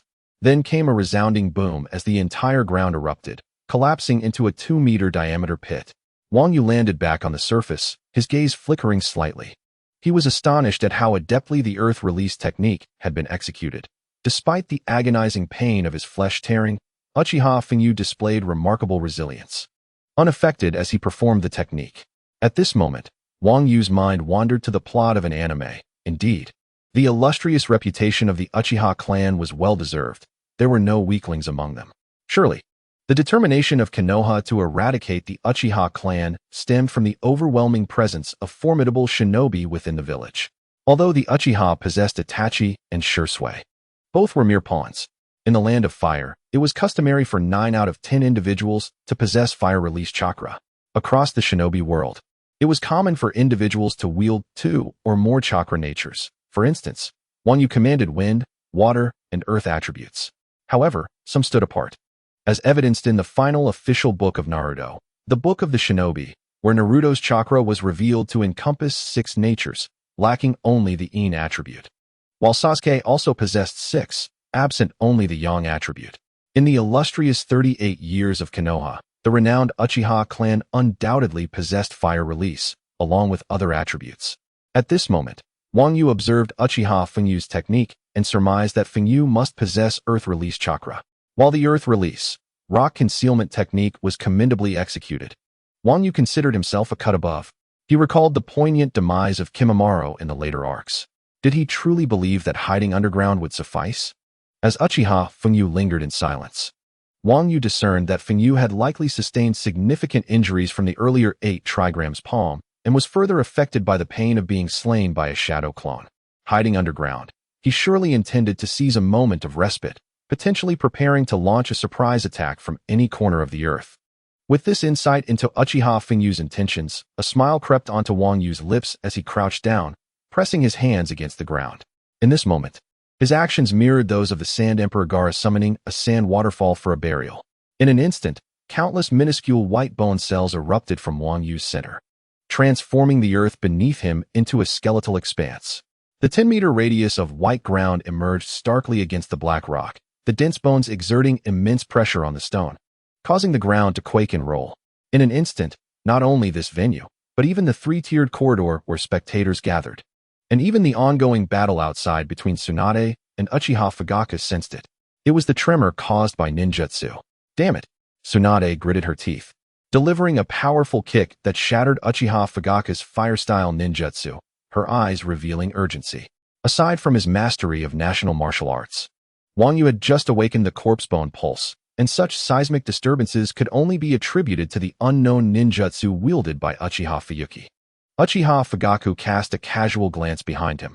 With such a commotion, it seemed the battle was nearing its conclusion. However, as an elite Uchiha Jonin, his sluggish pace in resolving the conflict was a sheer waste of talent. A flicker of dissatisfaction crossed Uchiha Fugaka's eyes. He believed that after Uchiha Fuyuki activated his 3-tomo Sharingan, he should have been able to swiftly eliminate Wang Yu. Yet he found himself resorting to an unknown trump card ninjutsu. Nevertheless, having employed such a trump card, the outcome should have been evident. Shaking his head to dispel his thoughts, he continued to stand resolutely before Tsunade. Despite Tsunade's frantic and furious attempts to charge through, Uchiha Fugaku remained steadfastly obstructing her, leveraging his own advantages. In the three-tiered corridor of the duel arena, 4 Uchiha ninjas and 3 Umbu members displayed expressions of shock. The magnitude of the seismic waves could only affect ordinary individuals. Certainly, it posed no threat to them as elite jonin, who stood firm and composed in the corridor.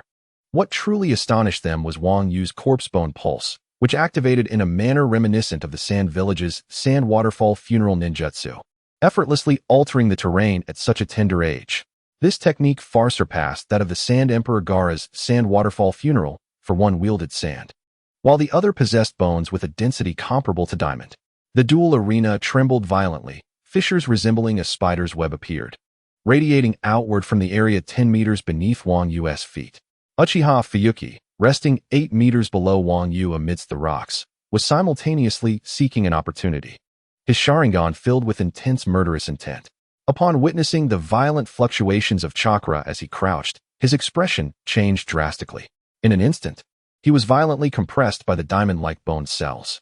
Previously injured by Wang Yu's 8 trigrams palm, the pain from his shadow clone's demise was excruciating, and now, he was struck by Wang Yu's simplified version of the early Fern funeral, leading to a complete devastation. Crack, crack. The ribs of Uchiha Fuyuki's chest were the first to succumb to the pressure, emitting a series of bone-cracking sounds. It was evident that at least 2 of his ribs had fractured instantaneously. Uchiha Fuyuki unleashed his elite Jonin chakra, barely managing to struggle free from the confines of his shattered bones, returning to the safety of solid ground, now stained entirely with blood. Upon reaching the surface, he immediately spewed forth a mouthful of blood, his form swaying perilously close to collapsing to the ground. In the eyes of Uchiha Fuyuki, an expression of incredulity and horror emerged. How could a man possessing the illustrious 3-tomo Sharingan be so utterly cornered by a mere child like Wang Yu? He had initially perceived this encounter as a father-son duel, only to discover that in this scenario, Wang Yu was the father, and he was the son. Now, he found himself thoroughly overwhelmed, teetering on the brink of losing his fighting capacity. The 4 Uchiha ninjas on the 3-tiered corridor, along with the Umbu ninjas facing them, collectively inhaled sharply. Goodness gracious, it seemed that this battle would allow the young Wang Yu to survive. Such a notion was utterly astonishing. Uchiha Fuyuki had become a Chunin years ago, having endured the rigors of numerous B and even A-level missions. Now, as a 3-tomo wielder, he was regarded as a minor figure among his clan and the 3 Umbu. Yet, in his duel with Wang Yu, it felt akin to an adult bullying a child, culminating in his grievous state. Cursing under his breath, he lamented that had he known this would transpire, he should have employed his trump card from the outset. Catching Wang Yu off guard, as a Jonin, he should have had the upper hand against an opponent who was merely a Chunin. Wang Yu could not possibly outlast him. Uchiha Fuyuki's resolve hardened, and he decided that it was not too late to unleash his secret weapon, even if it meant exhausting his life force. Gritting his teeth, he disregarded the consequences and consumed a special pill designed to tap into latent potential. This extraordinary pill, though its composition remained a mystery, promised a surge of immense chakra. However, the side effects were dire. Consuming 3 would completely deplete one's vitality, leading to certain death. After swallowing the pill, Uchiha Fuyuki felt his chakra restore to its peak, even surpassing it. As Wang Yu charged towards him, he swiftly formed hand seals. Earth release, earth flow river. In the very next moment, Wang Yu, poised to reach him, found himself confronted by a torrent of liquefied earth, forcing him to momentarily halt. Seizing this fleeting opportunity, a wave of earth surged towards Wang Yu, intent on sweeping him away with blinding speed. Uchiha Fuyuki, forcing himself to remain calm, adhered to his plan, amplifying the output of the earth flow river technique. Wang Yu, inspired by the formidable spear-like drill technique of Kimimaro, had devised a surfboard from the bone pulse transformation technique. If bones could form drills, blades, and whips, then surely other tools could be crafted as well. As the surfboard materialized beneath Wang Yu, Uchiha Fuyuki's newfound composure threatened to shatter once more. Damn it, how could my B-rank jutsu be treated as a mere plaything? This child from the Mist Village thinks he can surf? Overwhelmed with frustration, Uchiha Fengyu bit down on his tongue, redirecting his focus through the sharp pain. Just as Wang Yu attempted to evade the earth flow river unscathed, he rapidly formed hand seals. Earth release, falling clay. As Uchiha Fengyu's incantation echoed, a rift opened above Wang Yu, and a cascade of crimson clay began to descend, ready to envelop him. Regarding the clay, tainted in hue akin to a used sanitary napkin, Wang Yu harbored no desire to become ensnared by it.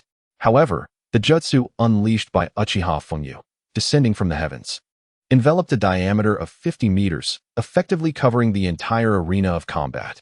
Wang Yu found himself unable to instantaneously escape, only managing to encase himself in a 1-meter diameter of skeletal protection. As the effect of the earth flow river dissipated, the earth releases descending clay ensnared Wang Yu, transforming him into a colossal sphere, rendering him immobile. Uchiha Fengyu instantly felt a surge of triumph. "Die, you little brat," he roared, unleashing his pent-up fury, while his hands moved with remarkable speed, surpassing that of Kato's, executing the hand seals in a fraction of a second. Wei, Wu, Thu, Chun, Du, Cho, Yin Fire Release, Great Dragon Fire Technique. This jutsu, classified as B rank, had been previously employed by Sarutobi Hiruzen in the anime, where he expelled a formidable fireball from his mouth, representing the pinnacle of fire release techniques. Its might could evaporate the water of a pond with a diameter of 100 meters in an instant. The Great Dragon Fire technique surged toward the intensely combustible red clay surrounding Wang Yu, trapped within his 1-meter skeletal sphere. Wang Yu found himself with no means of escape against this onslaught. Uchiha Fengyu, exerting every ounce of chakra in a series of calculated jutsu, completed his plan, finally depleting the effects of the specially crafted pills, collapsing to the ground in utter exhaustion. Even as he lay prostrate, Uchiha Fengyu struggled to sit up, determined to witness Wang Yu reduced to ashes. Above, on the 3-tiered corridor, the initially anxious Uchiha clan members, who had been unsettled by Uchiha Fengyu's predicament, now felt a wave of calm wash over them as they perceived Wang Yu's impending demise. As spectators, they were privy to Uchiha Fengyu's strategy. First, the earth flow river would send the seemingly invincible Wang Yu far away. Next, the earth releases descending clay would neutralize Wang Yu's speed.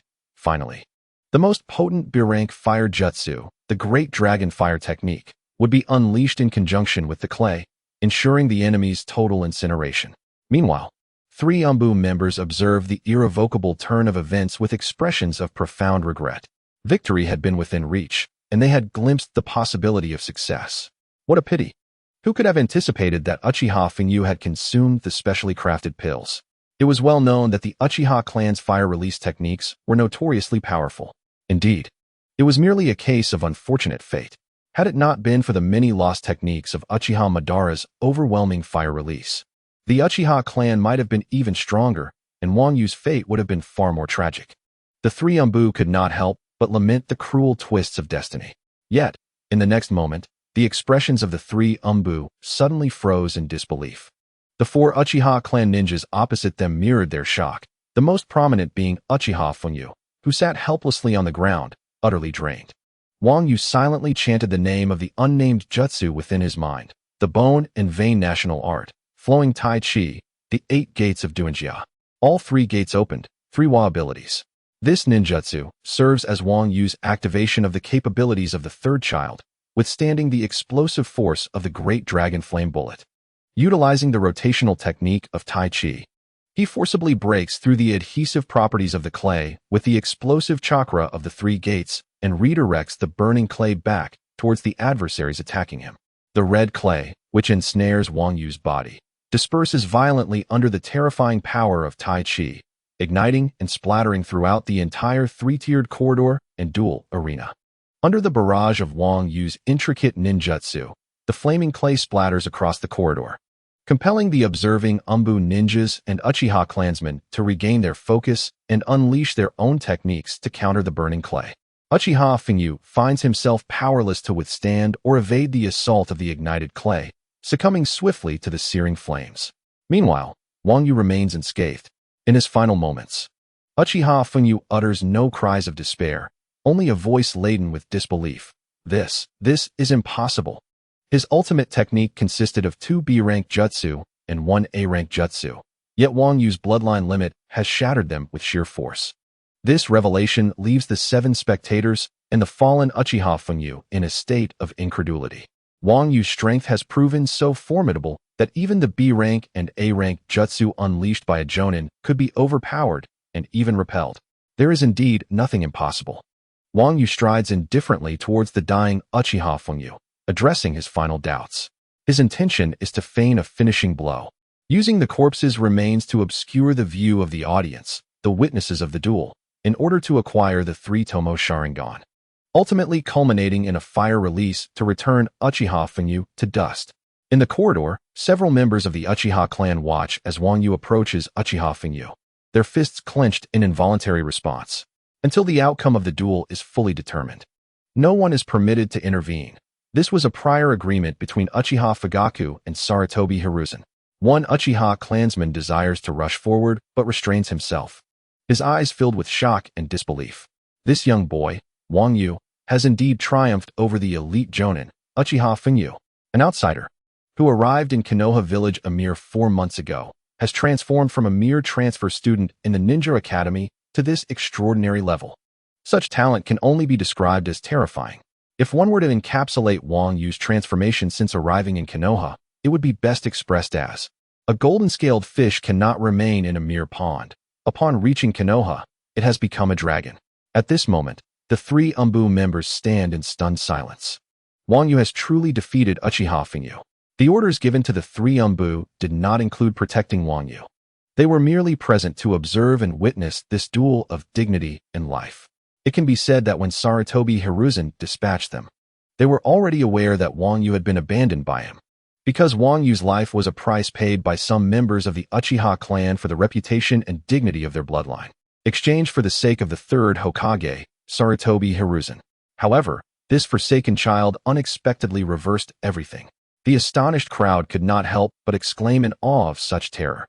For members of the Uchiha clan silently resolved that this child possessed boundless potential and must not be allowed to remain. Not far from the dueling arena, another battlefield saw Uchiha Fugaku and Tsunade fiercely engaged in combat. Tsunade had no desire to be entangled with Uchiha Fugaku. She merely sought to break through the blockade. Yet, Uchiha Fugaku, utilizing the insight of his Sharingan and his own reflexes, steadfastly obstructed her path. You red-eyed disease, if you continue to block me, I will end you. By this point in the battle, the fury within Tsunade was sufficient to boil a lake.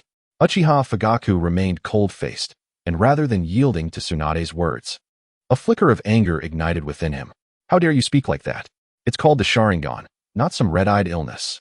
Do you think I, Fugaku, am easy to bully? Like a mere kitten? Though Tsunade was the princess of the Senju clan, a disciple of Sarutobi Hiruzen, and a ninja of elite strength, he was the leader of the Uchiha clan, equally renowned as the Senju, a ninja of near Kage level.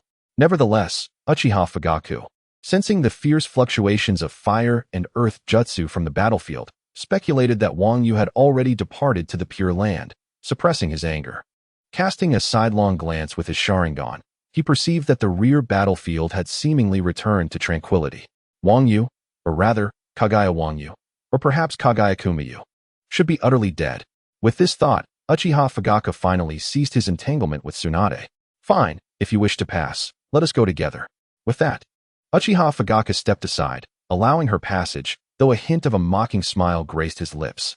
Tsunade, however, paid no heed to his words and charged forward the instant he moved aside. Damn red-eye disease.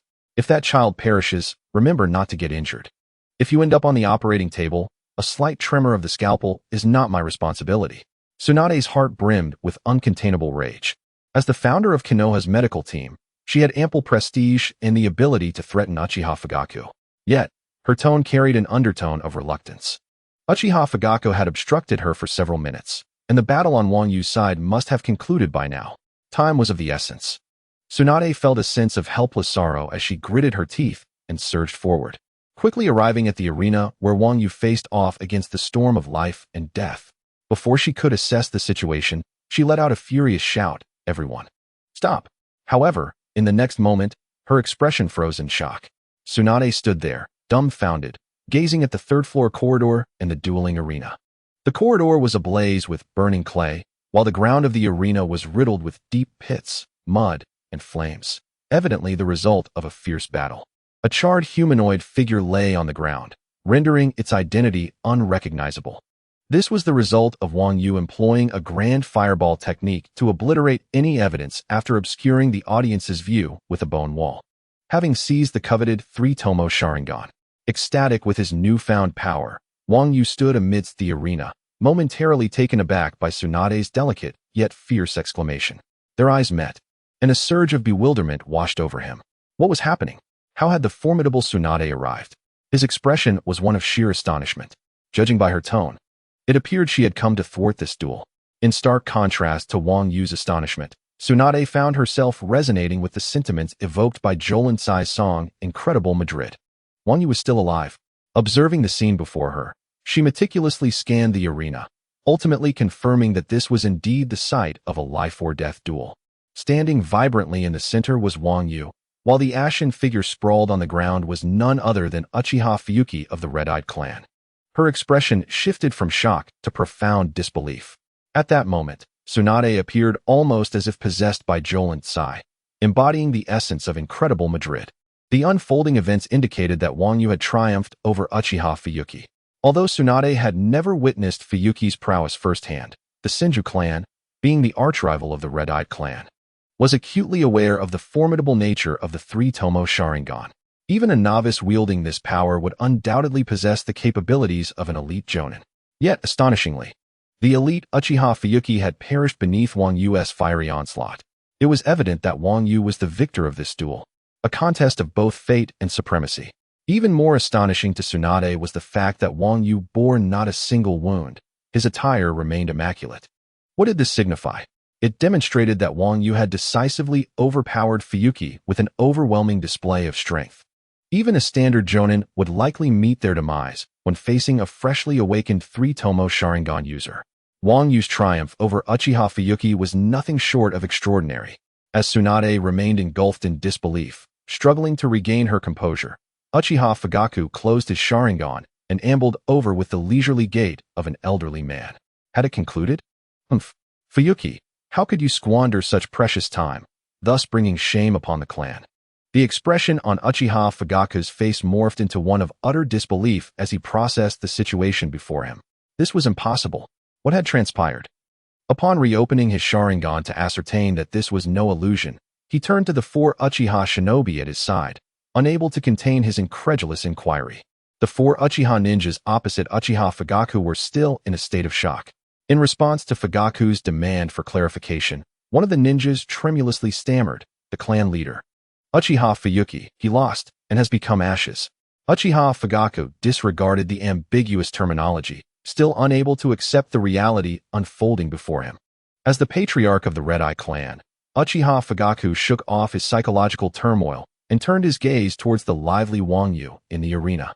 A boundless murderous intent surging in his blood-red three-tomo Sharingan. You wretched little brat. How dare you turn the tide amidst multiple B-rank and even A-rank fire and earth-style attacks? Naturally, Wang Yu recognized Uchiha Fugaku in an instant. This individual must be the second leader of the Uchiha clan following the establishment of Konoha, and also the future husband of Uchiha Makoto from the anime. While Uchiha Makoto is not your wife yet, you may very well hold the reins of her fate. With this thought, a fierce killing intent erupted in Wang Yu's eyes, forged through countless battles on Earth.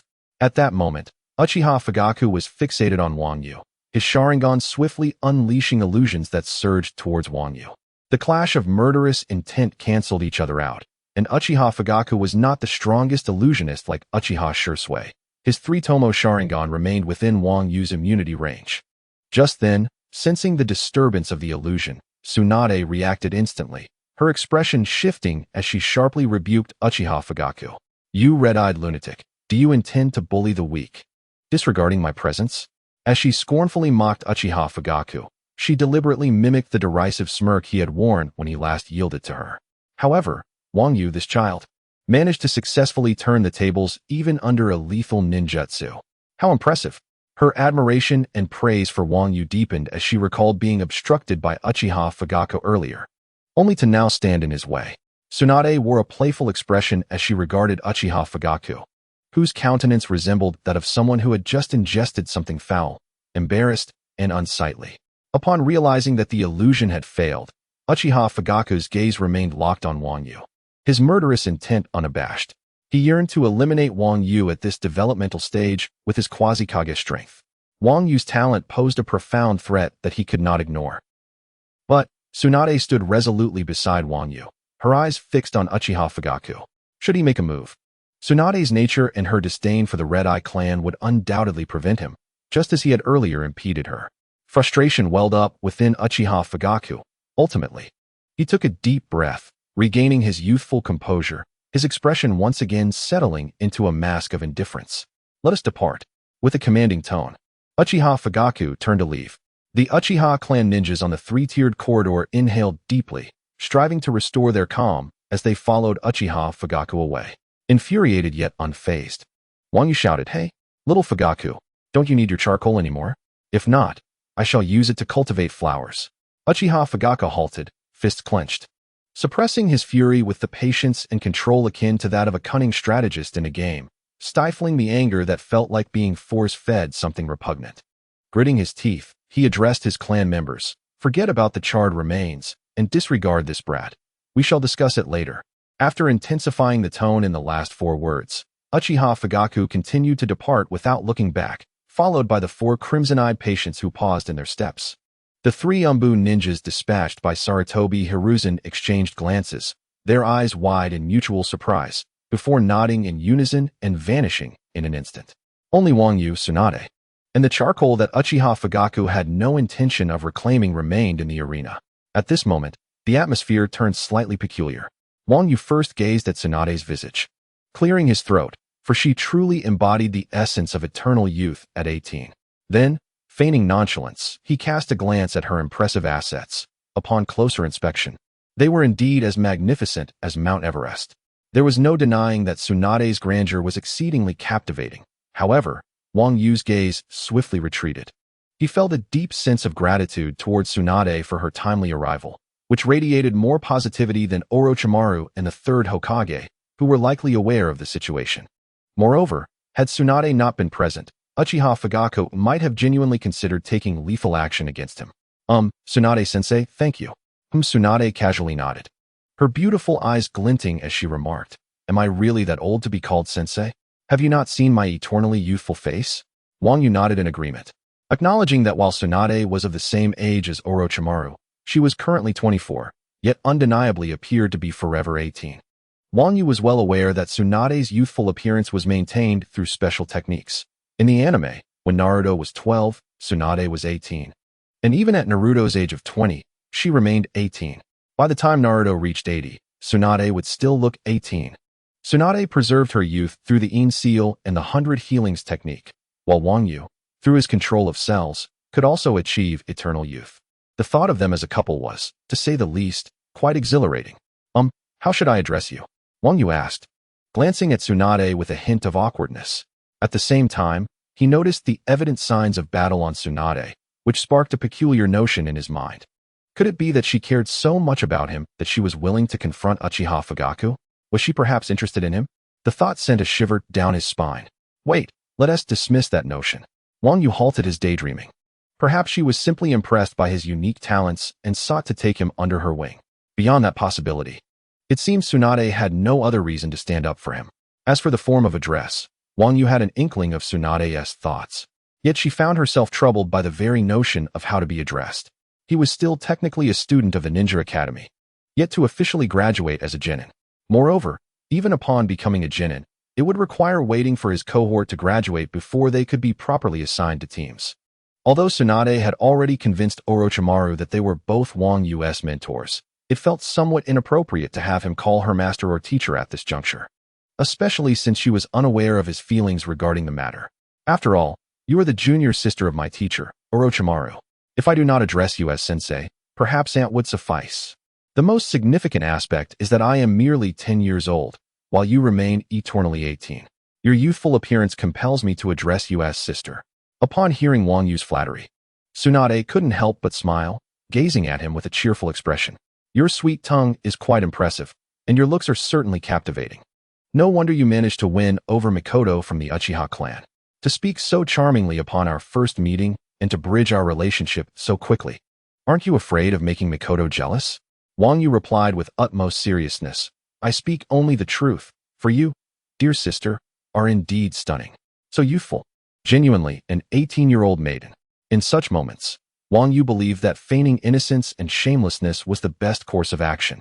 Tsunade was amused by Wang Yu's compliments. And had she not been aware of his mature line of thought, she might have mistaken this little rascal for an adorable young boy. With great admiration for Wang Yu, Tsunade's fondness for him only grew after he had successfully triumphed over the Uchiha clan. Thus, she felt no aversion to his behavior. Instead, she found him rather endearing. You little rascal, it seems you are not only exceptionally gifted but also unabashedly charming. Once you truly enter the world of ninjas, you will undoubtedly thrive. Wang Yu responded with a silly grin, internally reflecting that the term big-chested and brainless hardly applied to Tsunade. Suddenly, Tsunade gazed at him with a playful smile and said, Whether you call me sister or aunt, it matters not. Upon hearing her consent, Wang Yu thought to himself, Thank goodness you haven't seen the return of the Condor heroes, otherwise, you might discern my true intentions. However, even if my hand were to be severed, it could regenerate. With Tsunade's strength and wisdom, she could effortlessly distinguish and defeat even a dragon knight. Yet, her hemophobia posed a significant dilemma. Should she ever become incapacitated, perhaps I could induce her to develop colorblindness as a remedy. As Wang Yu lost himself in various fantasies, Tsunade gracefully approached him, extending her delicate hand and curling her finger. With a sharp snap, her finger struck Wang Yu's forehead, startling him from his reverie. Ouch! He exclaimed, taken aback by Tsunade's unexpected flick. Unable to suppress his pain, he cried out. With wide eyes, Wang Yu shamelessly pouted, controlling his tear ducts to produce tears. Looking up at Tsunade with watery eyes. Is there shame in being adorable? The child who cries shall be fed, he mused internally. Tsunade shot him an annoyed glare and said, Hey, if you continue to feign ignorance, I shall give you another flick until you cease. Aunt, must you be so harsh? Wang Yu replied, his expression tinged with embarrassment as he pouted in resignation. This endearing address pleased Tsunade, reminding her that her only true brother was Senju Rope Tree. Recalling her family, Tsunade thought of Rope Tree's days as a lackluster student at the Ninja Academy. While Wang Yu had transitioned from a genius to the bottom of the class and back again, and after today's events, genius hardly sufficed to describe him. To defeat an elite jonin at the tender age of 10 is nothing short of extraordinary, akin to the prodigious ninjutsu of the second Hokage, Senju Tobarama. In any case, let us dispense with the pretense. If you continue to feign ignorance, what shall I do? Tsunade remarked, punctuating her words with a gesture resembling a finger flick to the forehead. Wang Yu shrugged and replied, All right, but are you here to stand up for me, aunt? Indeed, she affirmed, but I also wish to take you on as my apprentice. You and I are among the rare breed of formidable strength ninjas. Tsunade acknowledged Wang Yu's statement with appreciation, simultaneously revealing her intent as she firmly patted Wang Yu on the shoulder. In that instant, a wave of melancholy washed over him. Aunt, could you refrain from using your superhuman strength when you pat me? I merely wish to assess the condition of your body. For I am the founder of the medical unit from the Second Shinobi World War, Tsunade explained, as she manipulated chakra through Wang Yu's meridians. Astonishment flickered in her beautiful eyes. Your physique is indeed terrifyingly robust. Your cells are entirely different from those of an ordinary person. With cell walls capable of opening and closing freely, you lean towards my great-grandfather would release physique. Moreover, at such a young age, how is your chakra already at the level of an elite chunin? During the initial Valley of the End battle, many believed that Madara, wielding the Nine Tails against Hashirama, was engaged in a 2-on-1 fight, yet they failed to recognize a crucial fact. Senju Hashirama possessed not one, but two Kekkei Genkai. It is Hashirama who embodies the duality of bloodlines, not merely a singular lineage. In addition to wood release, Hashirama also wielded the Sage Body, which fundamentally enabled him to contest Madara. The immense chakra and phenomenal regenerative abilities stem from the Sage Body, as does the capacity to learn Sage techniques. These attributes are unrelated to wood release. Wood release is merely a conventional Kekkei Genkai, akin to ice release or dissolution release, and is inferior to the more potent bloodline limits. The notion that wood release derives from the divine tree is a fallacy. Nowhere in the Naruto manga is it stated that wood release is connected to the divine tree. Such ideas are merely the fantasies of online users. Just because both are wood-based does not imply a connection. By the same token, since both Sasuke and Sai have SAS in their names and are quite handsome, should I assert that they are relatives? Wood release is simply an ordinary Kekkei Genkai, synthesized from water and earth. The primary source of Senju Hashirama's strength is his sage body, not wood release. Observing Hashirama dominate the Nine Tails with wood release may lead one to believe in its superiority. Yet had he employed water release instead, he could have achieved similar results. The essence remains that whether utilizing wood release or water release, the outcome would not differ significantly. In the end, if Hashirama had mastered dust release instead of wood release, it would not merely be a matter of overpowering the Nine Tails. It would be an instant annihilation. With a single palm of dust release, the Nine Tails would be reduced to ash, left to await resurrection. Obito Uchiha and Takahiro Tenzu have both wielded wood release. Yet the question remains, do they rival the formidable strength of Hashirama during his prime? In conclusion, wood release hardly merits the accolades it receives. Rather, it is the sage body that deserves admiration. The sage body and the Sharingan stand as the apex of power, although classified as bloodline limits. They possess a potential that surpasses that of traditional bloodline limits, embodying a growth-oriented lineage. Regarding the Sharingan, one can equate the single Tomo to the three-Tomo Sharingan as a bloodline limit, while the Manjikyu Sharingan corresponds to bloodline elimination. The Eternal Manjikyu surpasses bloodline elimination but is inferior to the Rinnegan, which itself is equivalent to the bloodline limit of the soul retrieval. Although the sage body does not exhibit the clear hierarchical structure of the Sharingan, it too demonstrates a capacity for growth. The sage body of Hashirama Senju is evidently on a different tier compared to Tsunade's 100 Healings technique, which is a shadow-sealed sage body. Tsunade's sage body is likely comparable to the Manjikyu Sharingan, while Hashirama's sage body aligns with the Eternal Manjikyu. Aside from these two, other growth-oriented bloodlines include the Byakugan and the Shikotsumyaku. However, the potency of the Byakugan does not escalate progressively like that of the Sharingan and sage body. Instead, it experiences a sharp, cliff-like rise. Similarly, the Shikotsumyaku also undergoes a dramatic increase, culminating in the technique known as bone destruction, which correlates with the bloodline limit of soul retrieval.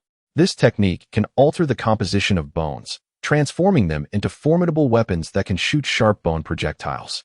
Those struck by these projectiles will suffer gradual decay within mere seconds, ultimately reducing them to ashes, rendering even the Sage of Six Paths Yin-Yang release ineffective for healing.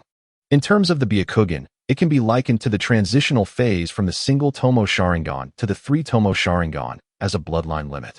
Whereas the reincarnation directly equates to the Rinnegan, aligning with the level of bone destruction.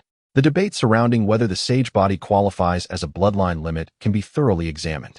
In the world of Naruto, among the Senju and Uzumaki clans, excluding a few inconsequential characters like Senju Tobirama and Hashirama's father, can one find a clan member devoid of overwhelming chakra? Hashirama Senju, no explanation needed. It is widely acknowledged that he is the most formidable, having once defeated Madara. Tobirama Senju, the inventor of forbidden techniques, capable of creating multiple shadow clones and utilizing the flying Raijin and Edo Tensei. Can one question his chakra reserves? Mito Uzumaki, possessing chakra strong enough to suppress the Nine Tails and proficient in various sealing techniques of the Uzumaki clan. Is there any doubt about her chakra? Tsunade, capable of sustaining an entire division of Konoha single-handedly. Can one question her chakra? Nagato, reviving thousands of Konoha's inhabitants in one go. Is there any doubt about his chakra? Kushina Uzumaki. Like Mito, she possesses chakra capable of suppressing the Nine Tails. Can one question her chakra? Sarada, inheriting her mother's legacy. She similarly sustains the hidden grass village for years and ultimately can overpower an army of 80,000 shinobi with a diminished version of the true Senju. Is there any doubt about her chakra? Naruto, before establishing communication with the Nine Tails, he could already produce nearly 1,000 shadow clones after just learning the technique. The destined child of Naruto, can one question his chakra? In the anime and manga, every member of the Senju or Uzumaki clans consistently exhibits extraordinary chakra levels. Thus, one must ponder, is the sage body not a bloodline limit? Many assert that Madara's admiration for Hashirama stems from the latter's nearly indestructible nature. However, This statement is inherently flawed. During the Fourth Great Ninja War, Madara merely expressed awe at Hashirama's ability to heal without hand signs when he witnessed Tsunade's restoration. This does not imply that Hashirama's regenerative capability is the definitive factor in his superiority over Madara. Hashirama's true strength lies in his ability to vanquish Eternal Mangekyo Sharingan Madara without entering Sage Mode, and upon activating Sage Mode, he effortlessly subdued both Madara and the Nine Tails. Hashirama's formidable healing prowess cannot be arbitrarily linked to the reincarnation of Ashura. Yet, I pose the question, can the Uzumaki clan not exhibit a resilience akin to Hashirama's? After sustaining severe injuries from Tobi-controlled wood constructs, Kushina bravely dismantled a towering structure. Furthermore, after being stripped of the Nine Tails, Kushina managed to bind the beast with iron chains. The assertion by numerous netizens that Hashirama is invincible is a fallacy. In the Valley of the End, Hashirama faced a dismal fate. During the tumultuous incident involving Mito's childbirth and the Nine Tails rampage, Hashirama was left in a pitiful state as he struggled to contain the beast. In the manga, Hashirama's portrayal is not significantly superior to that of Sasuke post-battle with Danzo, as he bore bloodied features without any sign of restoration. How much stronger is his healing ability compared to that of the Uzumaki clan? Thus, the argument is self-contradictory. One moment it claims strength and the next, weakness. This inconsistency reflects a narrative contrivance. As a fellow reincarnation of Ashura, Naruto's healing ability relies on the Nine Tails, not Ashura's chakra. Why does Naruto, as a reincarnated being, lack such regenerative capabilities while attributing Hashirama's to the chakra of Ashura? The Sage of Six Paths once stated that Ashura began as a weakling, gaining strength only through arduous training. Moreover, the power Ashura acquired through his struggles likely could not contend with Indra's might. The manga illustrates that Ashura and Indra perished together, partly due to the Sage of Six Paths bias, and also because Ashura had the Nine Tails' assistance. One can refer to the manga for the sage's accounts of his sons. Reincarnation may be impressive, yet not all its merits stem from this phenomenon. In essence, Hashirama's prowess is attributed to his own efforts, particularly his awakening of Sage Mode. Wood release is merely one of his offensive techniques. Even in its absence, he could develop dust release, lava release, and others. Notably, neither the manga nor the anime has explicitly addressed the disappearance of the Senju clan, which was not an abrupt process, but rather unfolded gradually from Tobirama's era to the late Sarutobi Hiruzen's time.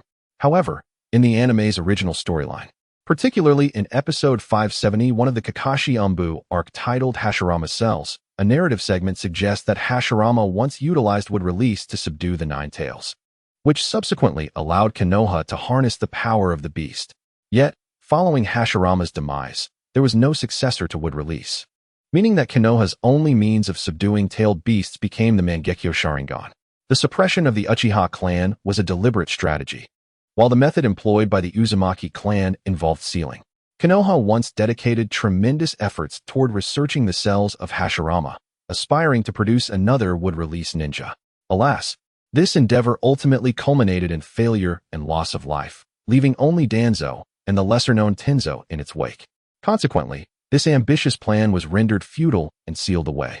In the narrative of the manga and anime, it becomes evident that post the ascension of the third Hokage, the relationship between Konoha and the Uchiha clan was far from harmonious.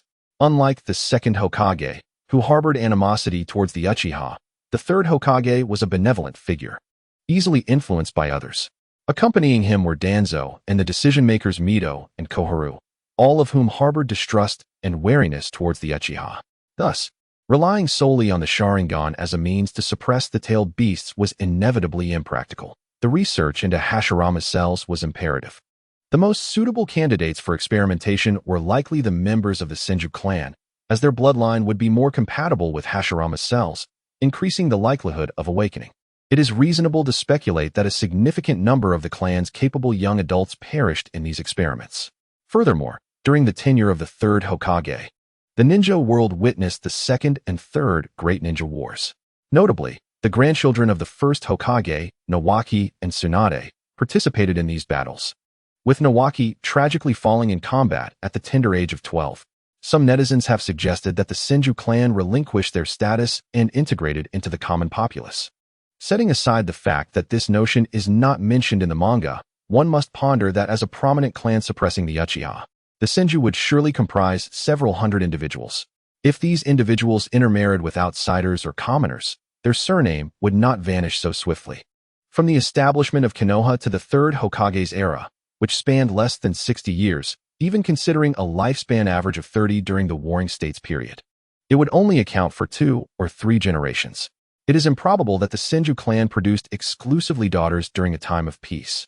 Moreover, if such a multitude of Senju bloodlines persisted, their illustrious reputation would not simply dissipate.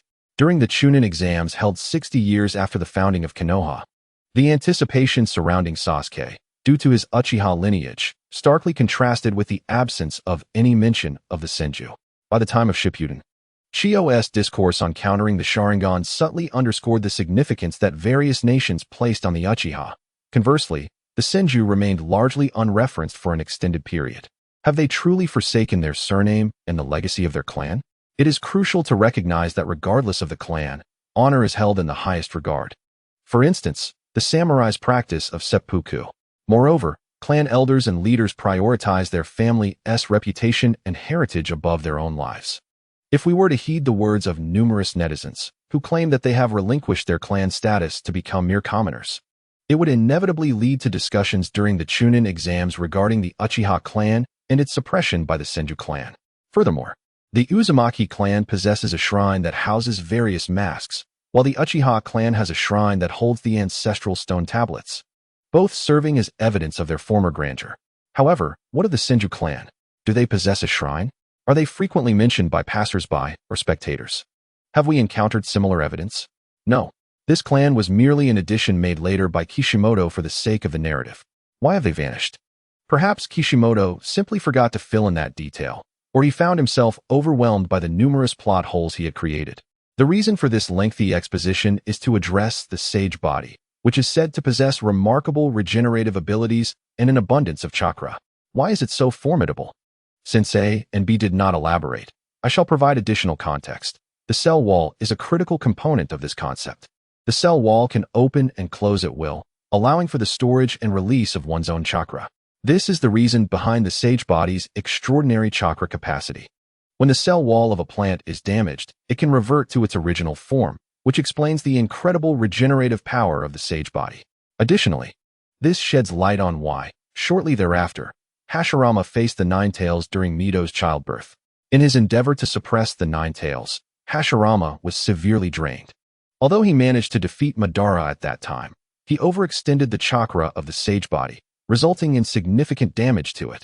Consequently, during his confrontation with the Nine Tails, Hashirama was in no better condition than Sasuke after battling Danzo, with blood still smeared across his face.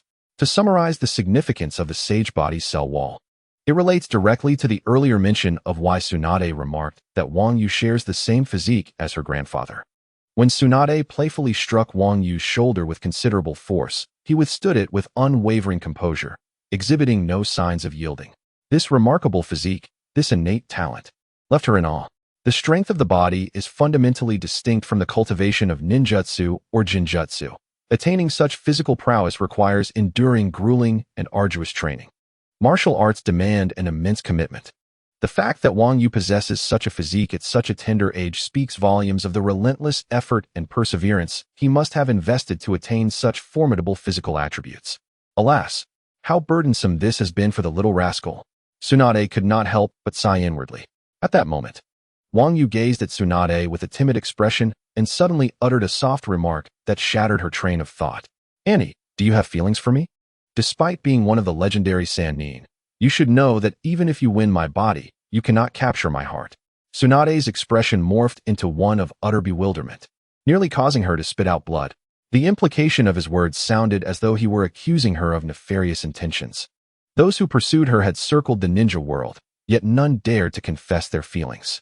In a flurry of thoughts, Tsunade feigned anger and shot a glare at Wang Yu, declaring, "Behave yourself. Speak out of turn again, and I shall sew your mouth shut with surgical thread. Do not move. Allow me to assess your physique and determine if your cellular structure mirrors that of my esteemed ancestor, Hashirama," commanded Tsunade. Wang Yu immediately stood at attention, contemplating that the might of his superior rendered any dissent futile. After all, Undergoing another meticulous examination did not faze him. His only dread was that Orochimaru might decide to scrutinize him as well. With this thought, Wang Yu resolved that, when confronted by Orochimaru, he would utilize his cellular mastery to revert to his original form. Tsunade, intrigued by Wang Yu's unique constitution, placed her hand upon his shoulder and infused him with another surge of chakra.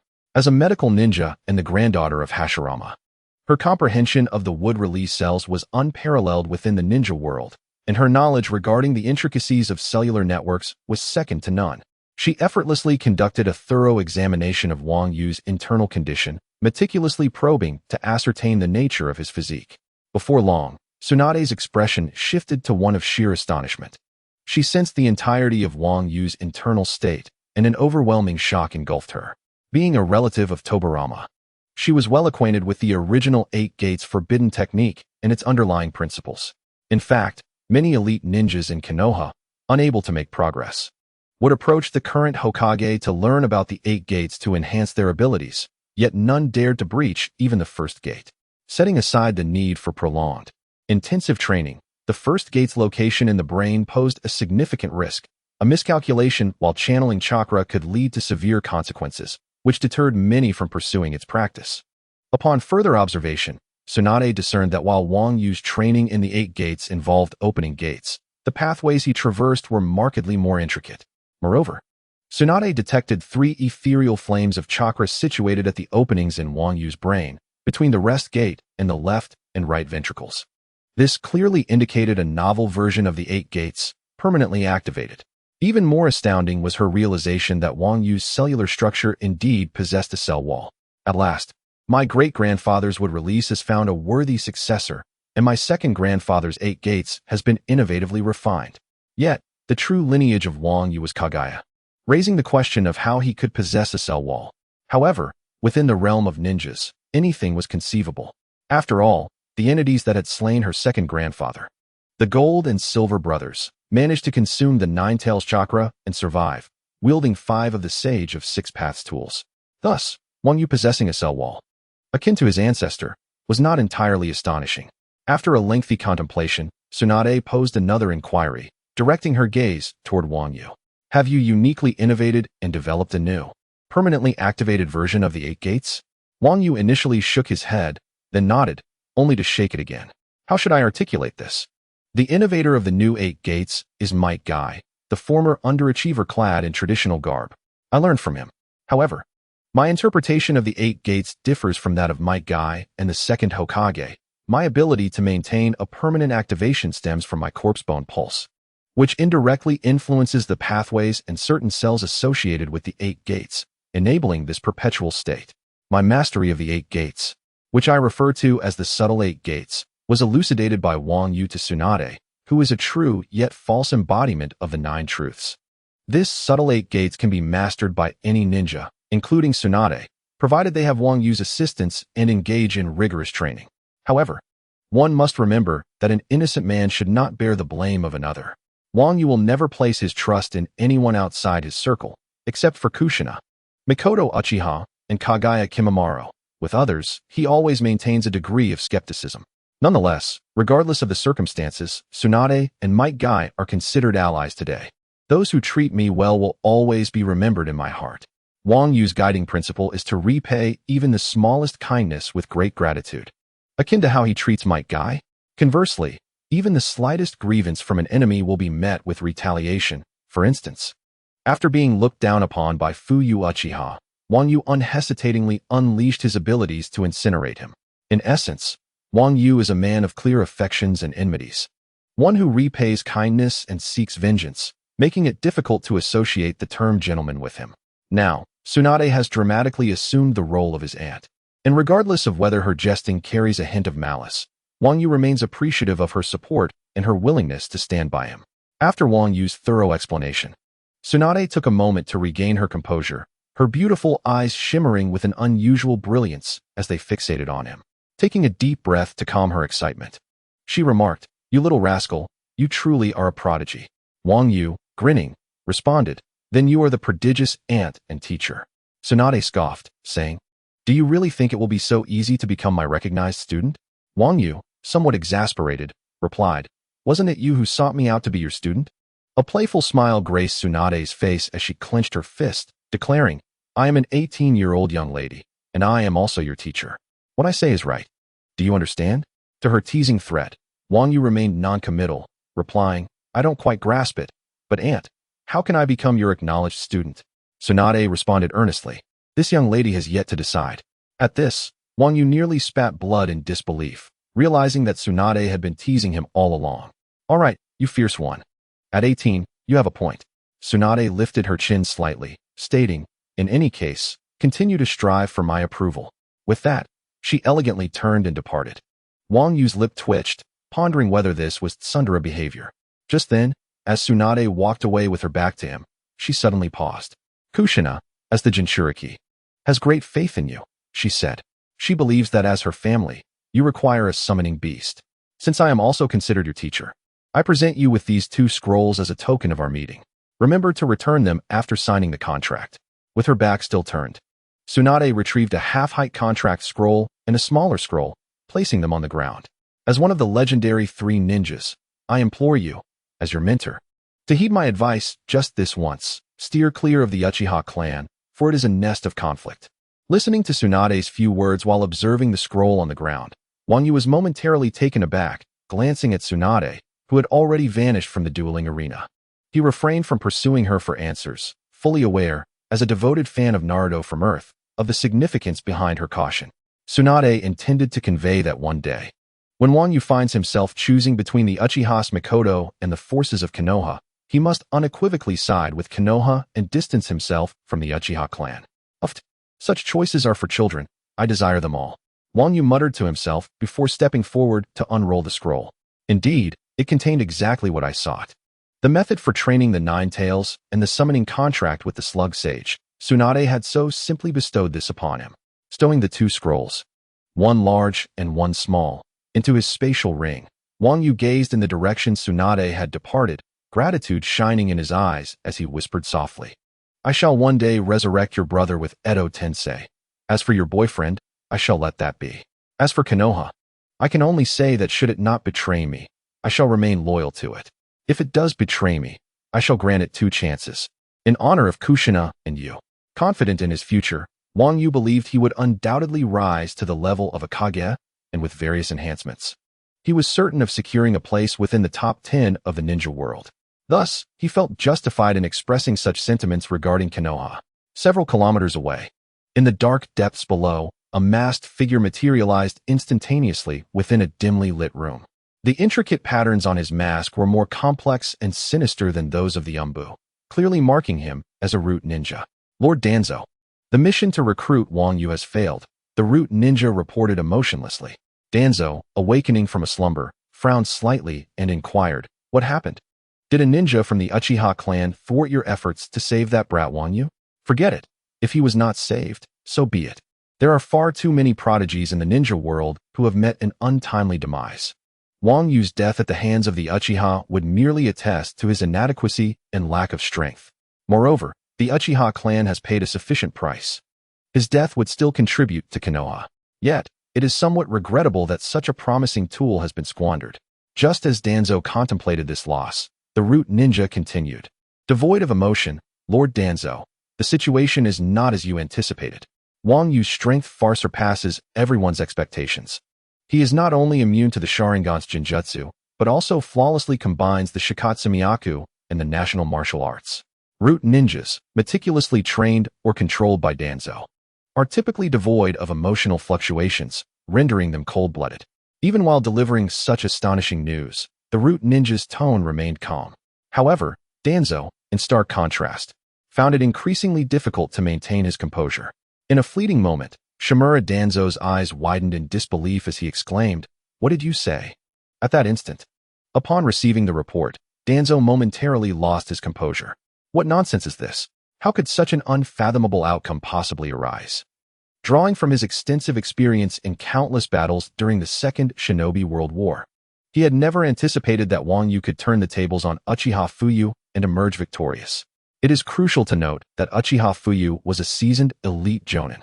In his mind, the duel could only conclude in one of 2 ways. Either Wang Yu would be slain, or his covert route ninjas, hidden in the shadows, would intervene at the last moment to rescue the gravely injured Wang Yu, subsequently bringing him back for treatment while employing a unique secret technique for control. However, fate is unpredictable, and neither of these scenarios materialized. Instead, what transpired was an inconceivable third outcome: Wang Yu's counterattack against Uchiha Fuyu. In merely 4 months since arriving in Konohagakure, that young boy had grown capable of defeating an elite jonin with 3 tomo. At this moment, Danzo felt a shiver run down his spine. Wang Yu's talent was truly terrifying. The term genius scarcely sufficed to describe his abilities. He was nothing short of a prodigy, rivaling even the legendary second and first Hokage. Taking a deep breath, Danzo felt the suppressed would-release cells in his right hand gradually calm down, his gaze flickering with unpredictable light. No matter how extraordinary one's talent may be, without reaching the level of Hokage, it ultimately remains an illusion. Furthermore, once I master the wood release, I will undoubtedly surpass Sarutobi Hiruzen and ascend to the position of Hokage. At that time, all the ninjas of Konohagakure will be my subordinates, and naturally, the stronger they are, the better. In a secluded corner of Konohagakure, a solitary research facility had been established by Orochimaru, specifically for conducting experiments. Was Wang Yu's body brought here? Or had my student Wang Yu truly succeeded in his counterattack?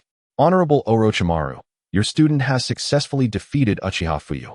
One of the ninjas reported, his expression unperturbed by Wang Yu's talent, yet his eyes reflected a fervent enthusiasm directed towards Orochimaru. Upon hearing these words, Orochimaru was momentarily taken aback, only to reveal a peculiar smile. Indeed, whether it be Uchiha or Ryu, both possessed the formidable power of the Kaguya clan's bone lineage. However, judging by the description, it appears my student possesses hidden trump cards far beyond mere expectations. To expose them directly would be rather unamusing. I relish the struggle of my prey, for it is only through such conflict that my existence gains meaning. Orochimaru flicked his tongue like a serpent, revealing a genuine smile from the depths of his being. While it is true that at the age of 10, Wang Yu triumphed over an elite jonin, an achievement sufficient to astonish countless ordinary ninjas, it still fell within the realm of the conceivable. As a being of Hokage-level prowess, Orochimaru had witnessed the demise of numerous prodigies and had personally eliminated several formidable elite jonin. He had also witnessed the death of the strongest shinobi, the first Hokage. Could the strength of the bone lineage truly surpass that of the sage body possessed by the first? Can any ninjutsu, no matter how potent, exceed the capabilities of the second Hokage's flying thunder god, an impure world reincarnation? Regardless of how formidable the art of national martial arts may be, can it truly surpass the enhancements of the second Hokage's 8 gates of Duinjia and Tsunade's 100-fold or even 1,000-fold augmentations? From the perspective of the pinnacle figures in Konoha, Wang Yu is indeed powerful, yet he cannot surpass the first and second Hokages. He remains merely a useful tool, perpetually under control. However, from the viewpoint of Orochimaru, a titan of strength within Konoha, my pursuit lies in eternal life and an insatiable quest for knowledge. All unexplored or established ninjutsu are my true objectives. My disciple, I hope you conceal enough trump cards, bringing me ample surprises that will enrich my journey toward eternal knowledge, making it more vivid and meaningful. In the Hokage office beneath Hokage Rock, the third Hokage, Sarutobi Hiruzen, sat in contemplation. After hearing the emotionally charged report from the Umbu ninja, he remained visibly shocked, unable to suppress his astonishment. It was utterly incredible. Someone softly interjected, "Indeed, that child has truly left those in the know astounded."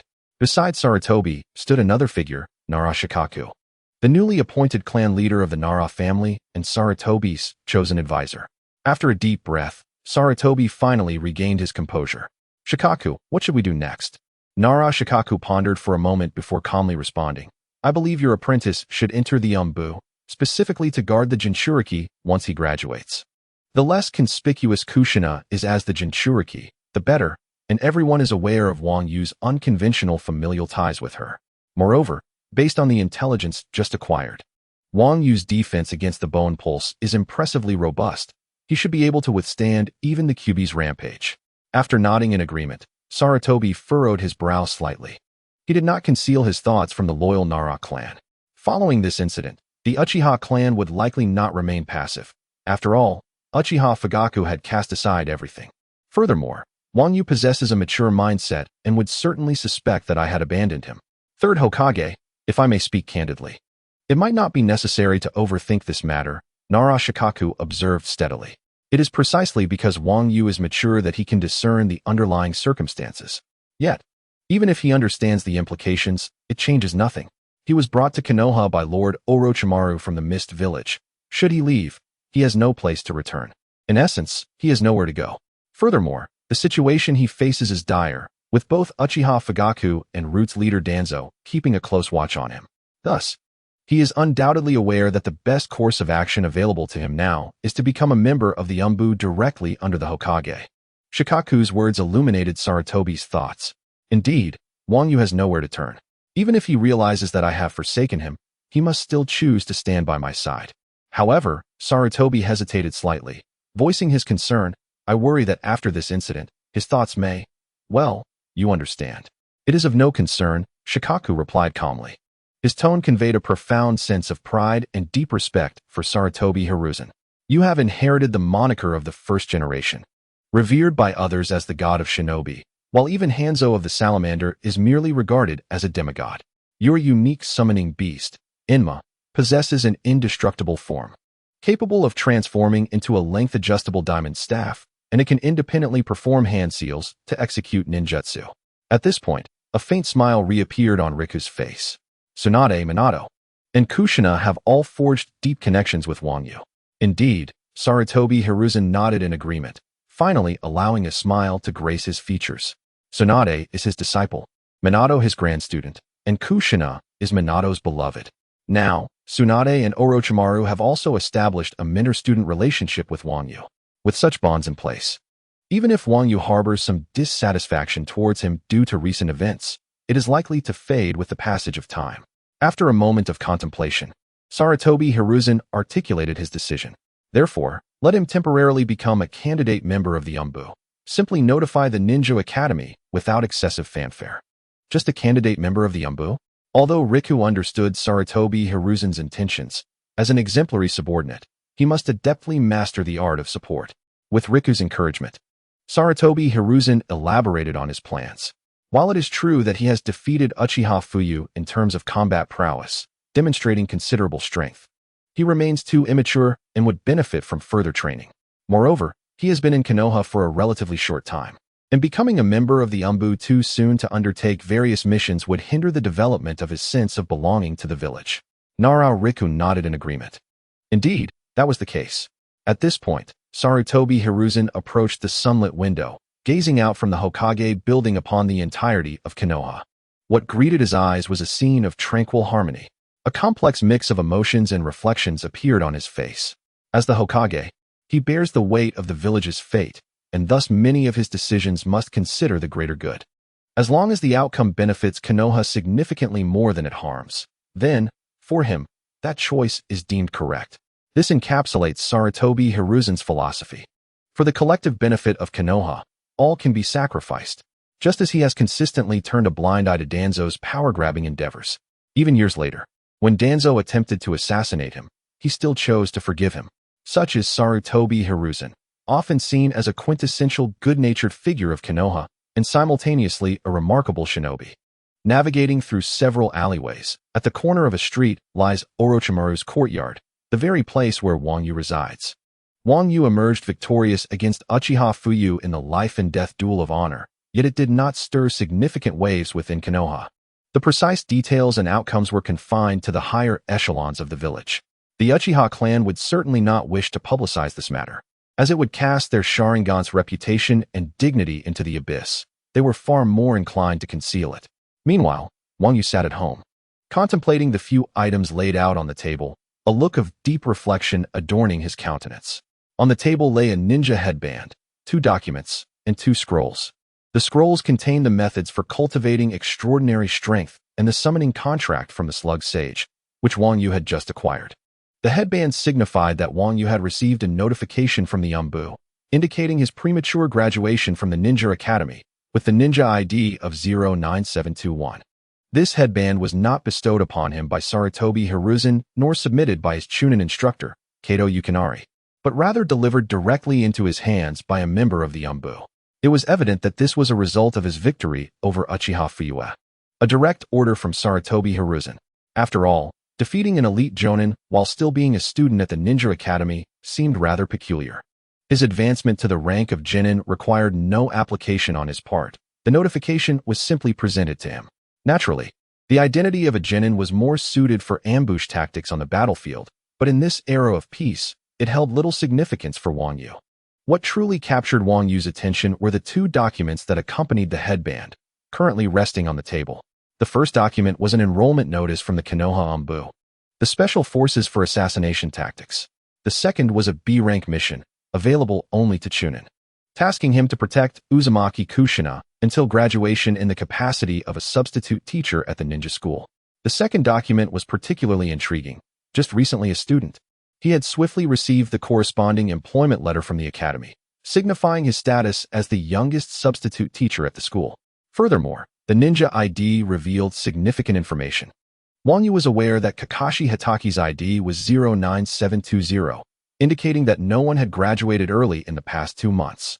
This suggested that the butterfly effect he had triggered was not overly significant, allowing him some leeway for leisure. However, the first document was of utmost importance. Wang Yu understood the implications of the Umbu. It belonged directly to the Hokage's authority. It signified that the Uchiha clan and Danzo would have to cease their covert maneuvers for the time being, until they could devise a method to circumvent Sarutobi Hiruzen before making a move against him. This document required no input from Wang Yu. His information was already inscribed upon it, complete with his photograph, rendering it almost equivalent to a conscription order. This was beyond Wang Yu's expectations. The third Hokage had directly inducted him into the Umbu. Was this a form of coercion or protection? Shaking his head, a cold smile crept across Wang Yu's face. Unfortunately, Sarutobi Hiruzen had previously abandoned him once. Now, even if he wished to reinstate their relationship, it could not simply revert to its former state. Once abandoned, it implied the possibility of being abandoned again, and Wang Yu could not place his trust in such a fickle leader. However, faced with this enrollment notice from the Umbu, he found himself lacking both the reason and the authority to refuse. The Umbu. He had never anticipated that after this cohort of Ninja Academy students graduated, he would not be able to journey the world alongside Tsunade. Murmuring softly to himself, Wang Yu picked up the document once more and scrutinized it carefully. It contained detailed information about him, including Wang Yu's current combat capabilities, bloodline limits, and mastery of national martial art style ninjutsu. He possesses the strength to shatter A-rank ninjutsu with a single blow. His prowess is regarded as being on par with elite jonin. In the lower right corner, his ninja identification number is formally recorded, accompanied by a few small red characters indicating reserve member. It was only upon his second viewing of this document that Wang Yu noticed the small text, which elicited a hint of surprise on his face. Reserve member. Official members of the Umbu generally have code names that are assigned to ninjas who lack identity or whose identities are inconvenient to disclose, such as A, B, C, and Zetsu, among others.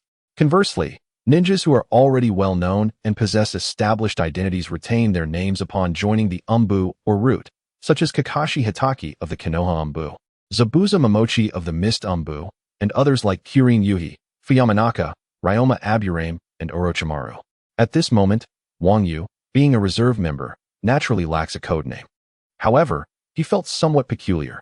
The designation of reserve member inherently carries the connotation of being a backup. Yet, he understood that even if he attained Jonin-level strength, upon entering the Umbu, he would still likely be a reserve member. The Umbu requires familiarity with numerous aspects, including various codes and methods of information exchange. Each official member must undergo a year of extensive training to become proficient in their duties. As a modern-day blade in the hands of the Hokage, official Umbu members are tasked with assassination and intelligence gathering, undertaking all manner of clandestine activities, which makes them exceptionally busy. Wang Yu quickly dismissed the strange feeling, recognizing that, compared to official members, the responsibilities of a reserve member would be significantly lighter. Moreover, being part of the Umbu candidates comes with numerous advantages, all of which are documented within this file. Firstly, the training equipment, weapons, and military rations are provided free of charge. The Umbu is the direct force of the third Hokage, Hiruzen Sarutobi, essentially a private power of the Hokage. As Hokage, It is only natural to allocate resources towards one's own umbu. Even reserve members can access any necessary tools, and customizations are possible. Secondly, they are permitted to freely peruse Konoha's records of all ninjutsu, taijutsu, and jinjutsu up to A rank and below. In simple terms, A rank and below are entirely open to all umbu members, allowing them to learn whatever they desire. This single benefit, despite the demanding and perilous nature of umbu work, continues to attract numerous ninjas eager to join. A rank or B rank ninjutsu is typically associated with elite jonin-level ninjas, requiring a lifetime of study and practice. Furthermore, even among A rank or B rank ninjutsu, there exists a distinction in strength. The potency of B rank ninjutsu, when executed by an ordinary ninja versus Hiruzen Sarutobi, is markedly different. Wang Yu perceives the power of B rank and above ninjutsu as being categorized into 3 tiers: low tier, mid tier, and high tier. Previously, during his battle with Uchiha Fuyu, the techniques employed by Uchiha Fuyu, whether they were classified as B or A rank, were rather rudimentary and easily withstood by him. In contrast, during his confrontation with Hitaki Kakashi, the techniques unleashed by the lower rank Kakashi, such as the A rank Shadow Shuriken technique, were merely mediocre. However, should he encounter a highly skilled jonin, adept in B rank ninjutsu with a profound understanding of chakra nature transformation, the B rank techniques they wield would undoubtedly be of a mid-tier caliber. Currently, without activating the powers of the 3 Wa, Wang Yu might struggle to withstand mid-tier B rank techniques solely with his physical prowess. Nevertheless, employing the Shikotsumyaku and his mastery of national martial arts, he could still manage to defend against them. As for the higher-tier techniques, such as those unleashed by the peak-form Sarutobi Hiruzen or the formidable Kakuzu, who could throw shurikens from hundreds of miles away, the potency of their B-rank techniques is astonishingly formidable, rivaling that of S-rank techniques. For instance, Uchiha Madara's B-rank technique, the Great Fire Annihilation, was only barely countered by the Water Release, Water Barrier technique, executed by nearly 20 jonin from the allied shinobi forces, showcasing its immense power. Wang Yu acknowledges that facing high-tier B-rank techniques presents considerable difficulty for him at present. However, with Tsunade's extraordinary strength now at his disposal, should he successfully cultivate this power and extend it to enhance his national martial arts to 100-fold or attain the chakra levels of an elite jonin, he would be capable of withstanding even high-tier B-rank techniques. At that juncture, he could truly dominate all B-rank techniques and engage in a spar with 6 Paths Madara for several minutes. Nevertheless, for the time being, he must fulfill the requirement to report to the umbu and subsequently begin his training in monstrous strength, as well as sign a contract with the Sage of Slugs. Upon finishing the document, Wang Yu murmured to himself. The final instruction in the paper directed him to report to the umbu that very day. Even if the document had not mandated it, Wang Yu would have made the journey regardless. Although typical B-rank techniques hold little value for him, he is keen to investigate those of the water, lightning, and earth attributes. According to Tsunade, the cell wall is a prerequisite for sage body techniques, implying that wood release could indeed be developed. Wang Yu is acutely aware that wood release is a bloodline limit formed by the synthesis of water and earth chakra attributes, necessitating the acquisition of Hashirama cells from any of Orochimaru, Tsunade, or Danzo. By meticulously following the clues, he envisions a future where the wood release sage body, combined with the 8 gates and the mastery of Shikotsumyaku, culminates in the supreme and invincible prowess of the 3 Tomo Sharingan. He speculates that such combat prowess could rival 6 Paths Madara's. Shaking his head, Wang Yu discards these unrealistic fantasies and continues to contemplate the benefits of his impending visit to the umbu. In the umbu, he can learn various auxiliary techniques, such as the shadow clone technique, which, once mastered and overcoming the residual effects through cellular control, can indeed serve as a remarkable enhancement to his training. As for S-rank techniques and forbidden arts, they remain sealed within the scroll of prohibitions, inaccessible to the average individual. Certainly, it is not to imply that members of the umbu do not possess the qualifications to engage in scholarly pursuits. As long as one has established sufficient merits or indeed possesses a particular talent, they may apply to the higher echelons for the opportunity to learn. However, it must be noted that forbidden techniques and S-rank ninjutsu are exceedingly challenging to master, not easily grasped by the average individual. Not every ninja has the ability to utilize them, and there are formidable jonin who, throughout their lives, never managed to comprehend S-rank ninjutsu or forbidden techniques. Having made his decision, Wang Yu departed from the courtyard, traversing the familiar path to the duel arena within the Umbu. This location is intrinsically connected to the Hokage Tower via a passage, allowing for swift communication of Sarutobi Hiruzen's orders to the Umbu at any moment. Although the Umbu's domain is situated underground, shrouded in darkness and an eerie atmosphere, an undeniable aura of lethality permeates the air. All the individuals here don masks, moving with a briskness that seems almost indifferent to Wang Yu's presence. Some of the ninjas cast curious glances at the young Wang Yu, while most simply disregard him and proceed on their way. These individuals are predominantly elite ninjas, having endured countless battles, their minds singularly focused. Wang Yu, with a playful thought, mused that they appeared as though they were suppressing an urgent need, fearful of being caught unprepared. As he continued deeper into the Umbu, he soon entered the central edifice. At that moment, a ninja approached him abruptly, asking in a deep voice, "Wang Yu, ID number 09721? Yes, he replied. Follow me, the masked Umbu stated succinctly, leading Wang Yu through the corridors of the Umbu's headquarters. Over there is the area for mission postings and handovers. Beyond that lies the section for customized ninja tools and training equipment, all available free of charge. There, one can find the repository for various ninjutsu, taijutsu, and jinjutsu scrolls, accessible for perusal at will. Further along is the arena for occasional sparring and dueling." The Umbu member guided Wang Yu through the facility for nearly half an hour, succinctly introducing several departments to him. At last, Wang Yu gained a comprehensive understanding of the Umbu.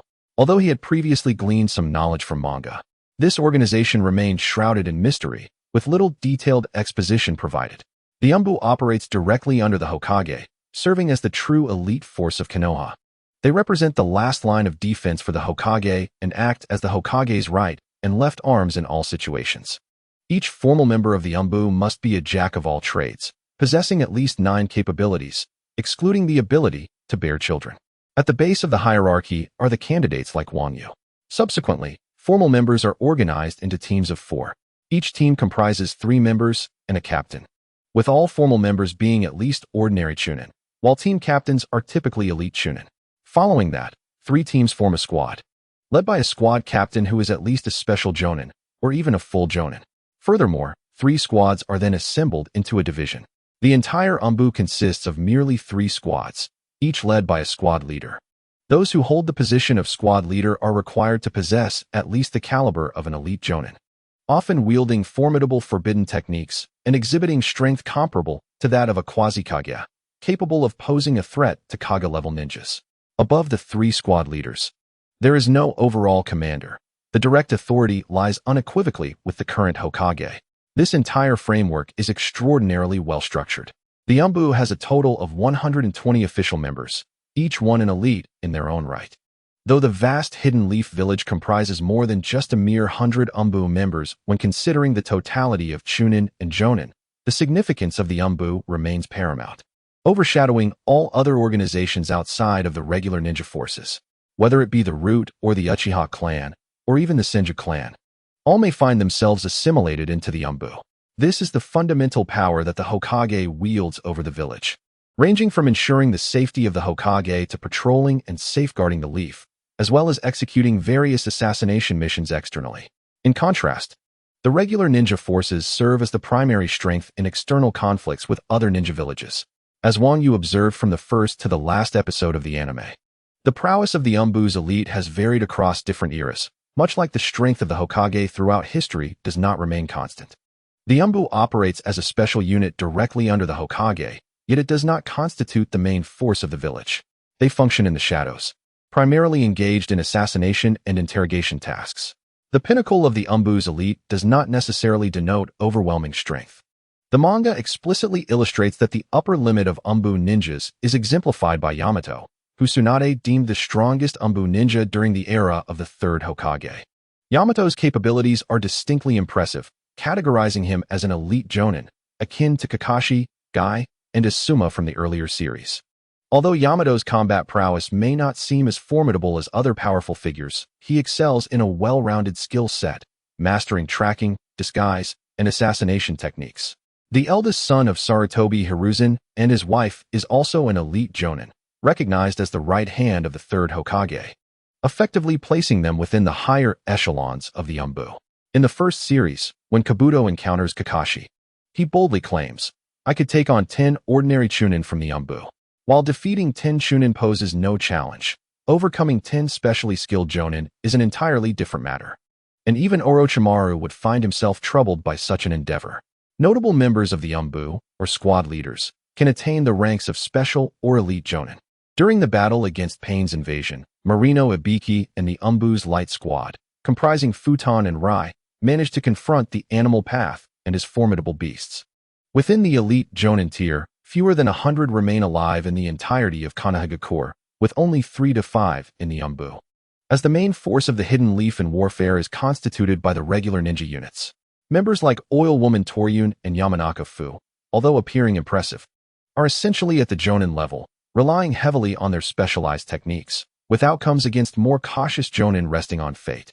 As for the Umbu commentator, his expertise lies in knowledge and analysis, marking him as an academically gifted individual. The combat prowess is rather lackluster, as demonstrated when being easily subdued by Kayatomo Maru in a 1-on-2 scenario. It raises questions about how one could attain the position of a Hokage guard. Reminiscent of the character Tobi from the Flying Thunder God trio, seemingly just a filler. The duties of an Umbu ninja are exceedingly demanding. Each Umbu member undergoes trials that far exceed those of ordinary ninjas. However, for candidates like Wang Yu, the Umbu's leisurely demeanor could be likened to that of a retired elder, as they only need to occasionally check in with the Umbu and undergo assessments. After the masked ninja completed his briefing on the Umbu's circumstances, he handed Wang Yu a cat-faced mask and a gray robe tailored to his physique, before promptly departing. Though these ninjas are not devoid of emotion like those from the root, the relentless and perilous nature of their tasks has drained and numbed their emotional responses. Even Wang Yu, who entered the Umbu at such a tender age, a feat that would astound many, elicited little concern from the Umbu ninja, whose focus remained solely on the missions assigned by Hokage Sarutobi Hiruzen. Most ninjas within the Umbu share this mentality. Upon receiving the mask and gray robe, Wang Yu noted the deliberate customization to fit his frame. Finding the robe rather unattractive, he shook his head and donned it anyway, opting to craft a Hello Kitty mask from bone to replace the original. Once adorned in the Umbu's attire, Wang Yu, concealed behind the mask, gazed upon the world with a peculiar sensation. The surroundings appeared slightly hazy, as if he had traversed into an alternate realm. However, he did not linger in contemplation for long, swiftly moving in a determined direction. Soon, Wang Yu arrived at the chamber designated for the customization of ninja tools and the collection of supplies. "Please provide me with 20 explosive tags. This is my ninja identification number," he stated. The attendant, remaining silent, registered Wang Yu's request and entered the inner sanctum, only to return moments later without uttering a word, handing him the 20 explosive tags. This reflects the Umbu's operational principles. There are no unnecessary questions, no extraneous involvement. Each member is solely accountable for their respective duties. Having received the explosive tags, Wang Yu turned and made his way to the arena, a space designated for the experimentation and practice of new ninjutsu. However, the official Umbu ninjas are typically too occupied to frequent it. Why did Wang Yu prioritize acquiring explosive tags? The answer is simple. Explosive tags are akin to divine artifacts. In the manga, Conan, a successful figure, utilized 600 billion explosive tags to obliterate one of Uchiha Obito's eyes. Assuming the price of an explosive tag is equivalent to a bowl of hot dry noodles priced at 5 yuan for 60 taels, the implications are staggering. The cost of explosive tags would undoubtedly far exceed that of a mere bowl of noodles. The Morrigan family, the Rockefeller family, and the Rothschild family are all mere detritus. Collectively, they are unworthy even to hold the shoes of the esteemed. During the Fourth Great Ninja War, the reincarnated Senju Tobarama employed the explosive tag of mutual destruction, a technique previously wielded by the second Hokage, which propelled numerous manifestations of the Ten Tails into the air while inflicting substantial damage upon Madara Uchiha. Firstly, the explosive tag of mutual destruction, classified as a forbidden technique, inherently possesses side effects beyond the capacity of ordinary ninjas to manage. The initiation of this technique necessitates affixing an individual explosive tag to a critical point on the adversary. Once an explosive tag is attached, it becomes inextricable upon detonation. The tag can continuously summon additional explosive tags at the same location, culminating in a relentless series of explosions concentrated at a single point. The scope of this technique's attack is vast, and its duration nearly limitless. Once an opponent is struck, evasion or defense becomes nearly impossible.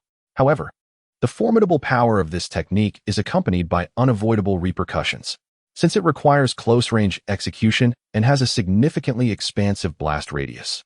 Without the immortality granted by the forbidden technique of impure world reincarnation or the instantaneous movement of the flying thunder god technique, the user is likely to meet their demise.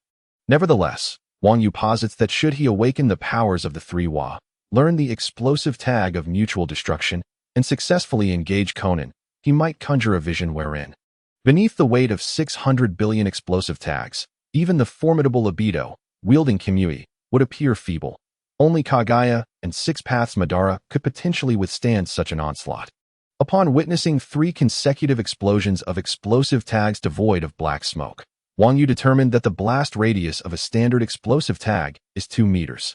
This outcome resonates with the scenes depicted in the Death of the Immortal Duo arc of the manga, where both his experiments and the narrative compellingly illustrate the destructive prowess of the explosive tags. After his examination, Wang Yu departed from the duel arena, which also served as his experimental ground. Initially, he contemplated commissioning a metallic figure for training purposes, but he surmised that the previous rocky terrain was far more suitable for the cultivation of his non-Newtonian fluid skeletal constructs. After a brief stroll, Wang Yu arrived at the chamber designated for storing scrolls. At the entrance, a cold-eyed Umbu ninja scrutinized him. After recording his identification number and relevant details, he was granted passage. It appeared that any masked and robed leaf ninja could infiltrate this space. Yet, in reality, the entire Umbu was enveloped within a unique sensory barrier. Multiple Byakugan users from the Hyuga clan or other sensory ninjas were perpetually on the lookout for any intruders within Umbu territory, rendering it impossible for ordinary ninjas to blend in unnoticed. Upon entering the scroll storage chamber, Wang Yu surveyed a plethora of scrolls organized within numerous filing cabinets. The contents were meticulously categorized into 3 distinct sections, the first for ninjutsu, the second for taijutsu, and the third for jinjutsu. Among the 3 regions designated for storing scrolls, the cabinet housing ninjutsu scrolls is the most abundant, while the areas for taijutsu and jinjutsu combined do not even constitute a third of the ninjutsu collection. Furthermore, within the ninjutsu category, there exists a meticulous classification of elements such as wind, lightning, water, fire, and earth, all distinctly delineated. As anticipated by Wang Yu, there are no secret techniques pertaining to yin and yang attributes. However, amidst the numerous cabinets, Wang Yu effortlessly located the training scroll for the shadow clone technique. Subsequently, he briefly browsed through the wind, water, and earth attribute ninjutsu, capturing images with his camera. Yet, there were no analyses of ninjutsu scrolls from the high-ranking shinobi. In Wang Yu's view, even if such analyses existed, they would likely be regarded as secrets or personal insights of elite shinobi, not readily available for public scrutiny. Indeed, one cannot expect to achieve great success in a single endeavor. The individuals of Konoha are shrewd, preferring to conceal their treasures until absolutely necessary. Nevertheless, Wang Yu felt no urgency. He recognized that one must not bite off more than one can chew. Presently, he still had the task of mastering his monstrous strength and signing a summoning contract with the Slug Sage. It was entirely feasible to finalize the summoning contract and perfect his strength before contemplating other matters. Approaching the cabinets in the second area, he casually perused several scrolls related to taijutsu.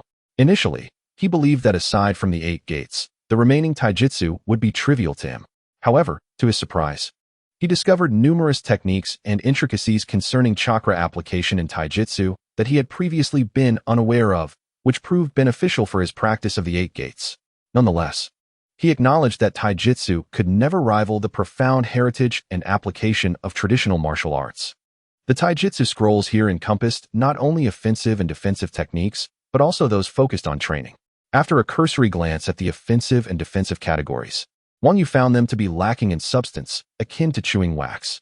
His martial arts, which integrate offense and defense, encompass Tai Chi, Tong Bei, Bajikun, Wing Chun, and Bagua, rendering these scrolls, which are devoid of flavor, regrettably superfluous. Only the training scrolls held value, akin to the prized duck necks of a renowned brand.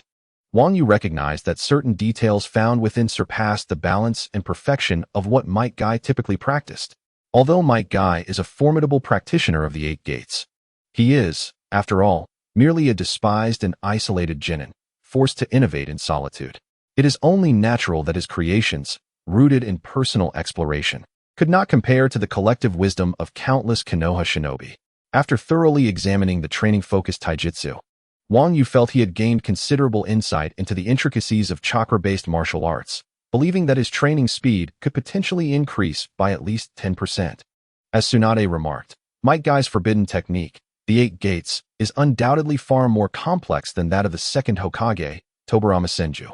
Although both paths ultimately converge, the forbidden technique Adept S version circulates within the body more effortlessly, exerting less strain when striking the chakra nodes, underscoring the significance of detail. Finally, regarding the third area dedicated to Genjutsu, Wang Yu lacked the desire for a meticulous examination. After a cursory glance, he promptly turned and departed. Simple illusions serve no purpose. Only formidable techniques, such as the art of dark passage, hold value. For Wang Yu, a true man should engage with other men. No, I misspoke. A true man should wield fists as large as a clay pot, delivering blows that resonate with raw strength. Ordinary illusions are the tools of the feeble. However, if the art of dark passage, Tsukuyomi, or the heavenly deities were presented to Wang Yu, the outcome would undoubtedly mirror that of Wang Jingza. As the scrolls were not permitted to leave the chamber and the umbu's shadows provided no obstruction, Wang Yu utilized his camera to capture every potentially useful detail. After recording all he deemed necessary, he departed from the umbu's domain. Upon returning to the surface of Konoha, he promptly removed his robe and mask. Taking a moment to catch his breath, he couldn't help but exclaim in Mandarin, "Wow, it truly is stifling in there. Only second to the oppressive atmosphere I experienced before my possession." Indeed, the ambience within the umbu was excessively oppressive, with nearly all personnel remaining taciturn. The surface of Konoha and the subterranean umbu presented two starkly contrasting worlds.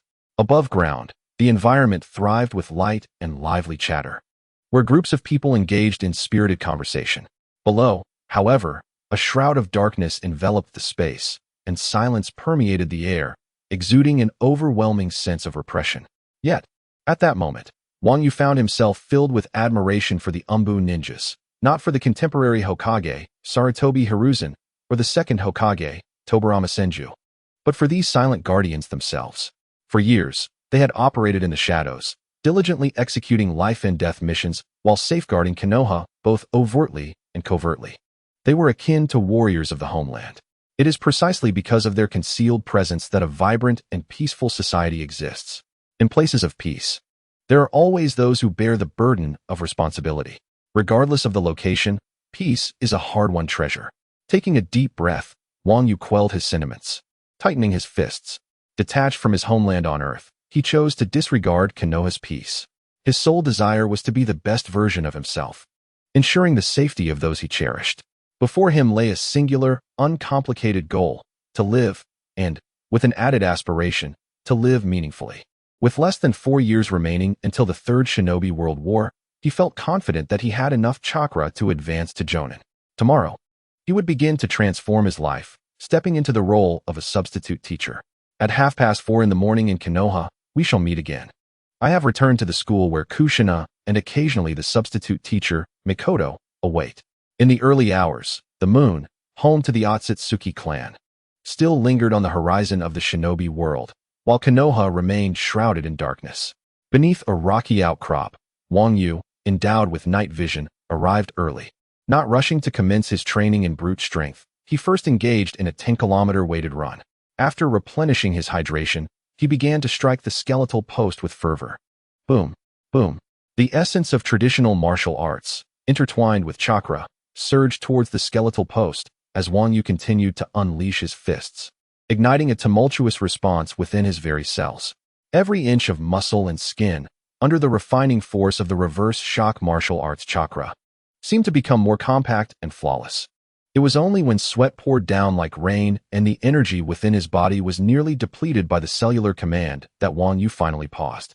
After a brief respite, Wang Yu retrieved the summoning scroll of the 10,000 snakes, bestowed upon him by Junmaro, as well as Tsunade's Slug Sage summoning scroll. With a swift motion, he controlled his skin cells to rupture, allowing blood to flow from his fingertips, and within a second, he rapidly formed the hand seals, Hai, Shiu, Yo, Sun, Wait. Countless tadpole-like characters spread from Wang Yu's hands, and amidst a swirl of white smoke, a long, menacing figure materialized before him. Hiss! Orochimaru, what do you summon me for this time? At least 100 living sacrifices, or our conversation ends here. Indeed, the 10,000 snakes, as Orochimaru's unique summoning beast, was formidable. The creature spoke first, addressing Orochimaru. A frown adorned Wang Yu's forehead. He could hardly fathom why the scientist Orochimaru would tolerate the 10,000 snakes time and again. Was it merely because the creature was powerful and the current leader of the summoning serpent clan? Silence. Open your serpent eyes and see that I am not Orochimaru. Wang Yu shouted, visibly irritated by the 10,000 snakes' relentless demeanor. Instantly, the creature's attention shifted to him.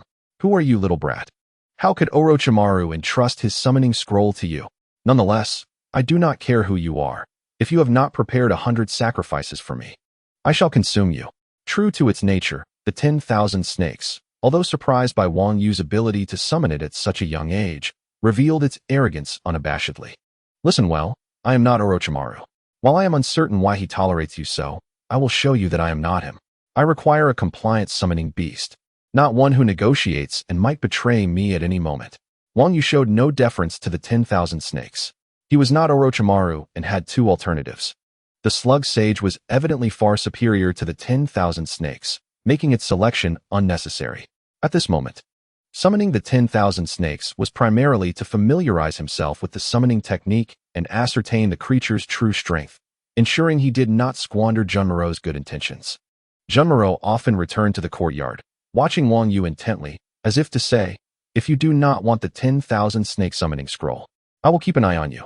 Damn it, arrogant little brat, go to hell. For countless years, no one had dared to speak to the 10,000 snakes in such a manner, not even Orochimaru.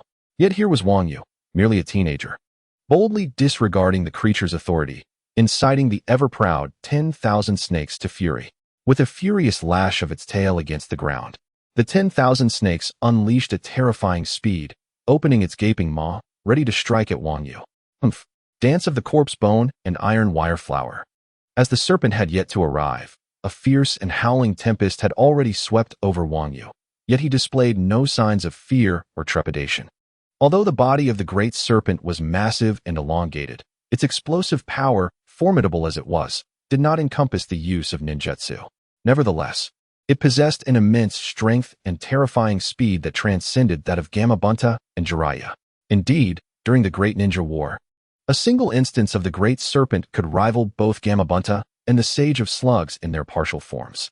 With a sudden motion, Wang Yu raised a bone spear reminiscent of Zhao Exion's lance, and with a powerful thrust of his foot, he propelled himself forward. He bellowed. A glimmer of cold light precedes, and then unleashed his spear with the fluidity of a dragon. Little serpent, receive my E-skill, fearless charge. The combination of his momentum and the explosive speed derived from shedding his burdens rendered Wang Yu's velocity utterly daunting. Wang Yu's greatest asset lay in his physical prowess. As a denizen of Earth, he understood the profound truth behind the saying that in the realm of martial arts, speed is invincible. Thus, he had diligently engaged in weighted training and relentlessly augmented the density of his bones to cultivate the effects of weight training throughout his entire being, including his internal organs. With external weights strapped to his skeletal frame and internal cellular enhancements fortifying his bones, Wang Yu's speed was indeed formidable. Moreover, his physical constitution was equally robust. Owing to months of rigorous cellular enhancement combined with the dual forces of ice and fire, Wang Yu had honed his control over his muscles to unleash a powerful surge of strength. What? The serpent's eyes widened in disbelief as it realized that Wang Yu possessed the rare and formidable corpse bone pulse. It had not anticipated that he would confront it head-on. Had Wang Yu not wielded the fearsome bone spear, the great serpent would have remained unfazed and unyielding. However, the spear's threatening aura instilled a deep sense of danger within the serpent. It was evident that an animal's instinctual perception of peril far surpassed that of humans, and thus it trusted its instincts implicitly. Without a moment's hesitation, the great serpent forcefully struck its tail against the rocky ground to its left. In an unexpected burst of force, it defied Newtonian inertia, twisting its body in an uncanny manner as its serpentine flexibility was showcased to its fullest. An assault that would have been unavoidable for a human was deftly evaded by the great serpent. Corpsebone Pulse. You possess the bloodline of the Corpsebone Pulse? It is said that the Taikuri clan awakens this pulse once in a millennium. How could it manifest in you?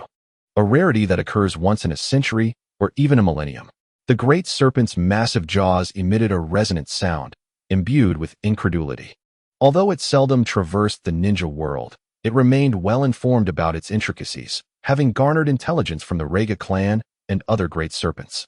That is of no concern to you. Prepare to face my shining sand eagle. As Wang Yu silently chanted the incantation for 10 fingers penetration, he extended his hands. Fingers splayed wide, with 10 bone projectiles shooting forth like bullets from a chamber. This is troublesome, the great serpent thought to itself. Indeed, although he initially sensed Wang Yu's formidable strength, after all, being able to summon oneself at such a tender age and appearing to expend little chakra in the process clearly indicated that his opponent's prowess was far from trivial. He was astonished by the sheer magnitude of Wang Yu's power. Accompanying Orochimaru in numerous campaigns and having witnessed the Second Great Ninja War, he was well-versed in combat, within a fleeting moment of their clash. He discerned the remarkable might of Wang Yu's physique, whose speed and strength were undoubtedly on par with his own. What truly instilled dread in the myriad serpents was Wang Yu's bone manipulation technique. They understood that their battles had always relied on their massive form, terrifying biting force, swiftness, and the ability to ensnare through sheer physicality. Yet, all of this became utterly futile when confronted with the horrifying skeletal control wielded by Wang Yu. He was, in essence, the natural nemesis of the myriad serpents. Dance of the bone manipulation. Wang Yu had yet to engage in a prolonged, full-force battle. His powers had only been briefly unleashed in a moment of explosive intensity. He had struggled to find a worthy adversary. With Kinshiki, he was confronted by his brother. Against Minato, he feared the potential exposure of his secrets, and Orochimaru was even less of an option. For various reasons, Wang Yu could not afford to unleash his full capabilities. However, facing the arrogant myriad serpent, he prepared to conceal his cellular mastery and the abilities of his third brother, striking with exceptional ferocity. Despite his relatively diminutive size compared to the serpent, the speed and power he unleashed through his bone spear were terrifying, enhanced by the Tai Chi's evasive footwork, which harmonized with martial arts. The beauty of martial arts veiled a lethal intent, leaving the myriad serpent with no option but to evade. On several occasions, its massive form was unable to dodge in time, resulting in Wang Yu piercing through 2 meters of flesh, causing a significant outpouring of blood. This demonstrated just how incredibly sharp Wang Yu's bone spear was, comparable to the density of diamond. It is noteworthy that during the Great Ninja War, the myriad serpent had withstood a 40-meter-long blade thrust through its skull by Tsunade without bleeding, yet now, it was wounded by Wang Yu's bone knife, spilling blood. This was dire. If this continued, the little brat would truly defeat him. The agony emanating from his wounds was excruciating, and after 3 years, he was once again experiencing the taste of pain. The myriad serpent possessed immense physical strength, particularly with its robust scales providing formidable defense. It could endure many ordinary ninjutsu without flinching.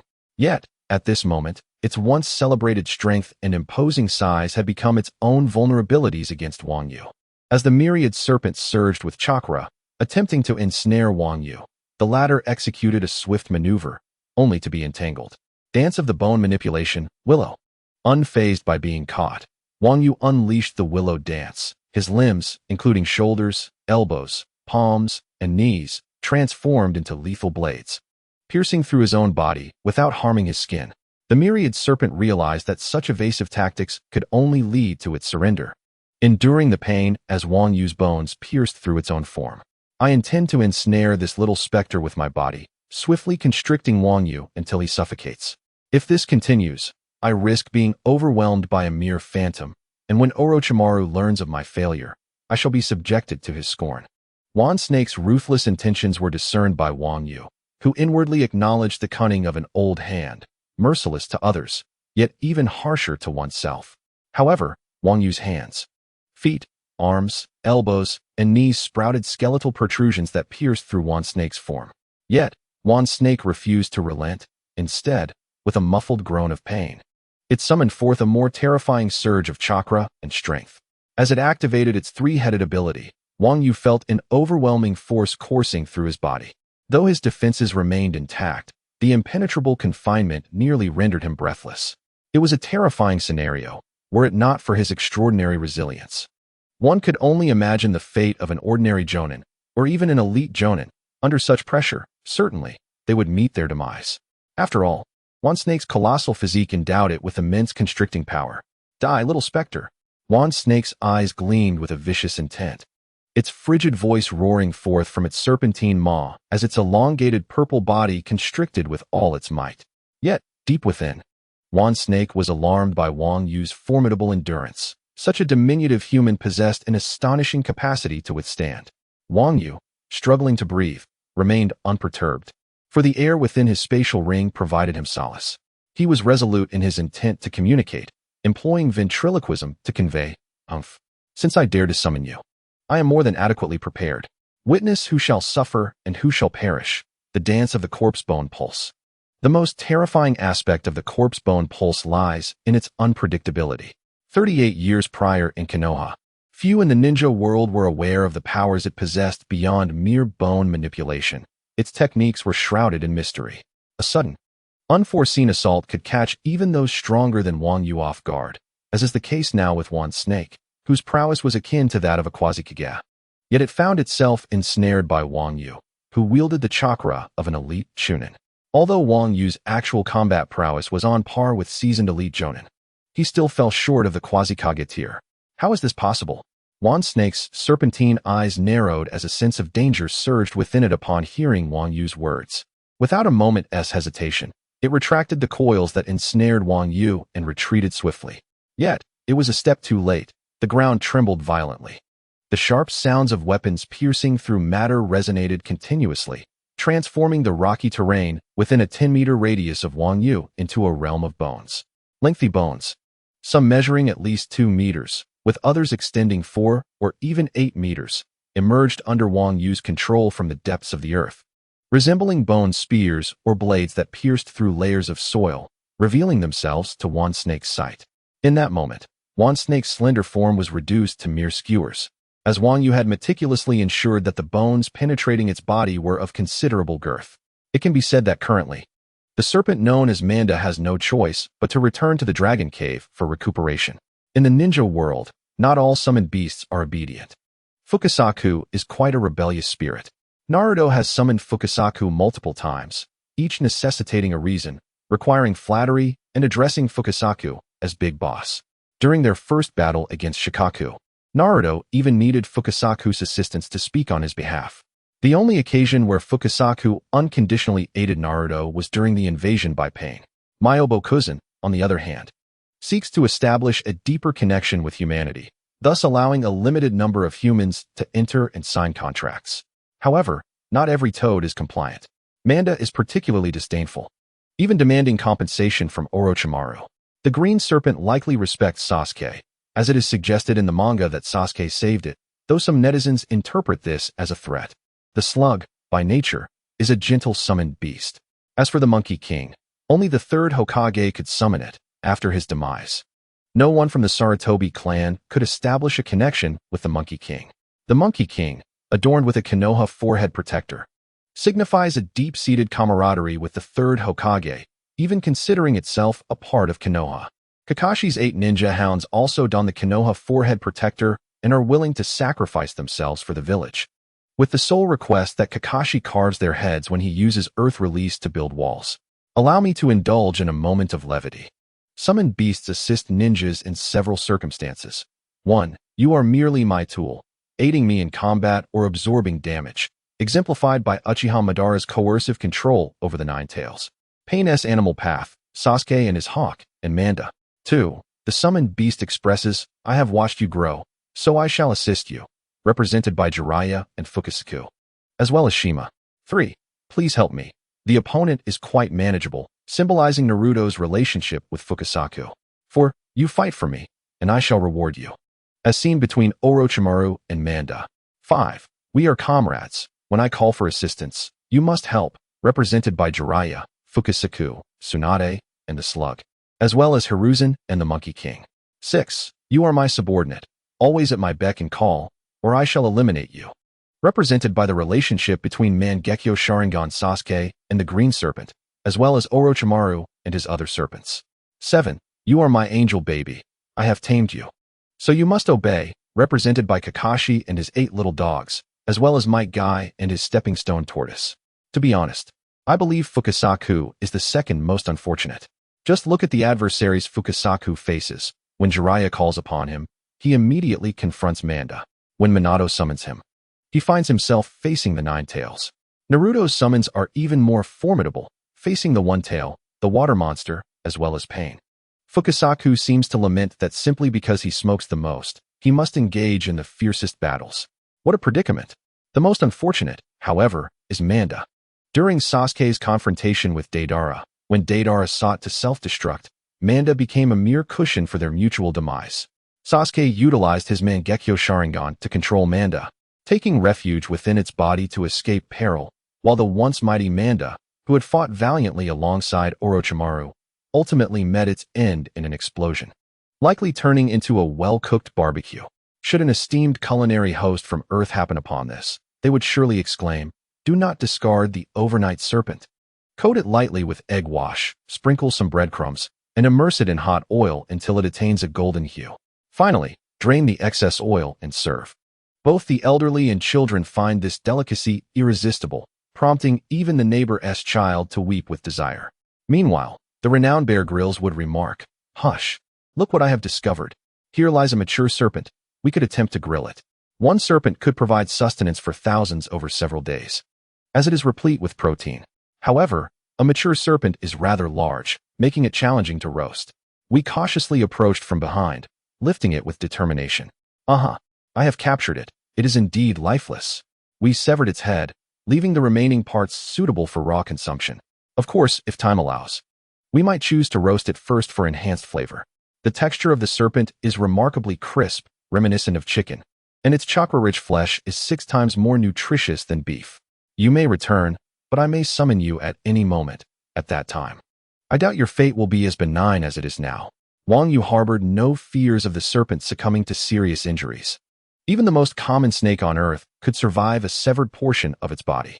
Moreover, this serpent had been cultivated over countless years, its size indicating that its chakra had reached a formidable level, endowed with a robust vitality. What exactly do you desire? After a prolonged silence, the serpent finally uttered this. Its pride diminished as its head bowed. All living creatures possess a fear of death, and the serpent, aware of Wang Yu's intentions, understood that he did not seek to slay it. It is simple. I do not wish for you to be the arrogant creature you are today when I summon you in battle. I trust you will not refuse. Wang Yu brandished a bone spear, lightly grazing the serpent's body, causing its scales to rise in alarm, and a shiver of fear coursed through it as its eyes narrowed. Very well, I concede. However, could you offer me appropriate sacrifices when you are satisfied or have the time? The serpent hesitated, feeling the spear penetrating its flesh, and quickly acquiesced. Yet, it managed to utter a final retort, revealing its inherent nature. All right, as long as you perform to my satisfaction in battle, I shall grant you unimaginable benefits. I am ruthless towards my enemies, yet exceedingly generous with my allies. Wang Yu understood the importance of not coercing the serpent too harshly. Even a cornered rabbit can bite, and this serpent was known for consuming humans. Then I shall not impede you. May I return now? A glimmer of joy flashed in the serpent's eyes as it contemplated returning to its lair to learn ninjutsu, ensuring it would not be targeted by the Bone Clan in the future. Go back. Wang Yu nodded, indifferent to the serpent's inner thoughts. Even in genuine combat, he merely regarded the serpent as a means to intimidate, its massive size serving as a natural deterrent. Although the benefits promised to the serpent were not explicitly stated, they certainly did not involve human sacrifices. What Wang Yu referred to as benefits was, in essence, his intention to enhance the great serpent by mastering its cells once he attained the chakra of a high-ranking ninja, thereby gaining the confidence to confront Orochimaru. The great serpent, with its colossal physique and vitality surpassing that of cockroaches, served as an exceptionally suitable specimen for for experimentation. Upon receiving Wang Yu's nod, the great serpent swiftly returned to the summoning realm, eager to sprout additional legs. In its heart, the serpent mused that it could finally distance itself from this devil. The promised benefits remained unspoken, revealing Wang Yu as a cunning strategist adept at manipulation. When Wang Yu summoned the great serpent, his victory was primarily due to the serpent's reliance on its physical prowess in battle, which was completely countered by his use of the corpse-bone path. Furthermore, Wang Yu's comprehensive strength and familiarity with the serpent's attack patterns contributed to his success. However, the scenario changed drastically with the summoning of the Slug Sage. Demonstrating his unique healing technique through his cell manipulation abilities, Wang Yu effortlessly entered into a contract with the Slug Sage's clone. After signing the contract, Wang Yu noted that only 3 names were inscribed upon it: Senju Hashirama, Tsunade, and himself.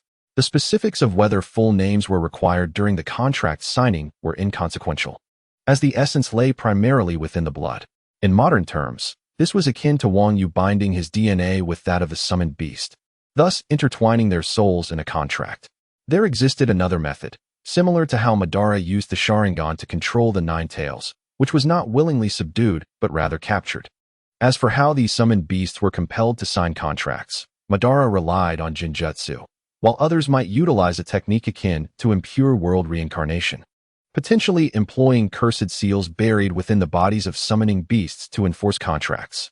After forming a pact with the Slug Sage's clone, Wang Yu retrieved the scroll on superhuman strength given to him by Tsunade and began to study it meticulously. Superhuman strength is, in essence, a refined application of chakra, requiring exceptional control to unleash effectively. In the world of Naruto, chakra is a versatile force that can manifest as various elemental attributes such as wind, lightning, water, fire, and earth, while also amplifying physical strength and enabling the release of illusions. Superhuman strength refers to the explosive augmentation of chakra during an attack, akin to the instantaneous burst of a high-pressure fire hose. The greater one's control over chakra, the more formidable the resulting power. Similarly, the quality and quantity of chakra directly correlate to its effectiveness. After thoroughly studying the scroll, Wang Yu gained a clear understanding of superhuman strength. Regarding the quality of chakra, such as the sage chakra from the Wetbone Forest, he was not yet qualified. However, concerning the quantity of chakra, Wang Yu currently possessed an amount sufficient to reach the threshold for training in superhuman strength, equivalent to that of an elite chunin. This chakra was entirely derived from his mastery of the 8 gates and the enhancement of cells through cell manipulation.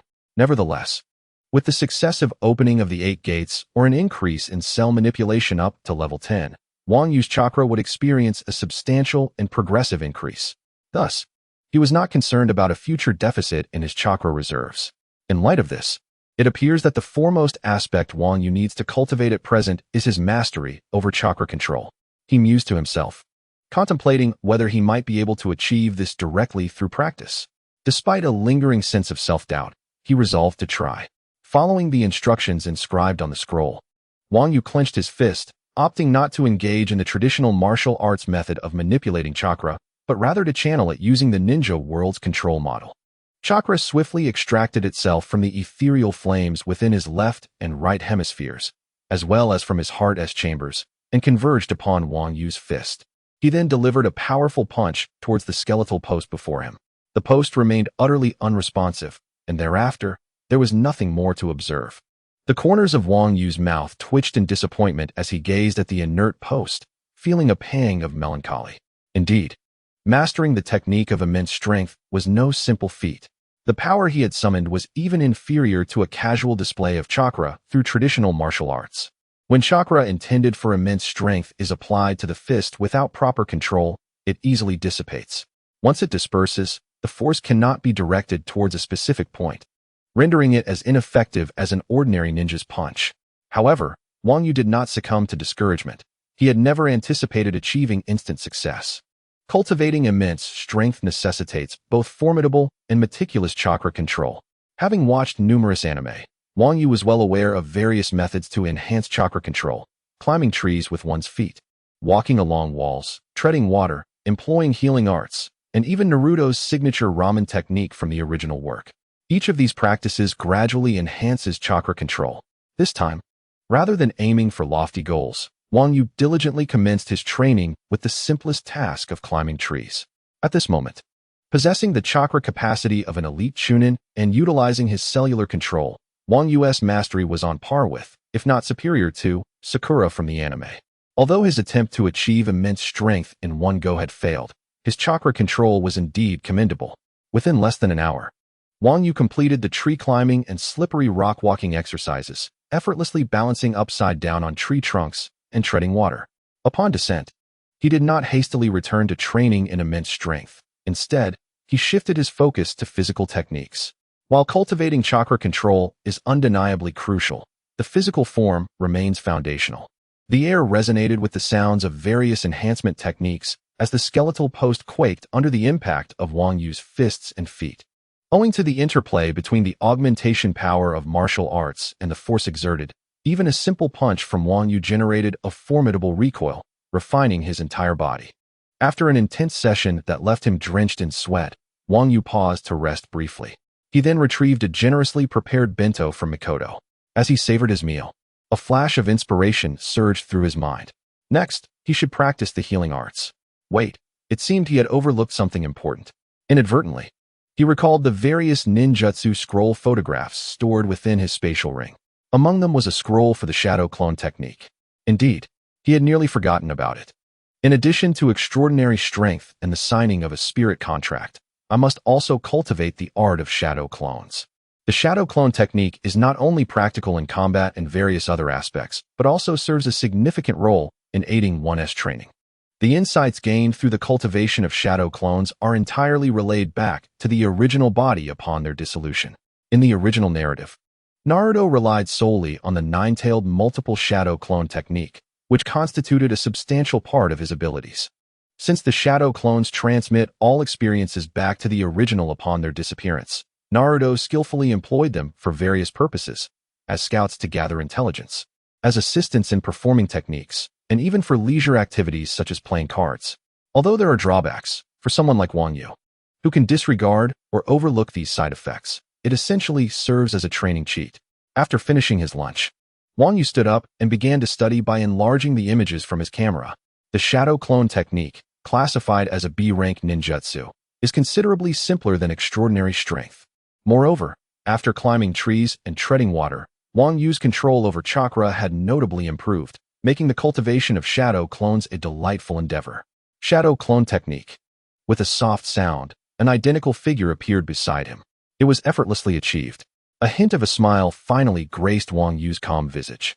Deep within, he had always been curious. Surely, shadow clones could utilize bloodline limits. But what about the 3-Wa abilities and cellular control from the system lottery?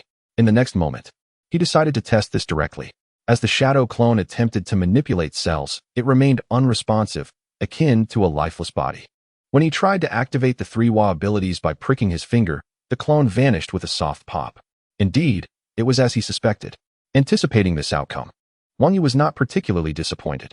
The gifts provided by the system were tailored for him as the host. It was evident that the clones would not fall under such provisions. Should his shadow clone activate the 3-Wa abilities in conjunction with the forbidden multiple shadow clone technique, Wang Yu's army would undoubtedly become invincible in the ninja world.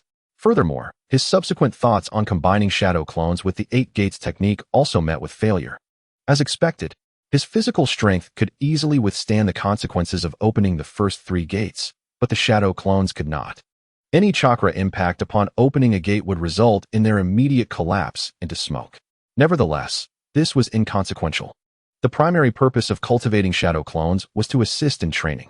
Besides, achieving even one of my numerous ideas would be a significant success, while 9,999 failures are merely part of the process. After silently reassuring himself, Wang Yu once again created 2 shadow clones. Unlike Naruto, who possessed an abnormal prowess, Wang Yu, despite having the bloodline of Kaguya's distant descendants and the chakra capacity of an elite Chunin, found that 2 shadow clones seemed to be the limit at this stage. He directed the 2 shadow clones to practice chakra control through the mastery of sage techniques, while his original body continued with physical training. With the assistance of shadow clones in his training, the benefits were undoubtedly multiplied. Not long after, The shadow clone engaged in the mastery of the sage art depleted its chakra and dissipated, transmitting all the acquired experiences and memories back to the original. Wang Yu then employed another shadow clone, repeating this process until he successfully mastered the sage art to the extent of wielding it as effortlessly as an extension of his own limbs. Only then did the original Wang Yu cease his physical training and officially commence the study of immense strength. This time, the practice of the strength scroll left by Tsunade proved considerably easier than before. With his enhanced chakra control, applying chakra to his arms became exceedingly fluid. Wang Yu discerned that mere perfect control was insufficient. Attention to detail was of paramount importance.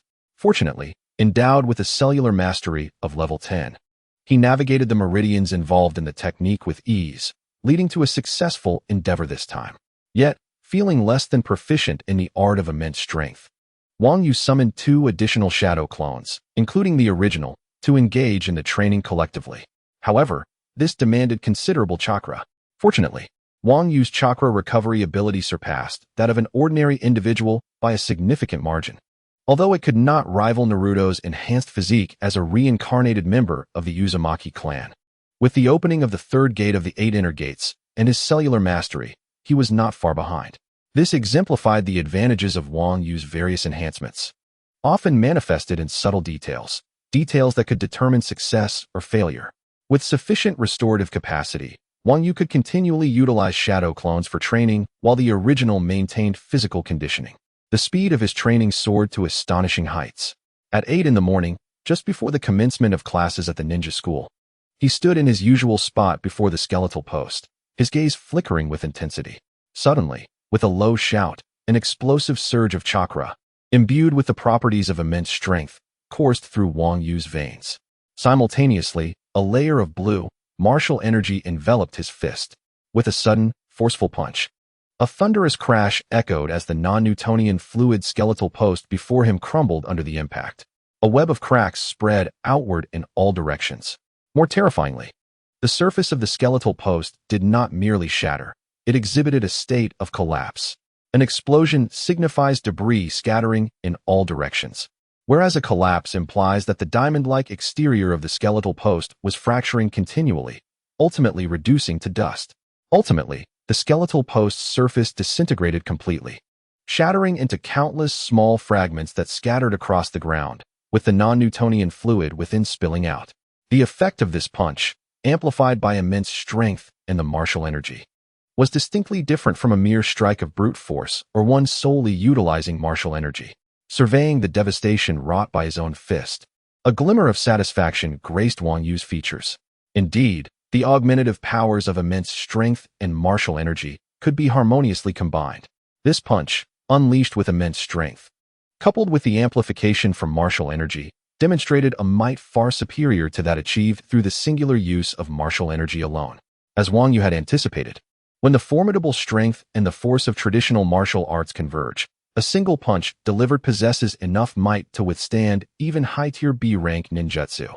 It can be asserted that the A-rank techniques utilized by 99 of existing ninjas are now within Wang Yu's grasp. Furthermore, since both the monstrous strength and the martial arts flow are powered by chakra, with sufficient time to master the mechanics of this extraordinary strength, achieving 100-fold or even 1,000-fold amplification of martial arts is not merely a dream. In due course, a concentrated humanoid mecha may come into existence. However, it must be noted that simultaneously employing the martial arts flow alongside monstrous strength does carry a drawback. The pleasure derived from such dual investment is accompanied by a proportional increase in chakra expenditure. More chakra is required than what is needed for the sheer application of monstrous strength alone. Originally, the various enhancements of his martial arts flow demanded minimal chakra, merely requiring D-rank chakra to deliver B-rank mid-tier output.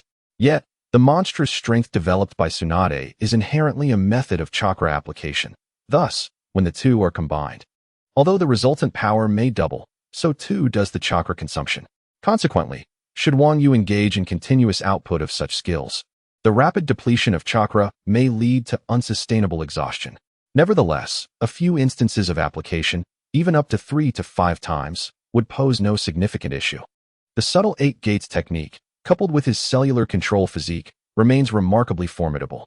Moreover, If he refrains from augmenting his martial arts flow with monstrous strength and simply employs the enhancements of martial arts, it remains effortlessly manageable for Wang Yu. In jest, I reflect upon my endeavors. I sought to learn the technique of Kimimaro, yet my insufficient ocular power rendered it futile, resulting in a loss of sight. Thus, I resorted to using Doraemon's gadget to restore my vision. I attempted to master the multiple shadow clone technique, only to find my chakra insufficient, leading to a downgraded version that was less effective than a true man for 5 seconds, collapsing in 4. I endeavored to learn the Flying Thunder God technique, but even the subordinates of Minato surpassed my efforts. After hours of practice, I could only perform repeated hops within a 3-meter range. In my quest to learn the 8 gates, while others succumbed to the aftereffects of opening all 8, I faltered in the very process of attempting to train for just one, either exhausting myself or enduring excruciating pain. My attempts at mastering the Great Fireball technique resulted in merely producing a water-style spittle. I endeavored to grasp the second Hokage's explosive tags, only to end up with mere stickers. Perhaps these techniques are too advanced for my current level of proficiency. I settled for the basic clone technique, which proved to be of little consequence. I tried the transformation technique, only to have my true form revealed at the most critical moments while visiting the women's bathhouse, leading to my own demise. I attempted the substitution technique, but in a country that promotes afforestation. The greenery near my rented accommodation along the 5th Ring Road was reduced to desiccated stumps, prompting a government manhunt for me. Alas, I shall remain steadfast in my reliance on my shuriken-throwing technique, my typing skills, and my water release, ocean technique. Do you see? This has already flowed into nearly 200 words. My water release, ocean technique is indeed that powerful. Dear readers, allow me to stand with hands on hips, reveling in my prowess for a moment, and let me be audacious in my own world. The amalgamation of monstrous strength and the art of national techniques can yield a 10-fold amplification of power. While it may not ascend to the level of a decisive weapon, it presently stands as my most formidable assault. Wang Yu gazed at the scattered non-Newtonian fluid and murmured softly. For him, the combined physical prowess did not require a name.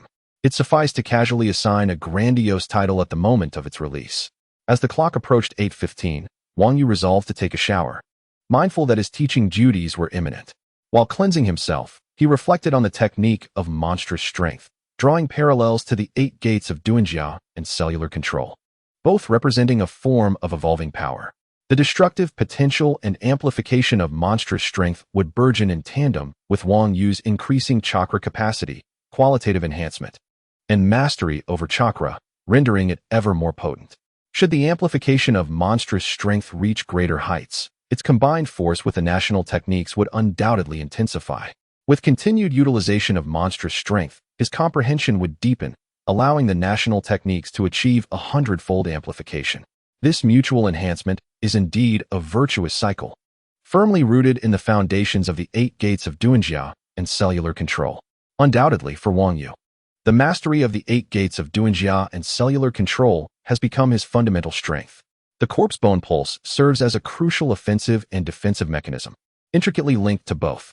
The enhancement of chakra through national techniques is predicated upon these 2 principles, with monstrous strength similarly grounded in them. However, Wang Yu perceives this as a fortuitous circumstance. He has distinctly charted his path for growth, as long as the 8 gates of Duanjia and cellular control remain. His future trajectory is remarkably clear. Choosing a path for growth is of paramount importance. Consider Kakashi from the original narrative, who became a Genin at 5, achieved Chunin status shortly thereafter, and ascended to Jonin at 12. Yet, after attaining Jonin rank, he experienced minimal growth until the storyline commenced. Though he obtained a Sharingan from Obito, coupled with the tragic death of Rin at his hands, Kakashi found himself living more for Obito than for himself, resulting in a profound loss of identity. Additionally, as a non-Uchiha, the absence of Hashirama's cells led to a significant decline in his chakra reserves upon acquiring the Sharingan, and his subsequent acquisition of numerous jutsu resulted in a lack of refinement. Within the 60 years of Konoha, he was evenly matched against notable adversaries. Kakashi's fate was intricately tied to the Sharingan, both his boon and his bane. Throughout the early stages of the ninja world, elite ninjas each followed their distinct paths. Might Guy and Might Do Wei with the 8 gates of Duanjia, Minato Namikaze with Flying Thunder God technique, Orochimaru with Serpentine scientific ninjutsu. Tsunade with her strength and medical assistance, Hiruzen Sarutobi with elemental ninjutsu, Obito Uchiha with Kimui, Itachi Uchiha with Genjutsu and fire techniques, and Shursui Uchiha with Genjutsu and body flicker techniques. Wang Yu's current path revolves around the mastery of the intricate 8 gates Duinjia technique, wielding the power of the national martial arts to enhance his physical prowess as both an offensive and defensive measure. With this augmentation, he boldly confronts all ninjutsu. Wang Yu is confident that even if fortune does not favor him in future draws, as long as he steadfastly pursues this path, he will undoubtedly surpass others. Having finally amalgamated his monstrous strength with the enhancements of national martial arts, Wang Yu did not cease his cultivation. Instead, he utilized a shadow clone technique to continue honing his raw strength while his main body prepared to serve as a substitute teacher at the Ninja Academy.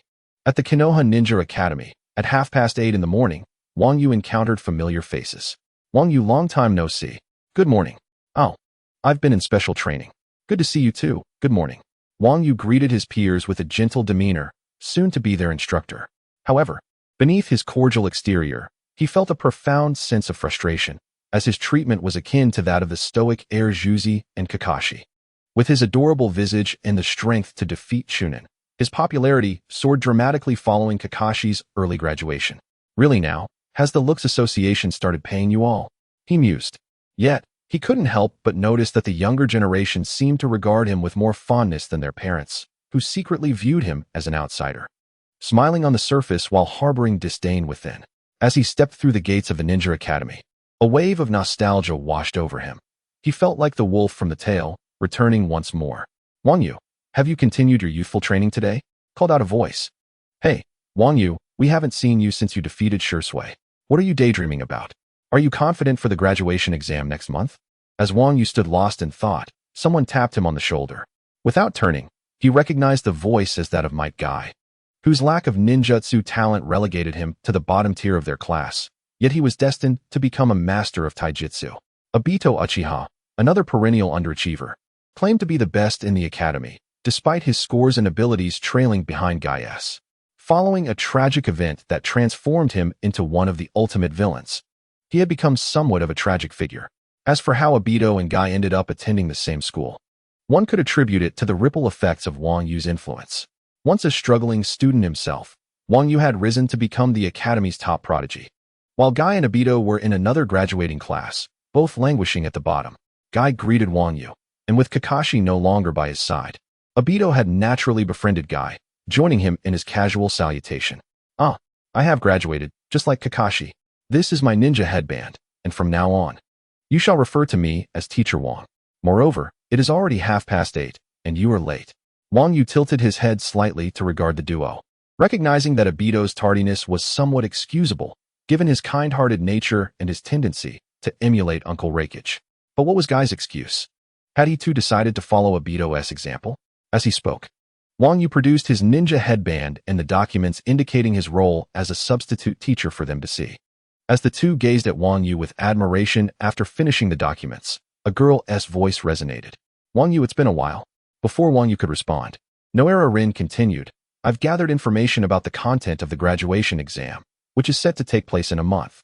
At this moment, Rin approached the trio, likely the only girl in her class who didn't mind the duo's foolish antics. What is the exam content? Both Obito and Kai inquired simultaneously, clearly lacking confidence regarding the impending graduation test. According to their homeroom teacher, there had been a sudden change this year. Instead of the traditional three-body technique, the exam would now focus on practical combat. The graduation assessment would be determined by rankings based on practical performance, with teachers evaluating each individual's capabilities during the exercise. With eager anticipation in their eyes, Rin divulged the information she had acquired. Meanwhile, Wang Yu pondered, what on earth? Another unexpected turn of events? Has the three-body technique been altered due to my presence in Kakashi's early graduation? As these thoughts crossed his mind, Wang Yu articulated his conclusion. So, it means that excelling in combat is essential. Even if one faces defeat, it doesn't necessarily equate to failing to graduate? Indeed, Rin affirmed. At that moment, the duo, who often lagged behind, sprang to life with enthusiasm. My guy was overjoyed.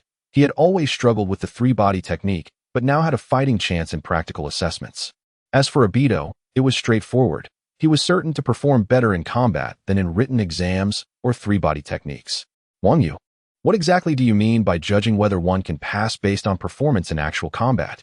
After a brief moment of excitement, Obito inquired.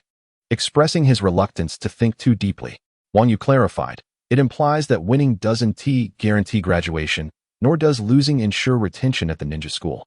As long as one performs well in battle, passing is still a possibility. After this explanation, Wang Yu found himself more inclined to accept such a graduation evaluation, recognizing that there are always individuals whose ninjutsu may be lacking, but who excel in taijutsu. At that moment, both Obito and Kai suddenly comprehended the situation and responded in unison. All right, everyone in Class 1, attention. Assemble at Training Ground 8 immediately. At this juncture, a teacher from the ninja school called out towards Wang Yu and his companions. And you, Wang Yu, regarding your appointment as a substitute teacher. The third Hokage has informed the homeroom teachers of our 3 classes. From now on, you will serve as a substitute teacher for the 3 graduating classes. Starting this week with our second class, Ikeda Takaki, aged 40, was a teacher at the ninja school and a chunin. Surviving to this age as an ordinary ninja during the Second Shinobi World War without any extraordinary enhancements was a remarkable feat. Not only was he alive, but he also had all his limbs intact. The probability of such an occurrence is akin to that of a 50-year-old woman giving birth naturally on Earth, exceedingly rare. Much like the black and white panda, this individual could be considered the head instructor of the class comprising Kakashi, Obito, Guy, Rin Noara, and Ebisu. Though it is worth noting that Kakashi has graduated from this class for over a month now. In the admiring gaze of Obito, Guy, Rin, and others, Wang Yu followed this teacher as the 4 made their way to the 8th training ground. As expected, the daily agenda focused on practical combat. Soon, all 30 graduates of Class 2 had arrived at the training ground. Amidst the students' grumbling, Teacher Ikeda announced that the content of this graduation examination would be practical combat, insisting that the upcoming month would consist of half a day dedicated to combat and ninjutsu, and the other half to various essential ninja knowledge. Complaints were inevitable, for many. Practical combat was far less appealing than merely demonstrating a few ninjutsu techniques or completing a written exam. Teacher Ikeda paid no heed to the students' sentiments, abruptly announcing the matchups for the first group without affording them any preparation time. Wang Yu observed the 2 12-year-old students from the first group, who were adept at their running dragon techniques, and nodded quietly, acknowledging their competence. The growth rate of ninjas differs between wartime and peacetime due to the variations in educational approaches and external circumstances. For instance, Obito Uchiha, who had not yet awakened his Sharingan, was undeniably at the bottom of his class, yet he managed to graduate from Konoha in 38 years, becoming a chunin at the age of 10, while students in peacetime who are 10 years old have yet to graduate from the Ninja Academy. From Wang Yu's understanding, 95 of students in peacetime graduate at the age of 12, including Irika, Mizuki, Aoyama Yamashiro, and Tsukikage Kaze, alongside numerous unnamed supporting ninjas. As the 5th group's matches commenced, Wang Yu's former homeroom teacher, Kato Kiyo, arrived with all the students from his class at the training ground. Upon seeing his friend, Kato Kiyo, Ikeda took a moment to strategize and instructed Wang Yu to keep an eye on the students to prevent any injuries. He then approached Kato Kiyo to discuss matters for a while. Shortly thereafter, they reached a decision. All students who have finished in the first 5 groups, please stand aside. We will now observe your peers and learn from each other. He continued, the students from Class 1 and Class 2 will stand in their usual formations, as we will engage in a friendly sparring session with our new substitute teacher, who was recently your classmate, Takeburi Wang Yu. After Ikeda finished speaking, Kato Kiyo reiterated the announcement. Once the students settled down, Kato Kiyo declared, now, we proceed to the 6th group. Takeburi Wang Yu versus Yuhi Kurenai. Wang Yu was taken aback, as he found it difficult to discern the intentions of these 2 instructors. It should be noted that although the incident involving the barbecue with Jonin Fuin had been buried days prior, news of his defeat over the elite Chunin Fuin 3 months ago had circulated throughout the entirety of Konoha. On the surface, pitting Wang Yu, who appeared to possess the strength of a Chunin, against the students of the Ninja Academy who had yet to graduate, seemed rather unchallenging. Wang Yu speculated that the 2 individuals might be attempting to assert the authority of the substitute teacher, considering that he too was a certified instructor and now their colleague. Under the direct orders of the 3rd Hokage, upon hearing his name, Yui exhibited no hesitation and promptly entered the training arena. Ordinary Genjutsu is a method of mental assault, employing one's formidable spiritual intent in conjunction with chakra to induce a state of mental disarray in the opponent through seemingly casual yet covert actions, sounds, substances, or objects, leading to a myriad of illusions within their consciousness. A Genjutsu specialist like Yui Kurenai could be effortlessly disregarded by Wang Yu, who had mastered the 8 gates. What intrigued him was a statement he had previously made, one he could now enact openly, to defeat all classmates who had ever mocked him and send them home to their mothers. Lin, who do you think will prevail? Abito, seemingly concerned for Wang Yu, inquired while standing beside Lin. As for his true intentions for being near Lin, well, that was a matter of youthful precocity manifesting in his rapidly surging hormones. Wang Yu is the premier prodigy of the Ninja Academy, and now he has graduated to become our substitute teacher, so he is certain to win this match, Lin responded with unwavering certainty. However, she had not fully articulated her thoughts. Lin believed that while the early stages of the battle were manageable, should Wang Yu exhaust too much chakra against his classmates, he would ultimately succumb to one of them in the later stages. The diary of Pugai began to take a playful turn. In her childhood during the 39th year of Konoha, Lin harbored feelings for Kakashi, treating Obito as a younger brother to care for. By roughly the 42nd year of Konoha, Lin's open declaration to Obito that she had always been watching him did not reflect a typical crush. Additionally, in the 44th year, Obito was aware that Lin had sewn a protective talisman into the gift she prepared for Kakashi, presumably something Lin had confided to him. Nevertheless, it is unlikely that any 12-year-old girl would disclose to her crush that she had painstakingly crafted a protective charm within a gift for a male counterpart. Even if Obito had secretly observed Lin at work, it wouldn't be in a lewd manner. The official Naruto guidebook also states that a medical kit is a manifestation of love, thus affirming Lin's affection for Kakashi seems entirely plausible. Subsequently, in the 46th year of Konoha, Obito was left beneath a massive stone while Kakashi took Lin and attempted to escape but encountered a horde of enemies. In a life-and-death situation, Kakashi urged Lin to flee, choosing to stay behind himself, leading to a poignant exchange between them. This was a moment filled with ellipses, leaving substantial interpretive space for readers, indicating the cunning nature of the narrative. The love triangle involving Kakashi, Lin, and Obito, often referred to as the Minato Triangle by fans, lacked detailed exposition, instead presenting a plethora of vague yet intimate nuances. At that time, the creators were acutely aware that ambiguity fueled imagination and discussion, providing flexibility for future plot adjustments, a strategy that proved to be multifaceted and advantageous. And then came the Three Tails incident.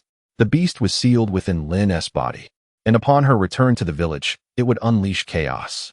In that moment, Lin chose to charge towards Kakashi's Raikiri, although her expression was one of anguish. Her final utterance was Kakashi. In the world of Naruto, it is customary for individuals to reflect upon their most cherished ones in their final moments. For instance, Minato and Kushina think of Naruto, Jiraiya thinks of Naruto, and Kakashi recalls Rin. Notably, Rin's name resounds solely in connection with Kakashi. This is pivotal, as we shall soon delve into the critique. Subsequently, Rin departed from this realm, returning to the Pure Land. As Obito approached the brink of death during the climax of the Fourth Great Ninja War, Rin reappeared, grasping the hands of both.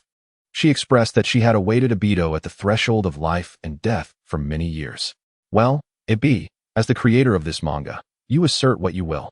Thus, for over a decade, Rin has existed in the Pure Land, her spirit undying, even managing to retrieve her Cupid's arrow from Kakashi and bestow it upon Obito. This is utterly absurd. It seems apparent that the convoluted romantic entanglements in Naruto are an inevitable consequence of the narrative's decline in coherence. Following Niji's demise, Hinata and Naruto swiftly united, leaving many devoted fans bewildered, their expressions a myriad of question marks. Soon after, the Fourth Great Ninja War concluded amidst battles that insulted one's intellect. At this juncture, Sasuke utilized his family's signature forehead poke on Sakura.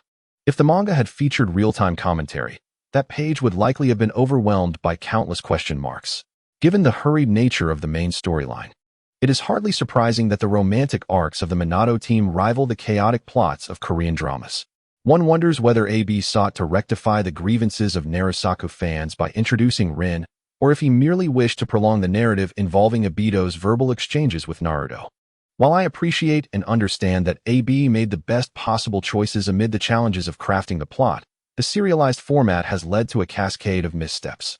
The accumulation of minor discrepancies ultimately compelled AB to abandon coherence, hastily concluding the story with reckless abandon. Now, as a side note, this is purely my personal interpretation. Kakashi, who does not cherish life as one might expect, is likewise not cherished by anyone in that manner. Apart from the White Fang of Konoha, but what of him?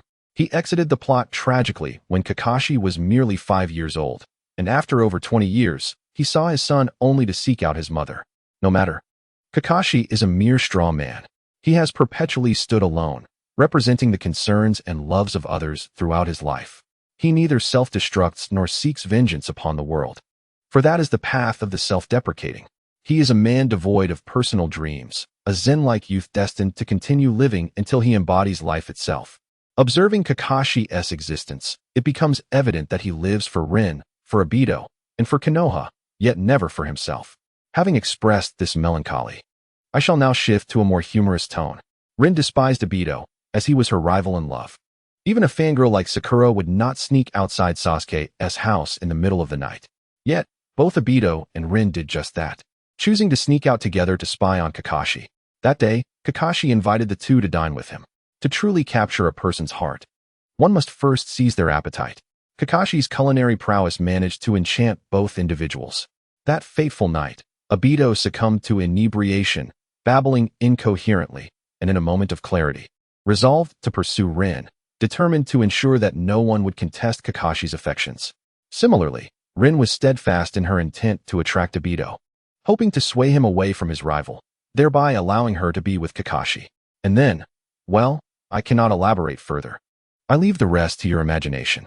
Obito countered, expressing his belief that Kurenai would prevail, citing her superior written exam scores and her family's legacy of illusion techniques, which far surpassed the capabilities of Wang Yu, who rarely graced the school with his presence. Why did he not support the prodigious Wang Yu? The answer is simple. Rin's defense of Wang Yu likely irked him, perhaps even without his conscious realization that jealousy had begun to fester within him. Who can say? Wang Yu's physical prowess was indeed formidable, though his resistance to genjutsu remained uncertain. It is no wonder that Yuhi Rin felt such uncertainty amidst these dramatic shifts, as most students regarded Wang Yu's strengths to lie in his mastery of the corpse-bone path, rendering him invincible in close combat. However, regarding genjutsu, Wang Yu could hardly divulge to ordinary classmates that he possessed immunity to the illusions typically employed by average jonin. Wang Yu had but a few true friends: Kimimaro, his family, Kushina, his girlfriend Mikoto, the Might Duo, Tsunade to some extent, and Minato in a similar light. The rest were merely transient figures in his life. At this moment, Wang Yu could not genuinely consider Obito or Rin as close friends. The battle commenced. As the words of the Chunin instructor Ikeda Takaki echoed through the air, the gaze of students from both classes shifted towards the arena. To the astonishment of Kurenai and the spectators, Wang Yu unexpectedly closed his eyes at the onset of the duel. Confused about her opponent's intentions, Kurenai raised her voice in inquiry. Hey, what do you mean by this? Am I so unattractive that it offends your eyes? I am not disdainful of your appearance. I am merely preparing for battle. Closing my eyes is the first step, Wang Yu retorted playfully. He intended to raise the stakes for himself while simultaneously provoking his adversary. Kurenai was nearly driven to exasperation. How could closing one's eyes be the initial move? Had this individual become so arrogant after claiming the title of the top prodigy? Her irritation boiled over, and she gritted her teeth, demanding, "How do you expect to fight with your eyes closed?" At that moment, Wang Yu pondered, "I cannot reveal that I have unlocked the eternal 3 gates, allowing me to disregard ordinary Jonin's genjutsu. Even the standard Sharingan techniques are beneath my notice. Alas, how overwhelming is my strength. The solitude of invincibility is profound." Such thoughts coursed through Wang Yu's mind as he contemplated activating the background music bestowed upon him by the deity of fortitude, yet outwardly, he maintained a tone of feigned benevolence, responding, "Oh, you refer to that? While the ninja textbooks advise against divulging information to one's opponent, I shall graciously enlighten you. Your entire clan specializes in genjutsu, and I have closed my eyes to counter your illusions." As illusions primarily affect the five senses of the adversary, and given that 99 of such illusions rely on visual stimuli to take effect, theoretically, if one merely closes their eyes, most illusions, including those from the esteemed Sharingan, would become ineffective. Observing the match, Might Guy expressed his thoughts with fervor. At that moment, he appeared to perceive a clear path to counter illusion-wielding shinobi. AKA, you fool. How can you fight with your eyes shut? Not seeing your opponent's movements is akin to lighting a lantern in a restroom. After his sardonic remark, Obito felt an unexpected delight. As a bottom-tier ninja, he relished the rare opportunity to belittle another equally unimpressive peer, aka, if the classmate, Yu, had a deeper understanding of Wang, she would not have been so easily swayed by her emotions. With a hint of bitterness, Yu declared, then you shall persist in executing your own decision. But do not regret it if you fail. Without awaiting Wang's readiness, she hurled 2 shuriken towards him. Indeed, as an illusionist, her prowess did not solely lie within that realm. She was quite adept with shuriken and conventional ninjutsu. Wang raised an eyebrow, enhancing his auditory perception with cellular control 10. Hearing the whistling of the weapons slicing through the air, he realized that Yu's assault was rather fierce, as the shuriken flew directly towards his chest. However, the technique of throwing shuriken had never proven lethal against any notable ninja within the anime realm. A skeletal barrier emerged, enveloping Wang's body, as he extended a finger to precisely block the incoming attack. With 2 resounding clangs, Yu's shuriken were deflected to the ground. Can't you open your eyes? If you refuse, I might think you dislike me or find me unattractive. Seeing Wang keep his eyes shut, rendering her illusions ineffective, Yu's gaze shifted cunningly as she devised a deceptive tactic to coax him into opening them.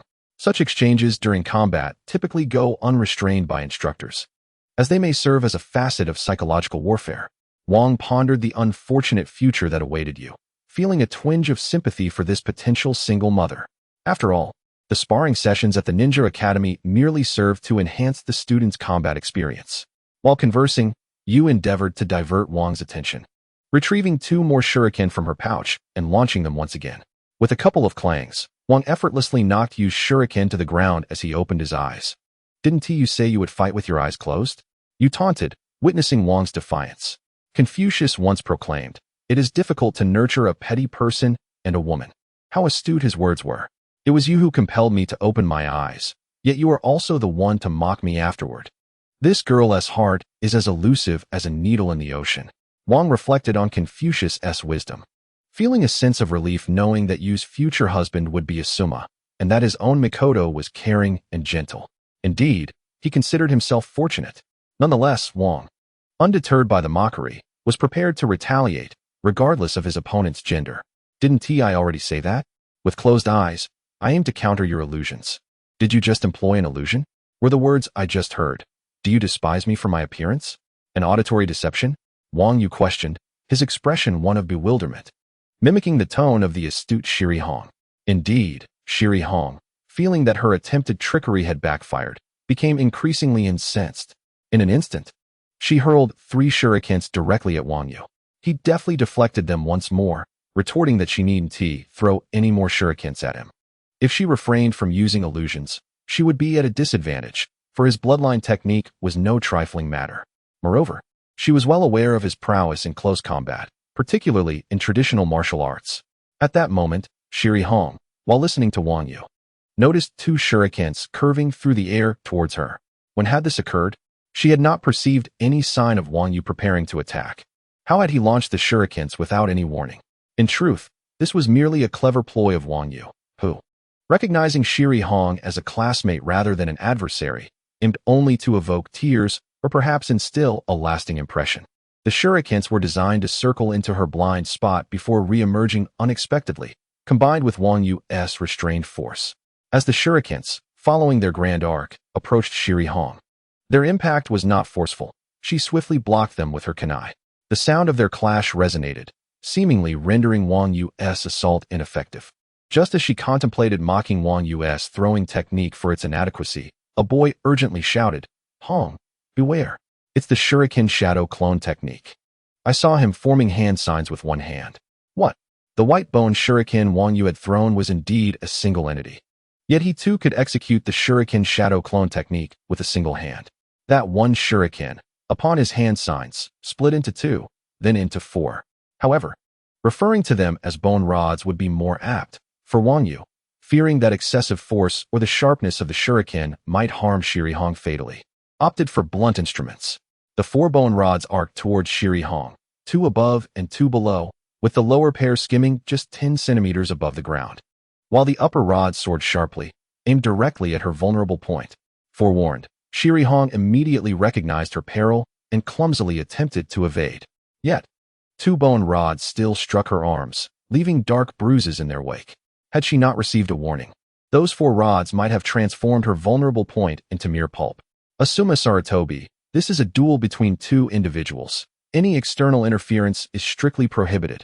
If you continue to disrupt the battle, I shall summon your father for a discussion. Teacher Ikeda Kiyotaka promptly admonished Asuma Sarutobi. What of the 3rd Hokage? If his child errs, he must face the consequences. My name, Ikeda Kiyotaka, carries weight. Do you comprehend the significance of Kiyotaka?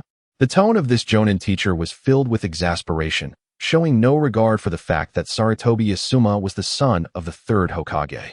This was a decisive blow, yet due to Asuma's warning, it transformed into merely a trivial injury. Indeed, teacher Sarutobi Asuma admitted with a lowered head, acknowledging his mistake. He was aware that when he saw Kurenai about to be harmed, he inexplicably shouted out. What should have been a decisive technique resulted in a mere inconsequential scratch. And this was entirely Asuma's fault. However, Wang Yu was acutely aware that this was merely the result of Sarutobi Asuma's youthful exuberance. Much like Obito, both of them sought to escape their single status at such a tender age. Obito and Sarutobi Asuma only knew how to torment the numerous single onlookers. First, Wang Yu performed a one-handed hand sign with remarkable finesse. Subsequently, 4 bone rods appeared, colliding in a manner that defied logic, and after altering their trajectories, the 4 projectiles continued to fly in a synchronized pattern. This level of difficulty undoubtedly surpassed the comprehension of an ordinary ninja. Considering Wang Yu was not from the Uchiha clan and lacked their expertise in shuriken manipulation. Female readers, do you wish to know how Wang Yu accomplished this? Please refer to the analysis below. Remember, it is below. No one could deter my desire for the pippy shrimp, but I did not deviate from my course. It was merely a regular operation, quite normal. Kurenai Yuhi inspected her injury, which turned out to be nothing more than a bruise, far from serious. The real concern lay in her right hand, still numb from gripping the kunai. In an instant, she discerned the technique employed in Wang Yu's attack. Did you infuse lightning chakra into the shuriken? Kurenai queried, her expression a mix of doubt and intrigue. It is important to note that among the students at the Ninja Academy, only a handful of prodigies could skillfully wield various ninjutsu. More importantly, she realized that since the battle commenced, she had not witnessed Wang Yu performing any hand signs, while Sarutobi Asuma had executed a one-handed shadow clone sign behind Wang Yu. Thus, the question arose, how had he utilized lightning release? Wang Yu shrugged, refraining from answering Kurenai's inquiry. I am aware that you held back.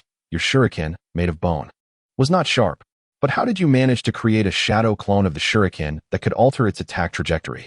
She pressed, somewhat dissatisfied and eager for clarification. This time, Wang Yu responded, because my pippy shrimp spirit is ablaze. Unlike the Uchiha clan, I do not possess their extraordinary dynamic vision. Thus I cannot master their shuriken manipulation techniques. However, I have researched and seen the puppet techniques from the Sand Village of the Wind Country, and I understand the existence of chakra threads. Manipulating chakra threads with a single hand sign is not difficult for me. Being a genius, I am perpetually invincible. Yet, invincibility is such a lonely and hollow existence. Chakra threads? For Kurenai, Wang Yu's explanation was less illuminating than no explanation at all. As the Ninja Academy would not introduce such advanced concepts, this knowledge would only be imparted by a seasoned jonin during a graduation mission.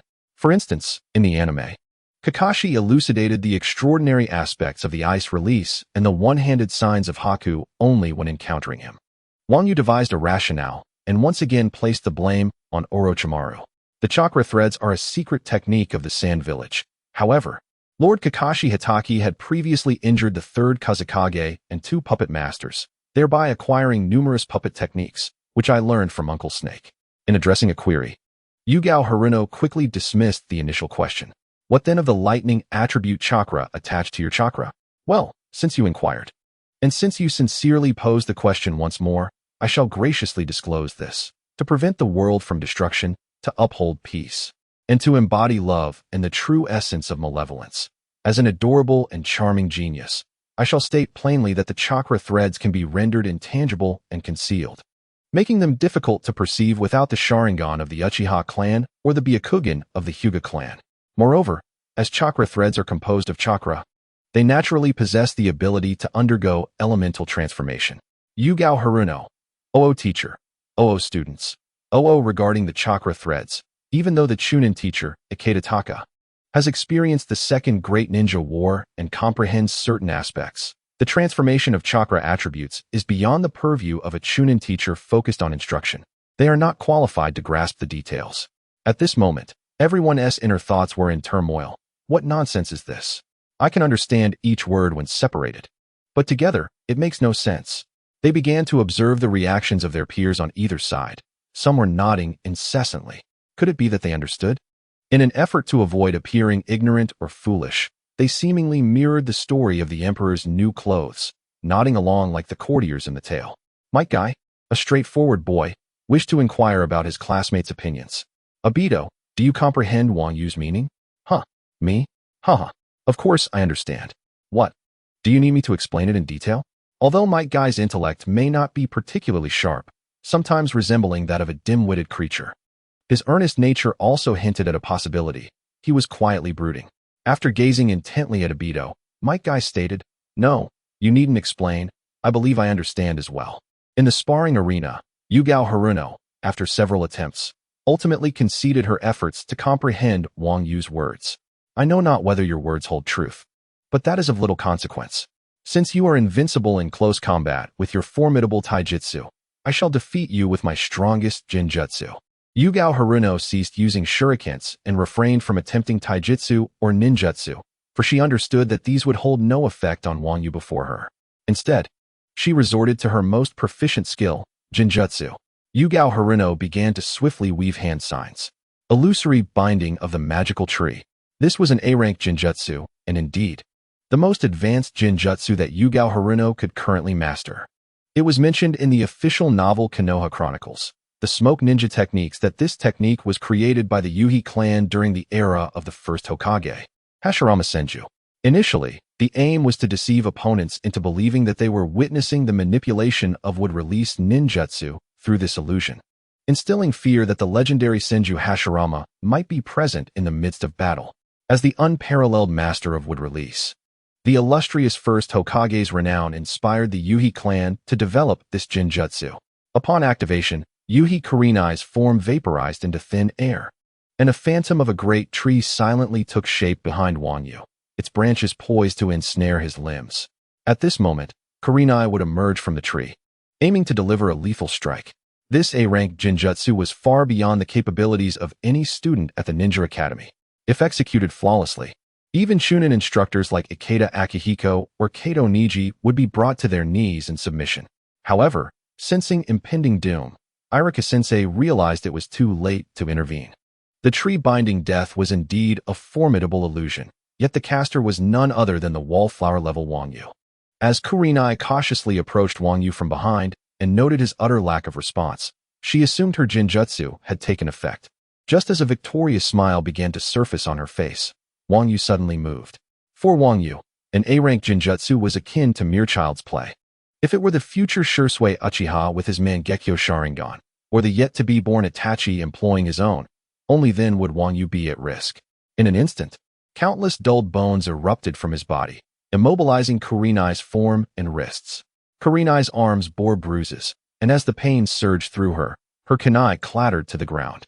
Turning his back to Kurenai, Wang Yu, with heightened cellular control over his enhanced skeletal structure, slightly lowered his head, manipulating the bone wall at the base of his skull to form two spherical protrusions that lunged towards Kurenai's eyes. After being struck, tears streamed down Kurenai's face, and Wang Yu released the grip on her bones.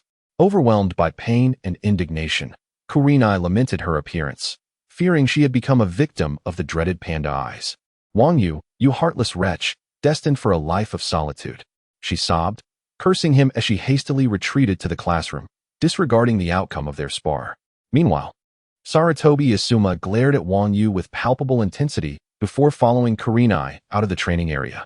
He deemed their sparring irrelevant, unconcerned about the consequences of skipping practical lessons or ignoring his teacher's instructions. The worst that could come of it was a reprimand from the third Hokage, which he brushed off as trivial. Ultimately, the choice between facing the third Hokage's scolding and rescuing his beloved Kurenai was clear. Asuma would undoubtedly choose the latter. After all, Kurenai had showcased her exceptional skills, while Wang Yu was well known for his Chunin-level prowess and as a substitute teacher.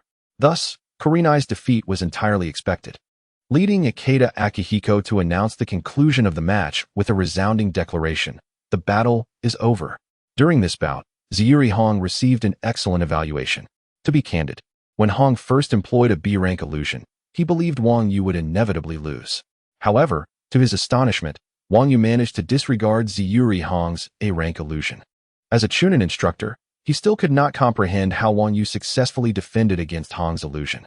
It is worth noting that even as a Chunin, he would have been unable to withstand an A-rank illusion in such a sudden moment, unless aided by teammates to escape it momentarily. The first victory came effortlessly, bringing Wang Yu immense joy, particularly as he left Ziyuri Hong with panda eyes. He chuckled, reveling in his triumph. As Ziyuri Hong and the second Hokage, Sarutobi Asuma, departed, the students continued their discussions, astonished by Wang Yu's ability to perform single-handed seals, disregarding Hong's A-rank illusion and chakra lines. Moreover, Wang Yu's swift combination of punches and kicks had brought the esteemed student, Ziyuri Hong, to tears, making his victory appear quite straightforward. After Ziyuri Hong was rated as excellent, and with the battle concluded, Ikeda Takaki announced the challengers for the next 2 matches: the infatuated Obito Uchiha and Orochimaru's other disciple, Mitarashi Anko. Obito Uchiha was set to challenge Wang Yu, and the anticipation for this encounter was rather lackluster. Unsurprisingly, the unawakened Obito Uchiha could not withstand even 3 seconds against Wang Yu, quickly succumbing to a blow from Wang Yu's bone staff, retreating in defeat. This technique, effective in its subtlety, was a secret Konoha technique known as 1,000 Years of Pain, although it was classified as E-rank, requiring the hands to form the tiger seal and penetrate the enemy's weakest chakra point. It proved to be exceedingly powerful, inflicting pain akin to 1,000 years of suffering, likely leaving a lifelong shadow. Due to a fear of encountering misfortune with his hands, Wang Yu opted to use the bone staff instead. Following the strike on Obito, he discarded it entirely. The third match featured Mitarashi Anko challenging Wang Yu, and the highlight of this battle was that Anko followed the path of her friend Ziyuri Hong, receiving 2 panda eyes from Wang Yu as well. True friends for life. And as for their cherished bond, it too would endure. After Obito Uchiha was assisted back to the medical room by the school nurse, Anko wept as she returned to her class to confide in her friends. With numerous unknown characters, or those still relatively weak, stepping onto the stage, Wang Yu finally awaited the arrival of another friend. Ikeda Takaki proclaimed the commencement of the 40th match, Might Guy versus Wang Yu. What a splendid arrangement. Wang Yu, let us determine our fates in this youthful contest. Upon hearing his name, Might Guy could scarcely contain his exuberance, racing to the center of the arena in an instant. Wang Yu felt a slight headache at the challenge posed by Might Guy. The reason was not that he could not defeat Might Guy, but rather the consequences of victory seemed rather grave. Although Wang Yu typically trained with 10 times the weight of Might Guy, he still managed to outrun him. Thus, the indefatigable Might Guy often trains in secret, and on occasions of overexertion, it is Wang Yu who employs his mastery of cellular manipulation to alleviate Guy's aftereffects. Should he triumph in their current bout, it is highly likely that Guy would return home to double or even quadruple his training regimen. Presently, Wang Yu contemplates how to subtly ease the competition, ideally achieving a draw with Guy.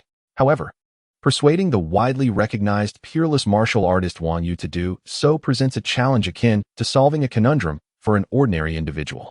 In another realm of thought, Wang Yu harbors little anticipation for this confrontation. Despite Guy's own exhaustive training, Wang Yu's prowess exceeds his by a factor of 10, bolstered further by his unique bone of the undead. At this juncture, it is evident that Guy is not a match for Wang Yu. Even though Guy has managed to open the first gate of the 8 gates of bypass under Wang Yu's indirect encouragement and various forms of assistance, achieving a level of strength devoid of after effects, the battle commences. Leaf Hurricane. Upon the declaration of the bout's commencement by the esteemed teacher Ikeda Kiyotaka, Guy launches a rapid offensive against Wang Yu. He leaps high, executing a powerful horizontal kick aimed at Wang Yu's head. In the absence of speed and strength advantages, such a leaping assault appears ill-timed, as it leaves one vulnerable in midair, exposing openings. Clearly, before Guy's kick could connect with Wang Yu, his ankle was seized by Wang Yu's single hand. At this moment, Wang Yu struggles to conceive a subtle method of easing the fight, resigning himself to the flow of events. Utilizing his core strength, he executes a swift turn, discarding any reliance on the principles of Tai Chi, and by sheer force, he hurls Guy to the ground. Despite the impact, Guy disregards the pain from his fall, roaring that youth requires trials, and imploring for another chance. Rising swiftly, he charges at Wang Yu anew, this time having learned from his previous misstep, and steadies his stance to deliver a right hook aimed at Wang Yu's left cheek. Wang Yu effortlessly raises his palm to block Guy's incoming fist, then sweeps his right foot to hook Guy's lower leg, causing him to lose balance and stumble toward Wang Yu. Although Guy often exhibits a playful demeanor akin to his counterpart, he possesses a commendable spirit of diligence and perseverance, earning Wang Yu's admiration. Consequently, Wang Yu resolves to utilize a portion of his strength to overcome him. Very well. No more leniency. Train as hard as you wish. Wang Yu muses, knowing he will still be there to tend to any after-effects. With this determination to refrain from holding back, he employs an unembellished version of the 8 extremities technique, directly sending Guy soaring through the air. This maneuver, seemingly powered by the shoulder, actually harnesses the twisting force from the waist, abdomen, and hips. It amalgamates Wang Yu's upper body strength, delivering immense force to Guy, akin to a car colliding with him, propelling him to the ground with great impact. Guy's body involuntarily soared into the air, only to crash heavily onto the ground after a brief 2 seconds aloft. Lying there, he felt as though his internal organs had been violently jostled out of their places. He attempted to rise to his feet, but his body protested vehemently against this notion. The outcome of the battle was painfully evident. Guy had been knocked out. At that moment, Wang Yu noticed that Ikeda Tekataka stood there, dumbfounded and motionless, and gently reminded him that it was time to announce the evaluation. Witnessing Wang Yu's ability to launch such a powerful attack without unleashing chakra, Ikeda Tekataka was somewhat astonished. All right. Although Wang Yu had dispatched Kai in just a few moves, Kai's speed and strength were impressively showcased, far surpassing that of an ordinary student. However, he had the misfortune of encountering the even stronger Wang Yu. Ikeda Tekataka could certainly recognize Kai's excellence, and thus declared the result. In this exchange, Kai received an evaluation of excellent. After announcing the result, Ikeda Tekataka admonished, Takuri-kun, as a teacher, you must refrain from employing such powerful techniques against students in the future. Given the sound of that impact, I suspect Kai's internal organs may be displaced. Let us halt the match for now. I shall summon a medical ninja. All right. I will be more cautious next time.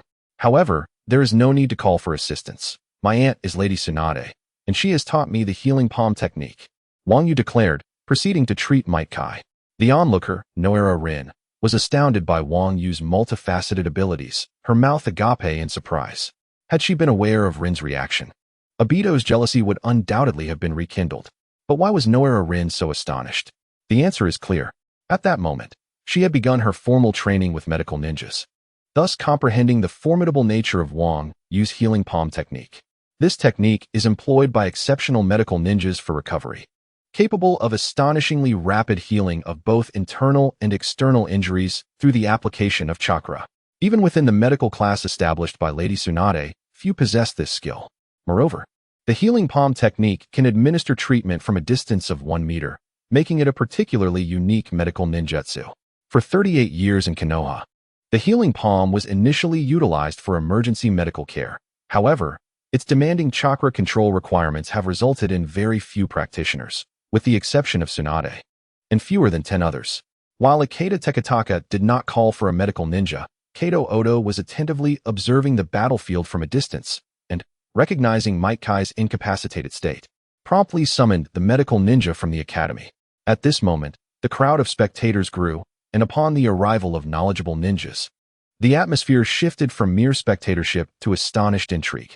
After a brief examination, it was determined that Obito had sustained no serious injuries. After all, The body techniques employed by this young Konoha ninja targeted the mind, rendering the physical body merely bewildered at that moment.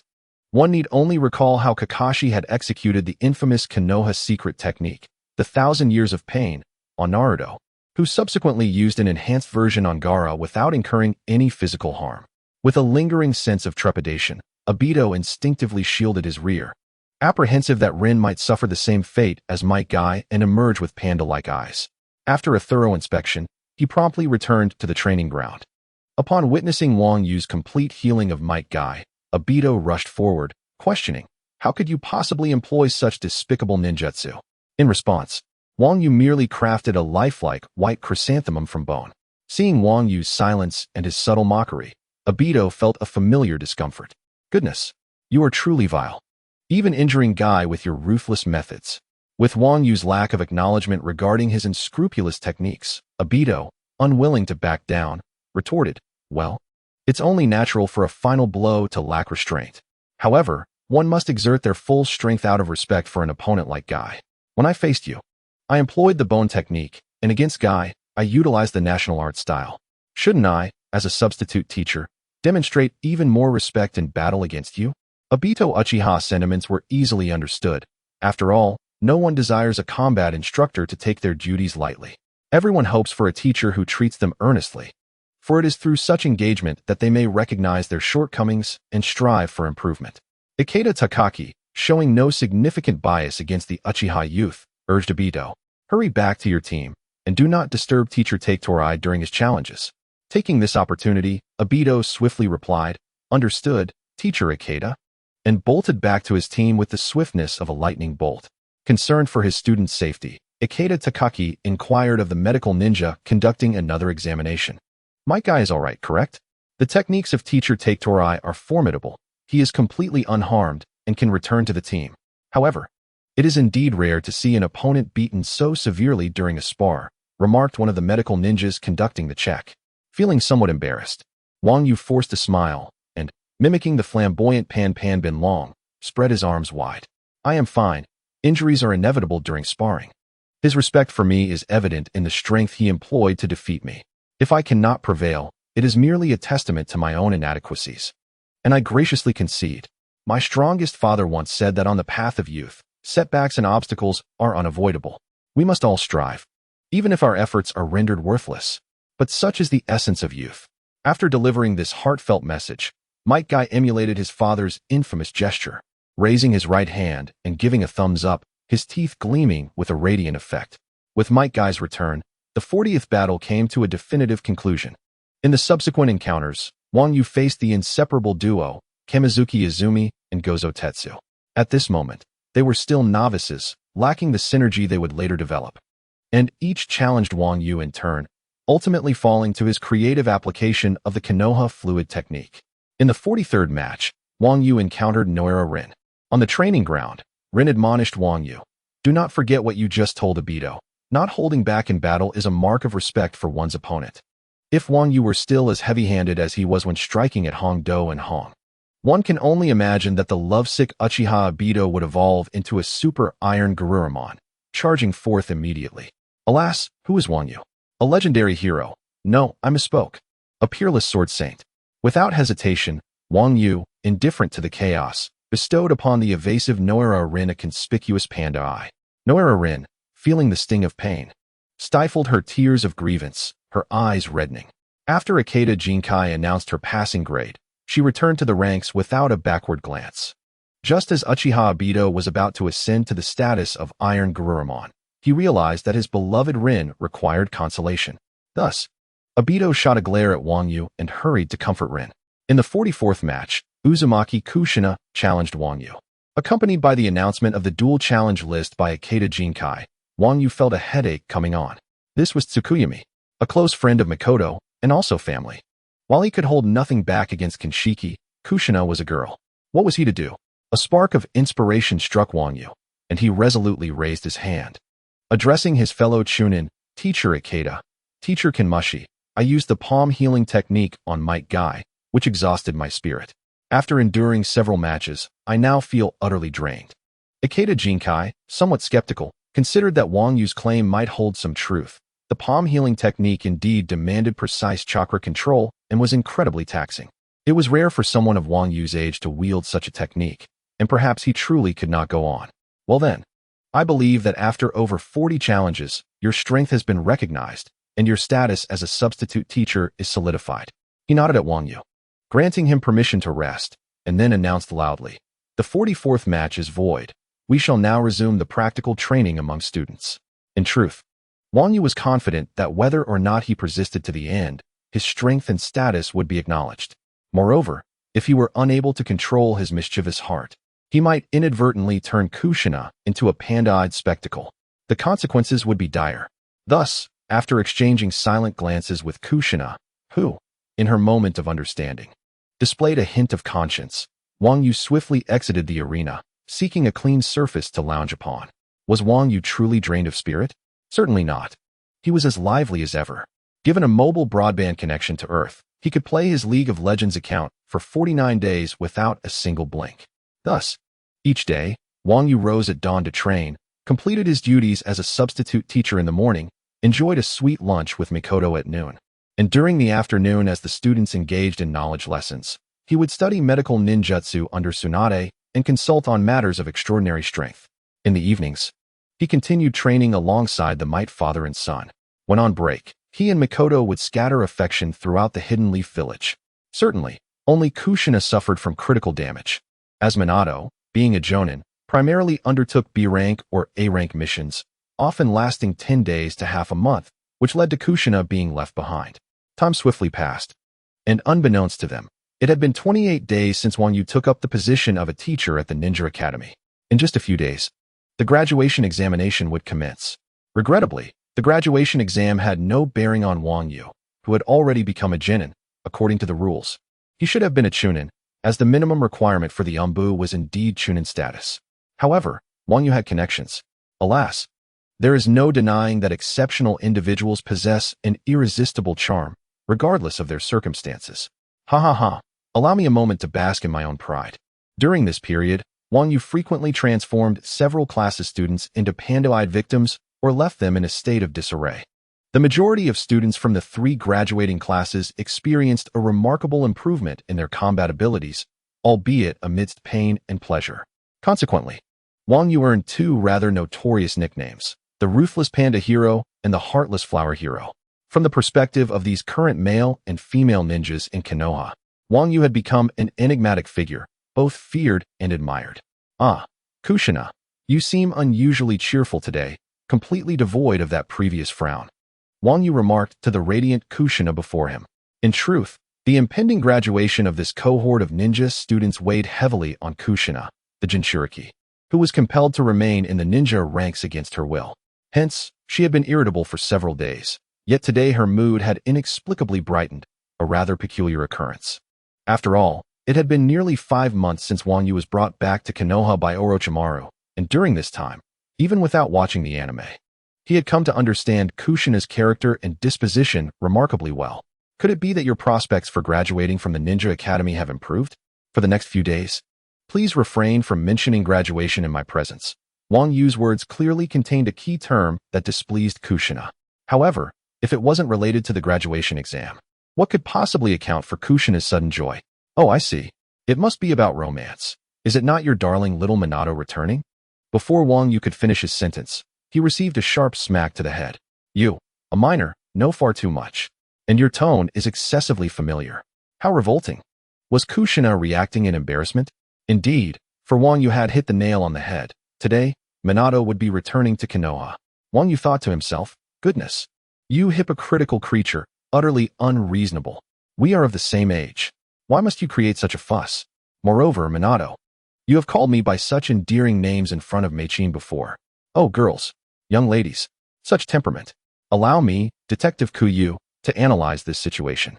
The only reason for her irritation is quite singular. The truth is clear. Kushina is simply too mature for her age, especially with relatives visiting. While Kushina occasionally delivered a hefty punch to Wang Yu, he still regarded her as family in their interactions. Kushina is inherently a forthright and spirited woman. Moreover, her lack of formality with Minato indicates that she regards him as family. Given your reaction, It seems the mission has been accomplished, and he should be returning shortly, correct? Minato rubbed his slightly aching head and inquired of Kushina. How did you know Minato was coming back? Did I display it so overtly? Nonetheless, he is undertaking an A-rank mission, and today marks the agreed-upon time for his return.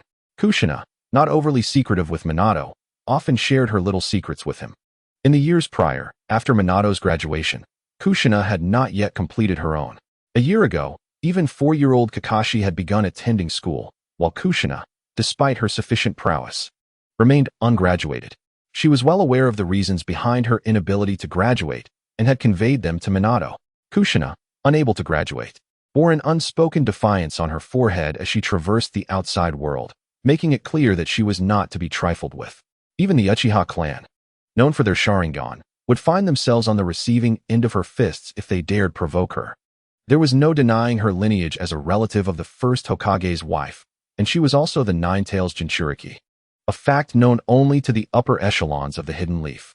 Although her boyfriend had yet to earn the illustrious title of the Yellow Flash, he was nonetheless formidable, having been taken under the wing of Jiraiya, one of the legendary three, and was a recognized prodigy in the village. Had Kushina graduated early and taken on missions as a genin, Minato, as a jonin, along with certain Umbu assigned to protect the Nine-Tails Jinchuriki, would have found their entire role reduced to merely safeguarding her. The third Hokage, Sarutobi Hiruzen, had repeatedly taken on the role of a concerned elder, attempting to reason with Kushina, yet she remained resolute in her desire to embark on missions and not be confined like a canary in a cage. However, as a cherished relative of Mito Uzumaki and having spent many years in the Hidden Leaf, Kushina had come to regard it as her second home. Thus, she reluctantly accepted Hiruzen's arrangements to remain in school. As the most potent Jinchuriki of the Nine Tails, her significance was paramount. Without a sufficiently strong and trustworthy Umbu ninja whom Kushina would accept, Hiruzen would not dare to allow her to venture out of the village for any mission, even one as simple as a C-rank task to eliminate bandits. Consequently, for many years, Kushina was compelled to remain in school under Hiruzen's directive. Thus, from the moment Minato was recognized by Kushina and entered the Umbu, he was destined to be designated as the guardian ninja of the Nine-Tails Jinchuriki. This also implied that Kushina would graduate this year. I have a question. Why was it that during the Uchiha massacre, not a single member activated their Mangekyo Sharingan? Let us not mention Fugaku, as that was a narrative from the film, not the work of the original series, akin to the Boruto saga, which I shall critique later.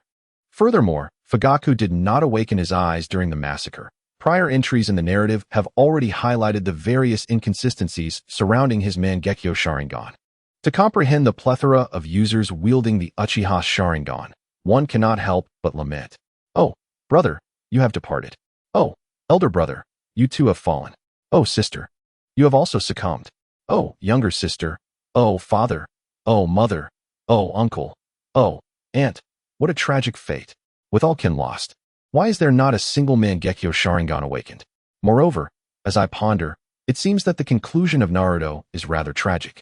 Naruto achieved his dream, becoming Hokage, and reunited with his dear friend Sasuke. Sasuke relinquished his thirst for vengeance, shedding his brooding demeanor, and even exhibited warmth.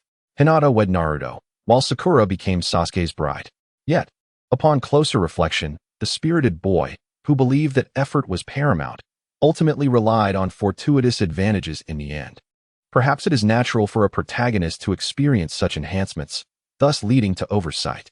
The definition of a ninja, as initially posited by Jiraiya, arose during his pursuit of the Sound Village's whereabouts, where he encountered a sage. Jiraiya asserted that a ninja is one who can endure various adversities and injustices.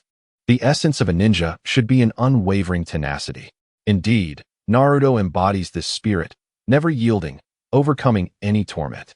However, reality often diverges from expectations. Since the emergence of Uchiha Madara, he has delivered a resounding blow to all. Regardless of the 5 Kaguya or any other formidable figures, before Madara, all efforts seem futile. True ninjas, perhaps, cease to exist after Jiraiya's demise and Might Guy's awakening of the 8 gates, becoming the 8th Hokage. Even when saved by Naruto, they are rendered powerless, a profound irony. Ultimately, the sudden appearance of Madara, who surpasses the 5 Kaguya, negates everyone's endeavors. While this narrative arc is understandable, where the major antagonist is overwhelmingly powerful and the protagonist either relies on idealism or miraculous advantages to prevail, it renders the struggles of earnest individuals seemingly worthless. Does this not evoke a sense of despair? Here, I must express my grievances regarding Boruto, which embodies the most tragic conclusion, a heap of disillusionment. A boy who aspired to become Hokage, having fulfilled his dream, still finds himself devoid of leisure, even with Shikamaru, the most intelligent in Konoha, at his side. In stark contrast to the fifth Hokage, Tsunade, and the sixth, Kakashi, who singularly upheld the village, his performance appears grossly inadequate.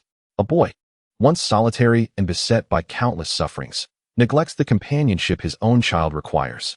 Despite harboring boundless affection, he struggles to convey it. A seasoned ninja, who forged a new world, is berated by his offspring as a failure. A man who nurtured both the fourth and seventh Hokage, a direct disciple of the third, and mentored 3 renowned students, finds himself, 20 years later, forgotten. Not even a single ninja attends to pay their respects. A boy who became the strongest in the ninja world at 16, now portrayed in his 30s as inferior to an elementary school student in a ninja academy. A man who believes that diligence and perseverance define a true ninja finds himself confronted with the irony of his own child resorting to deceit. In a ninja world that ignores the principles of physics, the emergence of cyborgs is astonishing. The meticulously crafted character of Orochimaru, a scientist and philosopher, raises the question of whether he would create his own offspring, even as the later chapters of Naruto witness AB liberating himself completely. It pales in comparison to the utter destruction wrought by Boruto. Indeed, Boruto serves as a bane to the legacy of Naruto, particularly the television adaptation, which seems to mock the cherished series in my heart. Imagine, one day, if Orochimaru inadvertently resurrects Uchiha Madara during an experiment. Upon awakening, Madara might shatter his coffin and roar in indignation, questioning who dared to summon him, seeking the honor of being called the strongest. Orochimaru, cautiously standing by, would whisper an apology, explaining that this was merely an accident. At that moment, Madara would reminisce about his last conversation with his dear friend Hashirama Senju before his demise. Inquiring about the current state of the world, Orochimaru would recount the events of Boruto in their entirety. Madara, reflecting thoughtfully, would seem rather impressed, as if he were adept at the intricate rhythms of the taiko drum. Just then, the writers of the Boruto television series would pass by, casting a cold glance at him. Madara's instincts would warn him of impending danger, sending a chill down his spine, prompting him to retreat to his chamber. Upon noticing the computer in Orochimaru's room, Madara would take a moment to familiarize himself with its functions, eagerly clicking on the Boruto animation to witness the antics of Naruto and Sasuke. When encountering Boruto, the audacity of this 25-year-old would elicit genuine amusement from Madara. However, upon reaching episode 65, a sense of foreboding would wash over him, as he recognized the unwavering strength of these two friends. Amidst his laughter, Madara would occasionally mutter remarks, such as the diminishing prowess of the young Inoki. When he witnessed Sasuke employing the Uchiha secret technique known as the embrace of love, Madara would bow his proud head, tears dampening the surface of the computer. He would come to realize that the era of the ninja world has changed, and he would finally understand the cold gaze he had felt earlier. It remains uncertain whether his tears were shed for the child resembling Izuna who endured bullying, for the disappointing legacy of the Uchiha clan, or perhaps an ominous premonition of what might transpire upon his resurrection. The once arrogant Uchiha Madara would return to his coffin, once again sealing his fate through the technique of impure world reincarnation. Hashirama, do you see this? The future you entrusted to Naruto is merely this. Such a statement embodies a profound irony. The following day, Orochimaru unwittingly resurrects Hashirama Senju. Upon awakening, Hashirama would gaze upon Orochimaru, questioning, "Has my dear brother Madara returned to stir trouble once more?" Orochimaru, cautiously prostrating himself, would explain, "Oh, first Hokage, this truly was an accident. I was merely experimenting for amusement and inadvertently summoned you." "Not to worry," Hashirama would respond, "just send me back." But wait, what has become of Konoha? Orochimaru, fearful of inciting the wrath of the god of ninjas should he reveal the current state of affairs, would hesitate. "First Hokage, I have a computer in my room, and I've subscribed to an online service. Perhaps you would like to take a look?" With a smile gracing his face, Hashirama would enter the room. "As I walked and spoke, I mused. Naruto should be faring quite well. I see great potential in him. And Sasuke must have become more obedient too. However, as Hashirama watched several episodes of Boruto, the smile on his face gradually faded. Good grief. Naruto, you incompetent fool. You can't even handle being Hokage. Learn from me. Stabilizing a chaotic world from scratch is not as exhausting as your current predicament. Boruto, you little pencil. What on earth is wrong with you, Sasuke? You have wasted my expectations. Hashirama's continuous tirades echoed through the courtyard, causing the very buildings to tremble under the force of his unleashed chakra. I endured. I continued to endure, believing that things would eventually improve. At that moment, Hashirama clicked on episode 65 of Boruto. Oh my, impressive. This collaboration was truly remarkable. I didn't expect you to perform so well. You have not disappointed me. Surely Boruto, this little pencil, should have learned some sense by now.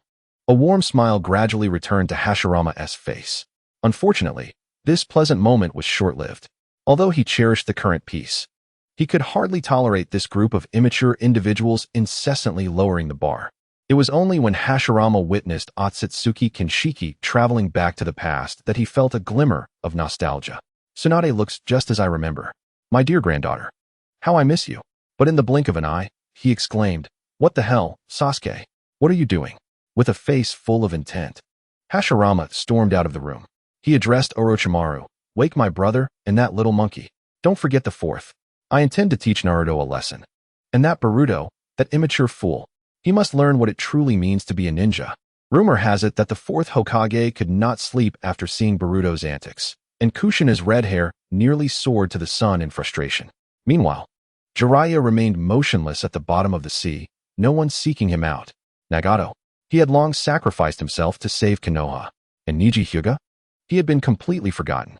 In the realm of youthful, spirited manga, the greatest tragedy is not merely the demise of pivotal characters. The physical death often leads to the spiritual legacy being passed on, as seen with Jiraiya and Minato. In my view, the most sorrowful fate is the extinguishing of youthful fervor. As one ages and accumulates life experiences, the world gradually wears away one's edges. The once solitary youth, standing boldly against the crowd, shouting passionately, relentlessly pursuing dreams, now finds their spirit etched with wrinkles. The face that once laughed freely had bravely confronted formidable foes like Zabuza, Gaara, Nagato, the Akatsuki, and Kaguya. Yet, now, the once vibrant youth who stood proudly atop Gamabunta, enveloped in golden light, is crushed under the weight of work and pressure. Unable to lift their head. What a profound tragedy this is. Jokingly, it seems as though a young hero has been forcefully shoved into an office. What should have been a peaceful and harmonious ninja world, where one could savor life, has instead become a dystopian existence, a mere shell of one's former self. Smiles can only be forced, painfully extracted from within. Shortly after Wang Yu conversed with Kekkei and Nai, Minato returned, while Mikoto had gone out to carry out a mission. To avoid being forced into an uncomfortable situation, Wang Yu promptly retreated to his usual training spot.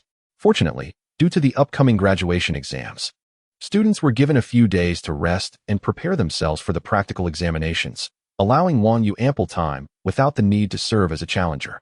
In the familiar training ground near the End Valley, he engaged in an intense session of training. Before long, noon arrived.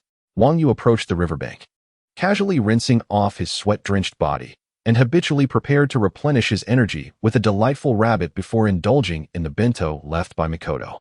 At that moment, a figure approached him, and Wang Yu was taken aback, unusually refraining from rushing to embrace Mikoto. Mikoto, how did you get here? He inquired. Of course. I sneaked up on you when you weren't paying attention. Kekkei and Nai replied with a playful smile, extending her hand and waving it in the air. Clutched in her small hand was a bento of ordinary size. I was worried you weren't eating well, so I brought you a heartfelt lunch. Gazing at the visage of Uchiha Mikoto, Wang Yu instinctively displayed a warm smile, though a fleeting glimmer of ruthlessness flickered in his eyes. Uchiha Mikoto, grinning, approached him while holding the bento. One of Wang Yu's hands reached out to catch the bento, while the other discreetly formed a hand seal behind his back. Just as Uchiha Mikoto arrived beside him with the bento, it was suddenly flung open, revealing a flash of cold steel that instantly pierced Wang Yu's body.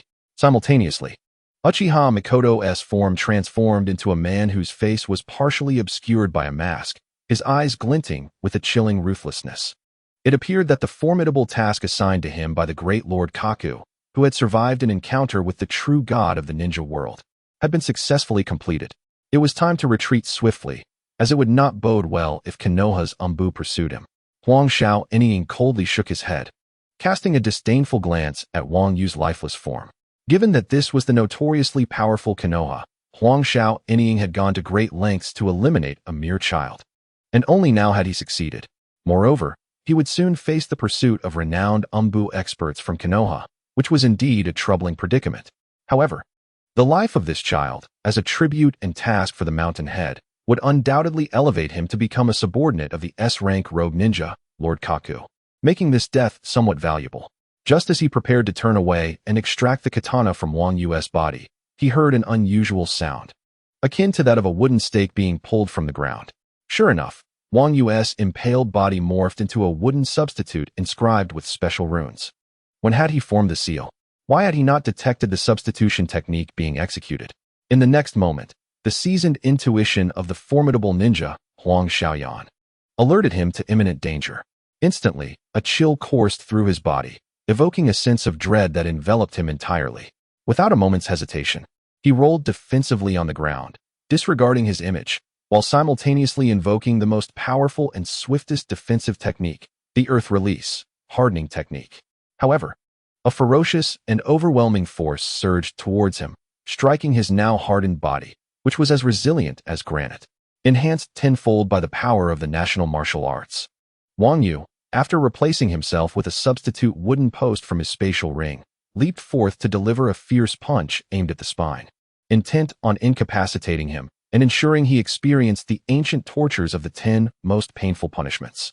Faced with an assassin sent to eliminate him, he initially entertained the notion of toying with his opponent.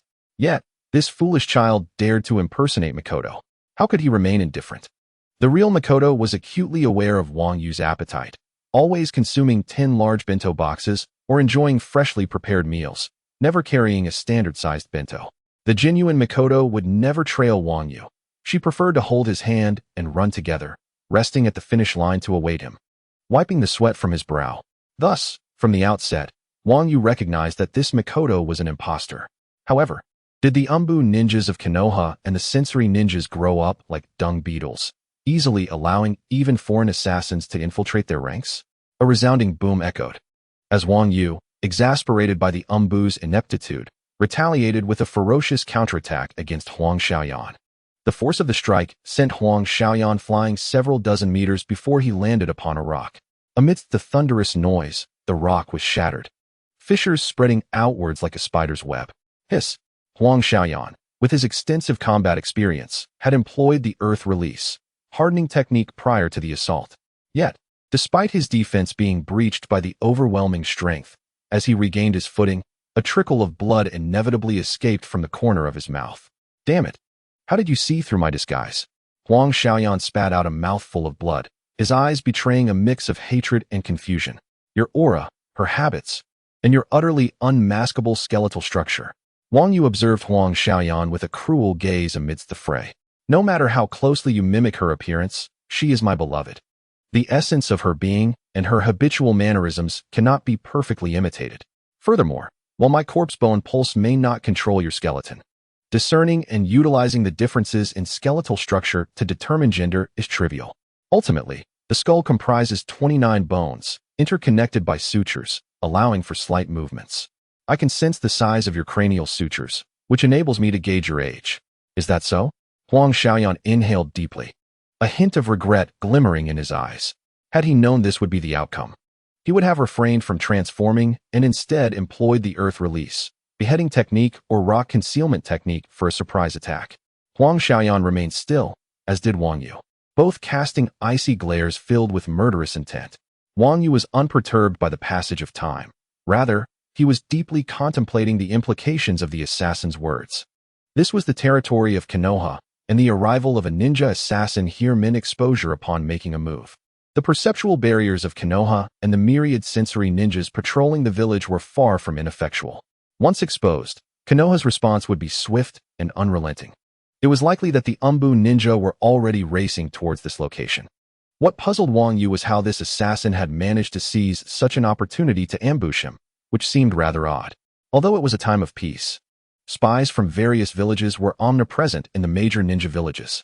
Konoha was rife with spies from other villages, just as other villages harbored Konoha's own spies. However, spies and assassins were distinctly different. Spies typically did not engage in assassination missions. Their role was primarily to gather intelligence, making them easier to infiltrate yet difficult to detect. Konoha, being the most resource-rich and geographically advantageous of the great ninja villages, could easily harbor numerous spies without arousing suspicion. Yet, the infiltration of an assassin to the extent of reaching Wang Yu's presence without detection was simply unacceptable. Undoubtedly, the issue lay not solely with the assassin, but also within Konoha itself. Was it Danzo? Or perhaps the Uchiha clan, who was coordinating with Kakuya, who was battling Hashirama 800 miles away, to enable Huang Xiaoyan to infiltrate? Kakuya, a veteran elite ninja and an S-rank rogue, would find it exceedingly difficult to penetrate Konoha.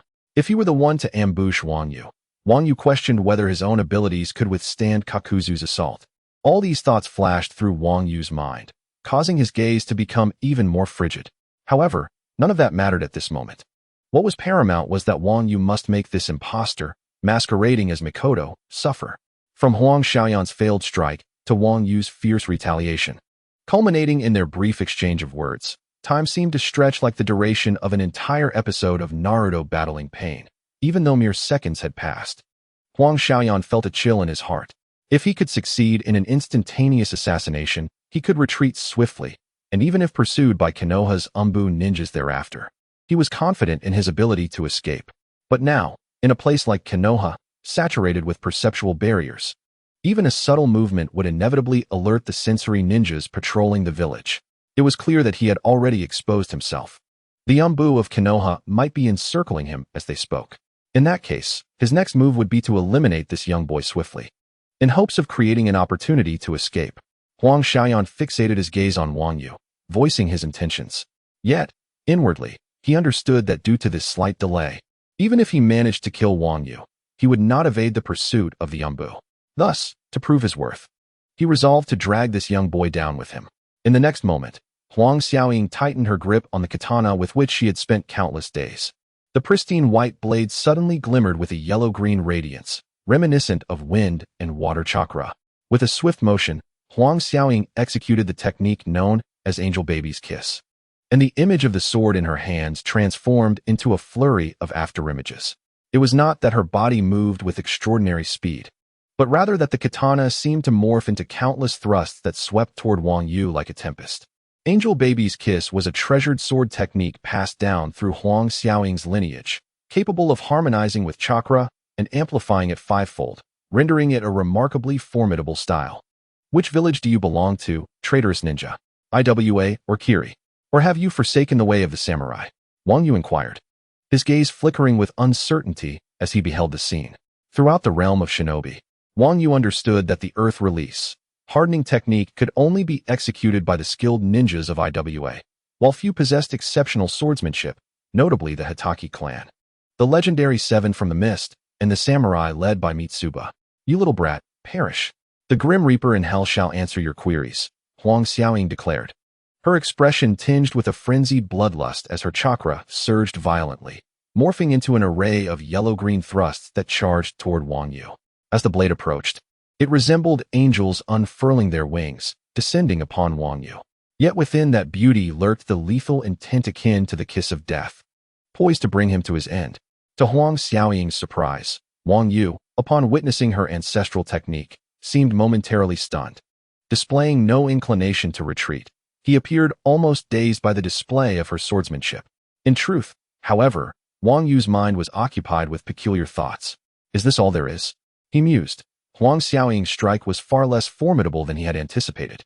His excessive caution stemmed from his extensive knowledge of the ninja world, where he often associated lesser-known, yet seemingly impressive characters with minor bosses. Yet, the truly formidable beings would never personally descend to eliminate him. Even those of Mitsuba's caliber or the elite of the mist would not undertake such a venture. Moreover, the samurai led by Mitsuba had long maintained a neutral stance, and the internal strife within the mist village made it implausible for them to target Wang Yu. even if they did attempt an assassination. Escaping the land of fire while evading Konoha's pursuit would be an insurmountable challenge. The strong do not typically risk their lives to eliminate the weak.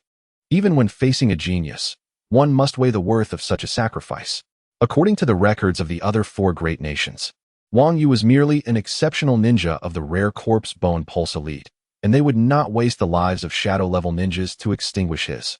The individual before Wang Yu was, at best, an elite jonin. Though her technique appeared exquisite and dazzling, connected as it was to Huang Xiaoying's lineage, it could only be considered a high-level B-rank jutsu at the hands of an elite jonin. Is there any need to dodge? Wang Yu thought. Avoid. Not a chance. I will counter.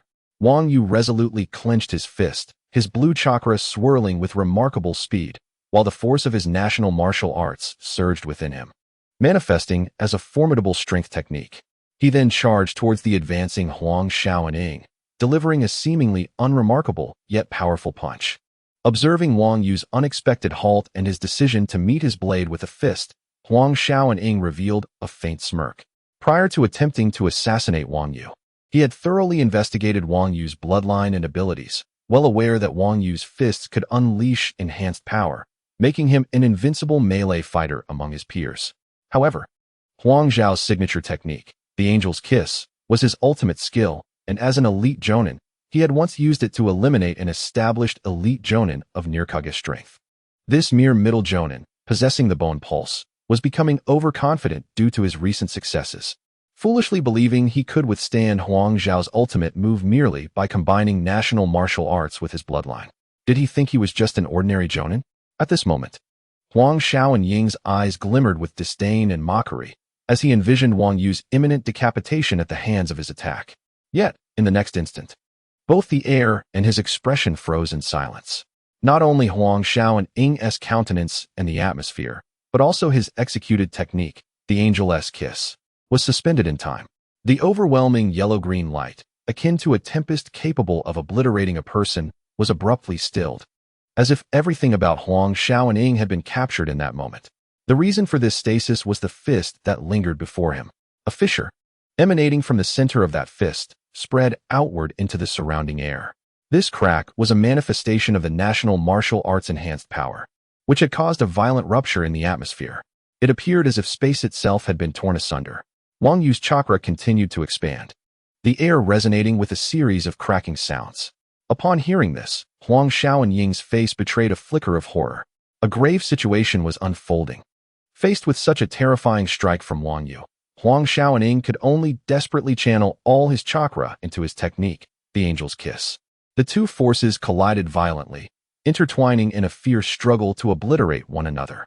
Yet, Huang Xiaoying's blade remained stubbornly halted 1 meter from Wang Yu's fist, unable to advance even a fraction.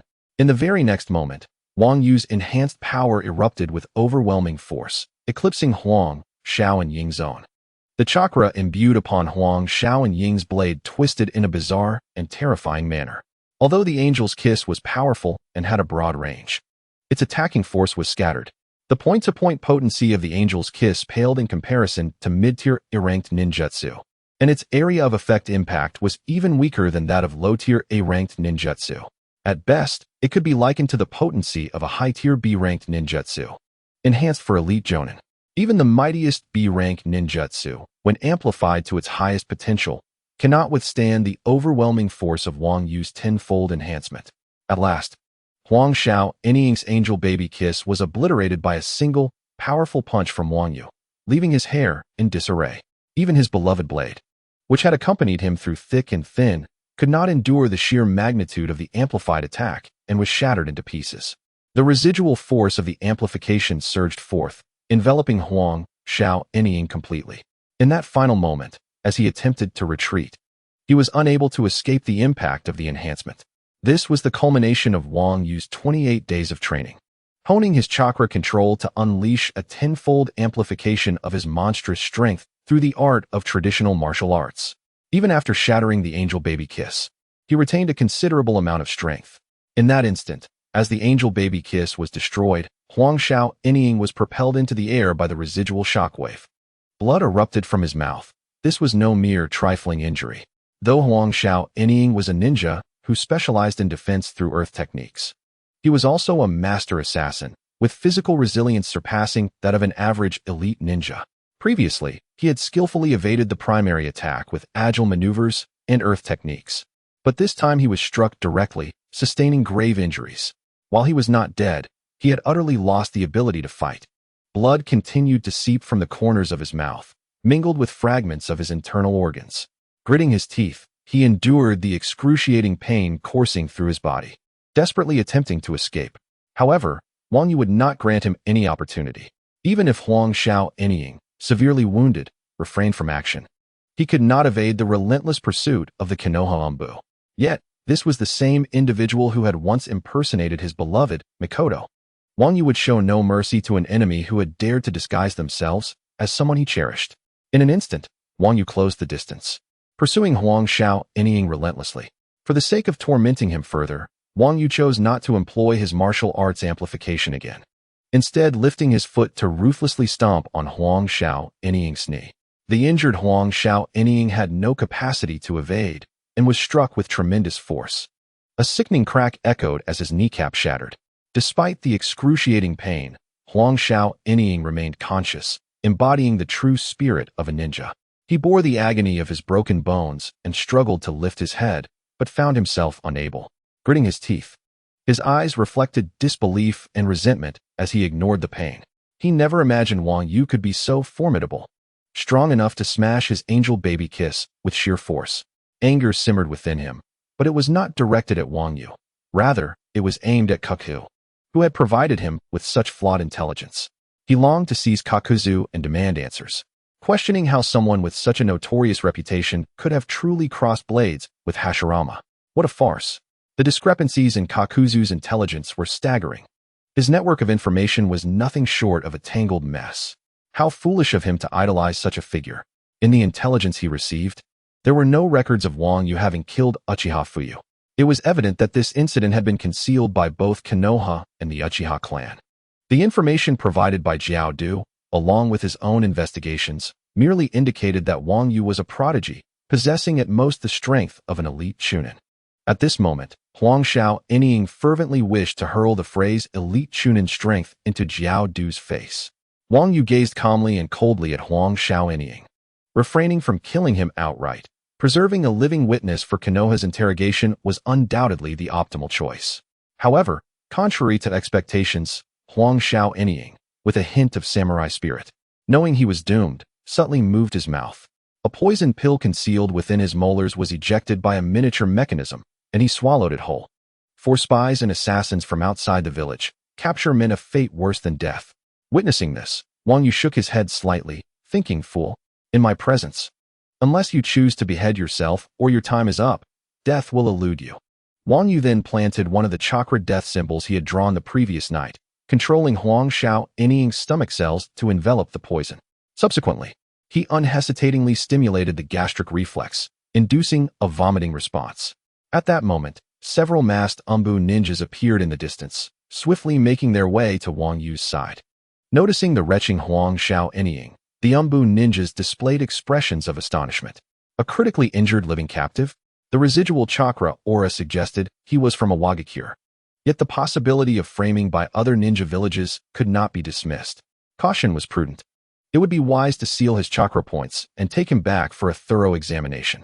The Konoha Anbu exchanged glances and briefly conferred.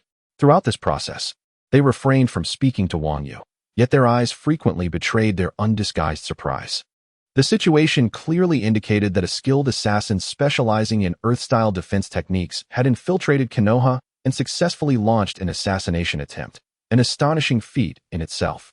Even more incredible was the fact that Wang Yu had not only survived the attempt, but had also captured the assassin alive. What was truly unbelievable was that Wang Yu appeared to be entirely unharmed. Was this the prowess of a genius ninja surpassing even Kakashi? The Anbu ninjas pondered.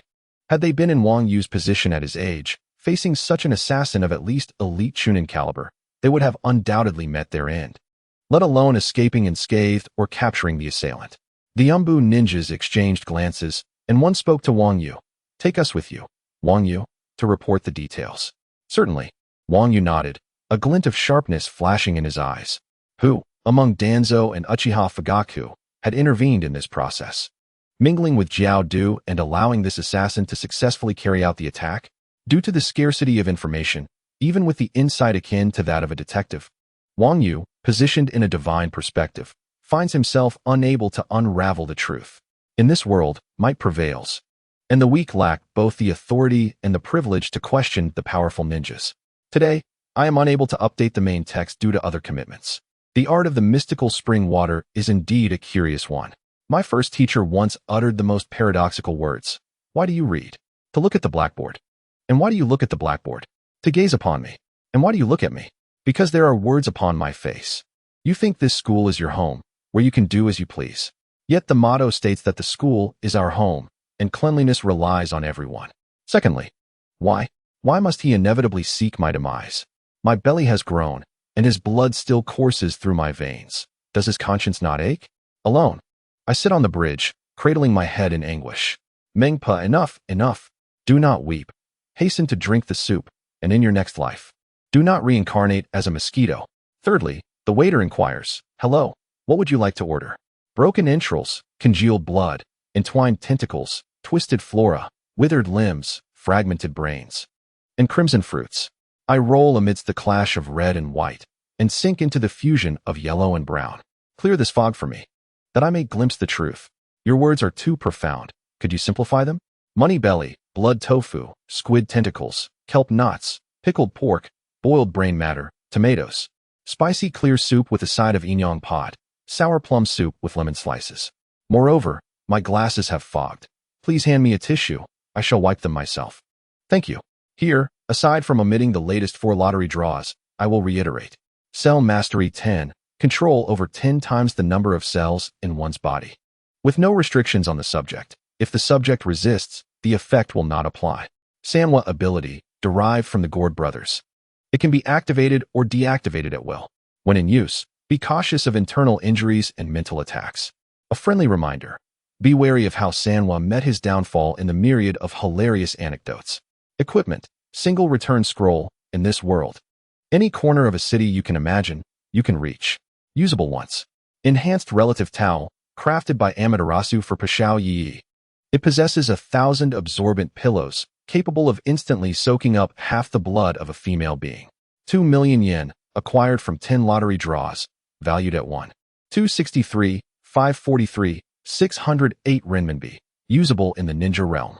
2 sets of white suits, obtained from 2 lottery draws. Wearing it makes you a person of success, increasing the favorability of upright individuals towards you. 5 sets of women-esque clothing from the ninja realm, acquired from 5 lottery draws. What are you staring at?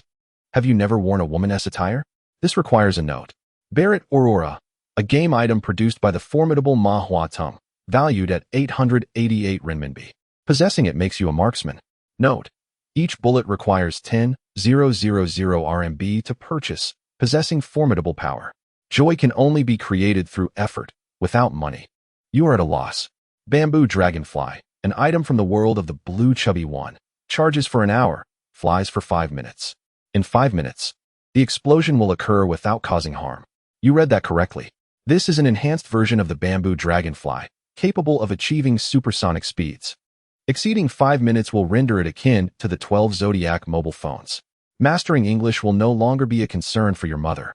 It is essential to understand that the English language is not solely about vulgar expressions. With a single pass, you acquire a residence, becoming a legitimate citizen of one of the 5 hidden villages. The character card for a balanced Captain America. Grant me 3 minutes, and I shall effortlessly embrace femininity. Apologies.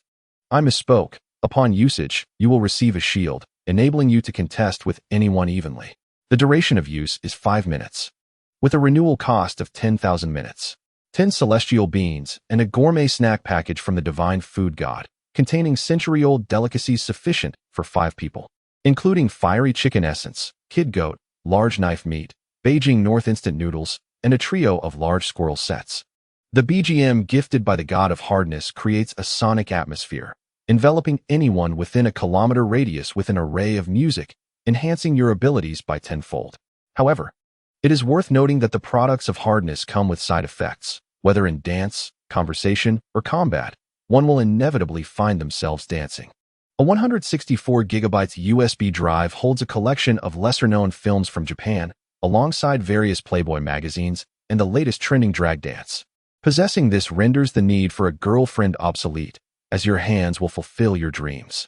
120,000 yen. Remember, for the spinning top. Your money becomes my money. Have you yet to use the Barrett Aurora? Recharge to transform into a sharpshooter. The spatial ring once worn by the goddess of fate increases your luck slightly, containing 100 cubic meters of space, suitable for habitation. After marrying an Eastern deity, the goddess of luck exchanged for a ring of considerable size, with this smaller version placed by an unknown creator in the system's roulette, awaiting the host's fortune to manifest. 500,000 yuan for the demon wings. In truth, every item previously mentioned, aside from clothing and currency, possesses its own unique purpose. As Wang Yu and the Umbu ninja journeyed to report back to the Umbu base, their pace slowed due to an additional captive. Wang Yu had time to reflect on the outcomes of 4 draws accumulated over the past 28 days. The first was the already utilized Death Symbol Chakra Experience version, modified by Kekkei, the founder of the Exploding Sky Gang, a being of ancient power who embodies the principles of the universe. Upon this chakra-infused death symbol, the ultimate power of the sanctified Kekkei is attached, compelling even the Sage of Six Paths in the ninja realm to kneel and sing of submission. The experience version is complementary. Subsequent uses require a fee of 1 trillion yuan. The chakra version of the life and death talisman activates according to the host's will. Once it begins, its intensity escalates minute by minute, with an unbearable itch and excruciating pain intensifying for a full 81 minutes, before gradually subsiding, only to rise again after another 81 minutes, creating an endless cycle of torment. A junior high student afflicted by this talisman would feel an increasing itch on the skin, which eventually penetrates deeply, reaching even the vital organs. Even those who have attained the power of the 6 paths cannot endure such agonizing suffering. It is a plight from which escape is impossible, leading one to wish for death instead. The second item is the Blue Fatty's Anywhere door. It offers a complimentary experience once. Subsequent uses require a renewal fee of 100 million yuan for a single journey. As long as one possesses coordinates, they can travel to any universe and return at will. Of course, random teleportation is also an option. 100 million is for a one-way ticket, with no limit on the number of passengers.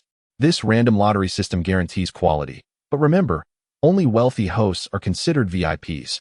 Without funds, one is left powerless. The third offering is a permanent ability, the League of Legends teleportation technique. Note that it allows one to teleport to a location of their own minions or defensive towers.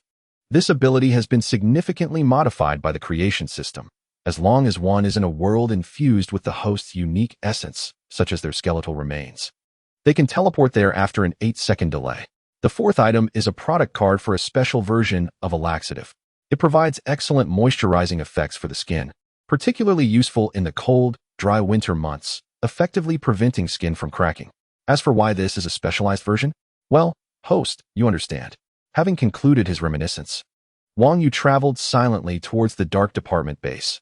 Even though he had grown accustomed to the random lottery system's erratic behavior, he still felt compelled to grumble, though he was at a loss as to where to begin. 3 hours later, in the Hokage's office, Sarutobi Hiruzen gazed gravely at a document before him. This was a report derived from a special type of ninja in the dark department, who, using secret techniques, extracted memories from Huang Xiaoying's brain. Concurrently, some information was gathered from the corpse of Huang Xiaoying, who had inexplicably committed suicide. Why, despite having captured him, did the Hyuga clan's dark department ninjas seal all his chakra points, leading him to ultimately succumb to an uncontrollable itch that drove him to take his own life? Moreover, his targets were Wang Yu and Kushina Uzumaki, which raised further questions. Sarutobi narrowed his eyes, a sharp glint flashing within. Could it be that the individual who issued the mission was manipulating this assassin with some bizarre secret technique? Yet, even among our former allies, the ninjas of the Land of Whirlpools do not possess such abilities. Furthermore, the incident in which Wang Yu killed Feng Yu has been concealed from outsiders. But his reputation as a prodigy in the Ninja Academy, where he became a substitute teacher, certainly warranted an assassination effort. However, Kushina's involvement was puzzling. The special type of ninja from the dark department had extracted significant information from Huang Xiaoying's brain. Among this was not only Huang Xiaoying's target, Wang Yu, but also another individual, the Nine-Tails Jinchuriki, Kushina. Is it possible that another ninja village or an unknown force has uncovered Kushina's identity? This seems plausible. A voice responded nearby. The person who appeared beside Sarutobi Hiruzen was none other than Nara Shikaku. Rokuhisa. Who do you think possesses the arcane arts capable of rendering an assassin so incapacitated that they cannot utter a word, even resorting to self-inflicted demise by biting their own tongue? Sarutobi Hiruzen inquired solemnly. I cannot say for certain, but one must assume that those who wield such perilous forbidden techniques are not mere nobodies, Nara Rokuhisa replied, shaking his head. However, the fact that the faction behind this mission sent assassins targeting Kushina and Wang Yu, yet refrained from taking direct action, suggests their strength is not as formidable as it may appear. Given that Uzumaki Kushina is the current Jinchuriki of the Nine-Tails, very few in Konoha are privy to this information. Nevertheless, this does not guarantee that spies from other shinobi villages will not speculate based on available intelligence. Both of us believe that this faction is only bold enough to employ assassins while remaining hidden, akin to rats scurrying in the sewers. In a shadowy corner of the hidden mist village, if the resurrected Uchiha Obito were to discover he had been likened to a rat in the gutter, he would likely be infuriated. After a moment of contemplation, Sarutobi Hiruzen suddenly inquired, what of Wang Yu and Kakashi? Are they unharmed? They are both well. Nara Rokuhisa smiled softly and continued, Kakashi has been training independently since his early graduation, and you have occasionally monitored him through your telescope technique. So you are aware of his commendable progress. As for Wang Yu, though you have paid him less attention, I trust you are aware of his exceptional talent and remarkable maturity, akin to that of the late Minato Namikaze, demonstrating an extraordinary level of self-discipline. Indeed, Sarutobi Hiruzen nodded. Do you think Wang Yu is ready to become a full-fledged Umbu member? Regarding that, I would recommend further evaluation. Nara Rokuhisa hesitated slightly and explained.